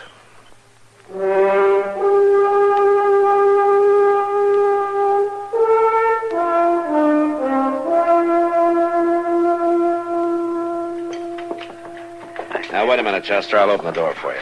Oh, thank you, Mr. Dillon. I just can't seem to get the knack of toting a tray. I just don't see how them waiters does it so easy. Well, it's practice, Chester. We just have to get some more prisoners for you to feed. One is just one too many, if you ask me. Morning, Sonny. How do you feel? All right. I got some breakfast here for you. I ain't hungry. Set it inside on the floor, Chester. Yes, sir. And you better eat it, too. All the trouble I went to cooking it. I said I wasn't hungry. All right, leave it then. You don't want it? You're going to get mighty hungry before the end of the week, though. You got no right to hold me, Marshal. Oh, is that so? You got no reason to. Threatening to kill somebody's a pretty good reason. I didn't mean it. I was just joking. Joking? That's what I'm doing, too, Sonny. Keeping you locked up. It's just a joke. Now, why don't we let your partner in on it so he can laugh, too? I got nothing to say. Where's he hiding out while you're doing his dirty work, huh? Is he in town? Or is he camped out on the prairie somewhere? I told you once... Why are you stringing along with a coward, Because Sonny? I wanted to prove I... No, prove what? Prove that you're a man? By killing a marshal? I got nothing to say. Well, at least we know one thing now. He's an older man. He's probably wanted by the law. How do you know? Because that's the kind of talk every old outlaw uses on a kid when he gets a chance. When he feels himself slipping and starts to turn coward. Nate's not a coward. Oh? Nate who? I don't know any Nate. I don't know what you're talking about. Wouldn't be Nate Schuyler by any chance. How did you... Nate Schuyler, huh? Say, I've saw that name on the circulars, Mr. Dillon. Yeah, sure you have, Chester. He's wanted in a half a dozen states and territories. For train robbery, bank holdups, murder. He killed a sheriff up in Montana only 3 or 4 months ago. He shot him in the back. That ain't so. Well, that's the way he operates. He gets the local law out of the way first, and then he moves in. Forevermore. So Dodge City's on his list, huh? And he's found himself a new, easy mark. Is that right, Sonny? I don't know nothing about nothing. You sure don't, Sonny. Or you wouldn't be here. I won't be. No, forget it. Nate's not going to try to get you out. You wait and see. Lock the cell, Chester.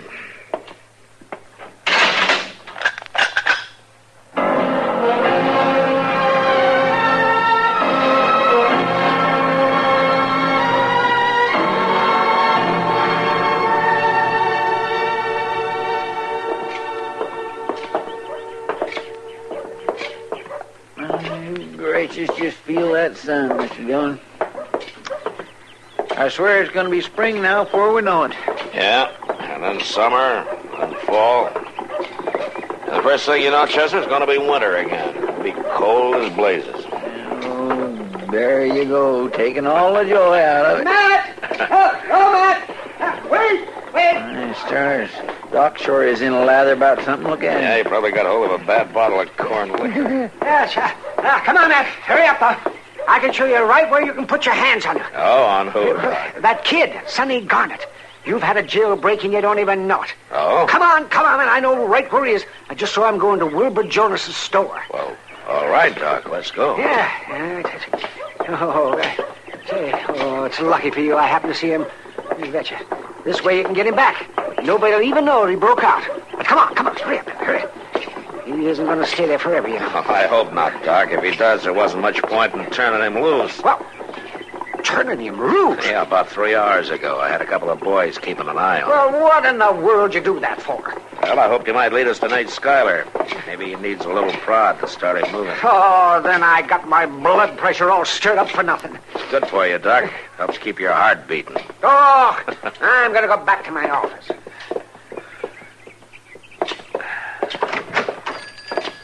Oh, Marshal, I'm glad to see you. Hello, Mr. Jonas.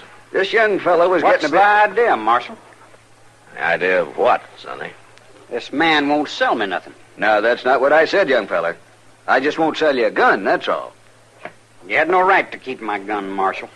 And I've been to 3 places now, and none of them would sell me one. What would you do with a gun if you had it, Sonny? You guess. I've already guessed. That's why nobody in town will do business with you. What's the matter? Are you scared to face me? Not particularly. You was last week. You was scared to come out in the street. You had your partner shoot at me through the window. You want to know something, Sonny? That's why you're still alive. The way you tell it, Mitty. You see it different, do you? You wouldn't face me. That's enough for me. And Nate Schuyler won't face me. That's 6 of one, a half a dozen of another, isn't it? Nate'd shoot you down before you could even move. Yeah, he might at that. If he was behind me, where he usually makes sure of being. That's a lie. You lawmen just make up them things. You give a dog a bad name and then hang him for it. That's what Nate tells you, huh? I know what I know, that's all. Then you'll probably know about his other partners. What you mean? Of course, they're dead now, most of them. Same story as yours, more or less. They took the chances, and Nate took the money. More lies, that's all. Didn't he even tell you about their partner in Pueblo, the one he murdered? What you talking about? It was a bank holdup.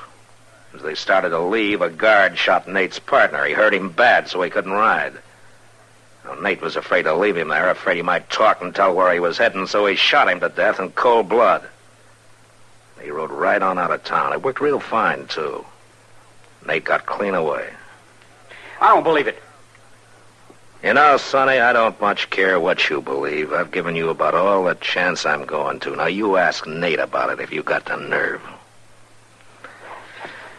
Come on, Chester. Mr. Jonas. Bye, Marshal. I think I never heard that story before, Mr. Dillon. Well, Nate Schuyler's that kind of a man. It could have happened.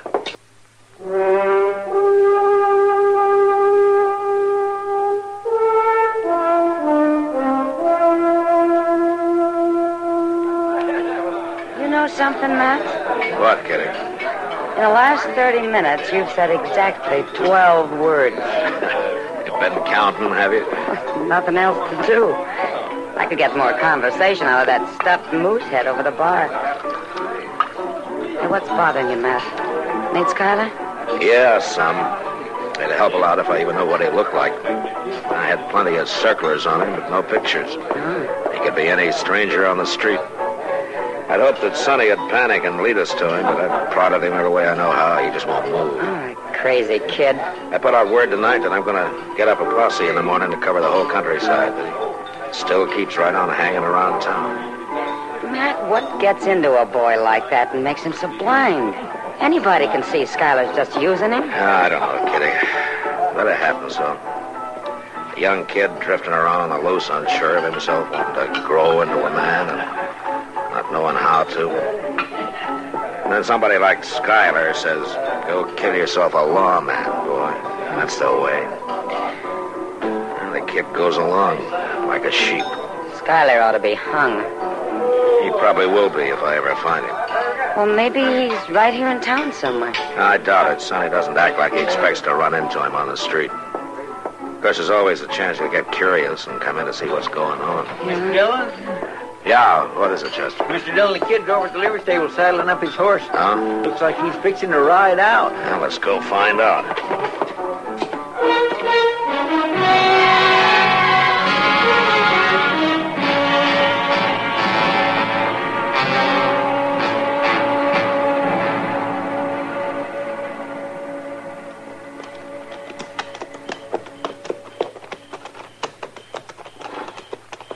Take it easy, Chester. We've been following him too close. Well, he ain't the brightest boy in the world. He'd spot us. He's had 6 miles to do it in. There's no use pushing our luck. We'll just drop back a little. Hold up. Well, that's one of the Circle Bar line cabins, Mr. Dillon. You reckon that's where he's heading? Well, he's riding right up to it. That cabin's empty this time of year. Hey, come on. We'll leave the horses here. I declare, I wish that cussed moon wasn't so bright. Shh, quiet. Hold it right there. Get your hands up. It's all right, Nate. It's just me, Sonny. Climb off on that horse, kid, and come on up. All right, Nate. Take it easy, About Chester. give you up, kid. I heard talk the marshal had thrown you in jail. Yeah. Caught you like a setting quail, huh? After all that big talk of yours, how you was going to stand up and call him. I did call him, Nate, but he had his partner staked out on me. Yeah, sure he did. Then he caught you and spanked you and put you to bed without no supper. You just wait and see. I'm going back and get him. I just come for a gun. Won't nobody in town sell me one. They probably figure you're too young to pack one. Probably scared you'll shoot yourself. You wait, you'll see. I'm going to step out and call him, Surprised Chester. you even had the gumption to escape. Well, I didn't exactly escape. You're here, ain't you? The marshal turned me loose. You what?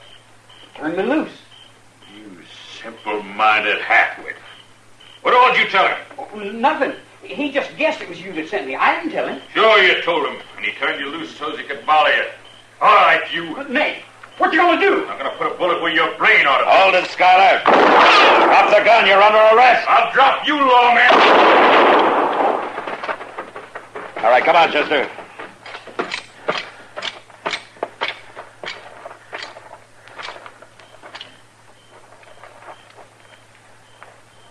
So that's what Nate Schuyler looked like. When he was alive, I mean. Yeah. Well,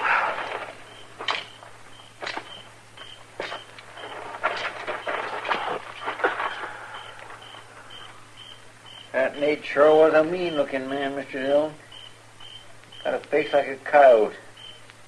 Well, at least try to teach that kid a lesson. I'm afraid it won't do him much good, Chester. Huh? He's dead, too.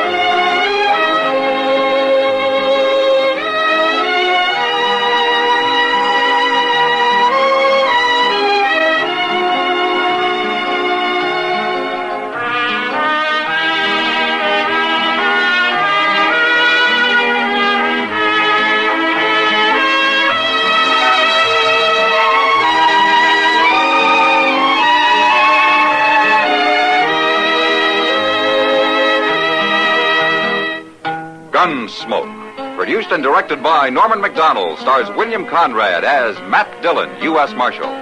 The script was specially written for Gunsmoke by Les Crutchfield, with editorial supervision by John Meston. The music was composed and conducted by Rex Corey. Sound patterns were by Ray Kemper and Bill James. Featured in the cast were Parley Bear as Chester, Howard McNear as Doc, and Georgia Ellis as Kitty.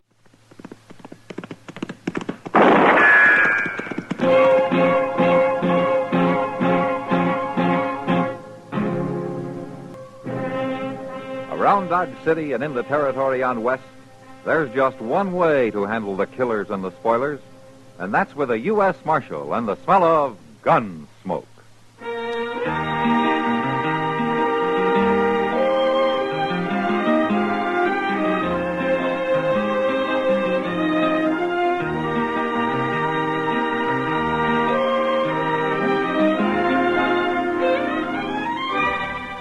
Gunsmoke, starring William Conrad.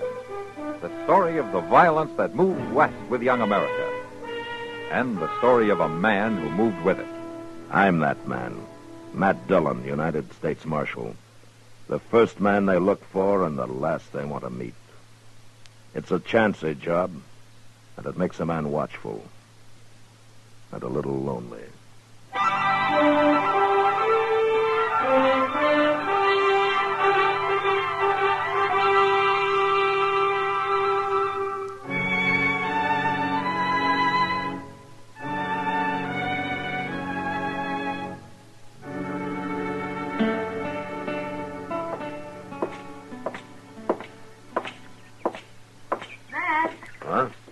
Wait a minute.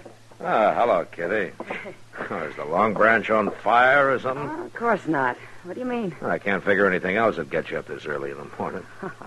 Twice a year, Matt. Today's one of the days. You going to breakfast? Yeah, you want to join me? Thank you, sir. Where do we go? Delmonico's? That's the only place open before 10 o'clock. Are the mornings always like this, Matt? What? Oh, so crisp and clear. Oh, yeah, most always. The best part of the day, as a matter of fact. It's peaceful. I guess that's the feeling. That's the only time of day Dodge is peaceful. That little shaver's in a big hurry about something.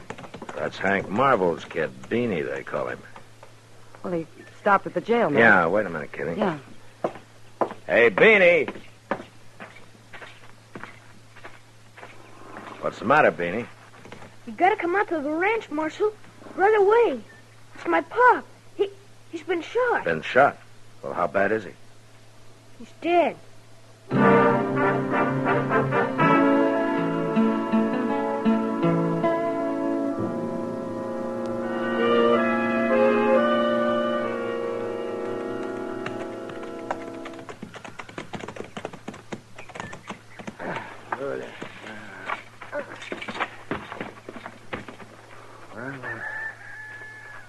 Where is he, Beanie? In the barn, Doc. I'll show you. You coming there? No, Doc. Chester, you go on with Doc, huh? I want to talk to Ms. Marvel first. All right, sure.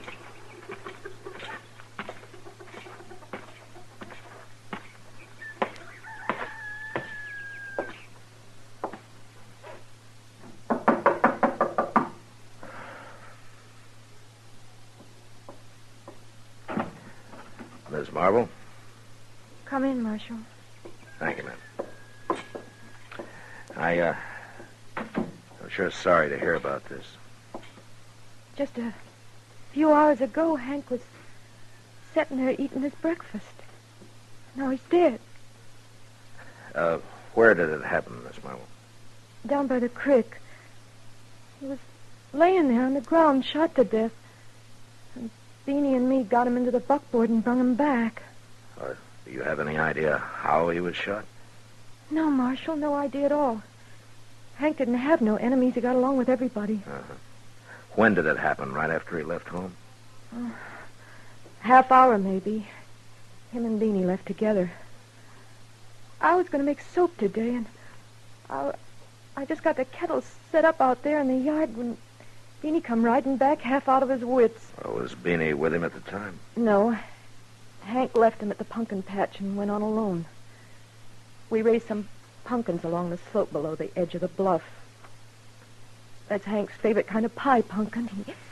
He always says...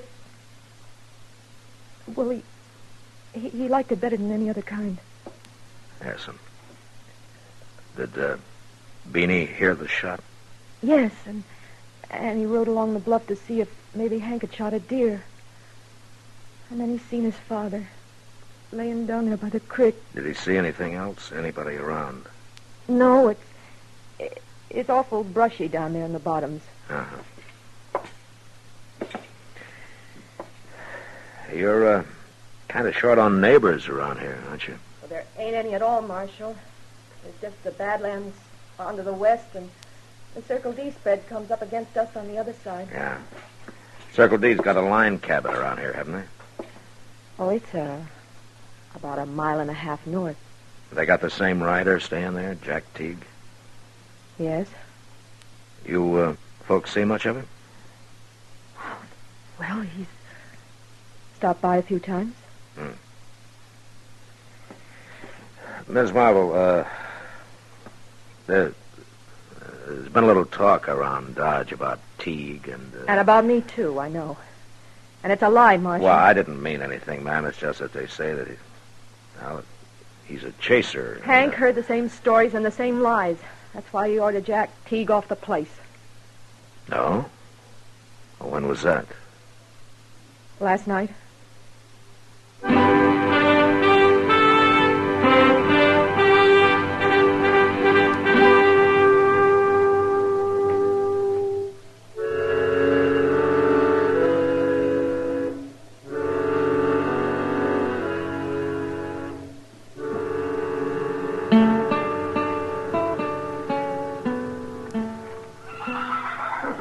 Well, Matt, I guess that's it.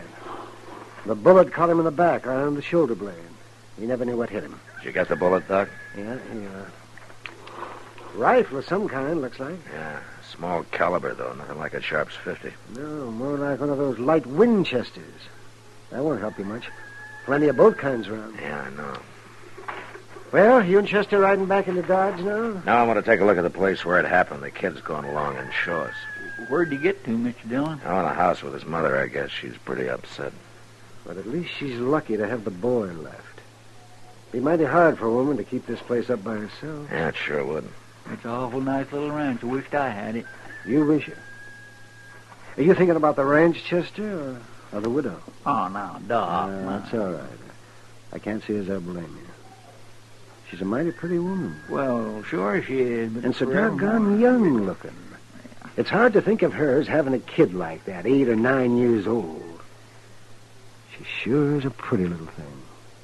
Don't you think so, Matt? Yeah, she's pretty all right, Doc. Maybe she's too pretty.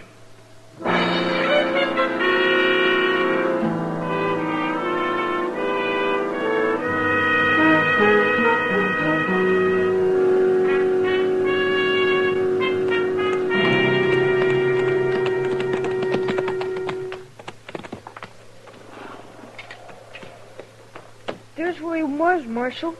Laying right there in the trail. All right, Beanie. Let's take a look, Chester. Sure. I come riding along the bluff up there after I heard that old shot, and I got right there at the point where I see him laying here. Uh-huh. Your mother was right. There's plenty of brush in here. There's cover enough for a tribe of Comanches. You think maybe it was Comanches? Oh, well, no, Beanie. I was just saying that. There sure ain't much to go on, Mr. Dillon. No, nothing. With all this brush for a man to hide in without being seen. To hide in, yeah, but getting away after it'd be a different story. Oh? Anybody up there on the edge of that bluff ought to be able to see a man moving down here, whether he was afoot or horseback. Yeah, lots of open spaces he'd have to cross. Yeah. Beanie, you were up there on the edge of the bluff, huh? Well, yes, sir, I was. But I didn't see nobody. Nobody at all, Marshal. Uh-huh. Were you there last night when your pa ordered Jack Teague off the place? Yes, sir. It was quite a ruckus, I imagine, huh? It sure was. Pa was mad and he got Mama crying. And Mr. Teague was awful mad, too, when he left. I imagine a boy your age might be a little scared of a fellow like Teague, huh?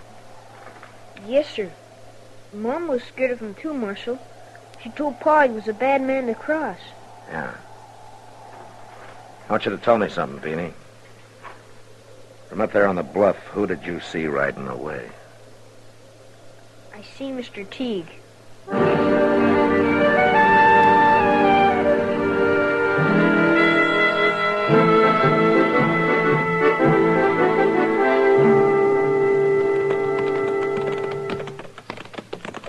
I think that line cabin's just around the next turn yonder, Mr. Dillon. Yeah, I caught a glimpse of it from back up the trail away. Doggone it all, you'd think they'd clear out some of this cussed brush from along the trail.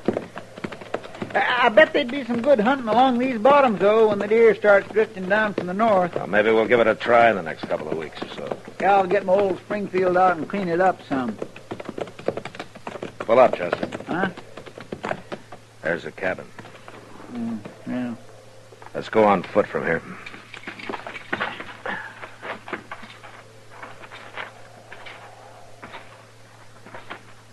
There's a horse tied there at the corner. Yeah. All saddled up. Bedroll tied on behind. Looks like maybe Tig's figuring on moving. Hit the ground. Reckon we come to the right place. Yeah, it looks that way.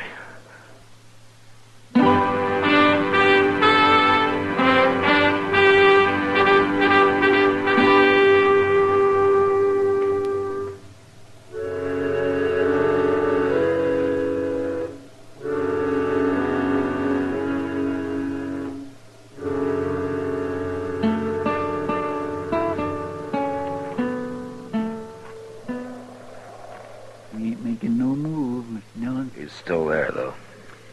That cabin ain't much protection. Just built out of shake sidings. Yeah. Maybe we ought to show him that, Chester. Might convince him.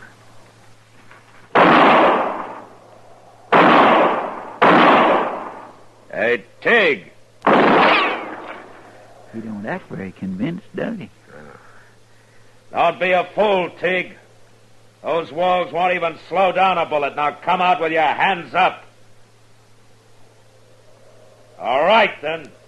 Oh, hold it, Marshal. Hold it.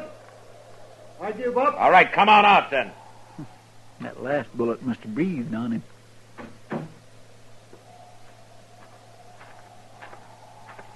All right, hold it, Tig. That's far enough. I knowed I was in for it when June rode over and told me Hank was shot. June? Yeah, Miss Marvel. That's why I was trying to get away. I knowed I wouldn't have a chance. Tig, Hank's boy saw you.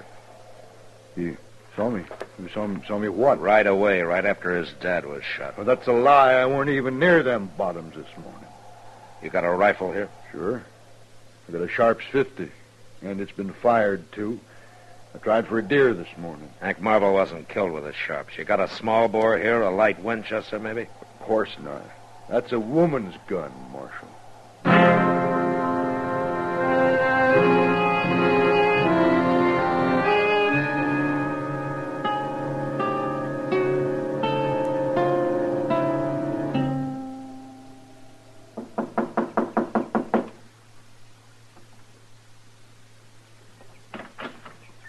Marshal. Miss Marvel? I wasn't expecting you back so soon. Was something I had to check on, ma'am. Oh, won't you come in? No, thanks. Got a couple of questions, that's all. Have you talked to Mr. Teague? I arrested him. What? Chester took him into Dodge. Is Beanie here, Miss Marvel? Oh, no, he went out along the bluff where he stacked them pumpkins. Raccoons are always getting into them. They come out sometimes just before dark. Why do you want to see Beanie, Marshal? I just want to talk to him, that's all. Well, if it's something I can tell you... There's one thing you can probably tell me. What kind of a rifle did your husband own? Well, the only one he ever used was the Sharps 50. Uh-huh. Is that the only one he owned? No, there's a light Winchester out in the barn, but... Marshal, if you've arrested Mr. Teague, why are you asking all these questions? Do you know how to use a rifle, Miss Marvel? Of course I do. Hank taught me. You figured anybody living out here on the prairie ought to know how to shoot. Uh-huh. All right, I won't take any more of your time now, Miss Marvel. Goodbye.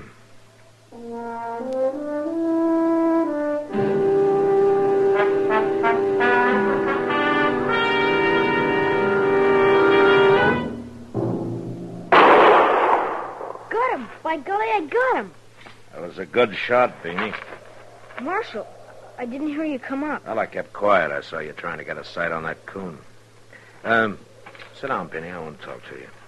Sure, Marshal. That darn old coon sure won't get no more of them pumpkins. No, I guess he won't. That, your mother's Winchester? Well, yeah, Pop got it for her. But she said it's part mine, too. That's a fine-looking gun. It sure is, Marshal. It's just a mighty fine gun, that's all. Did you find Mr. Teague? Yeah, I found him. Beanie, he said he wasn't down there in the bottoms this morning.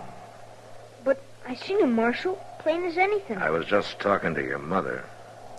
She's a mighty fine woman, Beanie. She ain't no woman. She's a girl. Oh? She's a lot younger than Pop was. She's pretty near 11 years younger.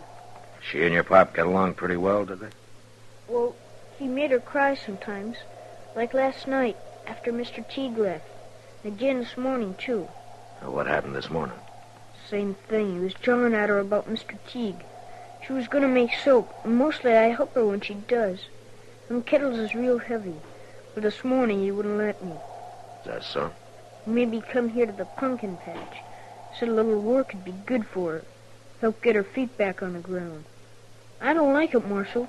When he makes Mama cry, I get all funny inside. I see. Beanie, I guess you'd do just about anything for your mother, wouldn't you? Sure I would. Beanie, Teague wasn't down there this morning. Well, sure he was. You didn't see him. You know that, and I know it. Now, why did you say you did? I hate him, Marshal. And you kept saying I must have seen somebody, so finally I said it was him. Why do you hate him? Because if it hadn't been for him, it wouldn't have happened. Pop wouldn't have made her cry if Mr. Teague hadn't have come around. With Pop gone, he'd have kept coming back, and he'd have kept bothering her. So I said it was him I'd seen. Ma and me don't need nobody like him coming around. You really didn't see anybody this morning, did you? No, sir. You shot your father yourself, didn't you? Yes, sir. I didn't go to do it, sir. It was just all of a sudden. Them pumpkins could have waited, Marshal.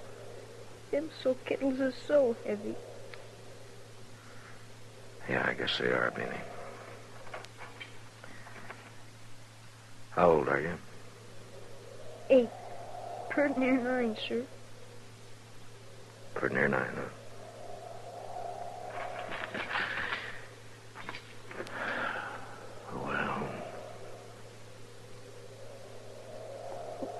What do you figure will happen, Marshal? Beanie, I wish I knew.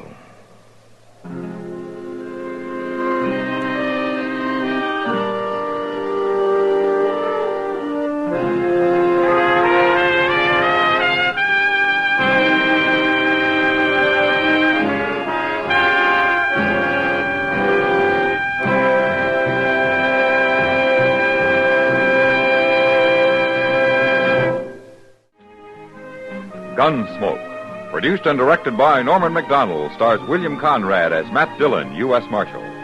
The script was specially written for Gunsmoke by Les Crutchfield, with editorial supervision by John Meston. The music was composed and conducted by Rex Corey. Sound patterns by Tom Hanley and Bill James. Featured in the cast were Gene Bates, Butch Bernard, and John Daner. Parley Bear is Chester, Howard McNear is Doc, and Georgia Ellis is Kitty.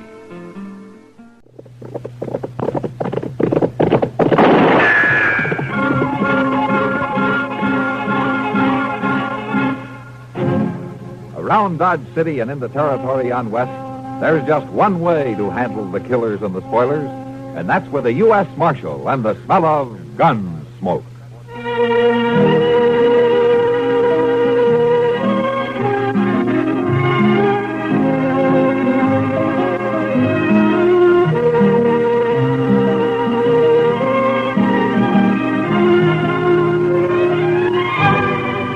Gunsmoke, starring William Conrad, the story of the violence that moved west with young America, and the story of a man who moved with it. I'm that man, Matt Dillon, United States Marshal. The first man they look for and the last they want to meet. It's a chancy job, and it makes a man watchful and a little lonely.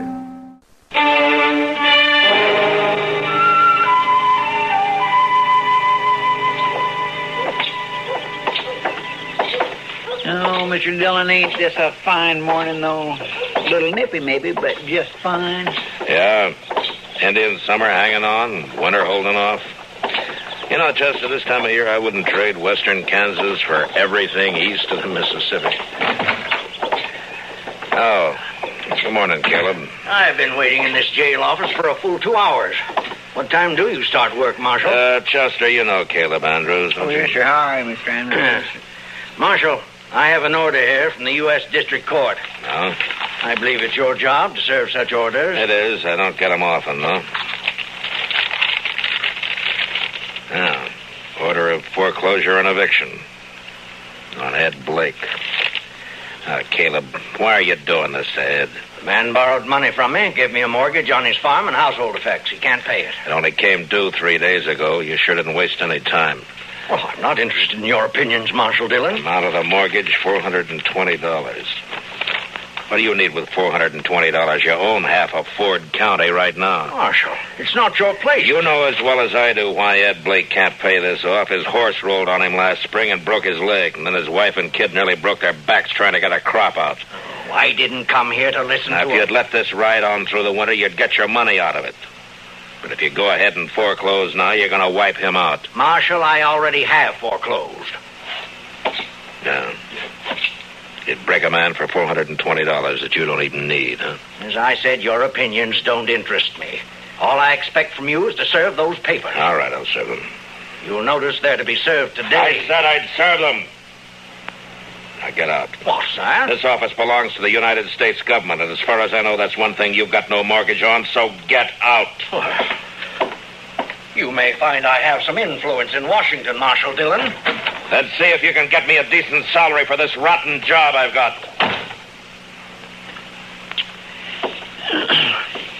Sure was a fine morning, Mr. Dillon. Yeah, it sure was. All right, Chester, let's saddle up.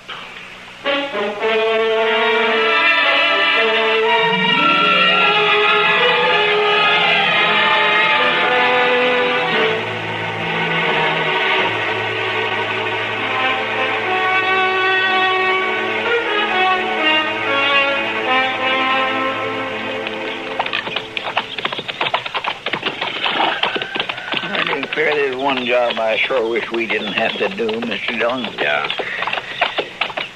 It sure is a nice farm.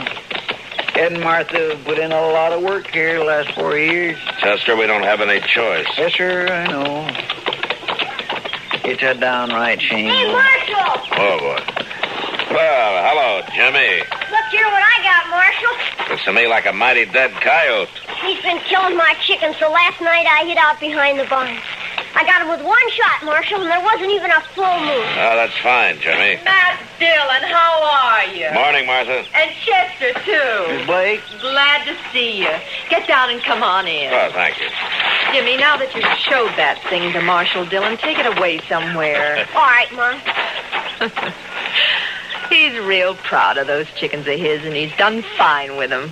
Oh, here I am, though, keeping you standing out here in the yard. Come on, let's go inside.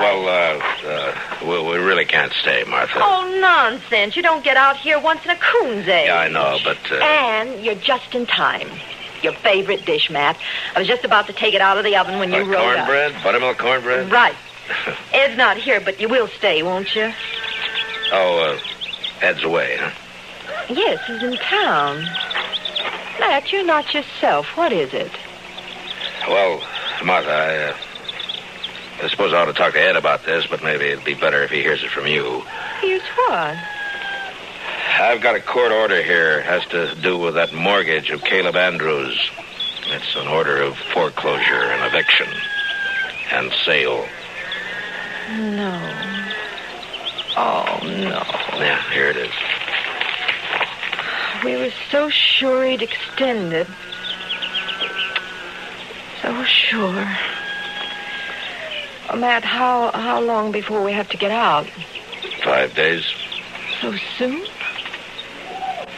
You were right, Matt. It is better that Ed hears it from me, coming on top of everything else. Martha, if there's anything I can do, you just let me know. Matt, I don't blame you for this. I understand. Come on in now and have some cornbread with us. Well, I couldn't. I'm sorry. Thanks anyway, Martha, but I'm just not very hungry.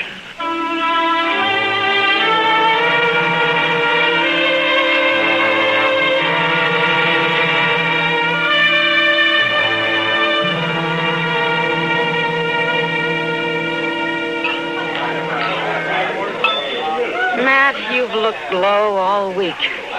Well, it's just things in general, Kitty. You know, sometimes you get to wondering if it's all worth it. It's the Blakes that's bothering you, isn't it, Matt? Chester was telling me. Yeah, Chester talks too much. Well, it's not your fault, Matt. Somebody had to serve the orders. Yeah, and somebody has to be a hangman, too. Well, life's never all good, Matt. There's always a little bad in it. And on my job, it's more than a little, Doc. Try making your living sometime as a dance hall girl. Yeah, I guess so. But you know, when you have to go out and boot somebody like the Blakes off their land and out of their home, then you just start wondering what is right and what is wrong. Well, if you find out, Matt, that means nothing. Oh, there you are, Marshal. I stopped by the jail. All right, Caleb. What's on your mind? That Blake family, Marshal. They were supposed to vacate today, and they haven't done it. I rode by there a little while ago. But according to the court order, they got until sundown. Now, look, Marshal, I believe I'd prefer to discuss our business elsewhere than in the presence of this woman. Just a minute, Caleb. Matt, I'll go. No. Caleb. You're going to apologize to Miss Russell right now. Matt, no. Apologize? Oh, I'm not going to apologize to any cheap little strumpet.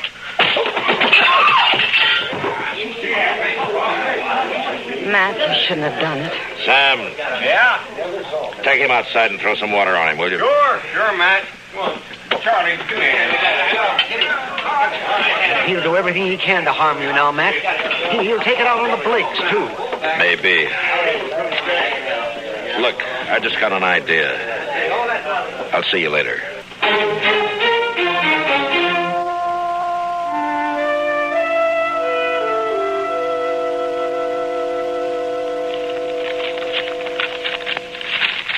Now, Matt, the mere fact a man runs a bank doesn't always mean he has a free hand in everything he does.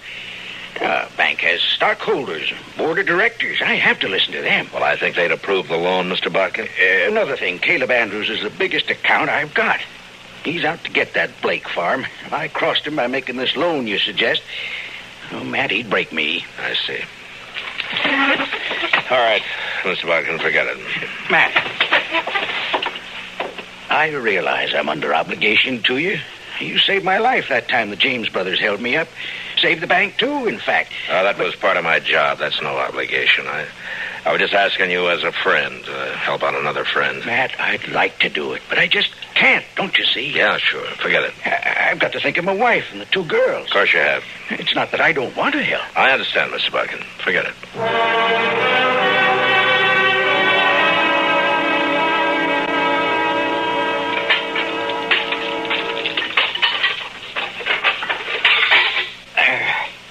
That ought to hold it a while. That fire feels kind of good, Mr. Dillon. Getting chilly out tonight. Yeah. Yes, sir. When winter sets in, it always makes you feel good to know you got a warm place to hole up. Be mighty rough to... Yeah, I was thinking of the same thing, Chester. You reckon they vacated this afternoon? I don't know. We'll ride out there in the morning and find out. Yeah, come in. Can we bother you? Ed, come on in. Martha. Hello, Jimmy. Come on up the stove. Yeah. Fact is, Matt, that we kind of like to impose on you for tonight. We don't have any place to go, no money, and, well, wondered we could sleep in the jail. Well, sure, Ed. Sure, Chester, will you get a fire going back there? Yes, Mr. And dig some blankets out of the storeroom, huh? Yes, sir. Want to come help me, Jimmy? Yeah, you go on along with Chester, son. Ed, we may as well get your stuff out of the wagon. Well, there ain't any wagon, Matt. We walked into town. What? You walked? Well... With that leg? Wagon, the stock, all the household goods, they're all covered in that mortgage, you see. So we didn't take anything. We just clothes on our backs. Oh, Ed. So help me, It's all right, Matt. We know how you feel. After all, we started with nothing before, and we can do it again. There's no reason you should have to. We do have to, though, and that's that. Mr. Dillon? Yeah, what is it, Chester? It's Jimmy. He grabbed a rifle from the rack and took out the back way. I couldn't stop him. Where on earth is he going? I know where he's going, and heaven help him if we don't catch him.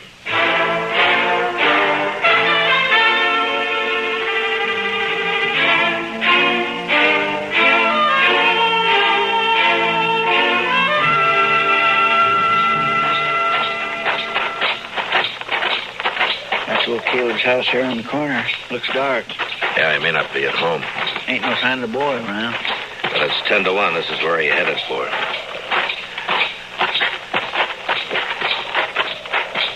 Chester. There's somebody back of that tree there to the left. Oh, yeah. Reckon it's him. I don't know. Just keep on walking. Jimmy? It's me, Matt Dillon. Go away, Marshal.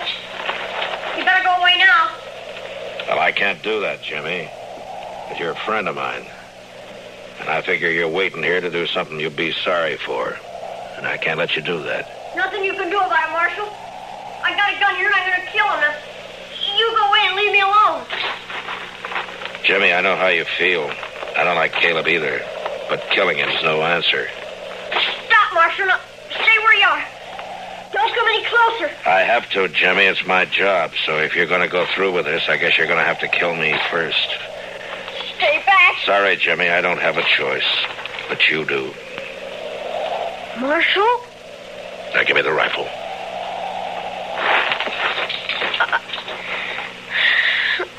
I couldn't shoot you, Marshal. You know that. Sure. I kept waking up nights and hearing Mom crying. Dad had sit up all night without the lamp lit and no fire and not saying anything. Just sitting. Take it easy now. Why is he doing it to us, Mr. Dillon? Jimmy, will you do something for a friend? If you say so. All right, take that rifle back to the jail. Put it in the rack. And you go to bed. You promise? I promise, Mr. Dillon.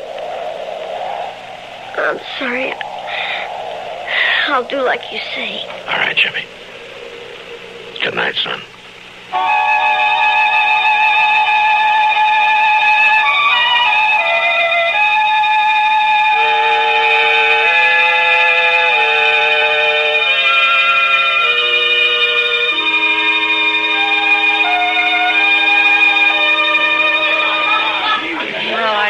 Told you Mr. Botkin wouldn't do anything, Matt. He wouldn't dare. He'd be scared Caleb would take his money out of the bank. Yeah, that's about what he said. Huh? I don't know, Kitty. I've done everything I can think of. Now, the worst of it is everybody in town is just as scared of Caleb as Mr. Botkin is. I doubt if they'll even have the nerve to bid against him at the sale. I know. He'll probably get the place at not much more than the amount of the mortgage. $420. Matt, I've seen more than that change hands across a poker table in one deal. And to think that's all it takes to get... Oh, yeah, Jack. Jack? I'm not usually one to eavesdrop on people, but I have been listening to you, too. The reason I butted in, Miss Kitty, I heard you talking about these people losing their home.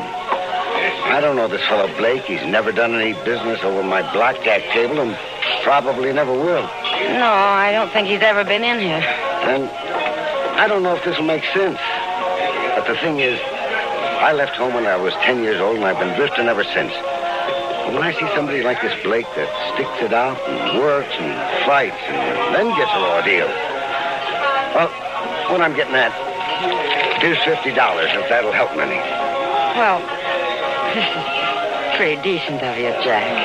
Thanks. Sure. Matt, I said a while ago that nearly everyone in town was afraid of Caleb.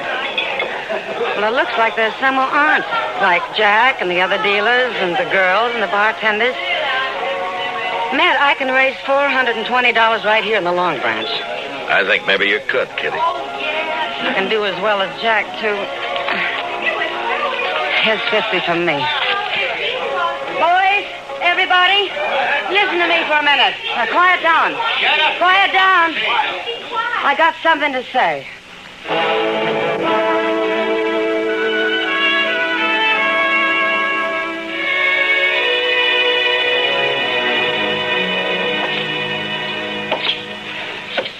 Well, he's sure taking his time getting here, Chester. Well, I told him what you said, Mr. Dillon. I ought to bring him to the office on a run, if anything will. Anytime Caleb figures he's about to lose $1 or $2, it's hitting him where it hurts. The Blakes turned in for the night, have they? I guess so. It's quiet back there. Marshal, what's this all about? Shut the door, Caleb. Now, would you mind telling me why I've been called here at this time of night? Sure. Here's $420. Blakes want to pay off that mortgage. Oh, they do they? The court costs up to now will probably run about $10. I'll pay that myself. Well, that's mighty generous of you. Well, good night, Marshal. It's a deal, then? I'm not the least bit interested in having that mortgage paid off, Marshal Dillon. The Blake farm is worth about $2,000 now. In 5 years, it'll be worth 3 times that much. Land's going up in Ford County. So I don't want the money, I want the farm. And when it's put up for sale, I'll get it at my own price. That foreclosure still goes. I see. Oh, good night, gentlemen. Well, I guess that's that. I don't know why I ever thought he'd take the money. The Blakes won't get a cent out of the sale. He'll scare everybody off and bid it in a few dollars over the amount of the mortgage, and nobody in town will even try to...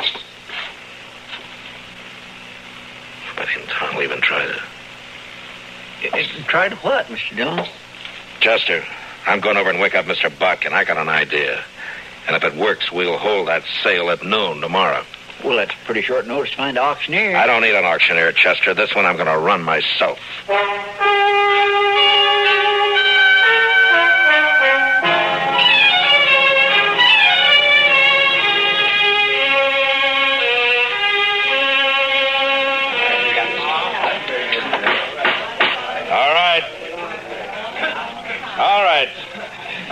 All of you know what we're here for. This is a foreclosure sale of the property and the household effects of Edward and Martha Blake, ordered by the court at the request of that fine-spirited, good-hearted public benefactor, Caleb Andrews. All right. Get on with it. Get on with the sale. All right. Now, the first item I'm offering is a breadboard. Marshal Dillon, may I suggest you lump the household effects together and offer them as one bulk item? I'm sorry, Caleb. I'd rather offer them one at a time. Unless, of course, you'd care to waive all claim to the household effects and withdraw them from the order of foreclosure. I waive the claim. The household goods are withdrawn. Now, get on to the house and land. So ordered. Now, the item offered is 160 acres of tillable land, a 4-room house, and a barn. Now, I won't read through this description. You all know the property. It's a good farm. The amount of the mortgage is $420, held by Caleb Andrews. All right, the bidding's open. What am I offered? $450. I have $450 from Caleb Andrews. Do I hear another bid? Now, the farm's worth $2,000. You going to let him have it for $450? How about another bidder? Mr. Dillon? Yes, what is it, Chester? I have been thinking some lately of getting me a little place like this and settling down. I'll bid $1,000. I have $1,000 from Chester Proudfoot. Do I hear another bid? Why, it's a trick. He doesn't want this place. $1,000 going $1,200. Caleb Andrews bids $1,200. What do you say, Chester? Well, I think I kindly like this farm. $1,500. The bid is $1,500. Going once, going twice. $1,600. $1,600 from Mr. Andrews. Mr. Proudfoot? $8,420. He never had that much money in his whole life. Do I hear another bid? What do you say, Caleb? Do you think I'm a fool? Going once, going twice, sold to Chester Proudfoot for $8,420. The buyer will come forward and complete the sale. Well, now, don't you worry none, Mr. Andrews. I got it right here. Now, see, there's 8,000 in $500 bills, and here's the 420. Where did you ever get that much in cash? Well, I save my pay, Mr. Andrews. And then, of course, I only drink mostly beer. And it adds up after a while. Well, Caleb, I guess $420 of this is yours. That takes care of the mortgage. Well, Ed, looks like you made a pretty fair profit on the place. A whole lot better than I expected, Matt. But I'd still rather have the farm than the money. Ed, I've been sort of thinking it over. Maybe I kind of lost my head. When you come right down to it, I don't know what I would do with a farm. So if you'd like to buy it, I'll take a $420 loss and sell it back to you for $8,000 cash. That's done, and here's the money. It's unheard of. They can't do it, Marshal. Well, as far as I know, there's no law against a man selling his own property. And now the way I see it, Mr. Andrews, is right this minute you're a trespasser on my property. So, come on now, let's go. You hear about this, believe you me. And stop pushing me. Chester, you better get that $8,000 back to the bank. Mr. Bodkin's probably worrying himself into a breakdown for fear somebody will find out he let us have it. Yeah. All right, Mr. Dillon. I'll see you in town later. All right. Matt, I don't know how we can ever thank you for what you've done. Not me, Martha. Thank the bunch that work at the Long Branch. Now, they're bums and drifters, most of them, but when Kitty told them the story, they really came through. We'll pay it back, Matt, every cent of it. And that girl, Kitty, I guess I've said some hard things about her in the past, but Matt, will you ask her to come out to dinner some afternoon? I'd like to thank her myself. Sure, I'll ask her, Martha. I think she'll appreciate that even more than you know.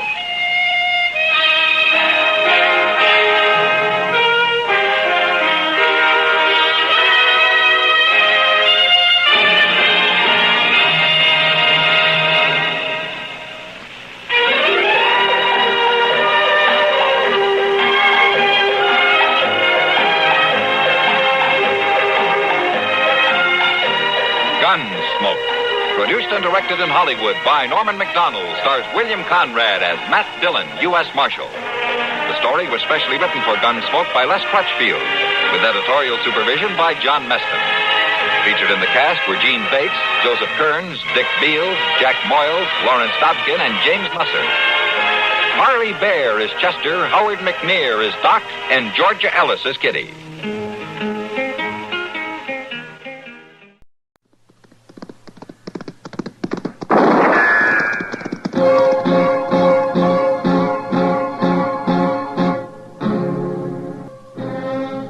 Around Dodge City and in the territory on West, there's just one way to handle the killers and the spoilers, and that's with a U.S. Marshal and the smell of Gunsmoke.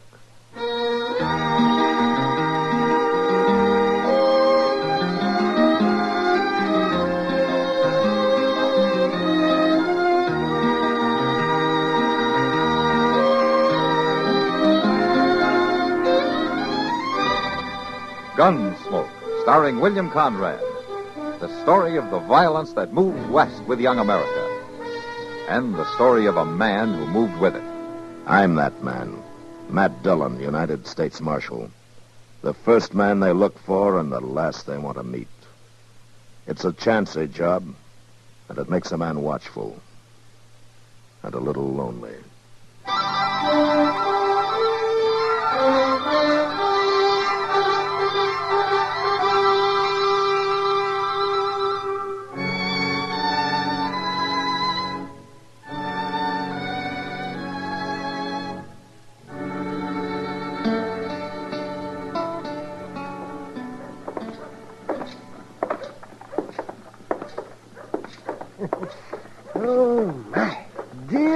liver, by golly. Yeah, dear liver. Matt, that was the best galled iron breakfast I've had since way last spring. Yeah, it was pretty tasty at that, wasn't it, Doc? I could have ate 2 pounds all by myself. You did eat 2 pounds, Chester. A deer? That's the best thing about winter's coming on. You start getting some decent food for a change. You get antelope and you get venison, prairie chicken, mallards.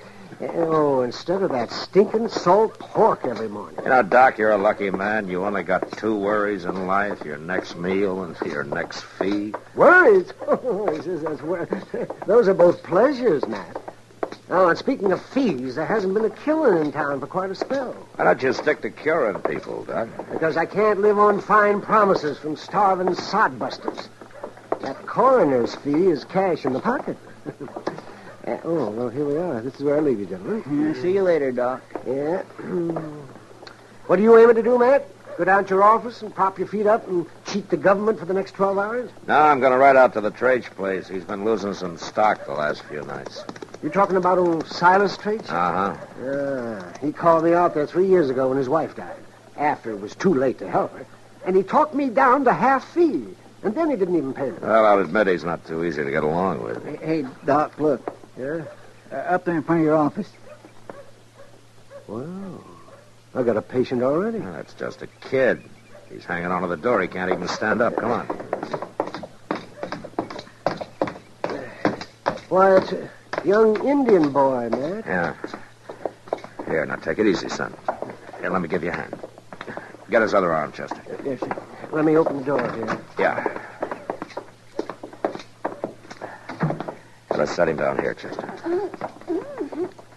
That's all right, boy. There.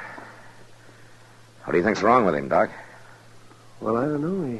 He doesn't seem to be cut up or shot any. What's the trouble, boy? What happened to you? Maybe he just don't know the language, Doc. Yeah, that could be. He kind of gives the impression he knows what we say to him, though. Is that right, boy? Looks like a Kiowa from his moccasins and that headband. About 9 years old, wouldn't you say, Doc? Yeah, 8 or 9. Let's see. His pulse is jumping like a scared rabbit. Nobody's going to hurt you, boy. Chester, go over to the Dodge House and see if there's a scout or a buffalo hunter in town, huh? Somebody who can speak Kiowa. All right, sure. It's funny. He won't even try to talk. He keeps his mouth tight shut. Yeah. Now, wait a minute, Doc. What is it, Matt? Son, open your mouth. Come on now. Open it. Good Lord, Matt. Somebody's cut his tongue out.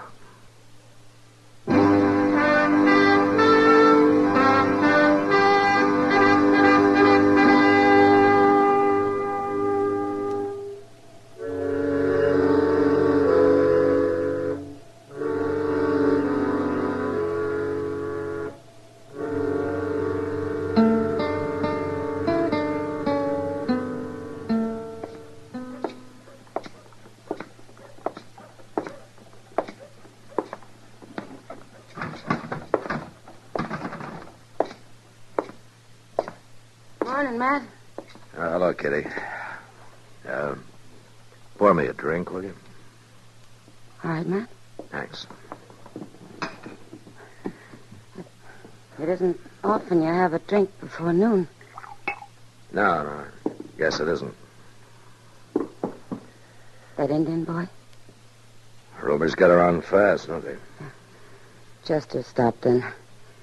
Have you found out anything more about it, Matt? Not yet. Chester's asking around town, trying to get some line on him. Does Doc think he's going to live? Yeah, he'll live, all right. Might be better if he didn't. It's always better to live, Matt, no matter what. Yeah, I guess so.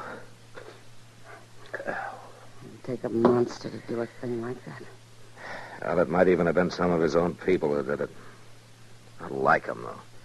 The Kiowas don't ordinarily mutilate that way, even in battle. The Apaches might, but there aren't any this far east. Besides, they'd only treat a warrior like that. This kid's only 8 or 9 years old. Horrible. He's still in pretty bad shape. Oh, there you are. I've been looking all over Dodge for you, Marshal. Well, that's where I've been, Mr. Traich. All over Dodge. Of course, I can see now why you ain't been on the job. If you'll excuse me, No, Matt. stay here, Kitty. Why don't you stick to business, Traich? No offense, Marshal. I expected you out at the ranch this morning. Yeah, I know. I lost 6 more head last night, calves and yearlings. Oh? It was killed and butchered right on my range. And their hides thrown into a gully. You might have trailed the ones that done it if you'd got there before the frost melted off. Same way with the rest of the cattle you lost, huh? They've been killing and dressing them? That's right. Well, it could be Indians. Meat rustlers couldn't sell in Dodge, not and get away with it very long. It's Injuns, all right. Of course it's Injuns. It doesn't make much sense, though, this time of year. There's too much game around. There ain't no Injun going after game as long as there's meat around for him to steal. Did you find any wagon tracks? Of course not. Why? Meat rustlers would have to haul this stuff somewhere. Well, there's a tribe of Injuns not more than 6 miles south of my place, camped along the river bottom. One of my riders seen them last week. Are they Kiowas? How do I know? They all look alike to me. They're all a sneaking pack of thieves. That might be where the boy came from, Matt. What boy? Young Indian boy. Somebody nearly killed him. That's why I couldn't get out to your place this morning. You're fooling around over some Injun whelp while I'm losing stock? Wait a minute. You figure cattle are more important than human beings? Human beings? I thought you said he was an Injun. Get out of here, Traich. Huh? I said it real plain. You get out of here.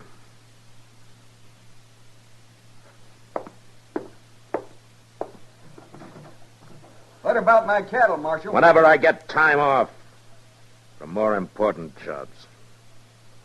It's a fine thing when the law spends its time with Injuns and dance-hall girls while an honest rancher gets robbed.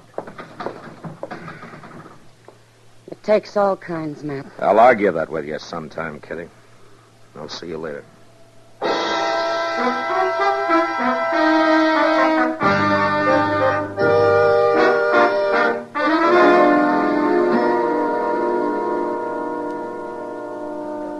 Let me tell the chief marshal.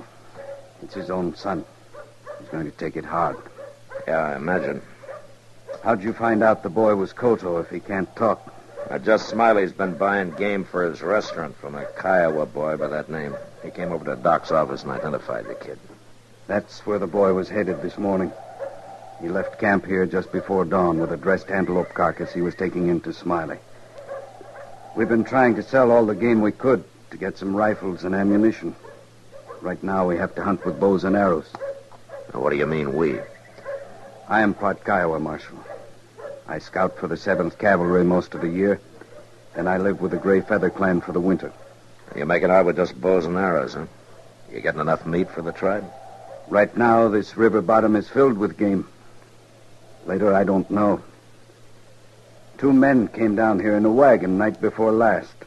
Had 8 or 10 carcasses of young beef they wanted to trade for horses. We laughed at them. They left mad. You know who they were? No, Marshal. But they must have rustled the meat someplace.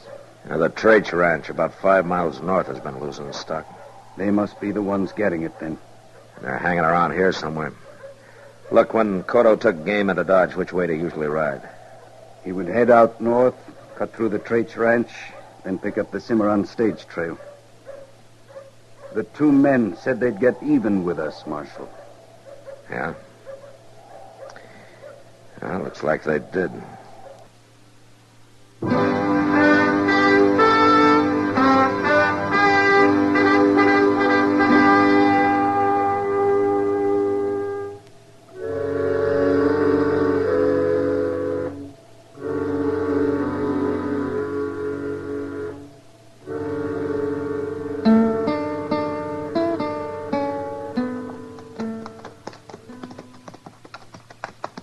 Ain't we getting pretty close to old Traich's ranch, Mr. Dillon? We're on it, Chester. The house ought to be about 4 miles north of us. Could be 400 feet and we'd never see it in this cussed underbrush. Now, that's the way the kid came. When his trail leaves the bottom line, we'll leave it too. There's another patch of soft ground, Yoni. Yeah, let's go take a look. Yeah, those are his pony tracks, all right. Dug in deep, too. Still had that antelope carcass with him. Uh-huh. Now, let's take a breather. Now, that's a mighty welcome word, Mr. Dillon. Goes right along with payday and soup's on. Yeah, that's right, Chester. There's nothing like having ambition. Keeps a man on his toes. Hey, listen to that. Wait a minute. It's a wagon. Coming this way. You reckon it's them two fellas? I don't know, but let's get these horses off the trail. Come on.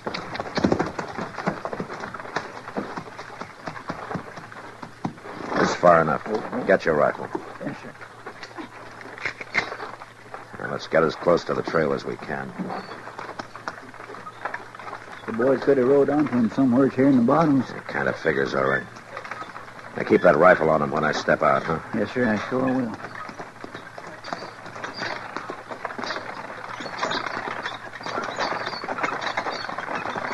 Hold up there. Hold up. Come on. What's the trouble, mister? Get down off that wagon. Is this a hold-up? Down on the ground, both of you. Come on. Now, keep your hands up. Chester, come on out. Take our guns.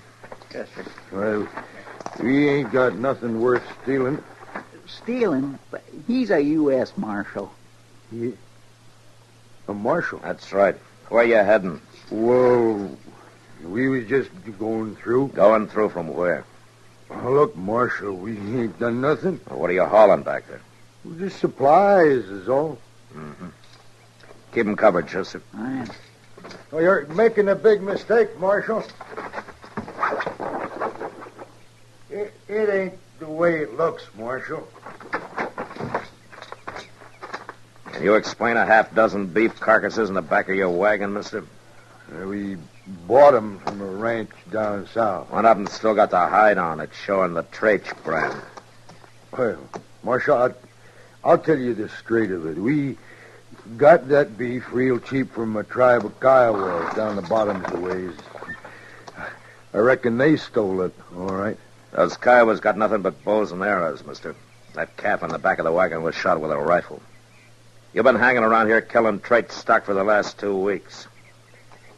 Now, where have you been selling the meat? To the quartermaster at the fort. We told him we was commission agents. And you're under arrest for cattle theft. Now get back in the wagon.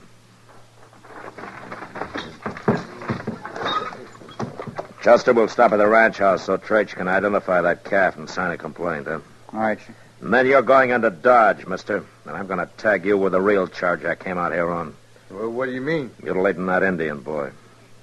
I don't know what you're talking about. We ain't even seen no Indian boy. Well, he's going to see you. And I think he'll remember you. You fixed him so he can't talk, but he can still point his finger at you. Now, come on, let's go.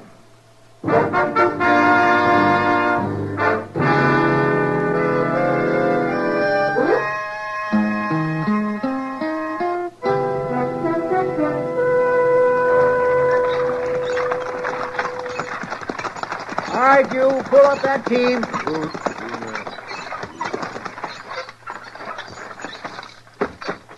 Traich. Hey, Traich! Out here at the barn, Marshal. You wait here, Chester. Yes, sir.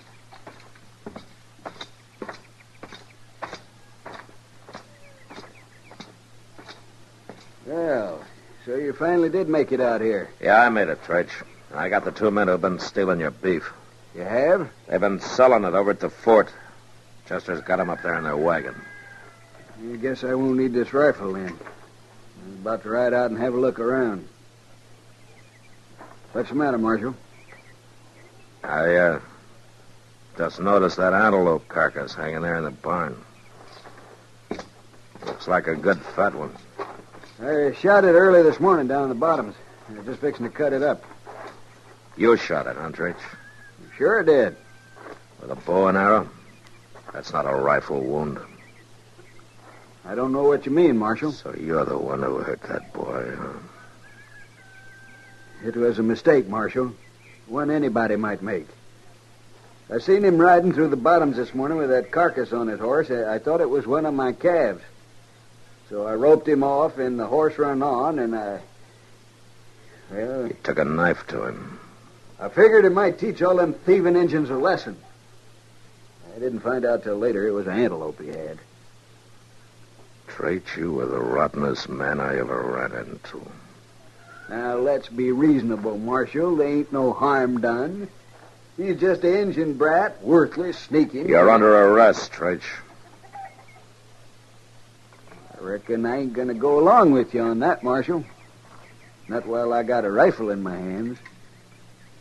And maybe you just better come to your senses. I said you're under arrest. You're talking mighty brave for a man with a gun on him. Don't do it. You haven't got a chance. I can try.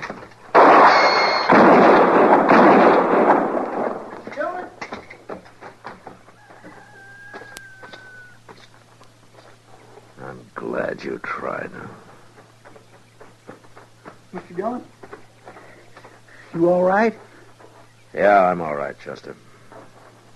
Why, that's Silas Treach. What happened? What did he do? What did he do? That little boy back in Dodge would tell you, Chester. If he could.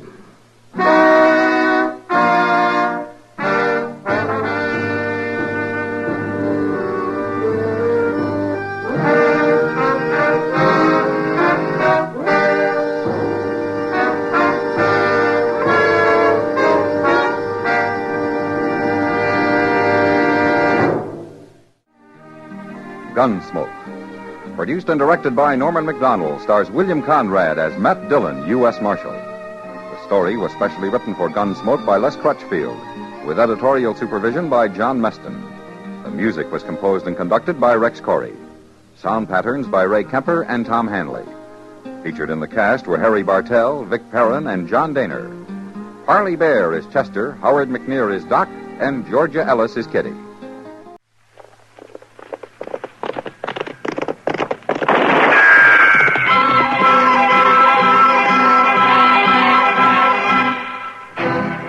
Around Dodge City and in the territory on West, there's just one way to handle the killers and the spoilers, and that's with a U.S. Marshal and the smell of Gunsmoke.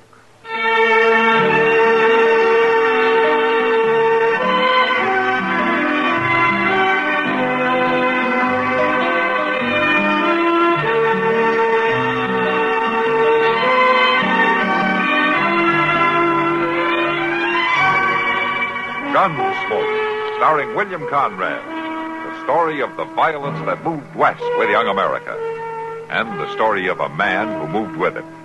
I'm that man, Matt Dillon, United States Marshal. The first man they look for and the last they want to meet. It's a chancy job, and it makes a man watchful and a little lonely.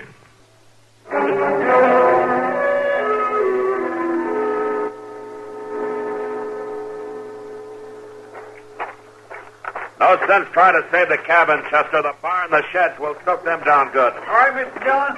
Oh, hauling well water takes too long. You better get it from the stream. I'm after the bucket. It's a sight bigger than these 10 pails we got. Here, let me give you a hand. I'm thick with rust. I don't know how this fellow drawed water. It don't seem like nobody hasn't worked this thing for a long time. Well, it's coming some, but the bucket's still a long way down there. Wait a minute, hold it. Maybe I can haul it up by hand. Can you get it? Yeah, I can get it. There, hold faster now. I will, but whether this rope can hold the bucket or not is something else again. That rope was plumb rotten. Yeah, well, maybe out in the barn, the sheds, you can find something to haul water in. Sure, I just don't figure how he got his water. He sure didn't use this well. He? Well, the fellow that lived here, the one that'll be dragged out of the cabin. Well, where'd he take him? Yonder, on them trees. You check the barn, Chester. I'll see to Albie.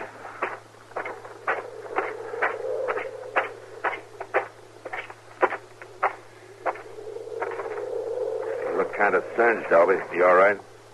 He's just a cinder. That's all I can think. He's just a cinder. Under the blanket here? He ain't a man at all. He's a cinder. Yeah. That's all, Albie. Could you tell, was he alone in the cabin? I couldn't believe it. He was sitting at the table. His head was slumped forward, and there was fire all around. And then I seen he was on fire. He was just sitting there, on fire. Take it easy now. And I got to him, and he toppled off right onto the floor, and he laid there burning. You didn't know it, Albie. I seen trees burn. I seen fields. I seen logs. I never seen a man burn before. Just forget about it. You know, it's funny. A man on fire. First thing you do is put a blanket on him. He's burning hot, so you smother. You put the fire out, Albie. That's the way to look at it. You put a blanket on his All right, cinder. now, Albie. You put Albie, a blanket stop it. around his Stop it. cinder.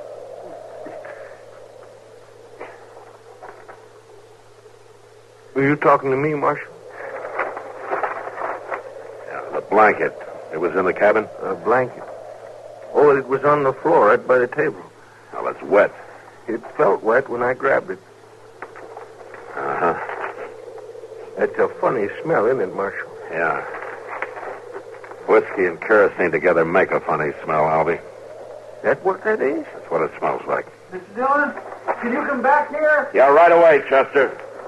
You rest yourself, Albie. You've done more than your share. Oh, I'm all right, Marshal.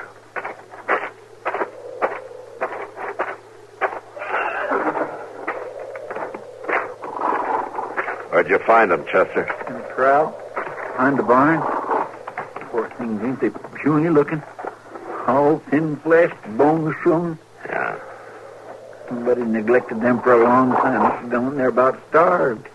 Any feed in the barn? Ain't nothing in that barn but rusty cans and a broke plow. Everything in there's crumbling, except the rats. Well, there's grass down by the creek. We'll lead them down there. It don't seem like this was Indians, does it, Mr. Dillon? It looks queer, Chester. Everything around here looks queer.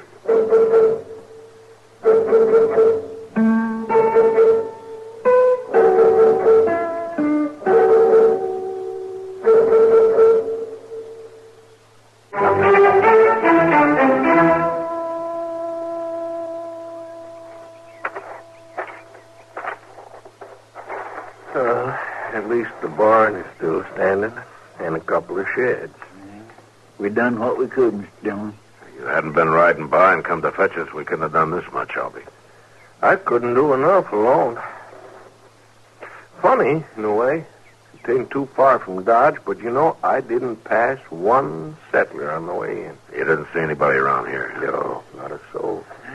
It's just odd, that's what it is. Odd as can be.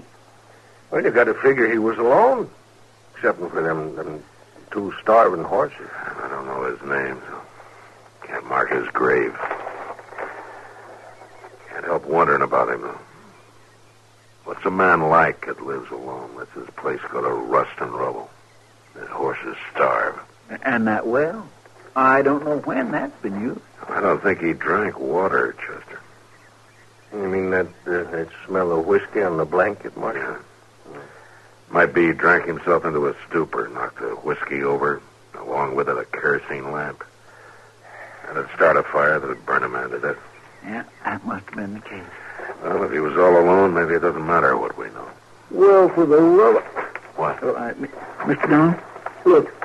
Coming up in the creek bed yonder. Maybe he wasn't alone after all.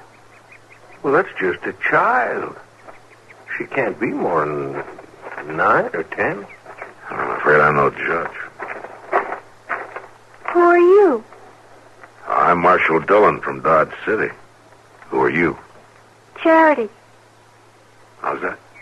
Charity Gill, that's my name. It was a big fire, wasn't it? Yeah, it was. You live here? Mm-hmm. Well, where you been, Charity? Up the creek. I play up there, stay up there all I can. I like it up there. You knew about the fire, Charity? I tried to make him move. I told him to, and I pulled at him, but he was too big. I couldn't move him. I tried. See, I burned my dress. He was your father? You know, he married Mama and me when I was little. She said I was to call him, Daddy, and I did, but I didn't like him. Where is your mama, Charity? Oh, she's dead. She died when I was 7. I'm almost 10 now. He's dead, ain't he? Yes, he is. I didn't like him. Miss Dillon, you don't think... I don't know. But it'd be hard to think, wouldn't it, Chester?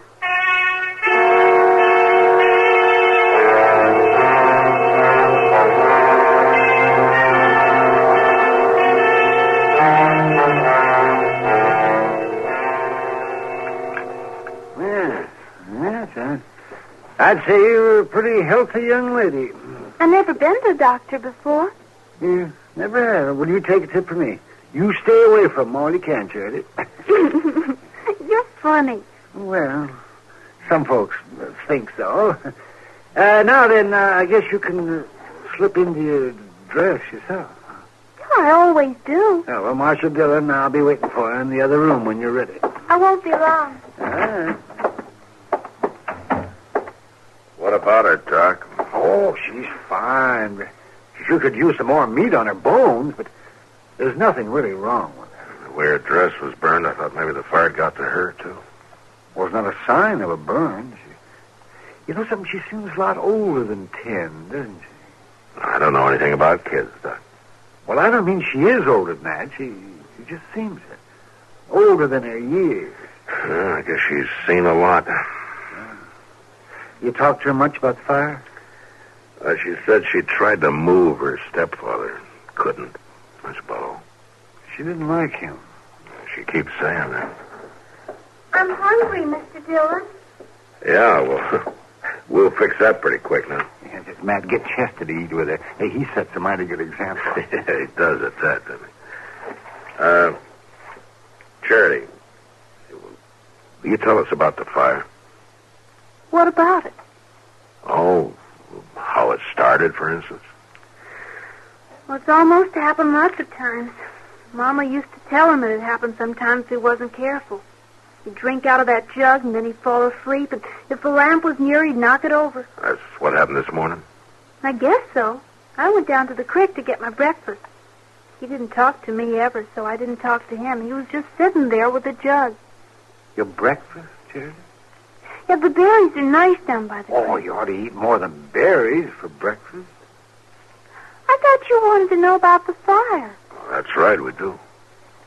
When I came back from breakfast, the lamp was on the floor and everything was burning.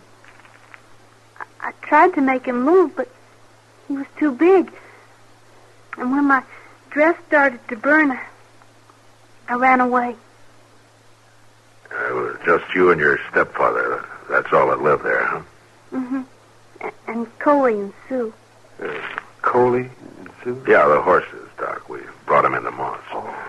Marshal? Yeah, Charity. Will I live with you now? Well, no. We'll find a place for you, but... But I like you. Well, yeah, but you Don't see... you like me? Well, sure. Sure, I like you all right, honey. You want to say something, Doc? Huh? Oh, no, I don't. Oh, come on, Doc. Help me make her understand now, would you? You wouldn't let me be alone, would you? Well, no, Charity. I wouldn't do that.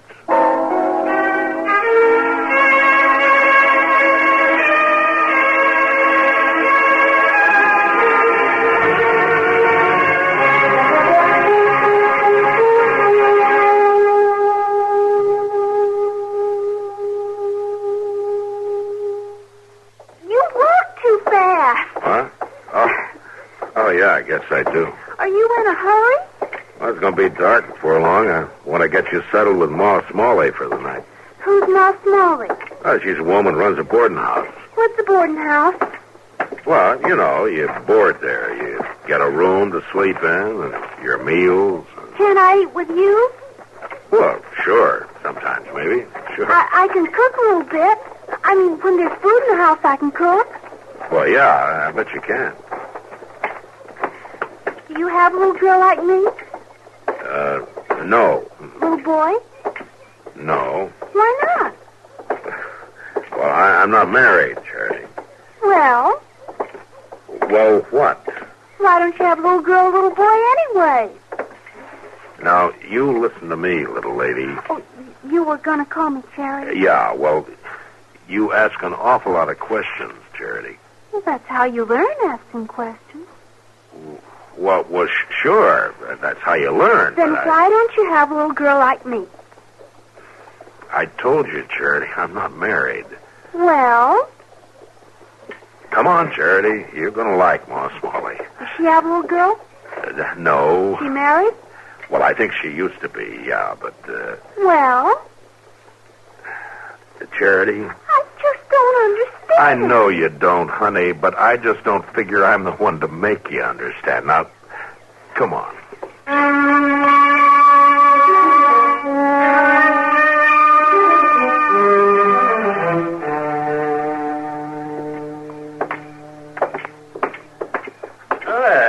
Evening, Marshal. Evening, Rob. What's that you got there? This is Charity, Rob.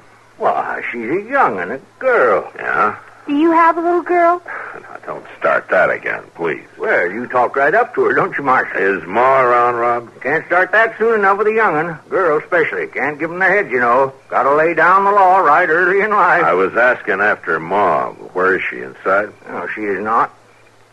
Well, then where is she, Rob? Meddling. That's where she is, thinking and talking free with a whole sewing circle of half-wit women who should have been buggy-whipped a long time ago.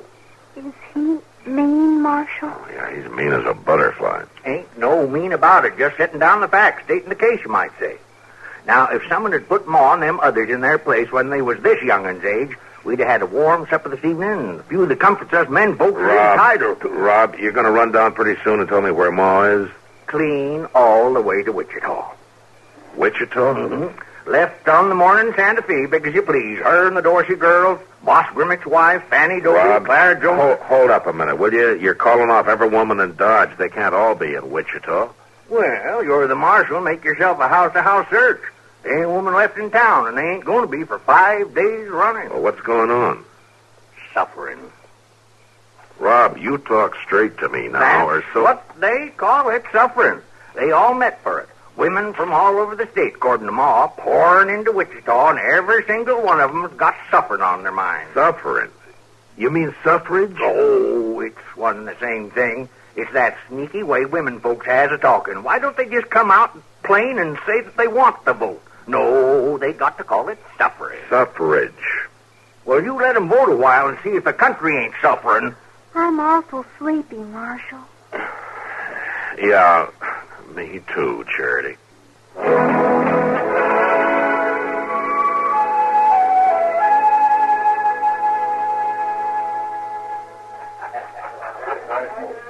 You're not serious, man. You're the only woman in town, Kitty. It's only natural that you'd want to take care of her now, isn't it? In a saloon? There's nothing natural about that. She can sleep in your room, can't she? My room, the Long Branch, any of this. It's no place for a little girl. You should know it isn't. You think one of my jail cells is better, maybe, huh? Well, it's no worse. Honestly, Matt, I know this is a problem, but I don't think I'm the solution. There must be someplace in town, or even out of town, some family. We rode out to Albie Stevens. He's got 8 kids. Yeah, they're stacked up out there, and they're all boys. What about Mrs. Stevens? She's gone to Wichita with Ma Smalley and the rest of them. 8 kids, and she wants to vote, too? Well, Albie says she went for the outing. I guess you can't blame her for wanting to get away. Hello. Oh, hello, honey. Did you get the drink you wanted? No, the man said he didn't have any milk, so I had some water. She ought to have milk, Matt. Well, yeah, but... They keep a cow at Delmonico's. Oh, yeah. Yeah, I guess they do. Well, go and get us some. Teddy will be all right here for a little while. Here, honey. You sit down here. And you wait with Miss Kitty, huh? You're not going to leave? No, I'll be back as soon as I get you some milk. I like him. Yeah, I like him, too. You're pretty. You think so, honey? Mm-hmm, and you smell pretty, too. Only what? you got your face painted. Mama used to tell me only Indians painted their faces. Maybe your mother was pretty enough without using powders and things. Oh, she was pretty. Freckles. She had freckles all over. Well, that proves it. I don't have any freckles. This is a funny place, ain't it? Kind of funny, yeah. Sometimes I don't understand grown-ups, Miss Kitty. Outside, there's alfalfa and sweet clover to smell, and quick water to drink, and currants and wild gooseberries and sheep shower to eat. But grown-ups are always crowding together indoors and smelling smoke and drinking whiskey and talking loud. What is that? I don't know, Charity. I just know they do. And if they didn't, I'd be out of business.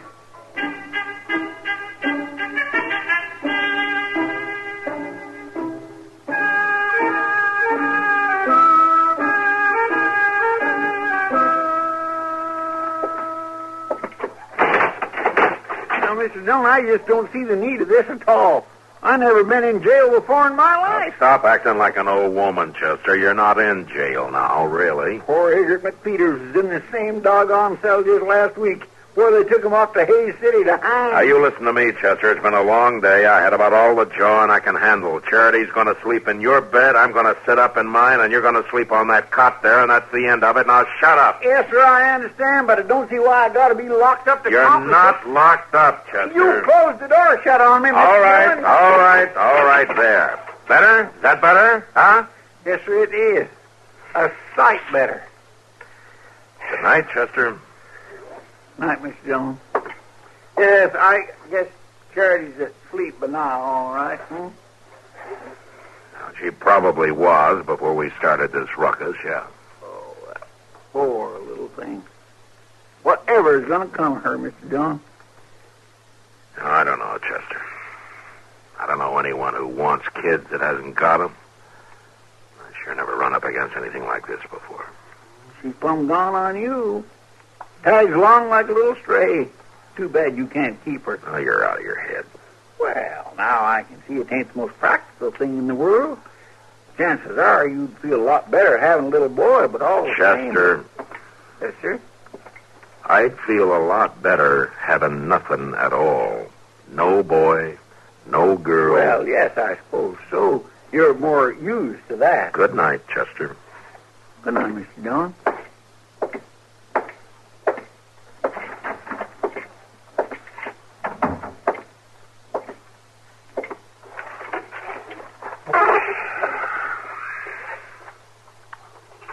Ain't you gonna get in your bed, Marshal? Huh? Hey, you're supposed to be asleep, young lady. I know, but I keep thinking. I never can sleep when I'm thinking. I guess the secret's to quit thinking then, huh? I'm worried about you, Marshal Dillon. Worried? You don't know what to do about me, do you? No, honey, I sure don't. I guess you're tired of me, too. I'm not tired of you, Charity. I just don't rightly know what to do with you. You don't want me to live with you, do you? Well, honey, you can't very well. You've seen how I live here. It's not the right place for a little girl. You ought to have a home.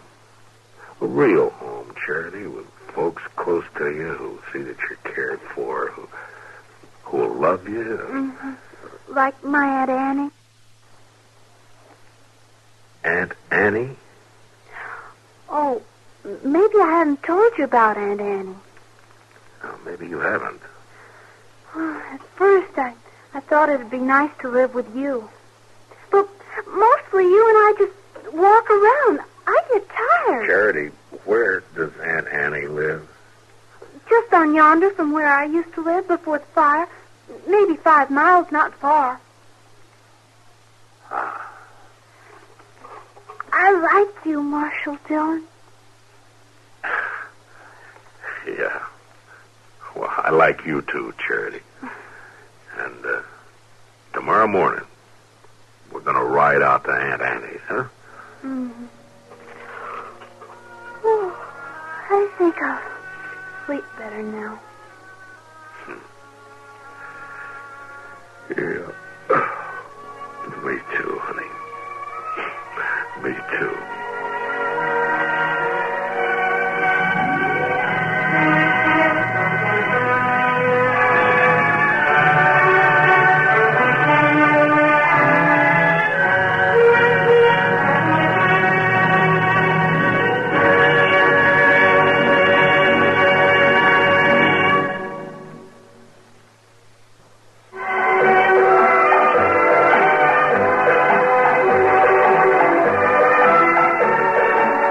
Gunsmoke. Produced and directed in Hollywood by Norman Macdonald, stars William Conrad as Matt Dillon, U.S. Marshal. The story was specially written for Gunsmoke by Kathleen Height, with editorial supervision by John Meston. Featured in the cast were Ann Whitfield, Joseph Kearns, and Lawrence Dobkin. Harley Bear is Chester, Howard McNear is Doc, and Georgia Ellis is Kitty.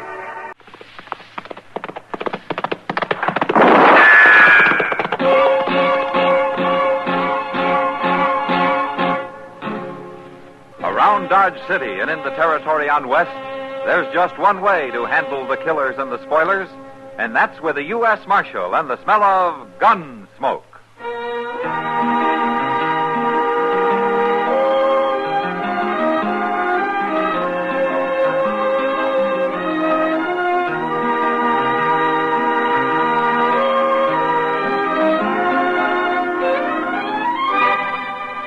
Gunsmoke, starring William Conrad, a transcribed story of the violence that moved west with young America, and the story of a man who moved with it. I'm that man, Matt Dillon, United States Marshal. The first man they look for and the last they want to meet. It's a chancy job, and it makes a man watchful and a little lonely.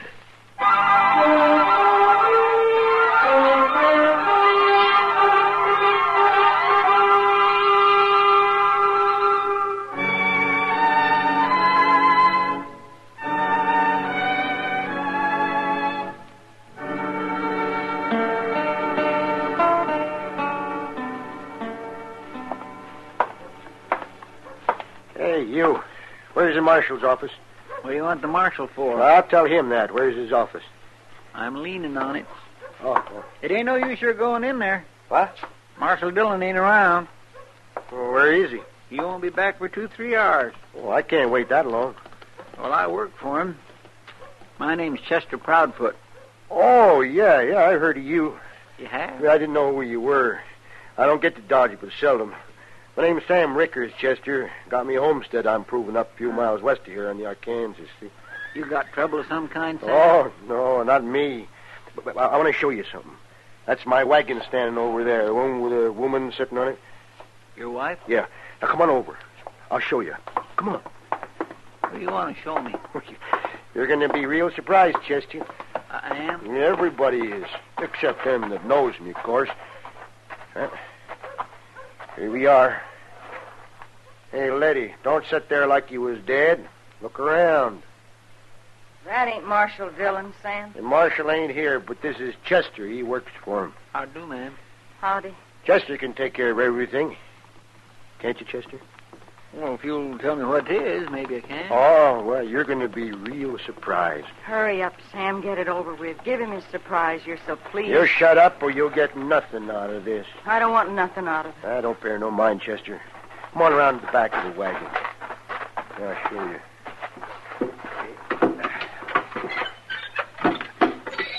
There. Who's that? I had to wrap him up in canvas. Here, I'll uncover him. Face it. There. Take a look at that. My goodness, where'd you get him? He rode into my place last night, about supper time. He didn't figure on finding a fellow like me there, I guess. Well, say, you must be a whirlwind to shoot a man like him. Oh, no, it was part luck, I guess. But I didn't haul him in here for nothing, Chester. Yeah, I know. But Mr. Dillon will have to take care of all that, Sam. It'll be a little while before you get anything. As long as I know it's coming. Oh, sure, you'll get it. But right now, you can help me carry him up to Doc so he can do an autopsy. It'll be a pleasure.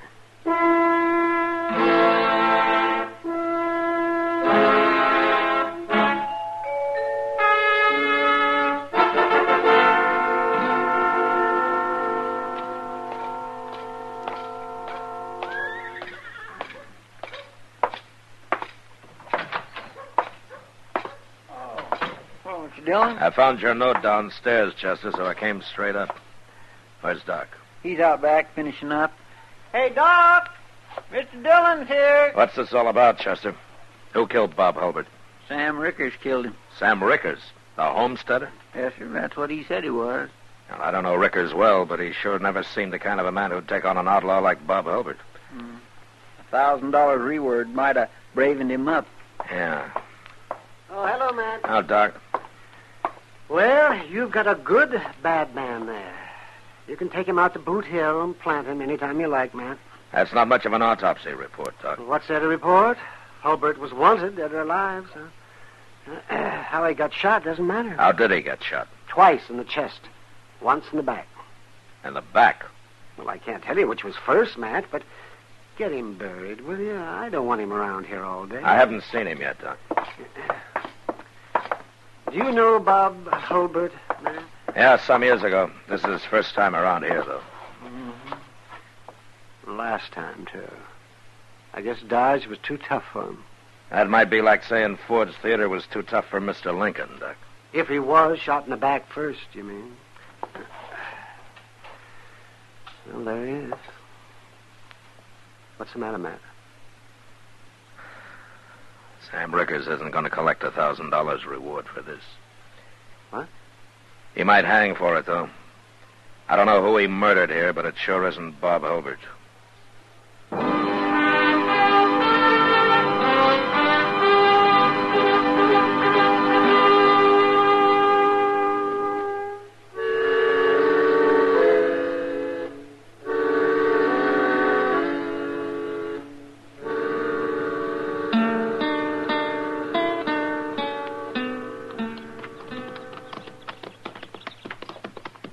Look at that place, Mr. Dillon. You'd think Ricker could prove it up better than that. Sam Ricker isn't the most enterprising man I ever met, Chester. Not till lately, anyway. It's sure a funny way to murder somebody, ain't it? Now, we better leave our horses here. Right.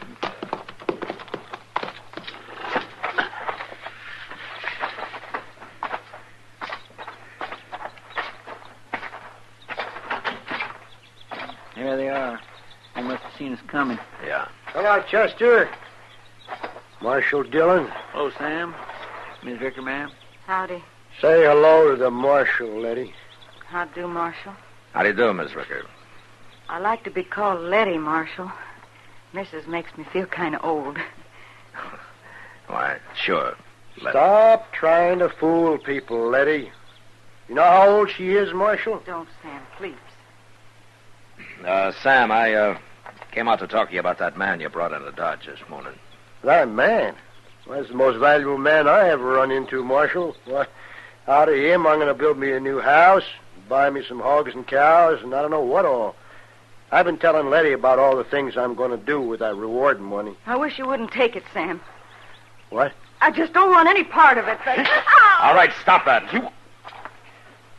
You interfering with a man and his wife, Marshal? If I have to, I am. But you're not going to get any reward money, Sam. What do you mean? That wasn't Bob Hulbert you killed. What? I don't know who it was, but it wasn't Hulbert. What are you talking about? I knowed him as soon as he rode in here. How did you know him? Where did you ever see Bob Hulbert? Well, I seen his picture last week on one of them wanted cards down at the post office. Hey, by golly, that's right, Mr. Dillon. I plumb forgot. Them posters come in last week, and I nailed a couple of them up here and there. I saw his picture, too, Marshal. I recognized him right off. Well, the man Sam killed looked a little like Hulbert, I'll admit that. But it wasn't him. Sam. Shut up, Letty. But that makes it murder, Sam. No, it don't. It was a mistake. The Marshal said he looked like Hulbert's picture. It wasn't my fault. Tell me what happened, Sam. I didn't murder nobody. It was a mistake. You want to tell me about it, Letty? No. I'll tell you. It was like this. We seen him coming. It was about supper time. And when he got close, we both recognized him. So I went outside and, well, I told him to keep riding. We don't want no outlaws around here. And then he started to pull out his gun. Well, I shot him. That's how it happened. Ain't it, Letty? Ain't it? That's right, Marshal. That's what happened. There's one thing you didn't tell me, Sam. What? How come he got a bullet in the back? Oh, well, he fell off his horse, and he was rolling around, and I shot him again. Must have hit him in the back, I guess. You saw it, Letty. I saw it. Letty, if Sam went on trial, would you swear to all this in court? Yeah, I'd swear to it, Marshal. You were the only witness to this? It's the truth, Marshal. Self-defense. Why should I be lying? I don't know, Sam. I'd just like to know who the man was that you shot. Well, he was some kind of outlaw. Drawing on me like that? Maybe, but you were taking quite a chance bucking a man you thought was Bob Hulbert, weren't you? I ain't afraid of no man, Marshal. No man at all. Uh-huh. Well, don't ride it too hard, Sam. It might throw you someday. So long.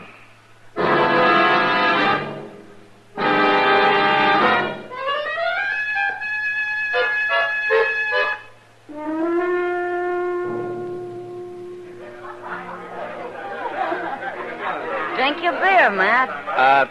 No thanks, Kitty. I don't think I want it after all. You're going to have to pay for it just the same. Okay. You know, there must be something wrong with me, Kitty. Yeah, there sure is. I wish I knew what it was. Well, I can tell you what it is tonight. I know. Sam Rickard. Yeah. You know, there's sure something wrong with that story of his. Yeah, there's something wrong with that wife of his, too. Putting up with him. Oh, she's afraid of him. I'd take an axe to him if it were mine. You Marshal Dillon? Yeah, that's right. My name's Catlin, Marshal, from San Antone. Oh, what can I do for you, Catlin? You can explain this to me, that's what. Map. That's Bob Hulbert's wanted poster. I don't know nothing about no Hulbert, but that's my partner's picture you got on there. $1,000, dead or alive. Now, what's this all about, Marshal? Well, maybe you can tell me, Catlin. Tell you nothing. I got off the train here this afternoon. First thing I see is a wanted picture of Jake Haney with somebody else's name under it. Jake Haney, huh? Been my partner for 10 years, and he ain't no outlaw. Never been in Kansas in his whole life before. Where is he, anyway? He was supposed to meet me here. You got him in jail or something? Jake Haney's dead, Catlin. Dead? That's not Haney's picture there. That's Bob Hulbert, like it says. Your partner looks some like him, and, well, he got shot. Well, who'd shoot Jake Haney? He never had trouble with nobody. Carried a gun, sure, but I always done the fighting for us. I don't believe it, Marshal. I'm sorry, Catlin, but it's true. We buried him out on Boot Hill yesterday. Who killed him, Marshal? He was killed by mistake, Catlin. Nobody's killed by mistake. Now, who killed him? Wait a minute. You did. It doesn't matter who did. I'll find out. I'll get the man that done it. You or whoever. It was a mistake, Catlin. Your partner and Hulbert looked enough alike to fool you, didn't they? You gonna tell me who did it, Marshal? No. And I'll find out myself. Jake Haney was as honest and decent a man as I ever knew. He ain't gonna die like this, for nothing. I'm gonna kill the man that did it. You kill anybody here and you'll hang for it, Catlin. Not me. Not if I have to kill you too, Marshal. Don't try it. I'll see you later.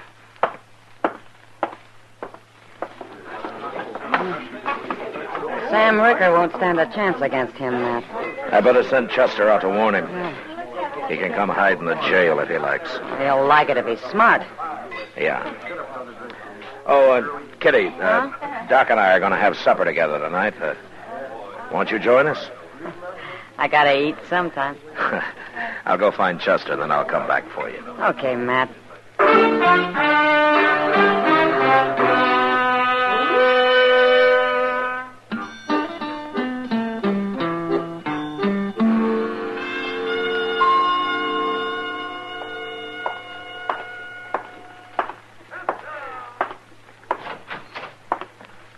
morning, Mr. Dillon. What did you do, Chester? Spend the night out at the Rickers? Yes, sir. I sure did. That's a pretty small place. Where did they sleep you? Oh, there was lots of room, Mr. Dillon. Plenty of it. Now, what do you mean? I was all alone. I never did see neither Sam nor Letty. Well, they've gone? It looks like it, but I sure don't know why. Like you said last night, that fella Jake Haney was never around here before, so Sam couldn't have had no reason for wanting to kill him. Yeah, but Sam had some reason for running off. Yes, sir. Good morning, Matt.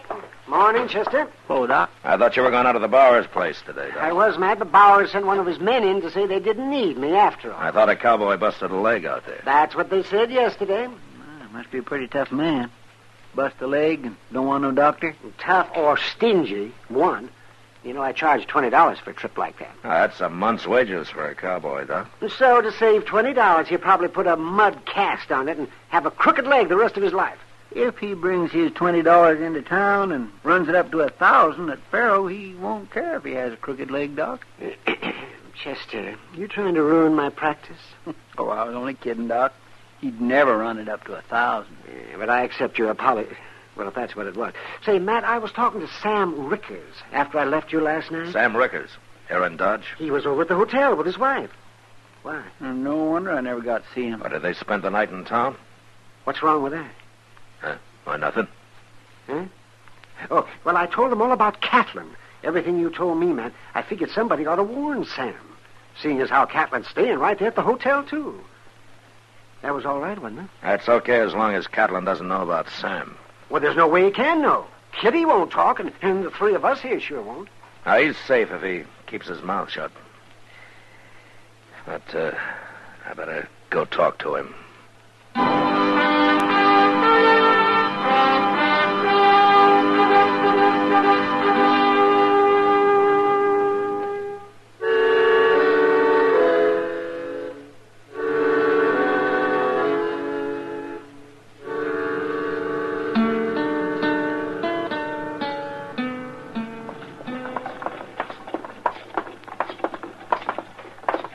Money Mr. Dobie makes, you'd think he could paint his hotel once in a while, wouldn't you? Well, if you stay inside, I guess it doesn't matter, Chester.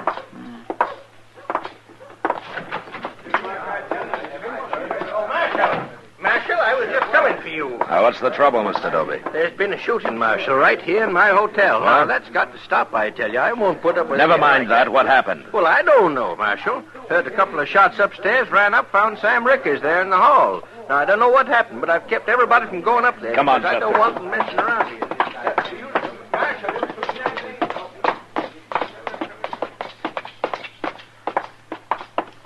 Well, there's Sam. He ain't shot. What happened, Sam? Dobie said there'd been a shooting. Yeah, there's been a shooting, Marshal. Look, in this room here. That's Catlin, Mr. Dillon. Who killed him, Sam? I did. You did. I had to, Marshal. Well, tell me what happened. Well, you see, Doc told me Catlin was looking for who shot his partner, so I got to thinking, and I figured the only way out was to talk up to him, tell him how I made a mistake. Don't you think that was right? That doesn't explain killing him. I better get Letty out here. She saw it.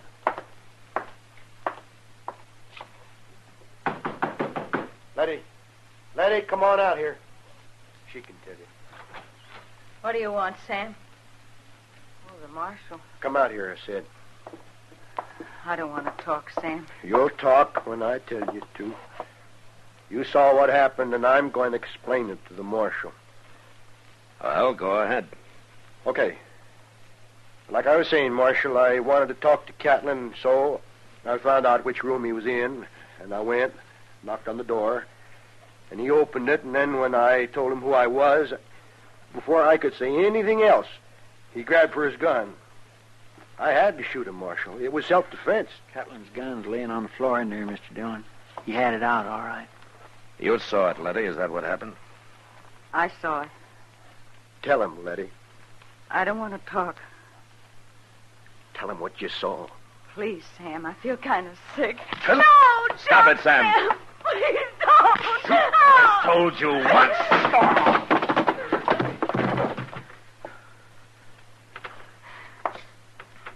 You've hurt him, Marshal. I knocked him out. He's not hurt. Sam's no good, Letty. Now, why don't you stand up for him? You afraid of him? He's my husband. No woman needs a husband like that. I married him. Maybe he was different then. But the way he is now, he doesn't deserve a wife. Now, he's no good, Letty, and you know it. And you're going along with him makes you as bad as he is. No. No, don't say that, Marshal. I'm not like Sam. If you lie for him, you're just like him. No. Now, tell me what happened. Did you see it? I saw it. Was it like Sam said? No. All right, then tell me. I can't stand it, Marshal. I can't stand it no more. Sam's a murderer. I hate him. I won't tell no more lies for him. I'll go on. He won't hurt you again. That first man, Marshal. We thought he was that outlaw. He looked like him. So Sam went in and got his gun and sneaked around the house while I was talking to him. He shot him in the back. Like killing a hog. Then he turned him over and shot him twice more in the front. Makes me sick, Marshal. What about Catlin? Sam killed him the same way? Of course he did. I tried to stop him, but he had his gun out when he knocked on Catlin's door, and then he shot him just as soon as he opened it. And then he took Catlin's gun and threw it on the floor. I watched him, Marshal. Marshal, she's lying. Don't listen to her, Marshal. She's a lying woman. I'm not lying. I saw you shoot both those men like killing hogs. Wait till I get you alone, Letty. Talking about your husband that way, I'll bust you good. You won't get her alone, Sam. You're under arrest. I don't care if you are my husband, Sam. You're a coward. You're a terrible coward. I ain't. No, I ain't. I killed him, didn't I? I killed 2 men. Give me your gun, Sam. No. You ain't taking my gun. I ain't a coward. Give it to me. No.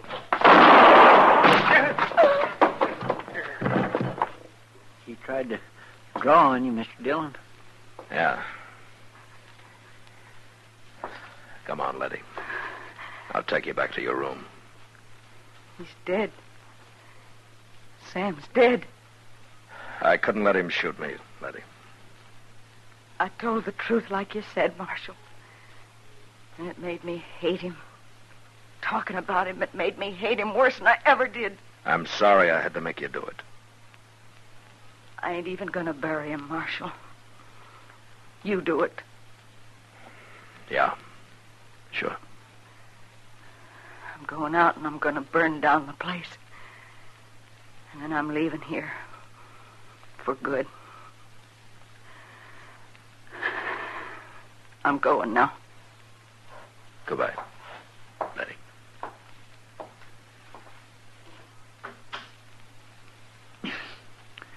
It ain't your fault, Mr. Dillon. You couldn't have handled it no other way. No, I couldn't, Chester.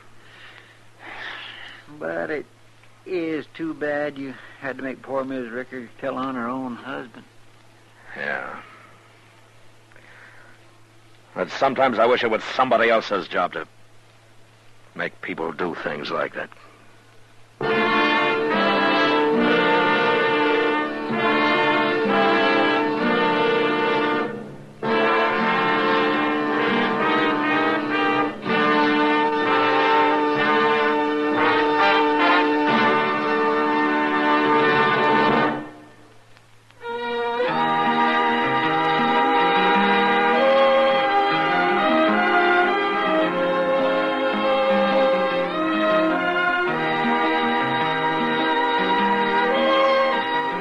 Gunsmoke, transcribed under the direction of Norman Macdonald, stars William Conrad as Matt Dillon, U.S. Marshal. Tonight's story was specially written for Gunsmoke by John Meston, with music composed and conducted by Rex Corey.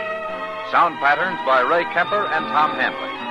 Featured in the cast were John Daner, Vivi Janis, Vic Perrin, and Lawrence Dobkin. Harley Bear as Chester, Howard McNear as Doc, and Georgia Ellis as Kitty. Join us again next week as Matt Dillon, U.S. Marshal, fights to bring law and order out of the wild violence of the West in Gunsmoke.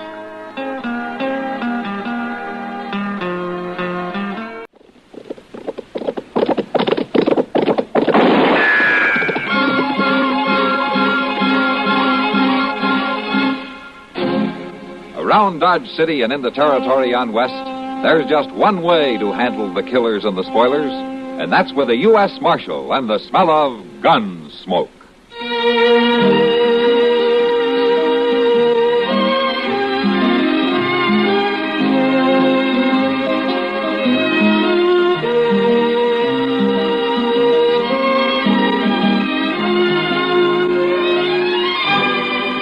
Gunsmoke, starring William Conrad. The story of the violence that moved west with young America. And the story of a man who moved with it. I'm that man. Matt Dillon, United States Marshal. The first man they look for and the last they want to meet. It's a chancy job, and it makes a man watchful. And a little lonely.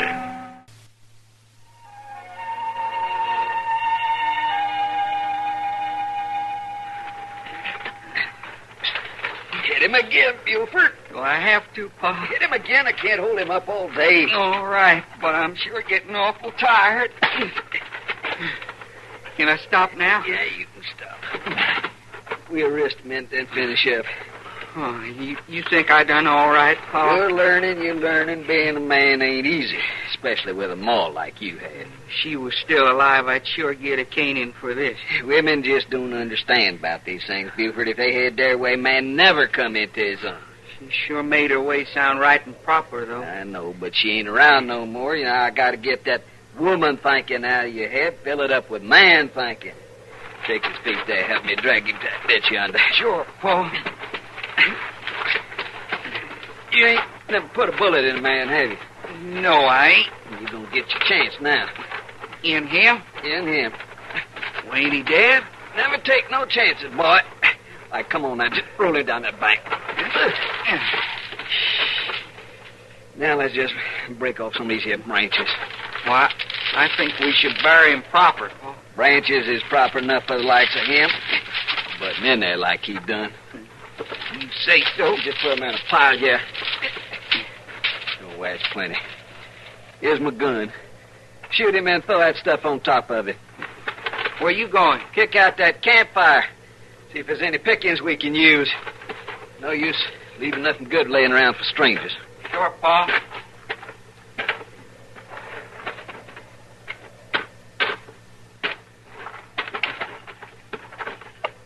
I ain't heard no shot yet. Come on, boy, get it done. Yes, Pa. That's more like it. Now cover him up and get back here. Solitary thing around here worth toting. Not even none of them pans is worth nothing. Some people just got no pride at all. Here's your gun, Pa. Buford, you're gonna be man before you know it. Now we got one more thing to do. Over here in the wagon, get in front instead of the team. Pa, not another shooting. You ain't doing it, I am. No, Pa, please. You sure ain't acting like no son of mine. Turn your back in. I just can't let you do it. Get out of the way, boy. No, Pa. Oh! Now look what you've done. Hold out! You made me spook your team. I'm sorry, Pa. I got half a mind to stomp your head. I said I was sorry, Pa. Yeah, never mind. I guess it don't matter too much. You still gonna get me them boots, like you promised? When we get to Dodge, you'll get your boots, if you're man enough to fill them.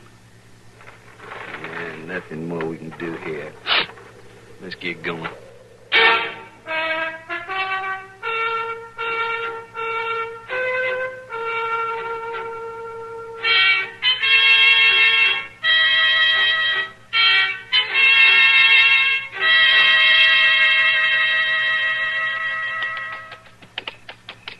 You was right as usual, Mr. Dillon. How about what, Chester? About waiting till sundown and start back to Dodge. Well, that makes more sense than riding in the heat of the day, doesn't it? It sure does. Just look at that moon, will you? Mm-hmm. Did you ever taste green cheese, Mr. Dillon? What? Green cheese. Did you ever taste it? No, not lately. Well, what's it taste like? Well, I don't know, Chester. Don't know. Well, you said not lately, so I figure you must have had... Hold up a minute. What's the matter? That wagon moving along the ridge up there. Well, it's moving awful slow, but I... Chester, there's no driver. You're right. Must have wandered off in somebody's camp. Yeah, could be. But only a greenhorn would set up camp and leave his team in harness. We gonna take a look? Yeah, I think we better. Come on.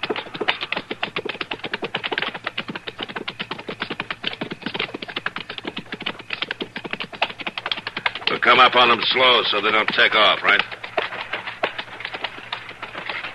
I'll get out in front of them, Mr. Dillon. Oh, boy. Easy now, I'll check the wagon.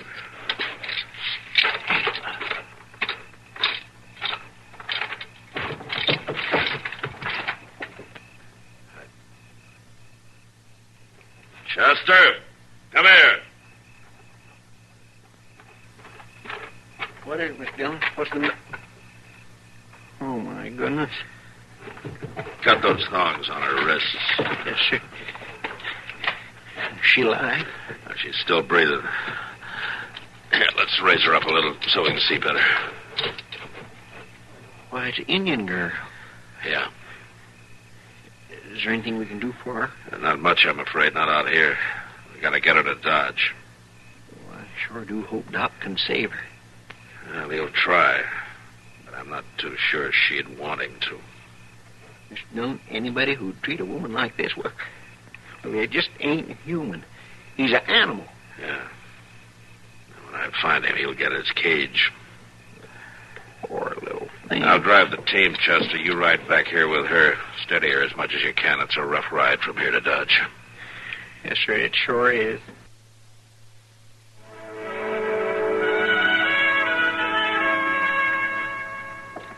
You think she's gonna make it, huh, Doc? She'll make it. I wouldn't have given you a plugged nickel for her chances when we found her. Wonder how Kitty's making out with her in there. And if she can even persuade that girl to nod her head, it'll be better than I did. She just stared. Wouldn't even look at me. Can't exactly blame her. You're a man. Yeah, I know. Oh, Kitty? She talked some. In English? Yeah. Doc, when can we move her over to my place so I can keep an eye on her? We'll see how she is in the morning, Kitty. She seems pretty weak and tired right now. I'll take her. Well, I'll check with you in the morning. Night. Night, Kitty. Night, Doc. Oh, Kitty. I need a drink. Walk back to the Long Branch with me. I'll tell you about it on the way. All right.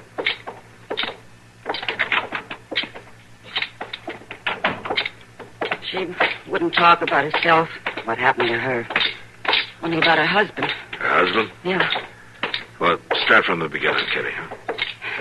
Well, as I put it together, she and her husband were setting up camp for the night. And while he was out getting firewood, two men rode in.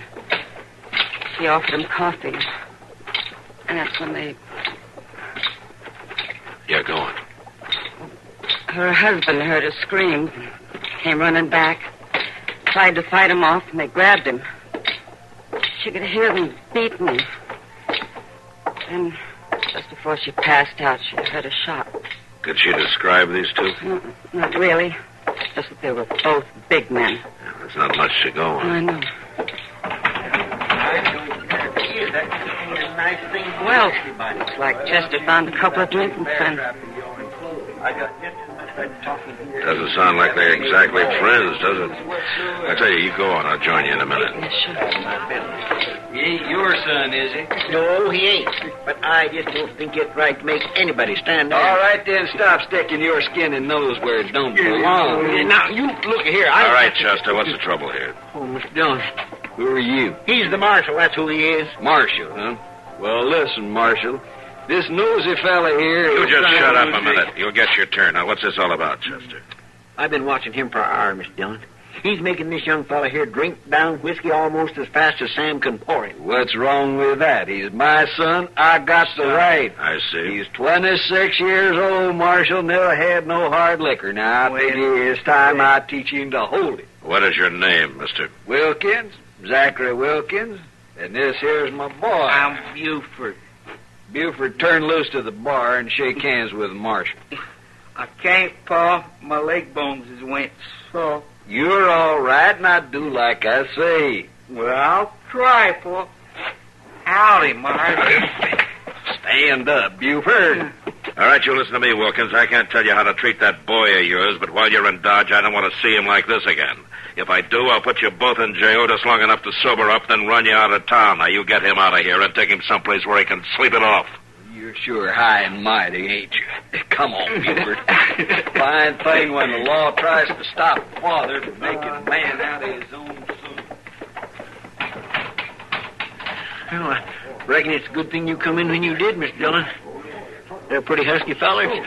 Looks like you got nothing but trouble tonight, man. Yeah, it looks that way.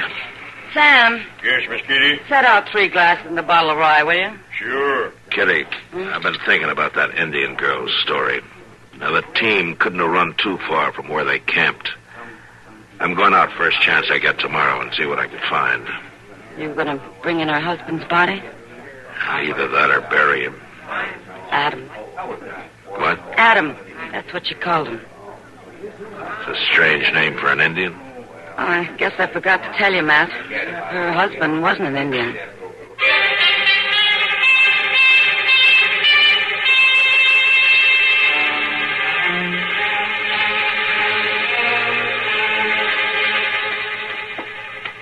I don't mind people taking their time, but I should have been closed an hour ago. It's almost 7 o'clock. We're paying good money for 'em, and we'll just look till we find the right one. Well, I showed you every boot I've got 2 times over. They gotta be the right ones, don't they, Buford? That's right, Paul. Well, I sure am glad you're working late, Mr. Jonas. Well, what do you want, Chester? Miss Kitty told me to buy a dress. What? It's for that little Indian girl. Oh, the one you brought into Doc's last night? That's right. How is she? Well, she's doing fine. But her clothes was tore pretty bad, and Miss Kitty thought a dress would make her feel better. Well, let's see now. About how tall is she? Oh, she's just... about so high. Ain't much meat on her. You say these boots cost $7.60? That's what I said. We want 'em. Yeah. It's about time. And you? Me? Make your Marshal friend real happy. Tell him me and Buford is leaving Dodge. Well, you made me kind of happy, too. I figured that. Buford, you go on down to that stable, get our horses, bring 'em up in front of that Long Branch place. I'm going to have me a couple of drinks there before we go. Can I take my new boots with me? Sure, take your boots. Now, there's a real pair of gents, huh? Yeah. Well, here, what do you think of this dress, Chester? Oh, that'll be fine. No, I got a couple of others. No, that one's all right. Just put it in a sack. And Miss Kitty said to add it up to her bill. All right. Here you are. Thanks, Miss Jonas. Thank you. Night. All right.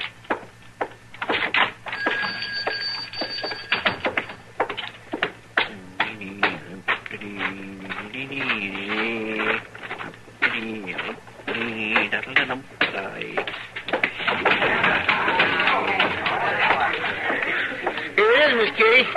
Oh, Miss Dillon. I didn't know you was back. Yeah, I just got in, Chester. Here, I'll take that dress on up to Raina. Raina? Oh, is that her name? That's what she calls herself. Now, you know that's kind of pretty. Sit down, Chester. Your friend, Zach Wilkins, just came in ahead of you. I know. I seen him more at Jonas's. He's leaving town. Good. Did you find where Raina's camp was at? Yeah. But there wasn't any body. No body? No, I found a few bloodstains in a ditch and a pile of branches. That's all. You reckon somebody stole it? Hell, either that or Raina's not telling the truth. Well, why in the world would she lie about anything? Matt, she's not there. Huh? Raina? She's gone. We better find her, Chester. Yes, sure. Oh, she ain't well enough to be going nowhere. Why, Mr. Dillon, look! Buford! Marshal, my boy, he's been scalped. Somebody scalped Buford. Yeah. Somebody scalped my boy. Chester, get Doc. We'll meet you at the jail.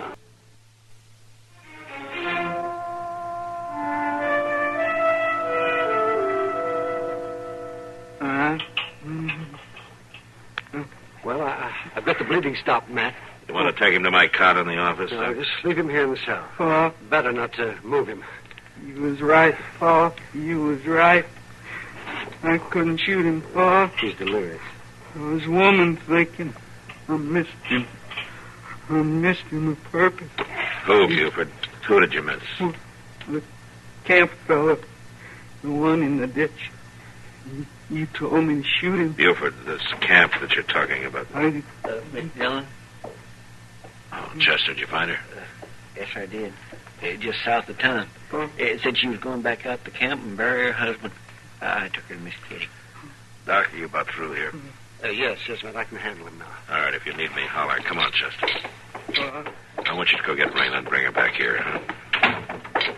Did he die, Marshal? Did Buford die? No, Wilkins, he didn't. Go on, Chester. Yes, sir. But he's going to, Raina. I don't think so. His head, it was so... Yeah, I know, but he won't be the first man to live through a scalping. Marshal, I'm going to kill the dirty Indian that did this. What Indian would have a reason? Well, Indians ain't like people. They don't need no reason. I know who it was, Marshal. It was that girl. Oh, what girl? You know that Indian girl that Chester was talking about. I don't think so, Wilkins. I don't think she could have done it. She's not strong enough, but I can understand why she might want to. You ain't making sense. 2 men broke into our camp last night. Big men like you, Wilkins, and Buford. Well, it wasn't us. Well, Buford says different. That don't mean nothing. His head's hurting. I think he's telling the truth. I'm going to find her, Marshal, and I'm going to take care of her good. Excuse me, Miss Dillon. Come in, Raina. Don't be scared. You done it. You cut my boy. I'm going to kill you. You're not going to do anything, Wilkins. Take his gun, Chester. Now, Raina, have you ever seen this man before? Yes, Marshal. He is one of them. She's lying. No, Marshal, he is one of them. You ain't going to take the word of a dirty little Indian over mine. You're saying that she hasn't seen you before. That's right. And you were nowhere near her camp last night? No, I wasn't. All right, I'll take your word. Now get out of here. Marshal. Open the door for Mr. Wilkins, Chester. That's more like it. Now, give me back my gun. But, Mr. Dillon... Marshal. Don't worry, Raina. If he's lying, Adam will take care of him. Adam? Who's Adam? It's her husband. Adam's alive, Raina. He's already cut up one Wilkins, and he's out there in the dark somewhere really looking forward to this one. Open the door, Chester. My gun, Marshal. I want it back. You say you've never seen this girl. You don't need a gun. Well, I ain't going out there unarmed, not with him looking for Well, you me. mean this girl isn't lying? I didn't say that. What are you waiting for? Get out of here. Get out of here, or I'll throw you out. No. I don't want what Buford got. She's right. I did it. Lock me up. Do what he says, Chester. Come on. Where is my husband, Marshal? I don't know, Raina, but he must be close by. If you find him, will you put him in jail, Marshal? Well, he cut young Wilkins pretty bad. They hurt him. Yes, I know. They meant to kill him. I'll still have to hold Adam for trial. And if he runs? I'll have to track him down. But I'll tell you one thing, Raina. What, Marshal? It'll take 12 men to convict him. And I couldn't name one in this town I think would want to.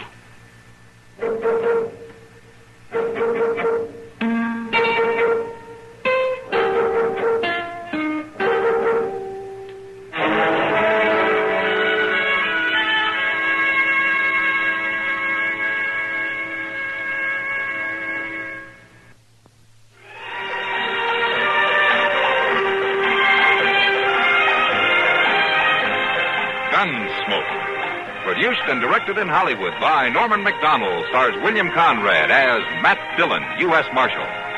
The story was specially written for Gunsmoke by Vic Perrin and Harry Bartell, with editorial supervision by John Meston. Featured in the cast were Harry Bartell, Vic Perrin, Lillian Bayef, and Ralph Moody. Harley Bear is Chester, Howard McNear is Doc, and Georgia Ellis is Kitty.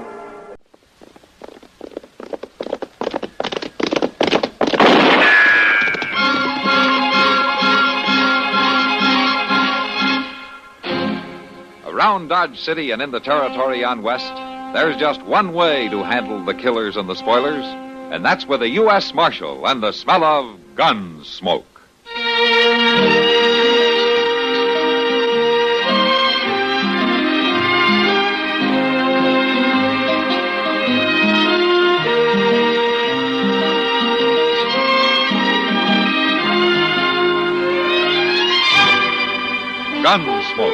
starring William Conrad. The story of the violence that moved west with young America. And the story of a man who moved with it. I'm that man. Matt Dillon, United States Marshal. The first man they look for and the last they want to meet. It's a chancy job, and it makes a man watchful. And a little lonely.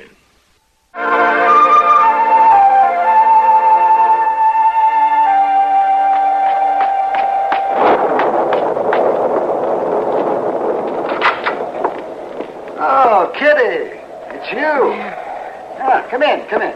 Yeah, it's me, such as I am. It's a little early for dinner, isn't it? Besides, you didn't have to come up here after me. Oh, this is a professional call, Doc. Take a look at my eye, will you? Sure I will, Kitty. Come over here at the light. Sit down. Now, which one is bothering you? You see, Doc? Yeah, I see. There's something in it, I think. Now, let's sit still. Oh, yes. Now, let's see. You think you can get it, Doc? There it is. See it on this piece of cotton? Huh? Well, you can hardly see it.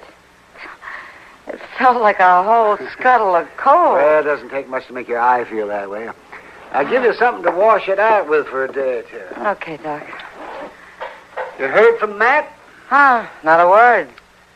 Seems to me he expected to be back by now. Well, he did. There's a trial starting up at Hayes City today or tomorrow, I think. Matt's supposed to testify. Oh, yes. Yes, you're right. I remember that now. Well, maybe he and Chester are making a pleasure trip out of it, huh? Maybe they found some decent weather and aren't hurrying to get back. Well, it wouldn't take much to improve on the weather we've got here, I'll say that. Here you are. Thanks, Doc. Yes, sir, I'll bet you that's what they're doing today. They're taking it nice and easy and enjoying some good weather away from Dodge.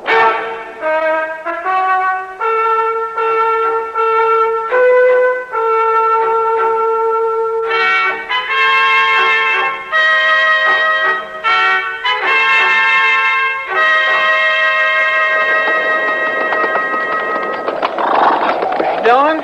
Yeah, Chester. I don't rightly see how you can follow the trail no more through all this. Ain't nothing but moving mud. I think I know where we are.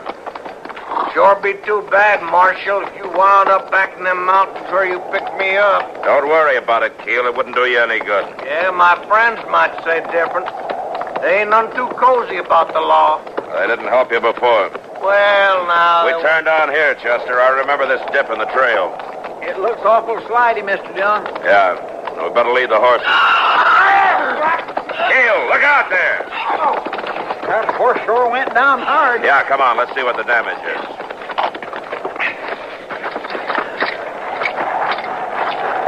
You hurt, Keel? No, I don't think so. All right, get up then. Stand mighty easy. How about the horse, Chester? Ain't nothing broke that I can see. See if you'll stand. Come on. All right, walk him a little. He's got a bad leg, all right. Yeah. We'll have to rest him for a day or two. Well, how are we going to do that, Mr. Dillon? Stuck out in country like this. We ain't going to try to stay here, are we? Well, there used to be a small ranch not too far from here, if I can still find it. You walk, Keel. Lead that horse good and gentle.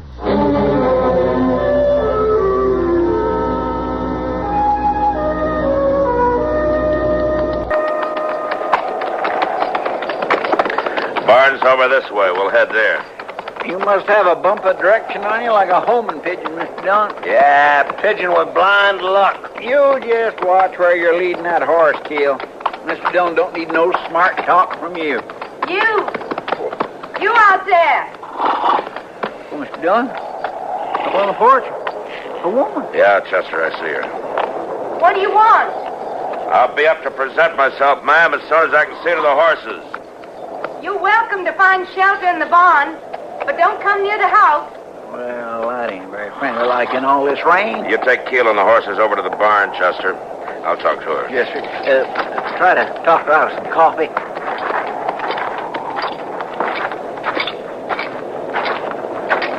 I'd like to talk to you, ma'am.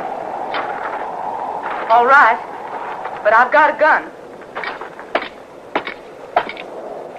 I'm a U.S. Marshal taking a prisoner, and I got a lame horse. I'd like to arrest him for a spell.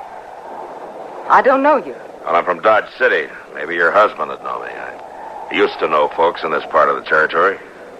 I've got no husband. What's your name? Dillon, Matt Dillon. Matt Dillon. Sounds like you heard of me yourself. Why, I certainly have. I'm Delia Robbins, Ben's daughter. Oh? Well, you are the one who was Pa's friend, aren't you? Yeah. Yeah, I was his friend. Well, Pa sure did think a lot of you. Well, we did a lot of riding together. Well, come on in, come on in. It's no wonder you hunted out this place in the storm.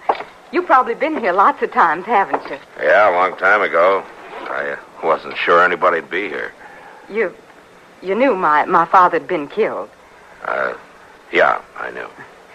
Well, I was with an aunt in Wichita. I come out here as soon as she'd let me. I kind of feel I belong here. Yeah, I guess you do. Well, I'll put some coffee on the stove, and you tell the others to come in. Thanks, Delia. No thanks necessary. Pa would want it this way. You know how he was about a friend. Yeah. Yeah, I know.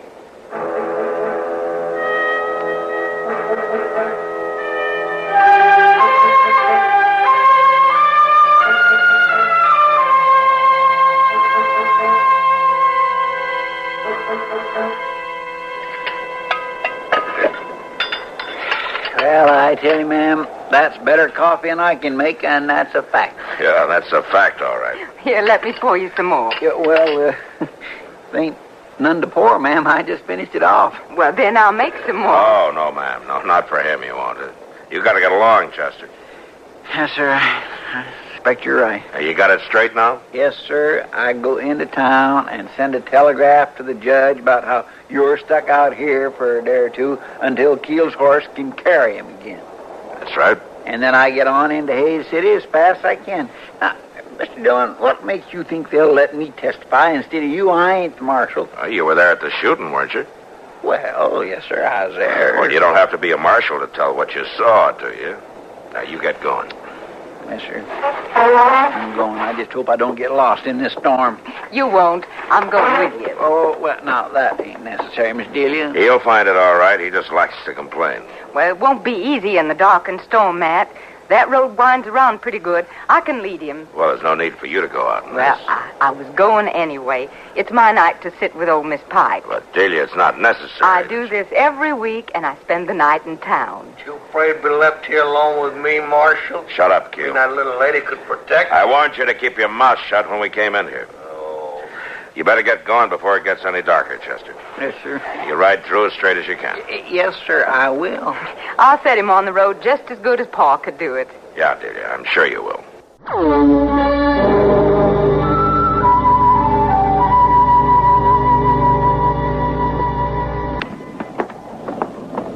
It seems to me a man ought to be able to eat his supper in peace. Oh, never mind, Mr. Weems. They'll keep it hot for you. It ain't a very long telegraph. Coming in, pulling a man away from the table that way, it ain't decent.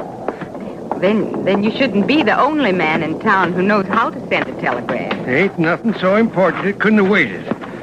By rights, I shouldn't be opening up till tomorrow morning anyway. Oh, cheer up, Mr. Weems. It won't take long. Tramping around in the mud and the rain. Look here, mister, you got a job to do, ain't you? Nobody ain't never complained about the way I do my job. Well, I'm about to. Now, you stop your fussing, both of you. I had the place all locked up for the night. Well, come in, now that you're here. I got to get the line opened up. Sure is funny, the way things happen. Running into Pa's friend after all these years. You mean to tell me this one was a friend of your Pa's? No, not exactly. No, not this one. Matt Dillon. He's out at the place. Dillon? That's right, Mr. Weems. He rode in this afternoon. Didn't know I was there, of course. I'll bet he didn't. What do you mean by that? He wouldn't have come if he'd knowed. Well, that doesn't make any sense, Mr. Weems. Well, I've never done anything to scare him away that I know of. It ain't seemly that you joke about it. I'm not joking, Mr. Weems. I was just glad to see him, that's all. Good friend of Pa's like he was. Such a good friend that he killed him. What did you say? Oh, well, now, I'm sorry if you didn't know it, Delia, but I still stick to what I say. I'd be mighty doggone sure what I was saying. Mr. Dillon ain't a man to kill a friend. Well, the whole town knows about it. Tell me what you mean. Oh, now, Delia. Go on, Mr. Weems, tell me. Well, now, Delia, I ain't liking it that I'm the one to tell you. Tell me. Well, it ain't exactly like Dillon pulled the trigger on Ben. I'd bet my boots on that. It amounted to the same thing, though. Tell me what happened. Well, your pa, well, he was in some kind of ambush out there at the place. Dillon come by and wouldn't raise a hand to help him. He was just standing there when Ben was shot down. I don't believe it. Why didn't somebody tell me this before? Why, I guess folks figured it'd be easier if you didn't know. Well, you sure made her feel easier about it right now, ain't you? Well, it's different with Dillon out there at the place. It ain't right that she shouldn't know. No. It sure isn't.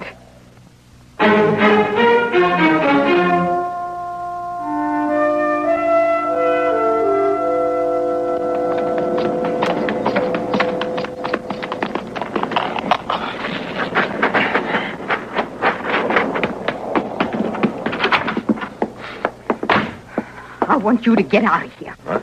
Well, Delia, I thought you weren't coming back till morning. I don't want you here. I don't want you here till morning. What are you talking about? Pretending to be my father's friend. Oh, so that's it. Delia, I was your father's friend. So you killed him, is that it? I didn't kill him. You might as well have. You let him die. What did they tell you? They told me that you stood by and saw him shot down. I tried to help him, Delia. How? By turning your back? I told him to give himself up, but he wouldn't. Delia, I don't blame the folks in town for keeping it from him. But I expect you had to find out someday. Find out what? It was the law who killed your father, Delia. Not me. The law? Yeah. Ben had pulled a holdup. He wanted to make his stake quicker than the two of us were doing it, riding from job to job. He always said he wanted things nice for you. Well, anyway, he held up a bank. And you turned him in? No, I didn't turn him in. You rode with the law to get him there? I didn't do that either. I was here with him right in this room when the posse came. And you didn't help him? I tried to get him to give himself up. But you wouldn't fight with him? I'm sorry, Delia. I think this country needs the law. I always did. How did it happen? He tried to break out, and they shot him. I buried him over the big tree. You expecting me to thank you for that? No, I don't expect you to thank me for anything. But I never considered your father less of a friend. Well, I consider you less of one. I want you to go. Now. I'm sorry you feel that. I don't care how sorry you feel. I want you to get out. Now, you listen to me, Delia. I don't like it much staying where I'm not wanted, but here's where I'm going to stay until that horse out there can travel. You can't. I can, and I will. I'll just hang on to this gun until we leave. Why do you do? I don't like it any better than you do. But that's the way it's going to be. Serve you right if the storm spooked the horses right out of the barn. Well, I'm going to have a look at them. You just rest easy, Delia. We'll be out of here just as soon as we can travel. And that's a promise.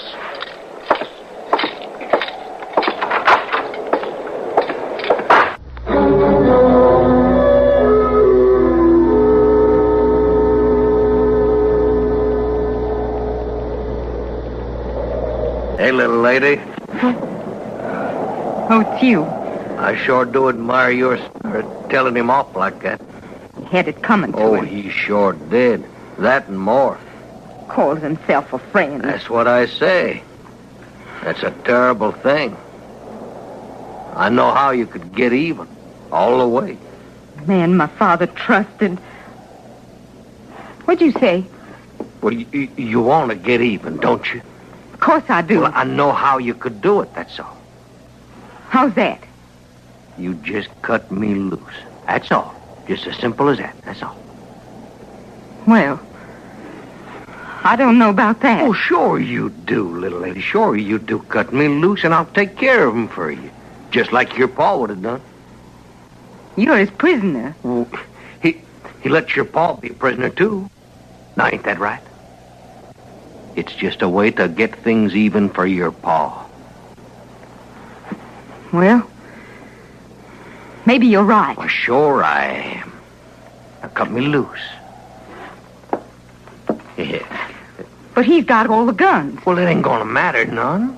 Look, all I got to do is I got to just be by that door when he comes in. I could smash him with a chair. And we'll see who's got the gun. Come on now, come on. We ain't got all the time in the world. He ain't gonna be out there all night, you know. You sure you can do it? I'm sure I can. Come on, cut this rope now.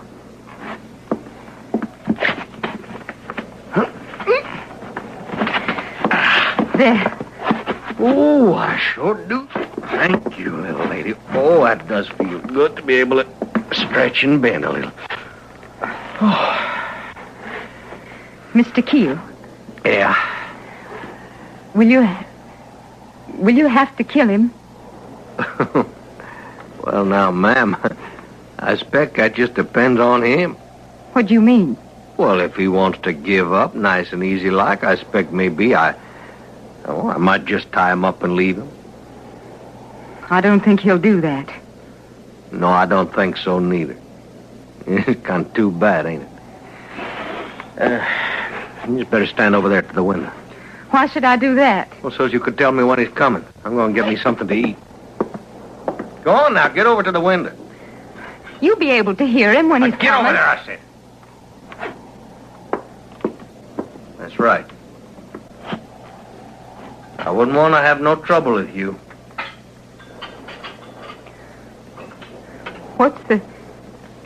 What's the marshal taking you in for, Mr. Keel? I killed a man, man. Of course, I killed more than one. This is the first time they caught me. You want some of this bread? No, thanks. All right. I'm kind of good at it, if I do say it myself. Good at what? Killing. Listen. Little lady, you ain't doing your job. You should have told me he was coming. Now, just be quiet. Be quiet while I get over here and hoist this chair. Quiet now. Just quiet.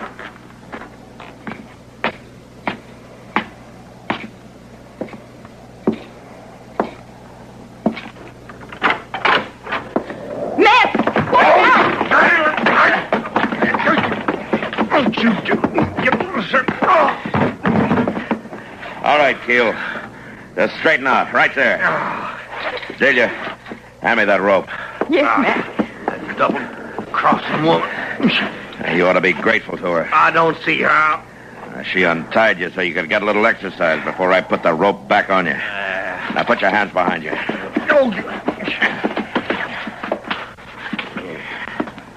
There. Matt,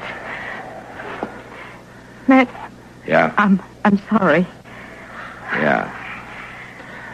I guess I think this country needs the law, too. Yeah, Delia. And the law doesn't come easy. No matter what side you're on.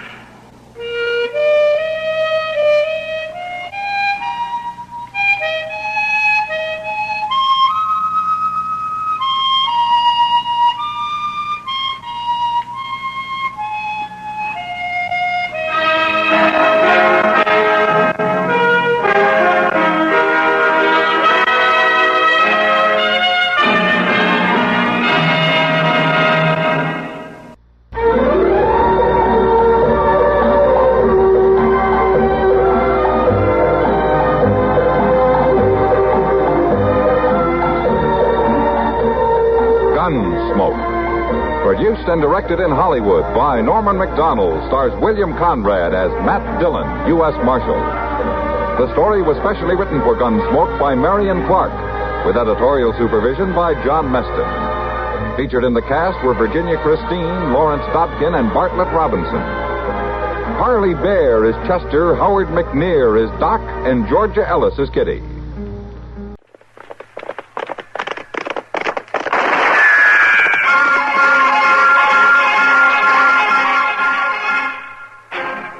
Around Dodge City and in the territory on West, there's just one way to handle the killers and the spoilers, and that's with a U.S. Marshal and the smell of gun smoke.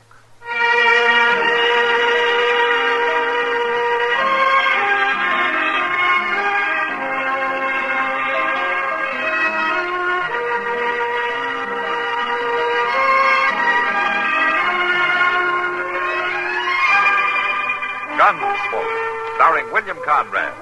The story of the violence that moved west with young America. And the story of a man who moved with it. I'm that man, Matt Dillon, United States Marshal. The first man they look for and the last they want to meet.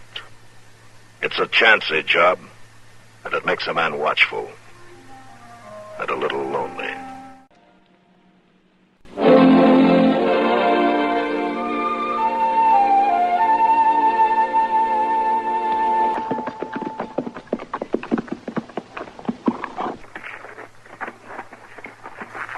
You want I should go stable the horses, Mr. Dillon? Yeah, you might as well, Chester. Well, I'll come in and get the stove going first. I sure could use a cup of coffee when I get back. Okay. Hold it, Mr. Dillon.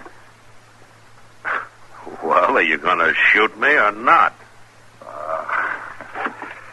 Matt Dillon, if I was as jumpy as you are, I'd sleep with the door locked. Even if it was a marshal's office. Matt, you're some guy. How are you, Nate? You ain't grown an inch. Well, I'm a whole lot smarter, though. Oh, I ain't so sure of that. I could have put a bullet in you easy just now. Yeah. Chester, this is Nate Tatum, an old friend of mine. Hi, Chester. You had me kindly worried there for a minute. Yeah, I got bad habits, all right. Well, Nate, what are you doing in Dodge? I'm heading for California, Matt. Just stopped in to say hello. You're still a U.S. Marshal, aren't you? A U.S. Marshal? Yeah, Oklahoma Territory, Chester, for the last 4 years.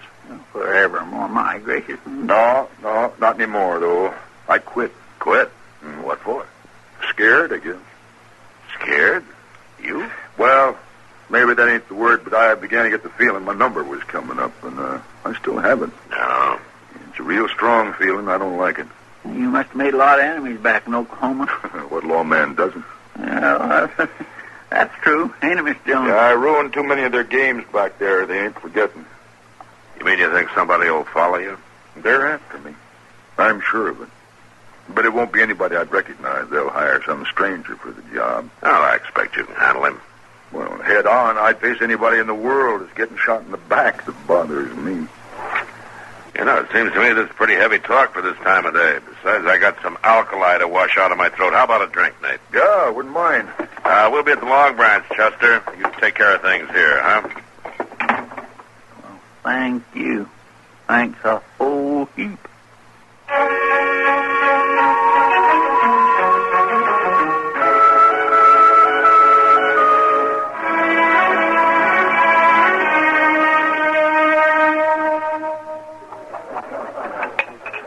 Oh, I sure envy you, Nate. Going to California. You been there? San Francisco. Yeah? I've always wanted to go back. If you were in San Francisco, you'd start wanting to be back in Dodge. Maybe, but I'd like to find out for myself. But you're making money here, Miss Kitty. Looks to me like you got good business. Well, money isn't everything. To some people it is. Can't be to you. You just quit a good job, didn't you? It didn't pay much. Ask Matt. Well, I guess Washington figures if a marshal's doing his job, he won't have time for more than one meal a day. Yeah. That's about the size of it. Yeah. Evening, Kitty. Oh, Bonnie. You came to work early. Nothing else to do. Bonnie, this is Marshal Dillon and Nate Tatum. Oh, you sit down, Bonnie? No, wait. I had a better idea. Huh? You'll excuse us, Miss Kitty? Well, sure. First drinks on the house. Well, thank you. Bonnie, shall we go to the bar? Whatever you say. Nice meeting you, Marshal. Nice meeting you. Now, there's a man who knows what he wants. Nate never was one for wasting time. Now, who's the girl, Kitty? Bonnie? She just arrived a few days ago from Abilene. She's trying to get a stake to go to California. Oh? Well, maybe she's found the right man in Nate. No, I'm afraid not. She told me her man's coming from Abilene in a day or so. Some gambler. Well, that's all right. Nate's traveling pretty light these days, anyway. He looks like a good man, Nate. Yeah, he is. The best. You know, Kitty, there's something that you might do for me while he's here. What's that? Keep an eye open for strangers. Anybody you think might be carrying a gun for money. After Nate, huh? Yeah. What a rotten world.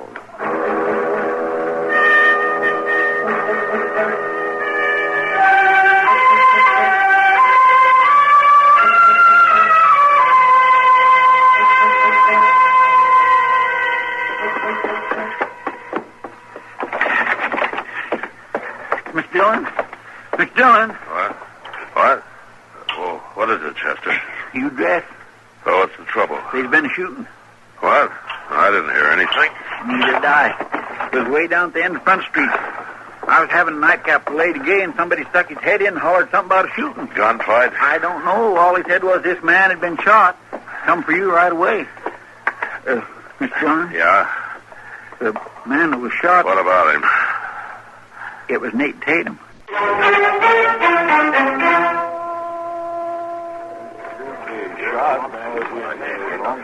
Anybody see this happen? No, I didn't see it. He was shot in the back, Mr. Dillon. Just like he said he'd be. Yeah. You know, that alley over there would be a good place to ambush a man from. Want me to go take a look? No, there's no use, Chester. Whoever did it wouldn't be around now. Mr. Dillon, there's somebody still up over there at the rooming house. Yeah. I'm going to go over there and ask a few questions, Chester. Get a couple of these men to help you carry Nate up to the docks, huh? Yes, I will.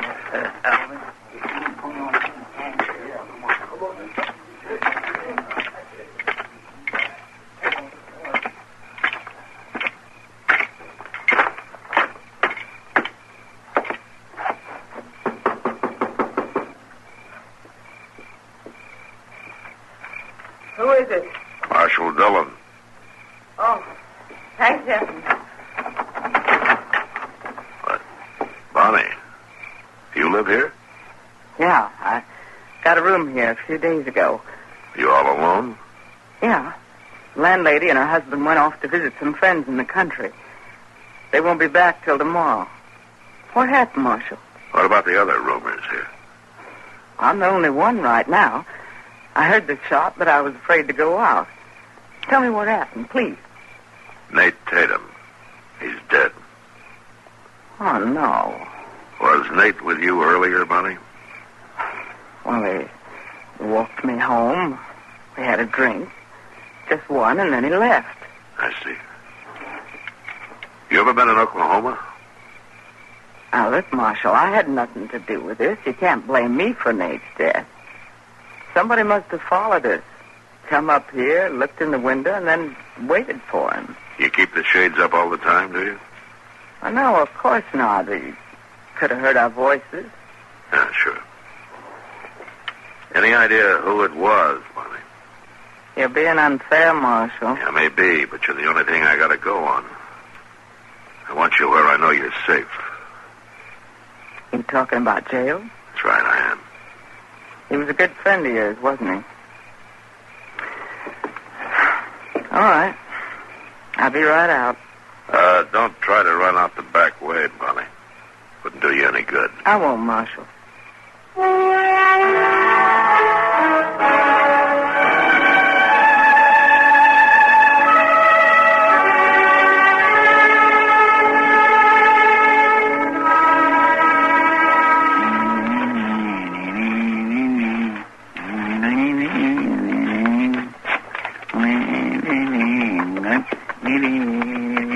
Morning. Oh, morning. What can I do for you? I'm looking for a saloon. Well, sir, you come to the right time. Just about every other place here is a saloon. No, I'm looking for a particular one. Long Branch. Oh? Yeah, a girl I know is going to get a job there. Bonnie Van Diemen. Bonnie? Well, Bonnie ain't at the Long Branch, mister. She run into a little dab of trouble last night. Trouble? What happened? You better ask Marshal Dillon about that. He's right inside the office. Where is Bonnie? She all right? Oh, she's fine. She didn't mind spending the night in jail at all. In jail? You sure took your time telling me my girl's in jail. Well, I didn't have to tell you at all. Are you Marshal Dillon? Yeah, that's right. Well, I want to know what you got Bonnie Van Diemen in jail for. Well, a man got murdered here last night, mister. My name is Miles Cody. All right, Cody. Well, Marshal, what has this man's death got to do with Bonnie? Why are you holding her? Well, I've been thinking about that myself. I got nothing on Bonnie, and she hasn't been able to tell me a thing. Chester. Yes, sir. Bring Bonnie out here, will you? All right, sir. You, the gambler Bonnie's been expecting from Abilene? Right. It sure is a mighty poor way to arrive in town. Here she is, Miss Dillon. Miles. Hello, Bonnie. You got here. Yeah. Not soon enough, the way it looks. What's this all about, anyway? Man got killed in the street where I live. Shot in the back. But you didn't have nothing to do with it. Of course I didn't. Well, you've got no right holding her, Marshal. I'm not holding her. She can leave any time. I don't understand any of this. Nate Tatum, the man that was killed, was a good friend of the Marshal's. Marshal was pretty upset. He had to do something about it, and, well, I was the most available, I guess, so he locked me up. We had a talk about it earlier this morning. Oh. Well, I got a little short-tempered there, Marshal. Guess I understand now. No hard feelings. No hard feelings, honey. Well, I sure wish you luck. That's a bad thing, shooting a man in the back. Yeah, but I'll get him. Sooner or later. I'll get him.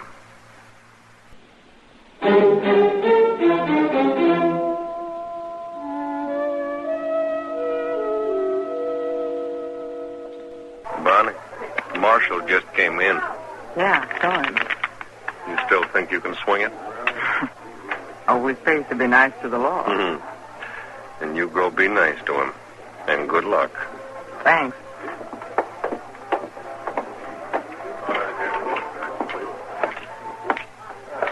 Oh, evening, Marshal. Bonnie? I want to talk to you. Oh? Well, it's more like I've got something to ask you. All right, go ahead. Miles and I are trying to get to California, and we're pretty broke right now. We need a stake. You're working, and Miles has his job dealing faro. Sure, but I want to get out of here. I want to get to California. Now. What's that got to do with me? Well, Miles is a good dealer, Marshal. They could be a whole lot better if you didn't watch him so close. Wouldn't take him more than a week. Going real easy so there'd be no trouble. Sorry, Bonnie. No crooked gambling. I could make it worth your while. I can't be bought, Bonnie. Not any way at all. Well, if you change your mind, you know where to find me. Yeah.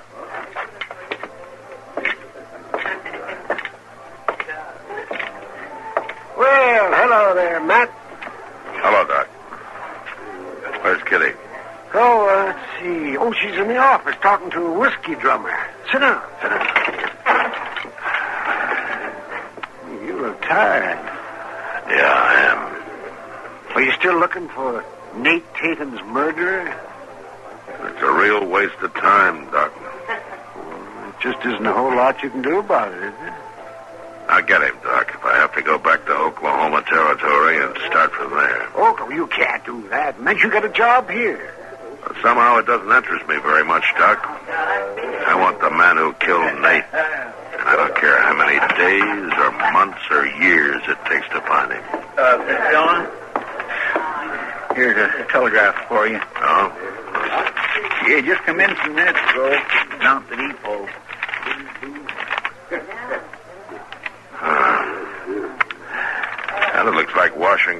came through with something for once. What do you mean, man? I sent him a telegram about Nate, and the War Department's offering $500 for his murderer. $500? That's a heap of money. Say that's right. He was a U.S. Marshal, wasn't he? Yeah. Chester, first thing tomorrow morning, take this over to the printers and get some posters made up, will you? Yes, I sure will. You know, this $500 reward just might smoke out our killer.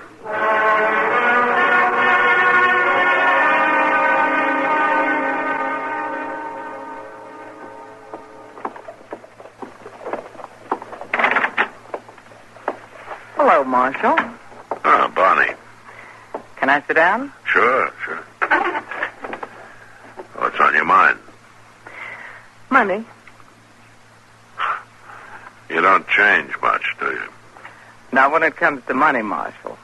And right now, money can buy my way to California. Tell me something. Why is California so important to you? It's been a dream of mine ever since I was a kid. And now I'm going. You're going to send me. Oh? Is that so? $500, a lot of money. That's what you're offering for Nate's killer, aren't you? The government is. Go on. That's all. I knew I had a reason for jailing you. I didn't tell you many lies, Marshal. I just didn't tell you all I know. Yeah, but for $500 you will, huh? Well, a woman like me hears a lot of things. Gets to know a lot. I can lead you straight to the murderer. Then let's go. The money first. You don't expect me to have that much money right here, do you? You want the murderer, don't you? If you can really produce him, yeah. If I can't, you don't pay me.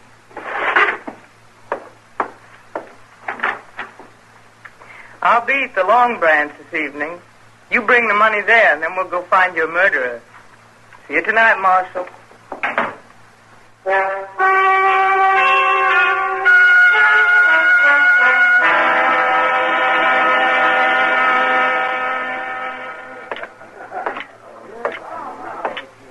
evening, Marshal. Bonnie?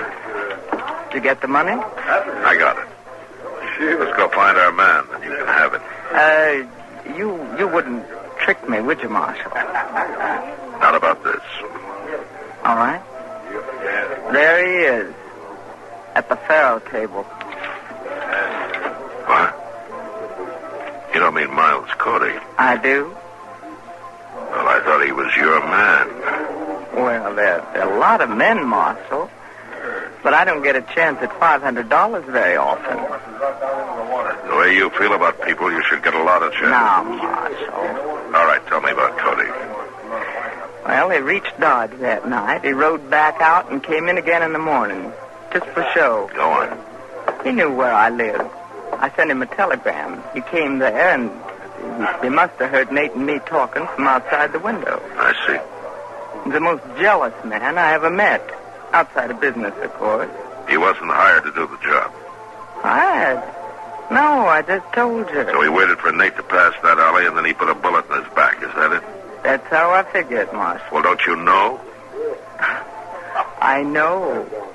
He told me all about it. Yeah. He must trust you a lot. Let's go get him.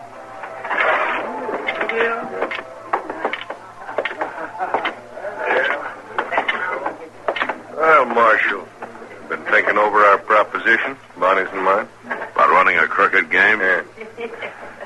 No, that isn't it, Cody. Oh, and what is it? Bonnie, what'd you tell him? Did you kill Nate Tatum, Cody? What? I ask you if you killed Nate Tatum. So you sold me out, Bonnie. I saw them reward posters today. You sold me out. Well, there's your confession, Marshal. I'll take your gun, Cody. All right. You can go ahead and take it.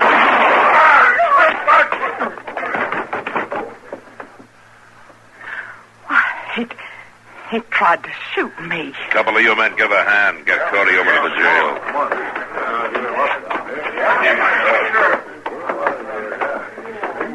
Why, he tried to kill me, Marshal. Ah, dirty dog. Maybe you'd feel better about it if you came to his hanging.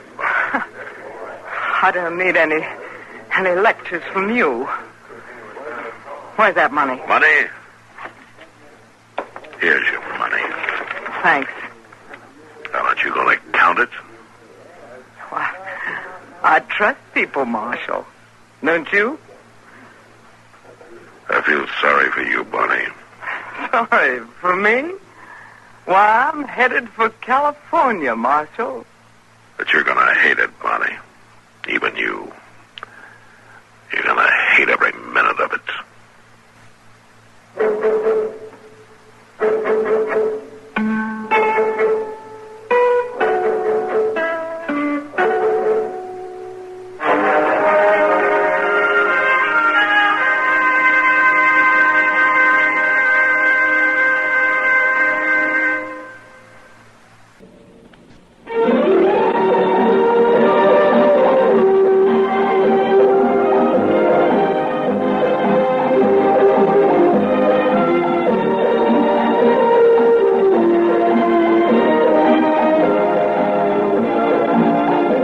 Gunsmoke. Produced and directed in Hollywood by Norman Macdonald, stars William Conrad as Matt Dillon, U.S. Marshal. The story was specially written for Gunsmoke by John Meston and adapted for radio by Norman Macdonald. Featured in the cast were Lawrence Dobkin, Virginia Christine, and John Daner. Harley Bear is Chester, Howard McNear is Doc, and Georgia Ellis is Kitty.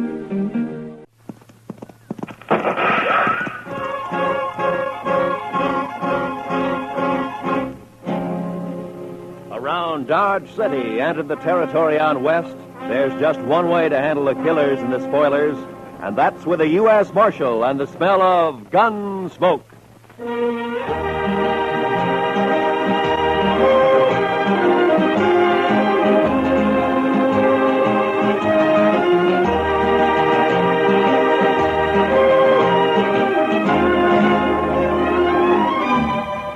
Gunsmoke, starring William Conrad. The story of the violence that moved west with young America. The story of a man who moved with it. Matt Dillon, United States Marshal.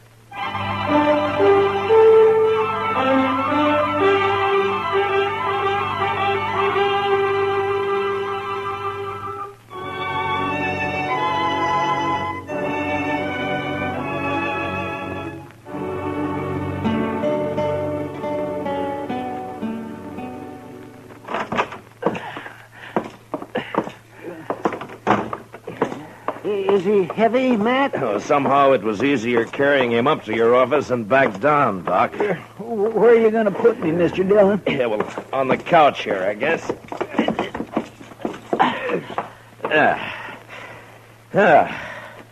You be all right there, Chester? Oh, yes, sir. This will be fine. Good.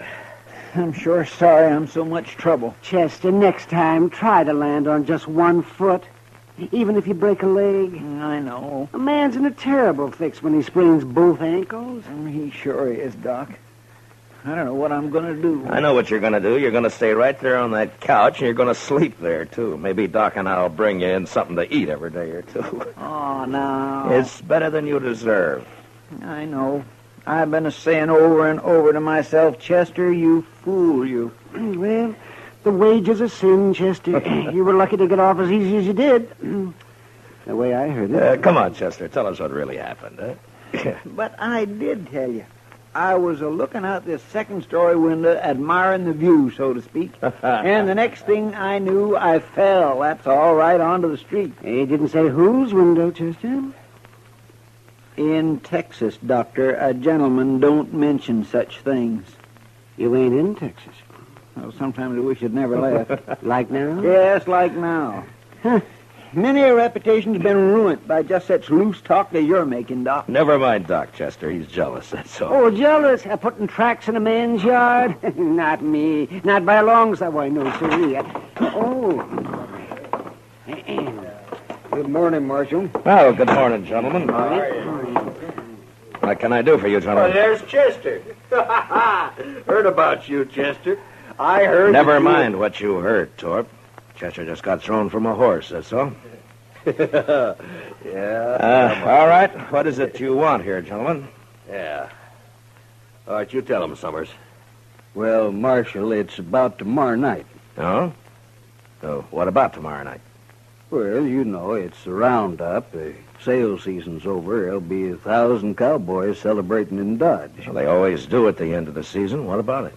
Well, there's going to be more of them this year, and there'll be a lot of homesteaders in town, too. It's going to be worse than ever. Well, I expect that. There could be a lot of trouble, Marshal. Yeah, there could be, Summers. Just what is it you want? Well, we've talked it over, and we want you to get a lot of good, tough men together, maybe about 20 of them, and deputize them. That way, there won't be any trouble. That's what you want, is it? Yes, we do. Look, Summers, my job's to keep the peace around here, and I'm going to do it, but I'll do it in my own way. Oh, I know, Marshal. Now, you but... turn 20 deputies loose in that crowd looking for trouble, and they're going to find it. As soon as the wild ones heard about it, they'd bunch up and shoot it out with every one of them. Why, it'd turn into the worst slaughter Dodge's ever seen. I think that's about the most fool idea I ever heard of. Yeah, no reason for you to talk like that, Marshal. I think it's a good idea. I sure don't want my place wrecked just 'cause you're mule-headed. You're a gambler, Torp. So you can take your chances along with everybody else. Now, if you don't want that, then close your place up tomorrow night. Lose all that Texas money? That's not likely. Now, we're not all gamblers, Marshal. They can wreck my dry goods store just as fast as a gambling house once they get started. And it's up to you. That's right. It is up to me. And we're going to leave it that way. Then you won't do anything. I'll do everything I can. I don't know, Marshal. Look, Summers, I know you've got your doubts about me. That's natural. Some people think I'm too lax with Front Street. Some think I'm too severe. But that's the way of it in any town. If a peace officer does his job well, he pleases nobody. Marshal, we didn't come here for a lecture. What did you come for, Torp? Maybe you had in mind to help me pick out those deputies. Is that it? Well, matter of fact, I could, Marshal. Yeah, sure. In a couple of hours, yours would be the only tables open for play. No, that's not what It's been done before, Torp. Is that true, Torp? We're not going to take his word for anything, are you? I don't know. But anyway, he won't listen to us, so it's his responsibility. Come on, men, let's get out of here. I hope you can handle it, Marshal. Goodbye, gentlemen.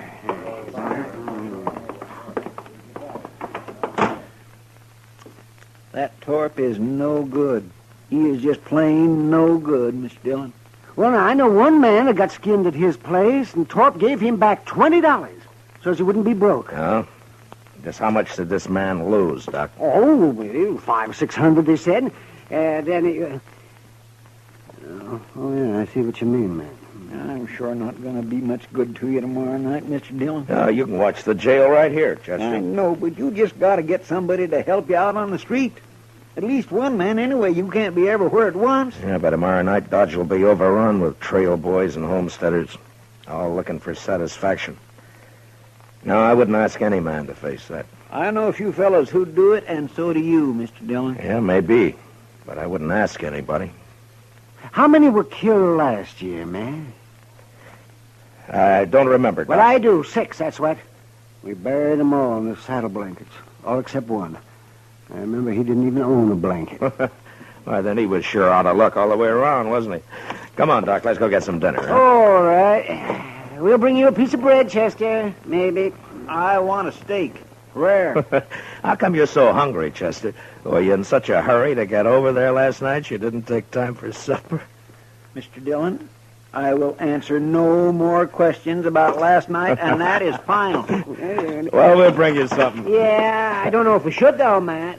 A man can think about his sins better on an empty stomach. Close the door, will you?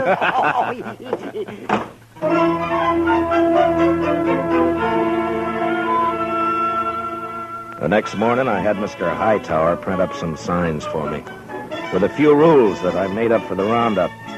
They were fair and reasonable, and I hoped they'd be accepted without question. The principal restrictions were that there was to be no shooting and no reckless riding in the streets. That afternoon, I went from saloon to saloon and left a sign at each one.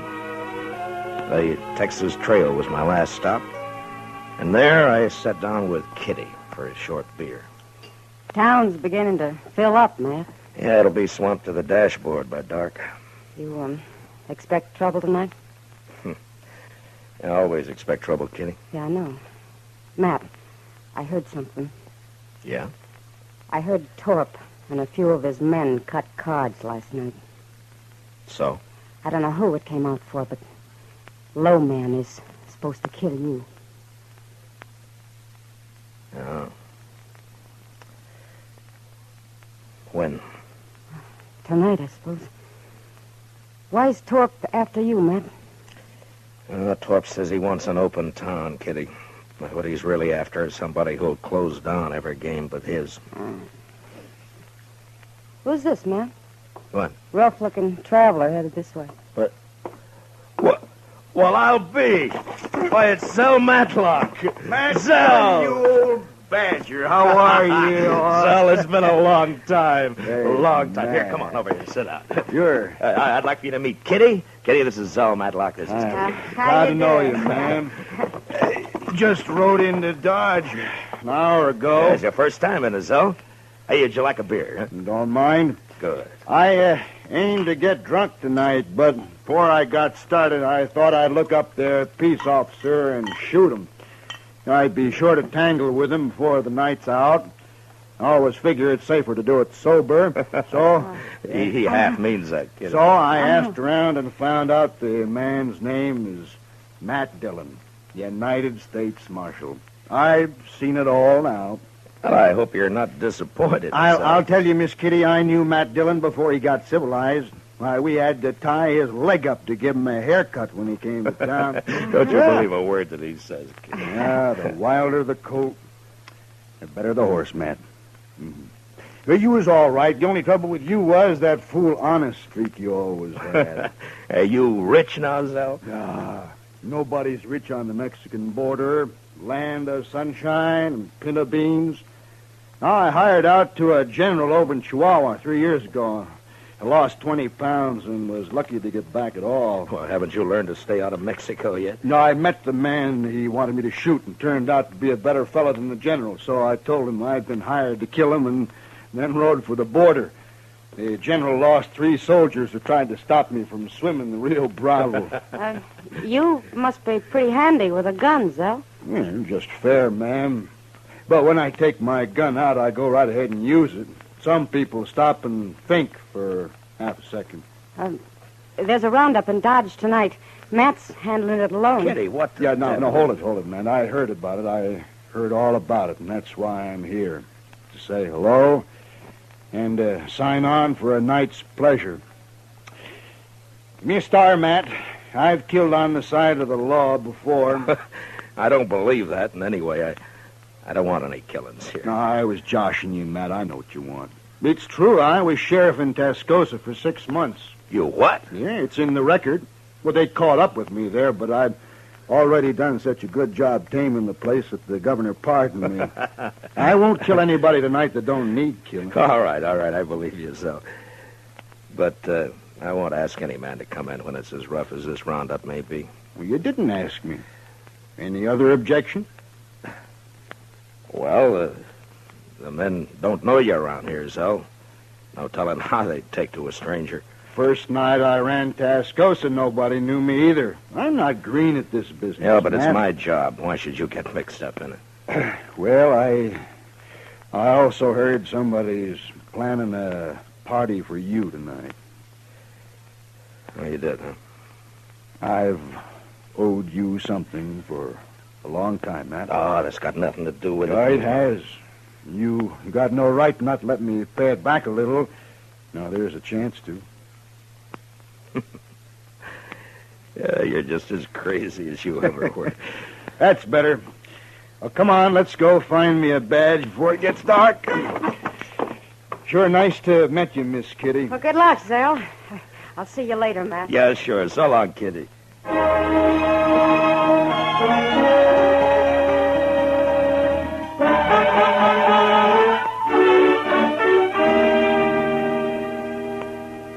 You sure been a long time coming to Dodge, Mr. Matlock. What do you mean, Chester?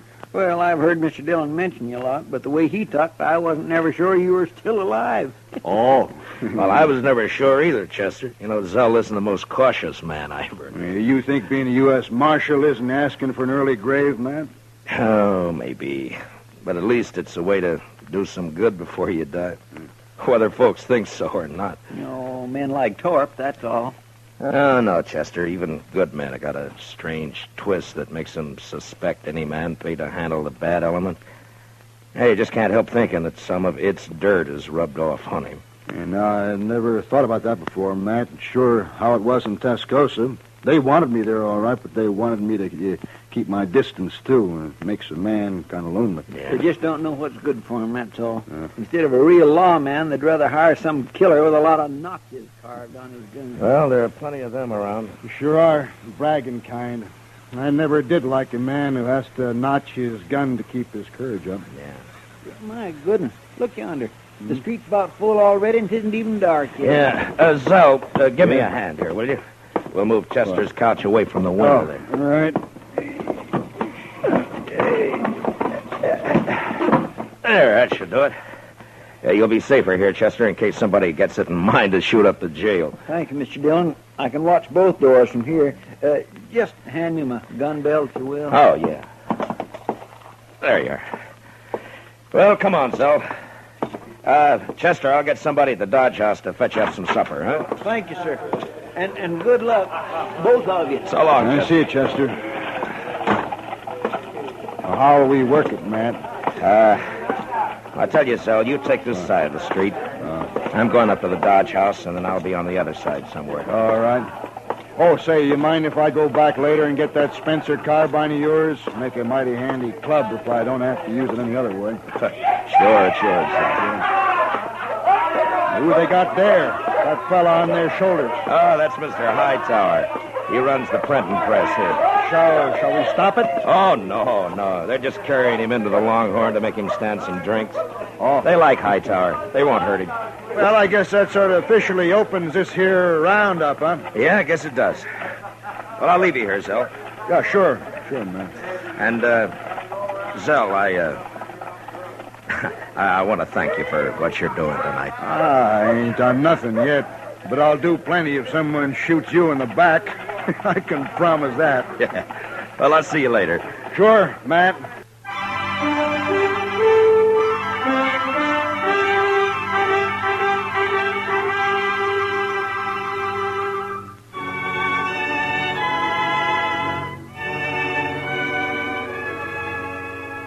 When I came out of the Dodge House, Front Street was so full that if anybody had been shot, the crowd would have carried him along like one of the living.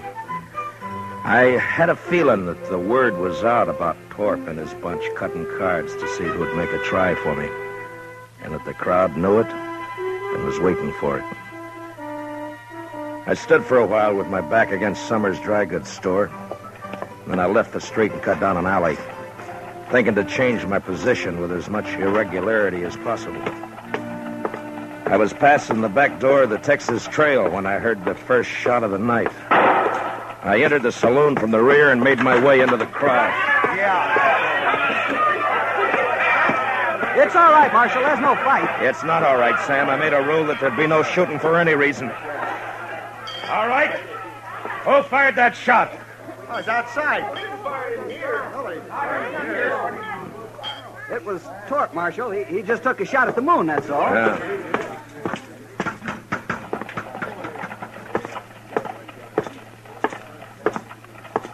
All right, Torp. Put the gun away and come over here. I'm bothering nobody, Marshal, excepting maybe you. Stand back, everybody. I said that's enough, Torp. No, it ain't, Dillon. This time I got the jump on you. You ain't pushing me no more. Torp's bullet just grazed my arm. Then I put one in his head and another in his chest. And at the same time, out of the corner of my eye, I saw a figure with a gun in each hand move out of the shadow of the alley and turn toward me on the boardwalk. And without really looking, I dropped him with one shot. And then I faced the crowd and waited for the next move. But for some reason, none came. Marshal? Yes, Summers. That man you just shot, Marshal. Torp got what he deserved. Yes, I know. It's the other one that So did he. Marshal, you'd better go take a look at that man. He's dying. Who is he? I don't know him, Marshal, but you do. What? He's wearing a star. No. No.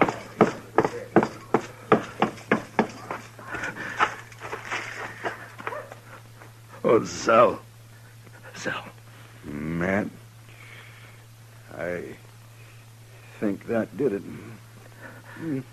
No, Sal. No. It's my fault. I crossed the street a while back. Left the carbine with Chester. No fault of yours. Matt? Oh, there you are. Oh, Matt. How is he? Oh, goodness. No use, Doc. Thanks. Sal, I Now, listen. Listen to me, Matt. You did right. The only thing you could do.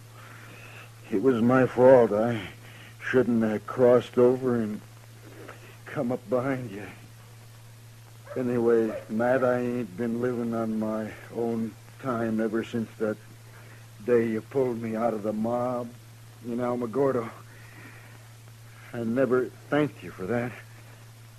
Guess I never will now. Matt, so long.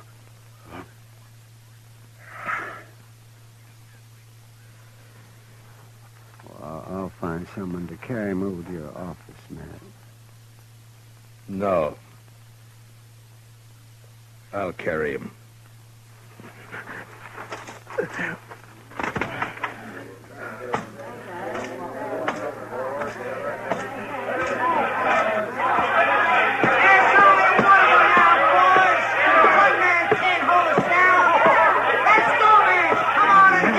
Never mind them, Matt. They're just windbags.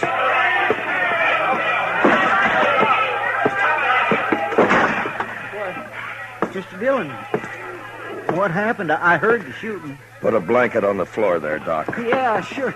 Yeah, spread it out right here. He's dead, Chester.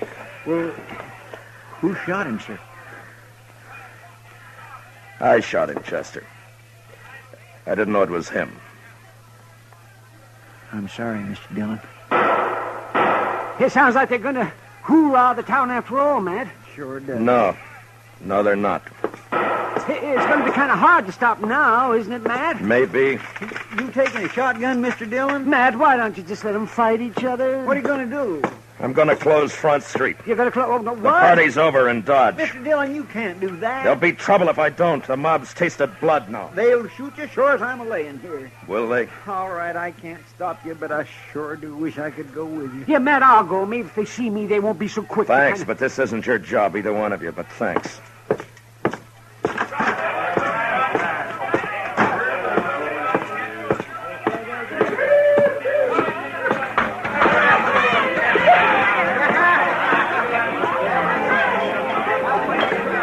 Sam. Yeah, Marshal? Close up and turn out your lights. What? You heard me! Now listen to me! Front Street's closed. Now get out of here and go home, all of you. My home is in Texas, mister. If you ever had one. I ain't going home tonight. Not tonight, I ain't. Don't interfere, fella. You got no chips in this deal. I could buy in, mister. Now I'll use this shotgun for what it was meant on the next man. Well? All right, Sam, close it up. Yes, sir.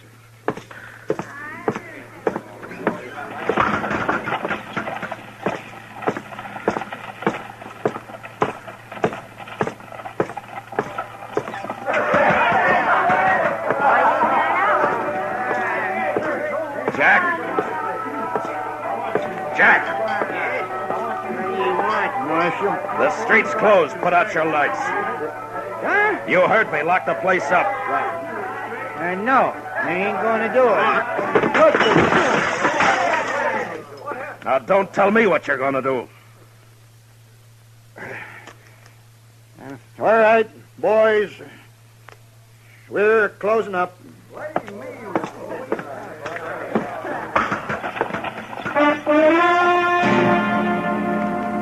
That took care of the Texas Trail and the Longhorn, and I moved on through the Oasis and the Olafraganza, then to the smaller bars that infested the outskirts of town. When I came back up Front Street, the crowd had thinned, its fever broken. I'd left Torp's place for the last, thinking to give his men a chance to get out of town before they faced me. There was a gambling hall on the same side of the street as the jail. And when I reached it and entered, there weren't more than a dozen men there. And most of them stepped quietly past me out into the street. What was left didn't seem to count for much. Looking for somebody, Marshal? You a friend of Torp's? Well, yes, I was. Why? Who else here worked for Torp? Everyone's gone, Marshal. They heard you were all riled up and they left. And you're alone. And still in bad company. I wouldn't ordinarily take that. Well, go ahead, mister. You're calling it. No. Not now. What's stopping you? Oh, if it's the shotgun.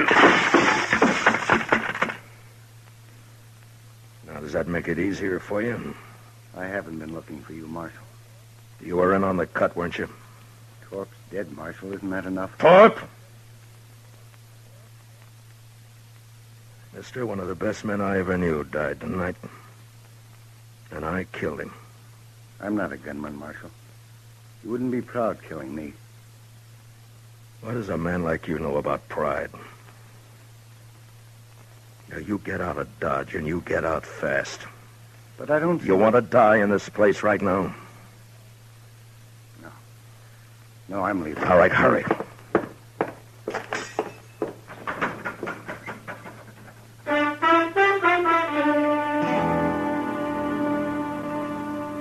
The rest of the night, I walked the dark, empty street alone. And just before dawn, I got a spring wagon and loaded Zell onto it. A couple of hours later, I buried him out by the Arkansas in a little grove of cottonwoods. Maybe I should have put a marker on his grave, but I didn't. What I did instead, I did partly out of scorn for the kind of men Zell said have to notch their guns to keep their courage up. And partly as a kind of a cross that I'd bear from now on. So instead of a marker on his grave, I took out my gun. And I cut a single notch on it.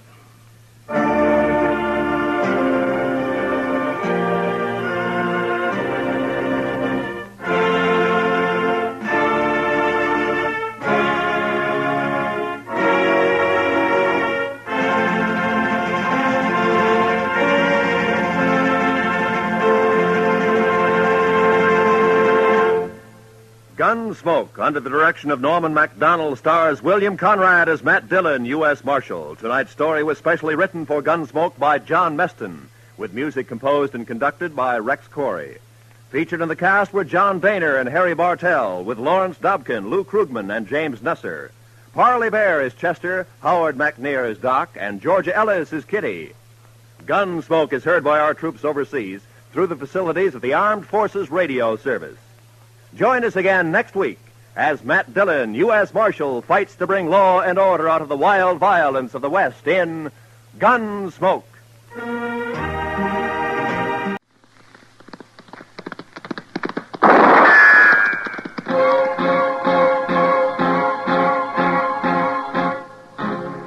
Around Dodge City and in the territory on West, there's just one way to handle the killers and the spoilers, and that's with a U.S. Marshal and the smell of Gunsmoke.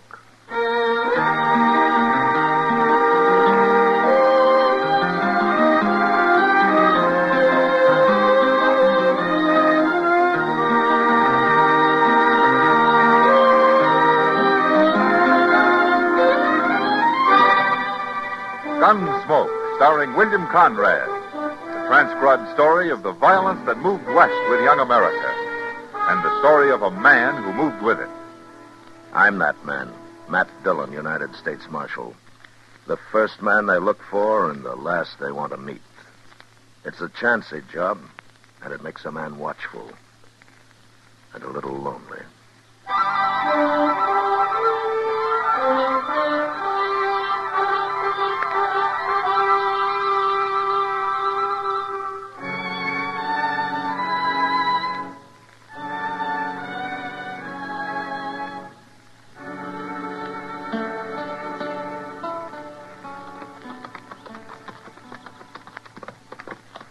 I swear, Mr. Dillon, it seems like we've been riding with that cottonwood grove the last 2 hours. Well, that's because you started thinking about it before you even saw it, Chester. It's water I've been thinking about. I won't never make it to Dodge without water. You'll make it. Not saying I won't. Wait a minute, Chester. Look over there. Who are they? What are they doing in there? Well, the man on the paint horse is Bill Pence, Emmett Bauer's foreman. The other two must be riders of his. Yeah, but that kid they've got... Look, his hands is tied behind his back. They haven't seen us yet, Chester. Let's ride closer, huh? What's Pence taking down his rope for? Well, Mr. Dillon, you know what they're doing? Yeah, only they're not going to do it. They've seen us now.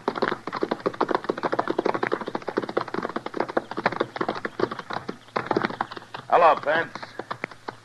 What are you doing out here, Marshal? I'm on my way into Dodge. Does Bowers know what's going on out here? Marshal, I'm foreman of this outfit. Emmett Bowers don't question how I handle things. Whose horse is that kid sitting on? What? The boy there. Is that his horse? Well, yeah, it's his horse. Why? Chester. Yes, sir? Go untie his hands. Here, wait a minute. Go on, Marshal. Chester. And if anybody interferes with you, I'll shoot him. Okay, Mr. Dillon. You're making trouble, Marshal. Pence, you know me. You know I won't stand for lynching.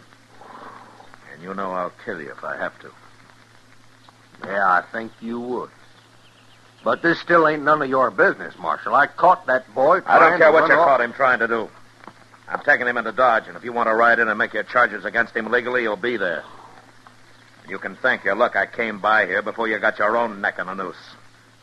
Because I'd have caught you for this, Pence, and I'd have followed you to California for it. Now, you get out of here. All three of you.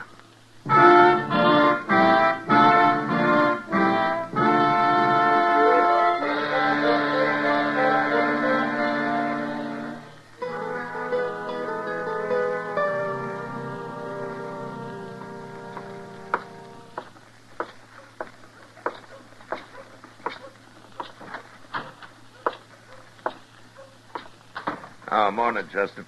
Morning, Mr. Dillon. How's the boy this morning? Fine. Except he's wondering when you're going to turn him loose.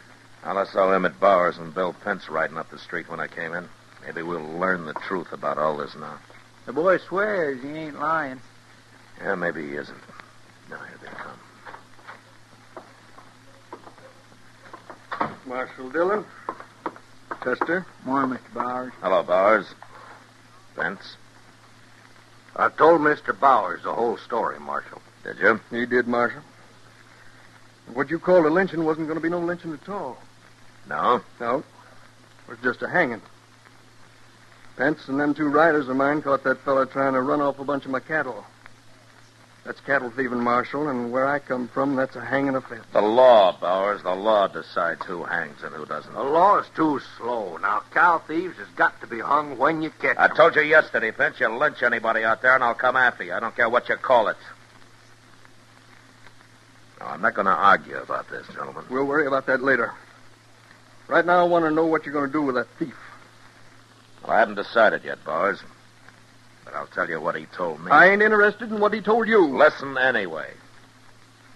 He said he didn't steal any cows, and what's more, he wasn't going to. Well, that's a lie, Marshal. Me and the men watched him cut 15 head out. And then did he leave him and start to ride away, or didn't he? Oh, well, sure, he started to ride away. He either seen this or he was coming back and driving off at night, one or the other. He says he changed his mind. He realized he couldn't do it even though he started to. You believe a thieving kid rather than a man like Bill Pence, Marshal? I don't know who I believe yet, Bowers. Let's get out of here, Pence. Yes, sir. Marshal Dillon, I'll be mighty interested in what you decide to do about this. So will every other cattleman I know of.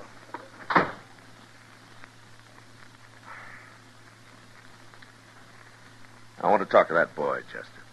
He's right back there waiting. Oh, Marshal. Unlock the cell, Chester. Yes, sir.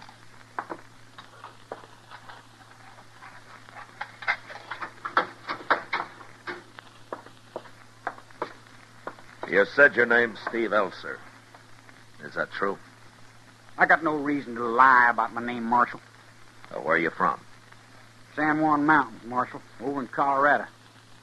What are you doing in Kansas? I'm 18. I figured it was time to leave home. Why? I'd have killed my pa, or he'd have killed me if I'd stayed. Yeah. He ain't let me sleep in the house since I was 10, Marshal.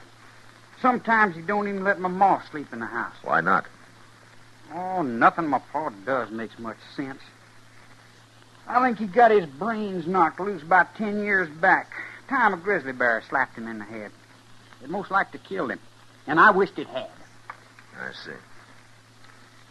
Tell me about those cattle of Emmett Bowers, Elser. You admit you started to steal them. Oh, shucks, I'd have never done it, Marshal. Not really. I was just kind of seeing how easy it'd be. Well, you found out. Pence and his riders were watching you the whole time. I know. They told me. Well, there's one thing about you. At least you don't carry a gun. Maybe I'd better. No. Look, Elser, I believe you. I'm going to turn you loose. But on one condition. What's that? That you get a job. Work at it. Prove you're honest. I'm going to give you a week to find one. Oh, Marshal, I've been working all my life. I'm tired. I'll give you a week, Elser. And if you don't have a job by then, you're going to have to leave the country.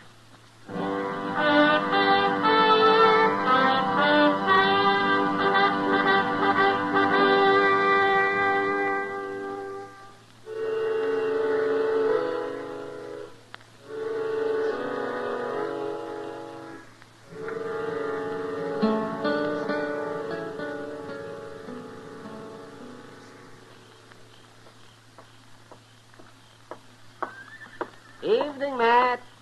Oh, sit down, Doc.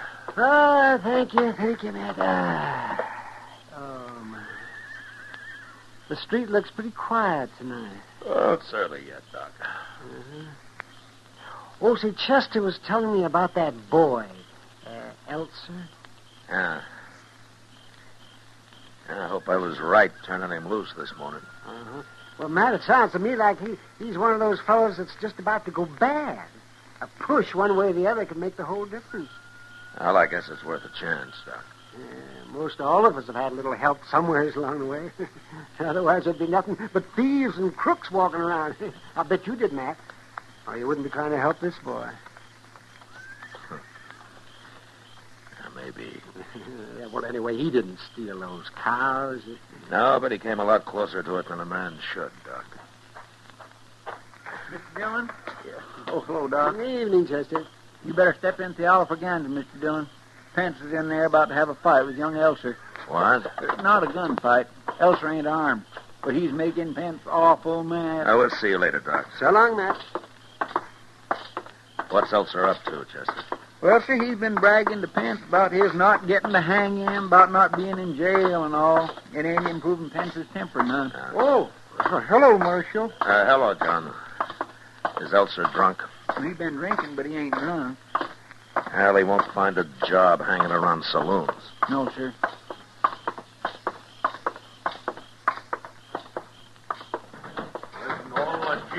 Over there at the bar, Mr. Dillon. Now, you just shut up and get yourself out of here, little thief. I ain't a thief. I ain't a murderer either, Pence. Oh, I told you for the last time, Elser. All right, that's enough, Ben. Don't kick him. Well, then throw him in jail where he belongs, Marshal. just ain't gonna listen to his talk. You don't have to. I'll handle him. You'll handle him. You sure done fine so far. Hit me. I'll kill you for this, Pence. Shut up, Elsa. Now get up on your feet. I didn't hurt you, but I sure will next time. And there won't be no marshal around to nurse you, Elsa. I didn't come to Dodge to get kicked around. Not no more. Not never. You ain't even got half of what's coming to you, kid. Leave him alone, Pence. Now, you, Elsa, I told you to go find a job, you remember? A job? It's a gun I'm going to find me. He wouldn't have hit me if I'd been carrying a gun. You start wearing a gun and I'll throw it in the Arkansas and you went after it. Come over here a minute.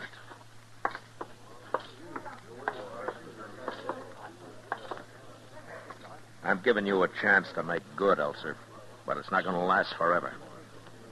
Now you get out of here and start doing something about it.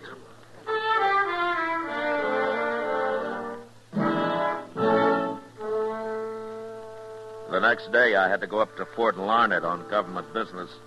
But before I left, I talked to a couple of ranchers who were in town about hiring on Steve Elser.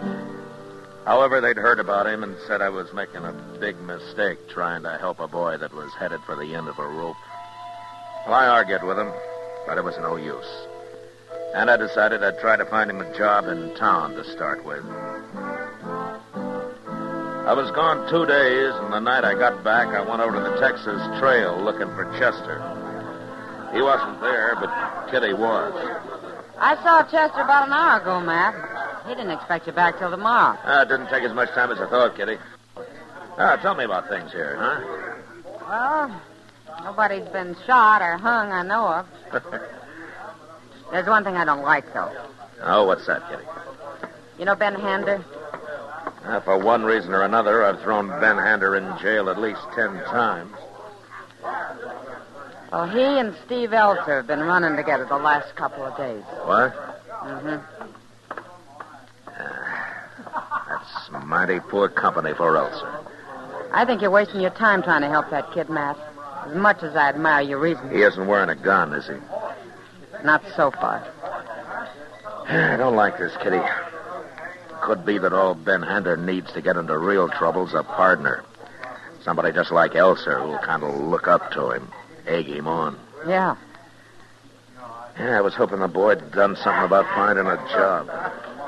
Maybe you've been too easy on him, Matt. I've done what I thought was right, Kitty. I know. Has Bill Pence been around, or Bowers?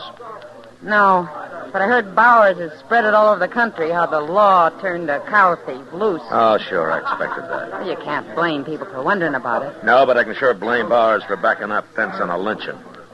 If he's going to talk about the law, why doesn't he start with that? Matt. What? Look around. Headed for the bar. Yeah. I'm going to have a talk with him, Kitty. I'll see you later. Sure.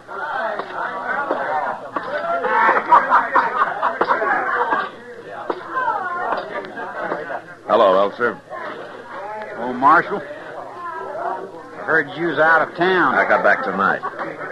You gonna buy us a drink, Marshal? Not likely, Hander. That ain't very friendly. You found a job yet, Elser? No. No, I ain't. You been looking? Oh, some. Where? Here and there. Where? Oh, it's no use, Marshal. First man I asked said nobody'd hire me. Anyway, there's no lawman's got to have a job. You got to have one. Well, lay off him, Marshal. He ain't done nothing. Of course ain't. Why is everybody always kicking me around? Oh, you think that's what I'm doing? Everybody is. Makes me ashamed. Nobody'll trust me. Elser, I'll help you find a job tomorrow. Around Dodge somewhere. But I told you nobody... People will trust you as soon as you prove to them that they can. No, they won't. Besides, I don't want no job. I just don't want one. There's no other way, Elser. You find a job by tomorrow night or get out. No, you can't do that. You give him a week before... I changed my mind, Hunter, since he's met you. What's that got to do with it? You're no good. And sooner or later, he'll be in trouble. So he's got to move faster now. You got no right to talk that way about me, Marshal. Why not? Well, why not? Oh, leave him be, Marshal. Leave me be, too. I'll make out all right. I always do. Oh, you made out fine in that cottonwood grove, Elsa. So far, you're not doing much better here. Now, you come see me tomorrow night and you have a job. And if you think I don't mean what I say, you ask Hander here. He knows me.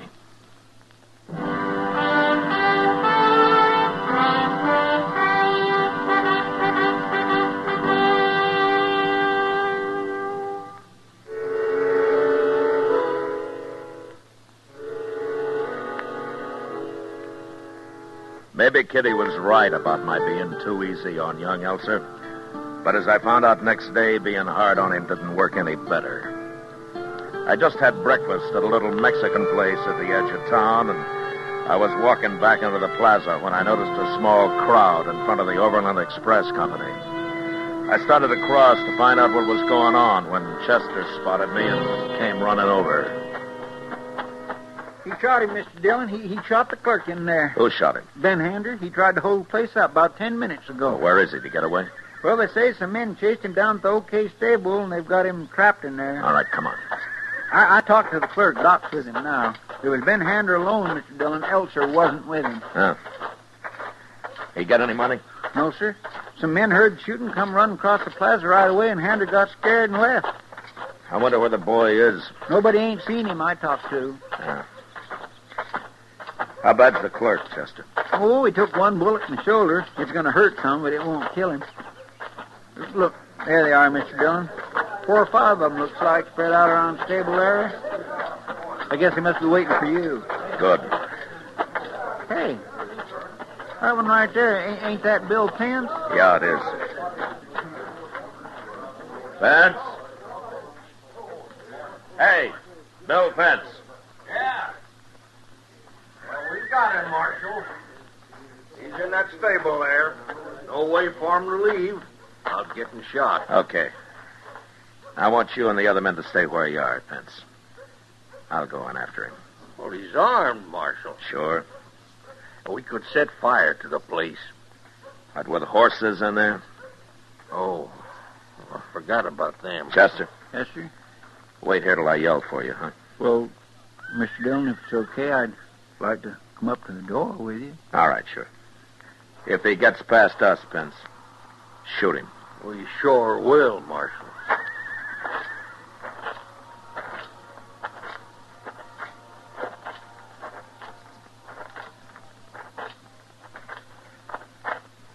That door swings out, Chester. Now that you're here, you can pull it open, but stay behind it. I'll go in alone. Okay, sir.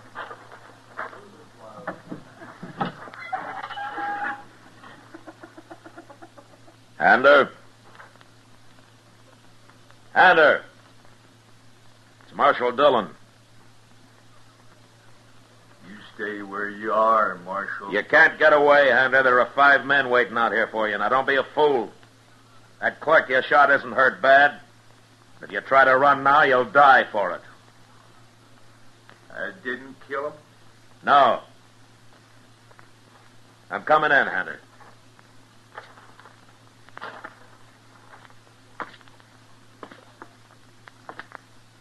It won't do you any good to shoot me, Hander, so you might as well give up. Now, you take your choice. You go to prison for a few years or die this morning. Don't shoot, Marshal. I'm quitting. All right, then walk up here with your hands in the air. I'm coming. Here you go, kid. What's that? Who you talking to? It's me, Marshal. Elser. What? Then you come out with your hands up, too, Elser. We're coming. Chester. Yes, sir? Come on in here. All right, that's far enough, you two. Stand right there. Elser, so you was in on this. No, he wasn't. He wasn't anywhere near that express office. He's wearing a gun. I got a right to wear a gun just like any other man. He had nothing to do with that robbery, Marshal. Clerk and those men that followed me here can tell you that. He was waiting here with your horses. You can't prove that, Marshal. Why are you standing up for him, Hunter? He's a good boy. People let him alone. I ain't done a thing. Chester, take Hunter's gun. Yes, sir. I got it, Mr. Dillon. What about Elser? No, leave him alone. Step over here, Hunter. Elser, What, Marshal? I still think you were waiting here to get away with Hunter. But he's right about it being hard to prove. I ain't done a thing, Marshal. No, but you would have. Anyway, I'm going to give you one more chance. I'm taking Hunter to jail now, and while I'm doing it, I want you to get out of Dodge. For good. And don't come back. Kicking me around again, ain't you? I've done all I can for you, Elsa. There's nothing more I can do. You're on your own now. All right, Hunter, you know where the jail is. Start walking. Sure, Marshal.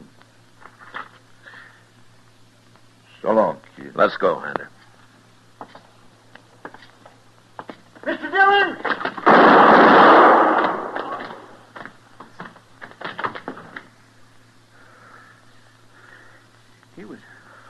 He was drawing on you, Mr. Dillon. He was going to shoot you in the back.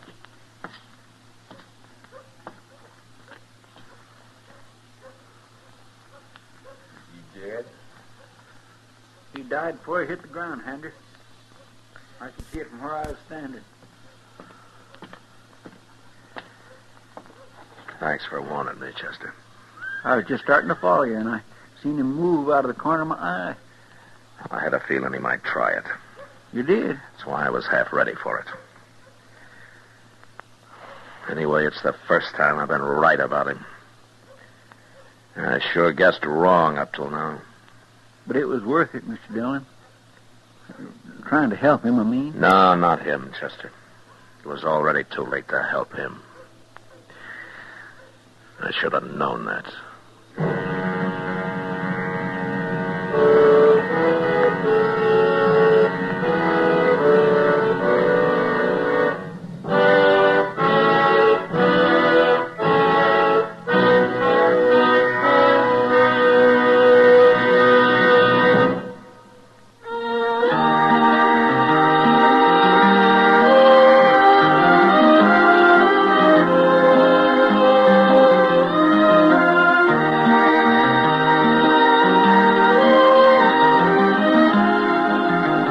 Gunsmoke, transcribed under the direction of Norman McDonald, stars William Conrad as Matt Dillon, U.S. Marshal.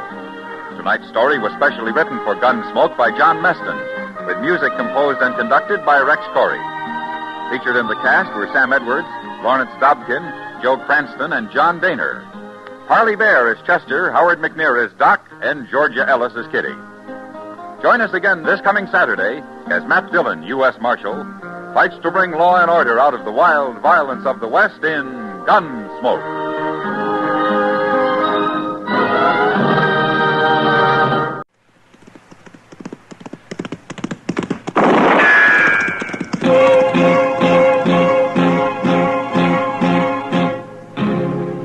Around Dodge City and in the territory on West, there's just one way to handle the killers and the spoilers, and that's with a U.S. Marshal and the smell of Gunsmoke.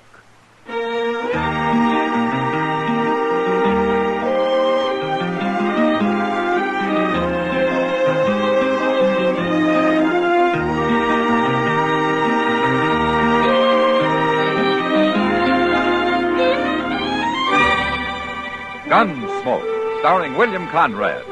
The transcribed story of the violence that moved west with young America. And the story of a man who moved with it. I'm that man, Matt Dillon, United States Marshal. The first man they look for and the last they want to meet. It's a chancy job, and it makes a man watchful and a little lonely.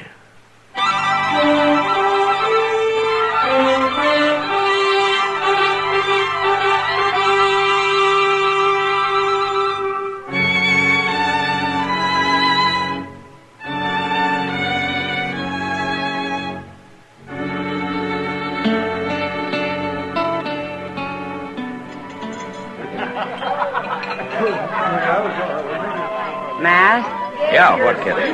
Come on over to that table in the back. I want you to meet Ida Stewart. All right. Ida's only been working here about a week. Isn't that Gil Varden sitting with her? Yeah, Oh, hello, Miss Kitty.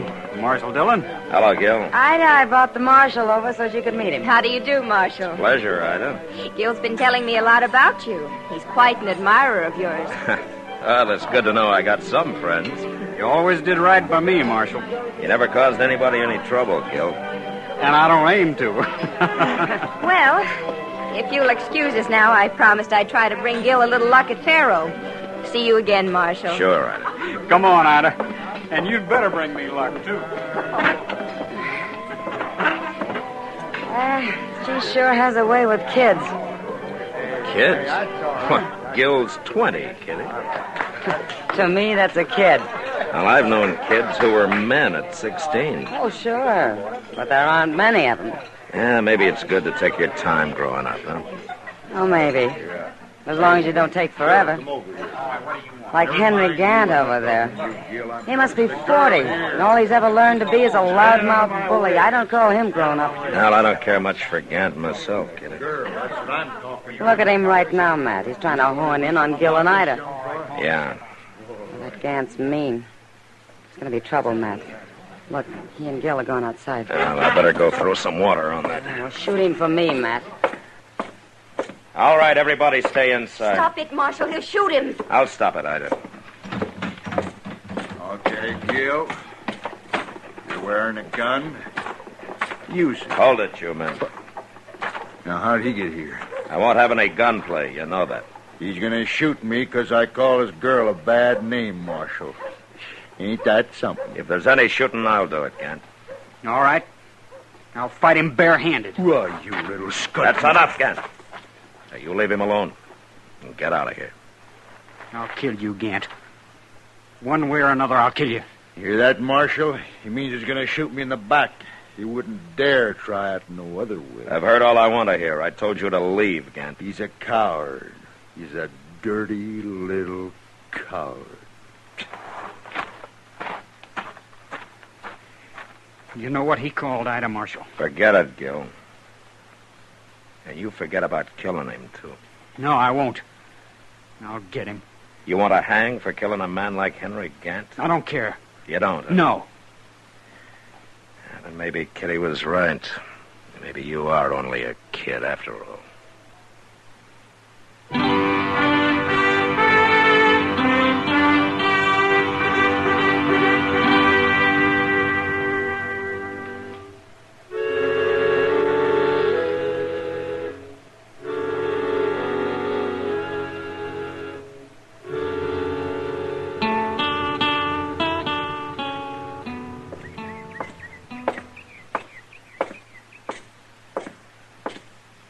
Morning, Doc.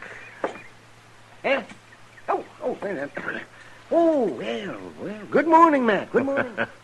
You've been sleeping in that chair all night? Oh, I wasn't asleep. Oh? Well, your eyes were closed. You ever hear of a man doing a little thinking? What were you thinking about, Doc?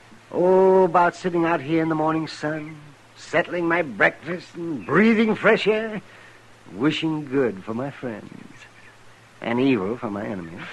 That's pretty stout thinking, Doc. Well, I was doing fine till you came along and spoiled it. Now I might as well go up to my office and back to the sordid trade I'm in. Now, what's his hurry? Who is it? Gil Varden.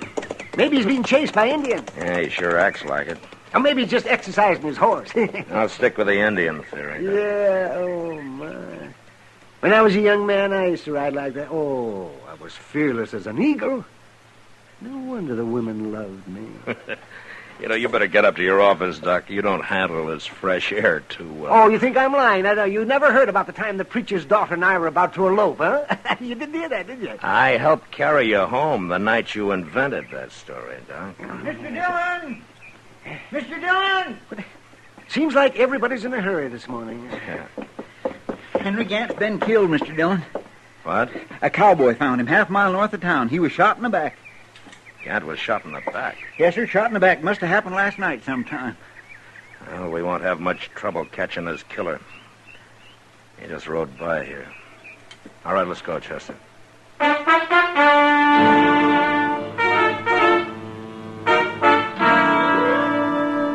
By the time Chester and I picked up a couple of rifles at the office and got saddled, Gil Varden had a good start on us. So to make sure of catching him, we each took an extra horse along. We tracked him south and rode hard till noon without even seeing him. But then we found his horse. It had sold on him and was standing head down and feet apart near a wagon. And the wagon, it was sitting there with no team to pull it, but harness strewed all over the ground. And on the seat, stony-faced and unmoving, was a gray-haired country woman. Howdy, ma'am. I'm Marshal Dillon. I'm looking for the man who was riding that horse out there. He's gone. Well, what did he do? Take your team? He took him. Oh, man, you just can't sit out here. Can't go no place without a team. There's a ranch about a mile west of here. Give that horse a little more rest and he can carry you that far. We'll rig a blanket on him for you, huh? Can't leave my man here. What? My husband. He's in the back, Marshal, under them blankets. Oh, what's the matter with him? Is he sick? He's dead. Killed dead. Man who stole your team? He done it. He rode up and never said a word. My man reached in the back for his rifle, and this fellow shot him. I just can't believe Gil Varden would do a thing like that. He was shaking like a leaf. He's plumb scared, Marshal. Scared of you, I guess. He's got reason to be, ma'am. Especially now. Go catch him before he hurts anybody else. I'll manage here as soon as I stop aching a little. Well, I don't like to leave you. I'll be all right. Go stop him. He's done enough. Chester, bring a horse over, will you? We'll fix a rig for her. Yes, sir. My first husband was killed by Indians, Marshal. Bad as it was, I never hated them Indians. It's different now somehow. Yes, ma'am. I'll catch him, ma'am, I promise you.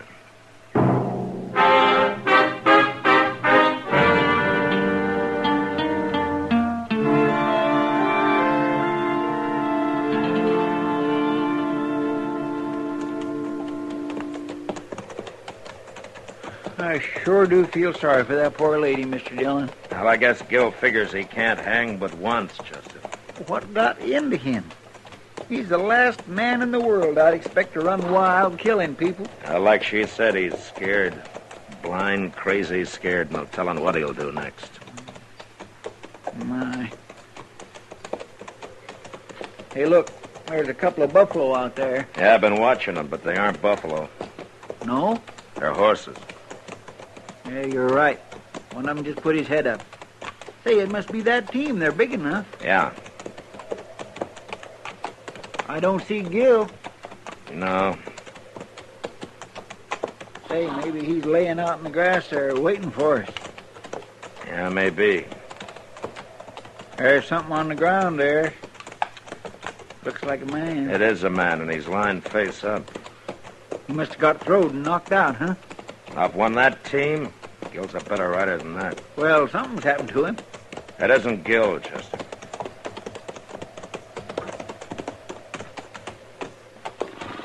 It's some cowboy, Mr. Dillon. Yeah.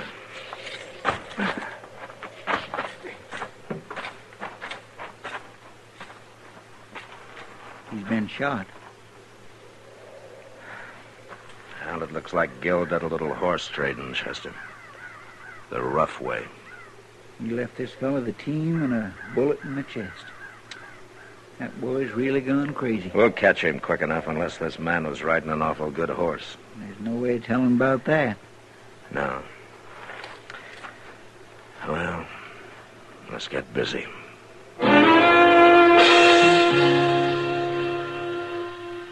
We buried the stranger as best we could, and then took up Gil Varden's trail again. By mid-afternoon, his tracks showed we were closing on him. Still, it was almost dusk before we saw a sod hut up ahead. and a saddled horse standing in front of it. At one side was a corral holding 2 other horses. But Gil and whoever owned the place were nowhere in sight. We made a circle, rode up behind the hut, and dismounted. He ain't been here very long, Mr. Dillon. That horse of his is still winded. Well, I don't know whether to wait for him to come out or go in after him. It'd be a lot safer to wait, if you ask me. There might be somebody in there with him. Either way, we've got him now. Look, Chester, you wait at the edge of the cabin there. If he runs out alone, take him, huh? All right, sir. We're too late.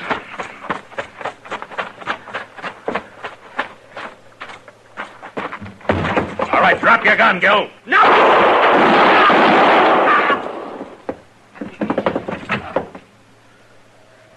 You all right, Mr. Dillon?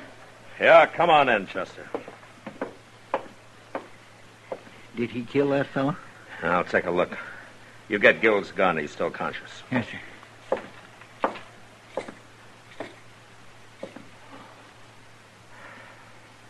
Yeah, he killed him, all right. Gil don't look hurt too bad. I tried to shoot him in the shoulder, but I'm afraid one bullet went a little low. His eyes is open. Gil, can you talk? You busted my chest. Here, let me open your shirt for you.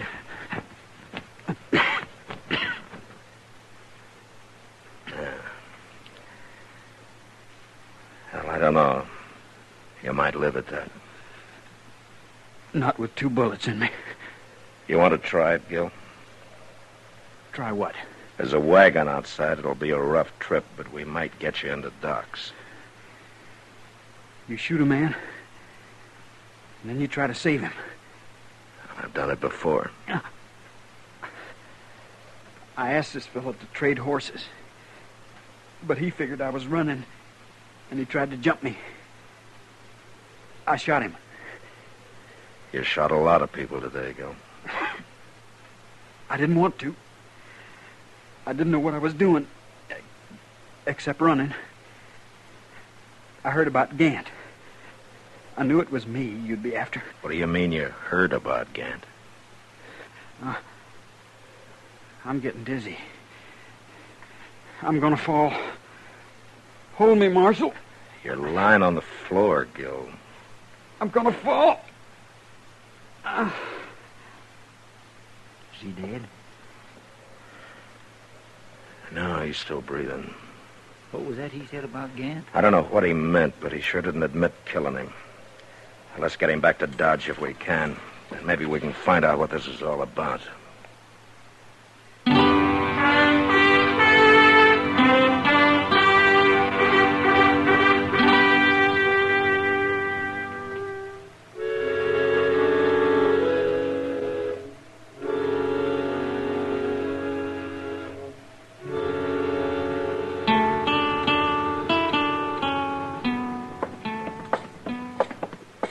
You go back up to Doc's, Chester. I'll wait in the office. When Gil comes to, you let me know. All right, Mr. Dillon. He's an awful tough boy, ain't he? Yeah, you had to be to survive that trip. It wore me out, and I wasn't even shot. Oh, say, if you leave the office, you'd better let me know where at you'll be. Yeah, I will, Chester.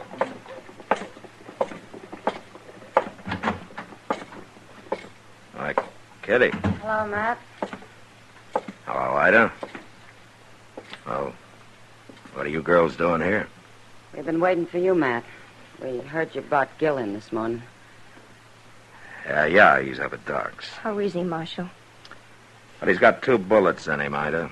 He survived that wagon trip, but Doc can't tell much yet. What do you think? Well, he's still alive, and I've seen men pull through shot up a lot worse than he is. Even if he does live, he'll hang, won't he? Yeah, he'll hang. I'm sorry, Ida. It's all my fault. Your fault.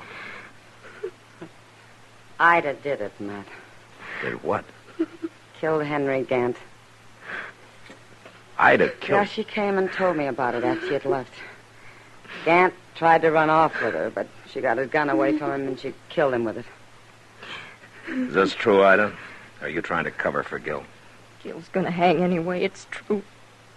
Then it was self-defense. Why didn't you come tell me about it? I was scared to. I didn't think about it being self-defense. I was too scared to think. Yeah, she was, Matt. I had a terrible time calming her down. She's telling the truth, all right. Yeah, I believe her. If Gil hadn't run everything, it'd be fine. He got scared, too, Ida. Real scared. But why? He didn't do anything. Well, he'd threatened to shoot Gant. When he heard about it, well, I guess he was like you. He just stopped thinking. Oh, Miss Kitty. Miss Ida. Hello, Chester. I didn't expect to find you here. Is Gil conscious, Chester? No, sir, he ain't. How is he? He's dead. He died just a couple minutes ago. Doc done all he could for him. That poor scared kid. You killed him, Marshal. Why? Why'd you have to kill him? He was only a boy. Ida, that isn't fair. What chance did he have against you? You shot him down easy. Why'd you have to do it? I don't like it any better than you do, Ida. But Gil just killed 3 men. And I don't think they wanted to die any more than he did.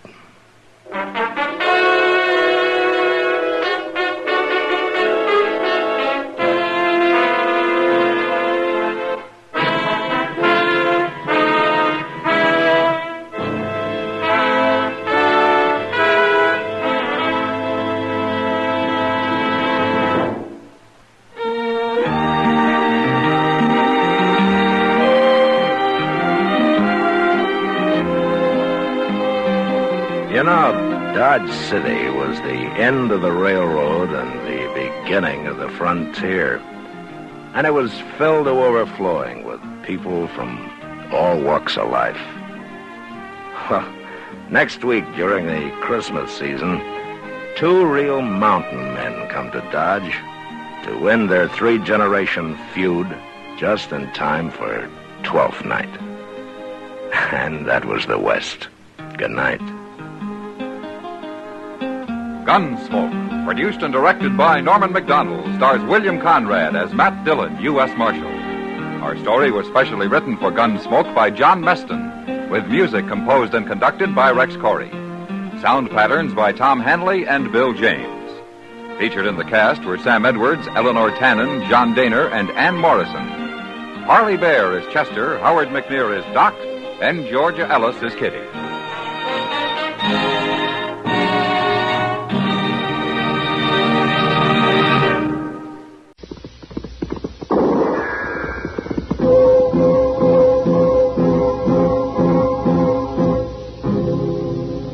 Dodge City and in the territory on West, there's just one way to handle the killers and the spoilers, and that's with a U.S. Marshal and the smell of Gunsmoke.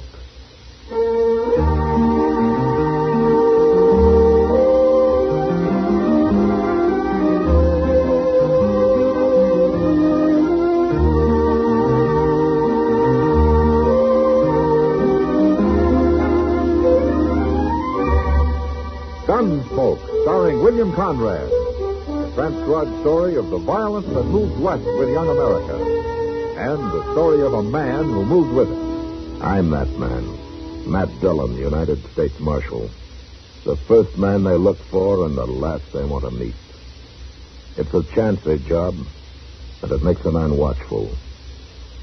And a little lonely.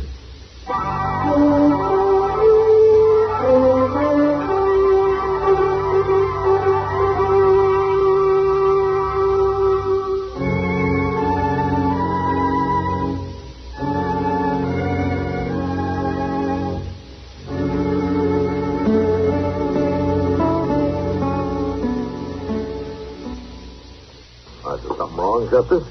No, sir, but I've been waiting here with Doc. I thought you might want me for something. No, but there's somebody up the street that wants you. Wants me? Yeah, Peter said he came in the barber shop and asked where the marshal's office was. He mentioned your name. Oh. Then you didn't see him, huh? I didn't talk to him, but I saw him getting back on his horse. He headed for the OK stable. Oh, I wonder who he is. Some stranger. I never saw him before. What do you look like? Well, he's built kind of like a stork, all legs. Got reddish hair with a white streak running right down the middle. Oh, built like a stork and looks like a skunk. Oh, looks like a skunk. Well, you sure have some handsome friends, Chester. Mr. Dillon? Yeah.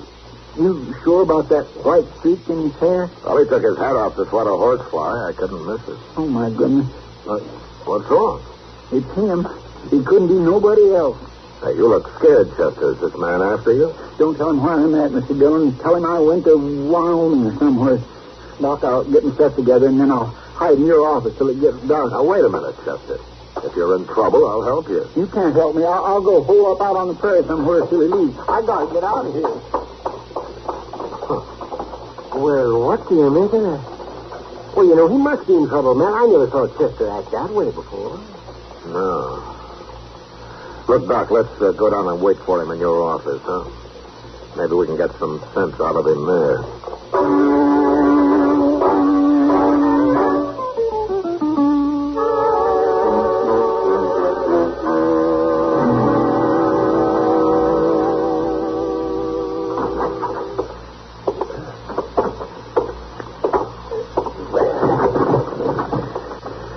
When it gets good and dark, I'll take a rope and lower my stuff out your back window, Doc. Fine, Chester. I'm always happy to help out anybody who's on the run. I ain't running, Doc. I'm just hiding out for a spell. Look, Chester, what if this man decides to outweight you? You're going to spend the rest of your life wandering around the prairie? He won't wait long, Mr. Dillon. He hates town. Well, then maybe you'll come looking for you out there. Well, that's better than finding me here. Why? Magnus just don't belong in a town amongst civilized people. He's too countrified. Chester, who is Magnus? Magnus Proudfoot, Mr. Dillon. Magnus Proudfoot? My baby brother, doggone him. Well, what in the world are you running away from your brother for, Chester? I don't know what he's doing here, that's why. You can't tell what Magnus will do next, Doc. You can't count on him. What do you mean, Chester? Mr. Dillon, when Magnus was 10 years old, he took off from home and went and lived off the land all by himself for 2 years. With a rifle and a knife and a horse. And you know something else? I swear he ain't slept in a bed since then. Well, I don't see anything so wrong with that. Well, how would you like to have a little brother that wouldn't never come in the house except to feed now and then? And sometimes he wouldn't even show up to do that for months at a time. He claims being around people too much dulls a man's senses. Magnus is crazy, Mr. Dillon. He embarrasses me. How long has it been since you've seen Magnus, Chester? Well, I left Waco in 62 to join the war. I ain't never been back. The last I heard a couple of years ago, neither did Magnus. How'd he find out where I'm at anyway? Well, he's not going to shoot you, Chester. He came to visit his big brother. What's wrong with that? Oh, no. Magnus has got something on his mind. He didn't come here just to say hello, not Magnus. He's got some scheme going. Probably wants me to go live with the Indians or some fool thing like that.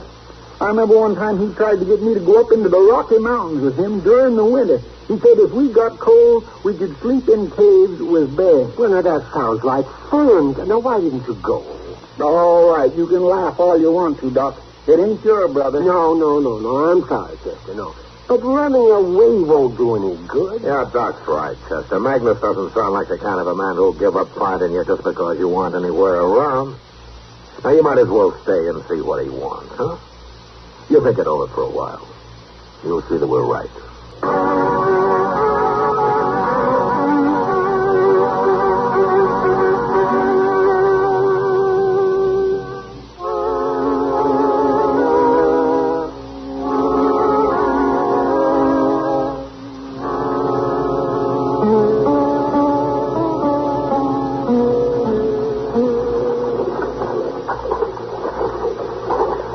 Anywhere else, Chester, he must still be in the stable here with his horse. He always did like horses better than people. The door's open. Let's take a look, huh? Well, I don't see nobody, Mr. Dillon. Let's go, huh? Now, wait a minute, Chester. Holler for him.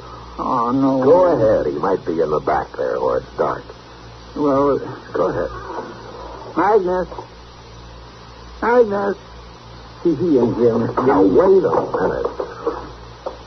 Now, look. There he comes. Yeah.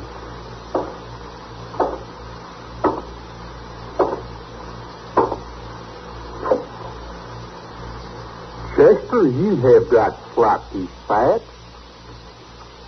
Oh, Magnus. Soft living done it. Magnus, what are you doing in Dodge City? I have come looking for you. Why? Why ain't you in Texas where you belong? How come you don't talk like a Texan no more, Chester? I've been away too long, but that don't answer my question. What are you doing here? Why, I have come to help you. To help me? Well, I always could take care of myself better than you, Chester. And when I ran into Ma last summer and she told me about you, I got worried. I figured as how you might need me. Need you for what? Help you run things here, help you be marshal. What? Help me be I ain't no marshal. He's... Oh, I forgot. Magnus, this is Marshal Dillon. How do you do, Magnus? But I thought you was the marshal, Chester. Of course I'm not. What gave you that idea? Ma?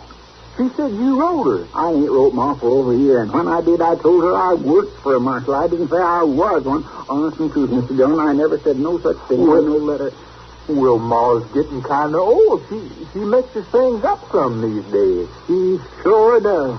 Anyways, I'm proud to know you, Marshal Dillon. Tell me, is Chester a good help to you? Yes, he is. He's a fine help, Magnus. Good. Well, I come all this way. I reckon I'll stay. I'll go to work for you, too. Magnus, you can't just walk up to somebody and say, I'm going to work for you. Why not? It ain't polite. Nobody asked you. Nobody told me not to. That's why you ain't no more civilized than you was 10 years ago. Oh, I learned a lot in the Army, Chester. I saw a lot of places, a lot of people. How long since you slept in bed? Well, not since I first went off from home, I reckon. How long since you lived in a town? You know I don't like towns. I generally ride around them. How long since you talked to a woman? Besides Ma, I mean. Now, Chester, you know How long since you had a drink? I don't never drink. You gamble? Feller in the Army taught me, but I never used it. You see, Mr. Dillon, he ain't civilized. Now, wait a minute, Chester. You're not being quite fair. A man doesn't have to do all those things to be civilized. I'm just trying to show him how crazy it is for him to say he wants to stay here and all, Mr. Dillon. You know, I might like it, Chester. I never give it a fair chance. Living like you might be exciting. Yeah, maybe I've been missing something. You would hate it, Magnus. I'm telling you for your own good. I know you better than you do. You're half wild, that's what you are. You couldn't stand living the way I do. I never tried it, Chester. Well, go try it somewhere else. You just get me in trouble here. You always did. I promise I will not get you in no trouble. Besides, Marshal Dillon don't need no help. You can't stay here without a job. Well, I got some money. Let's go some trapping last winter. You still eat with your fingers, Magnus? Now, wait a minute, you two. Look, I got an idea. Now, maybe Chester's right, Magnus. Maybe you wouldn't like living in the town. Of course he wouldn't. He'd be miserable. But it's like Magnus says, Chester. He never gave it a chance. Now, why don't you let him find out for himself? If he gets in trouble, I'll be in trouble. Magnus don't know how to live around people, Mr. Dillon. Well, I live with people in the Army. That's different. Well, I'm staying anyway, Chester. There's no use to argue. Give him a chance, Chester. Show him Dodge. Show him what it's like. And let him make up his own mind about it. Oh, all right. He won't leave anyway. But you're going to do what I tell you, Magnus. You're going to live exactly the way I do. That's the deal. I'll do it, Chester. All right. And we'll start by getting you a room at the Dodge House. Oh, no. I'll sleep lots better in the stable here with my horse, Chester. Hey, you see what I mean, Mr. Dillon? Magnus Proudfoot, you follow me. You're going to sleep in a bed tonight if it kills you.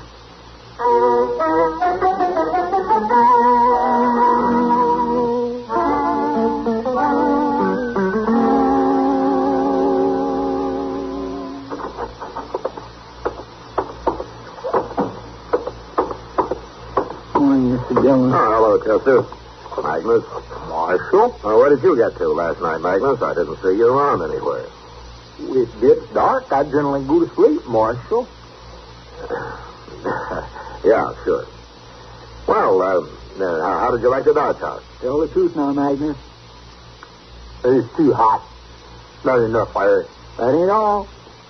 Bed was too soft. But I slept good. I bet you wasn't in that bed more than 5 minutes, Magnus. You slept on the floor. I know you did. You cheated. I'll try it again tonight, Chester. You're going to try more than that tonight. You need me for anything today, Mr. Dillon? Nothing that I know of, Chester. Then I think I'll spend the afternoon at the Long Branch playing cards. Gambling, Magnus. Oh, now, Chester, you don't want to do that. That's evil and wicked. Besides, it's wrong. Are you going to live like me, or are you ready to give up? I got to gamble, too, or can I just sit and watch? Magnus, I'm going to get you wet all over. You're going to gamble. Well, I'll go see to my horse now. Okay, but you wait at the stable for me. I'll pick you up there. I'll wait.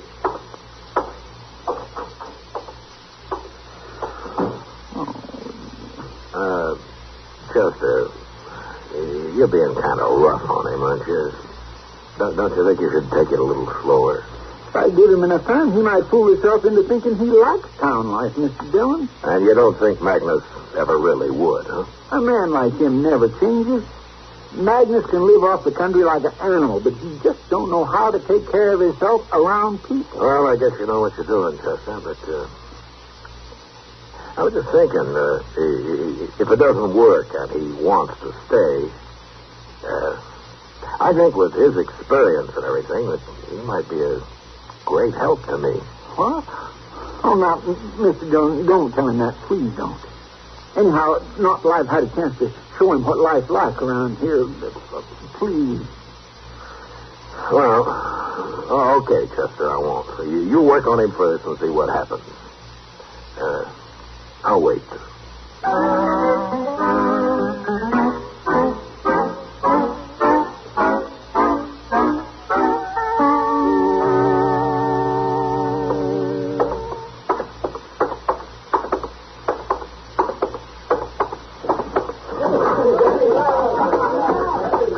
I think I'll have a beer, Sam. Oh, Mr. Dillon. Chester, I thought you were gambling. What are you doing at the bar? Where's Magnus? We've been gambling all afternoon. Playing blackjack against that new dealer they got here. Oh, how'd you make out? Well, you know how it is with me, Mr. Dillon. I never do win a whole lot. That means you lost. But I'll get it back next payday, maybe. Next payday? No, he really did take you, didn't he? Yes, sir. He did. Oh, what about Magnus? Here he comes. Ask him. Hello, Marshal. Wow, that's quite a handful of bills you got there, Magnus. Well, it's all he had, but I am just as glad. I was getting mighty weary sitting in one place all afternoon. You mean you broke the dealer? Well, he claims I did.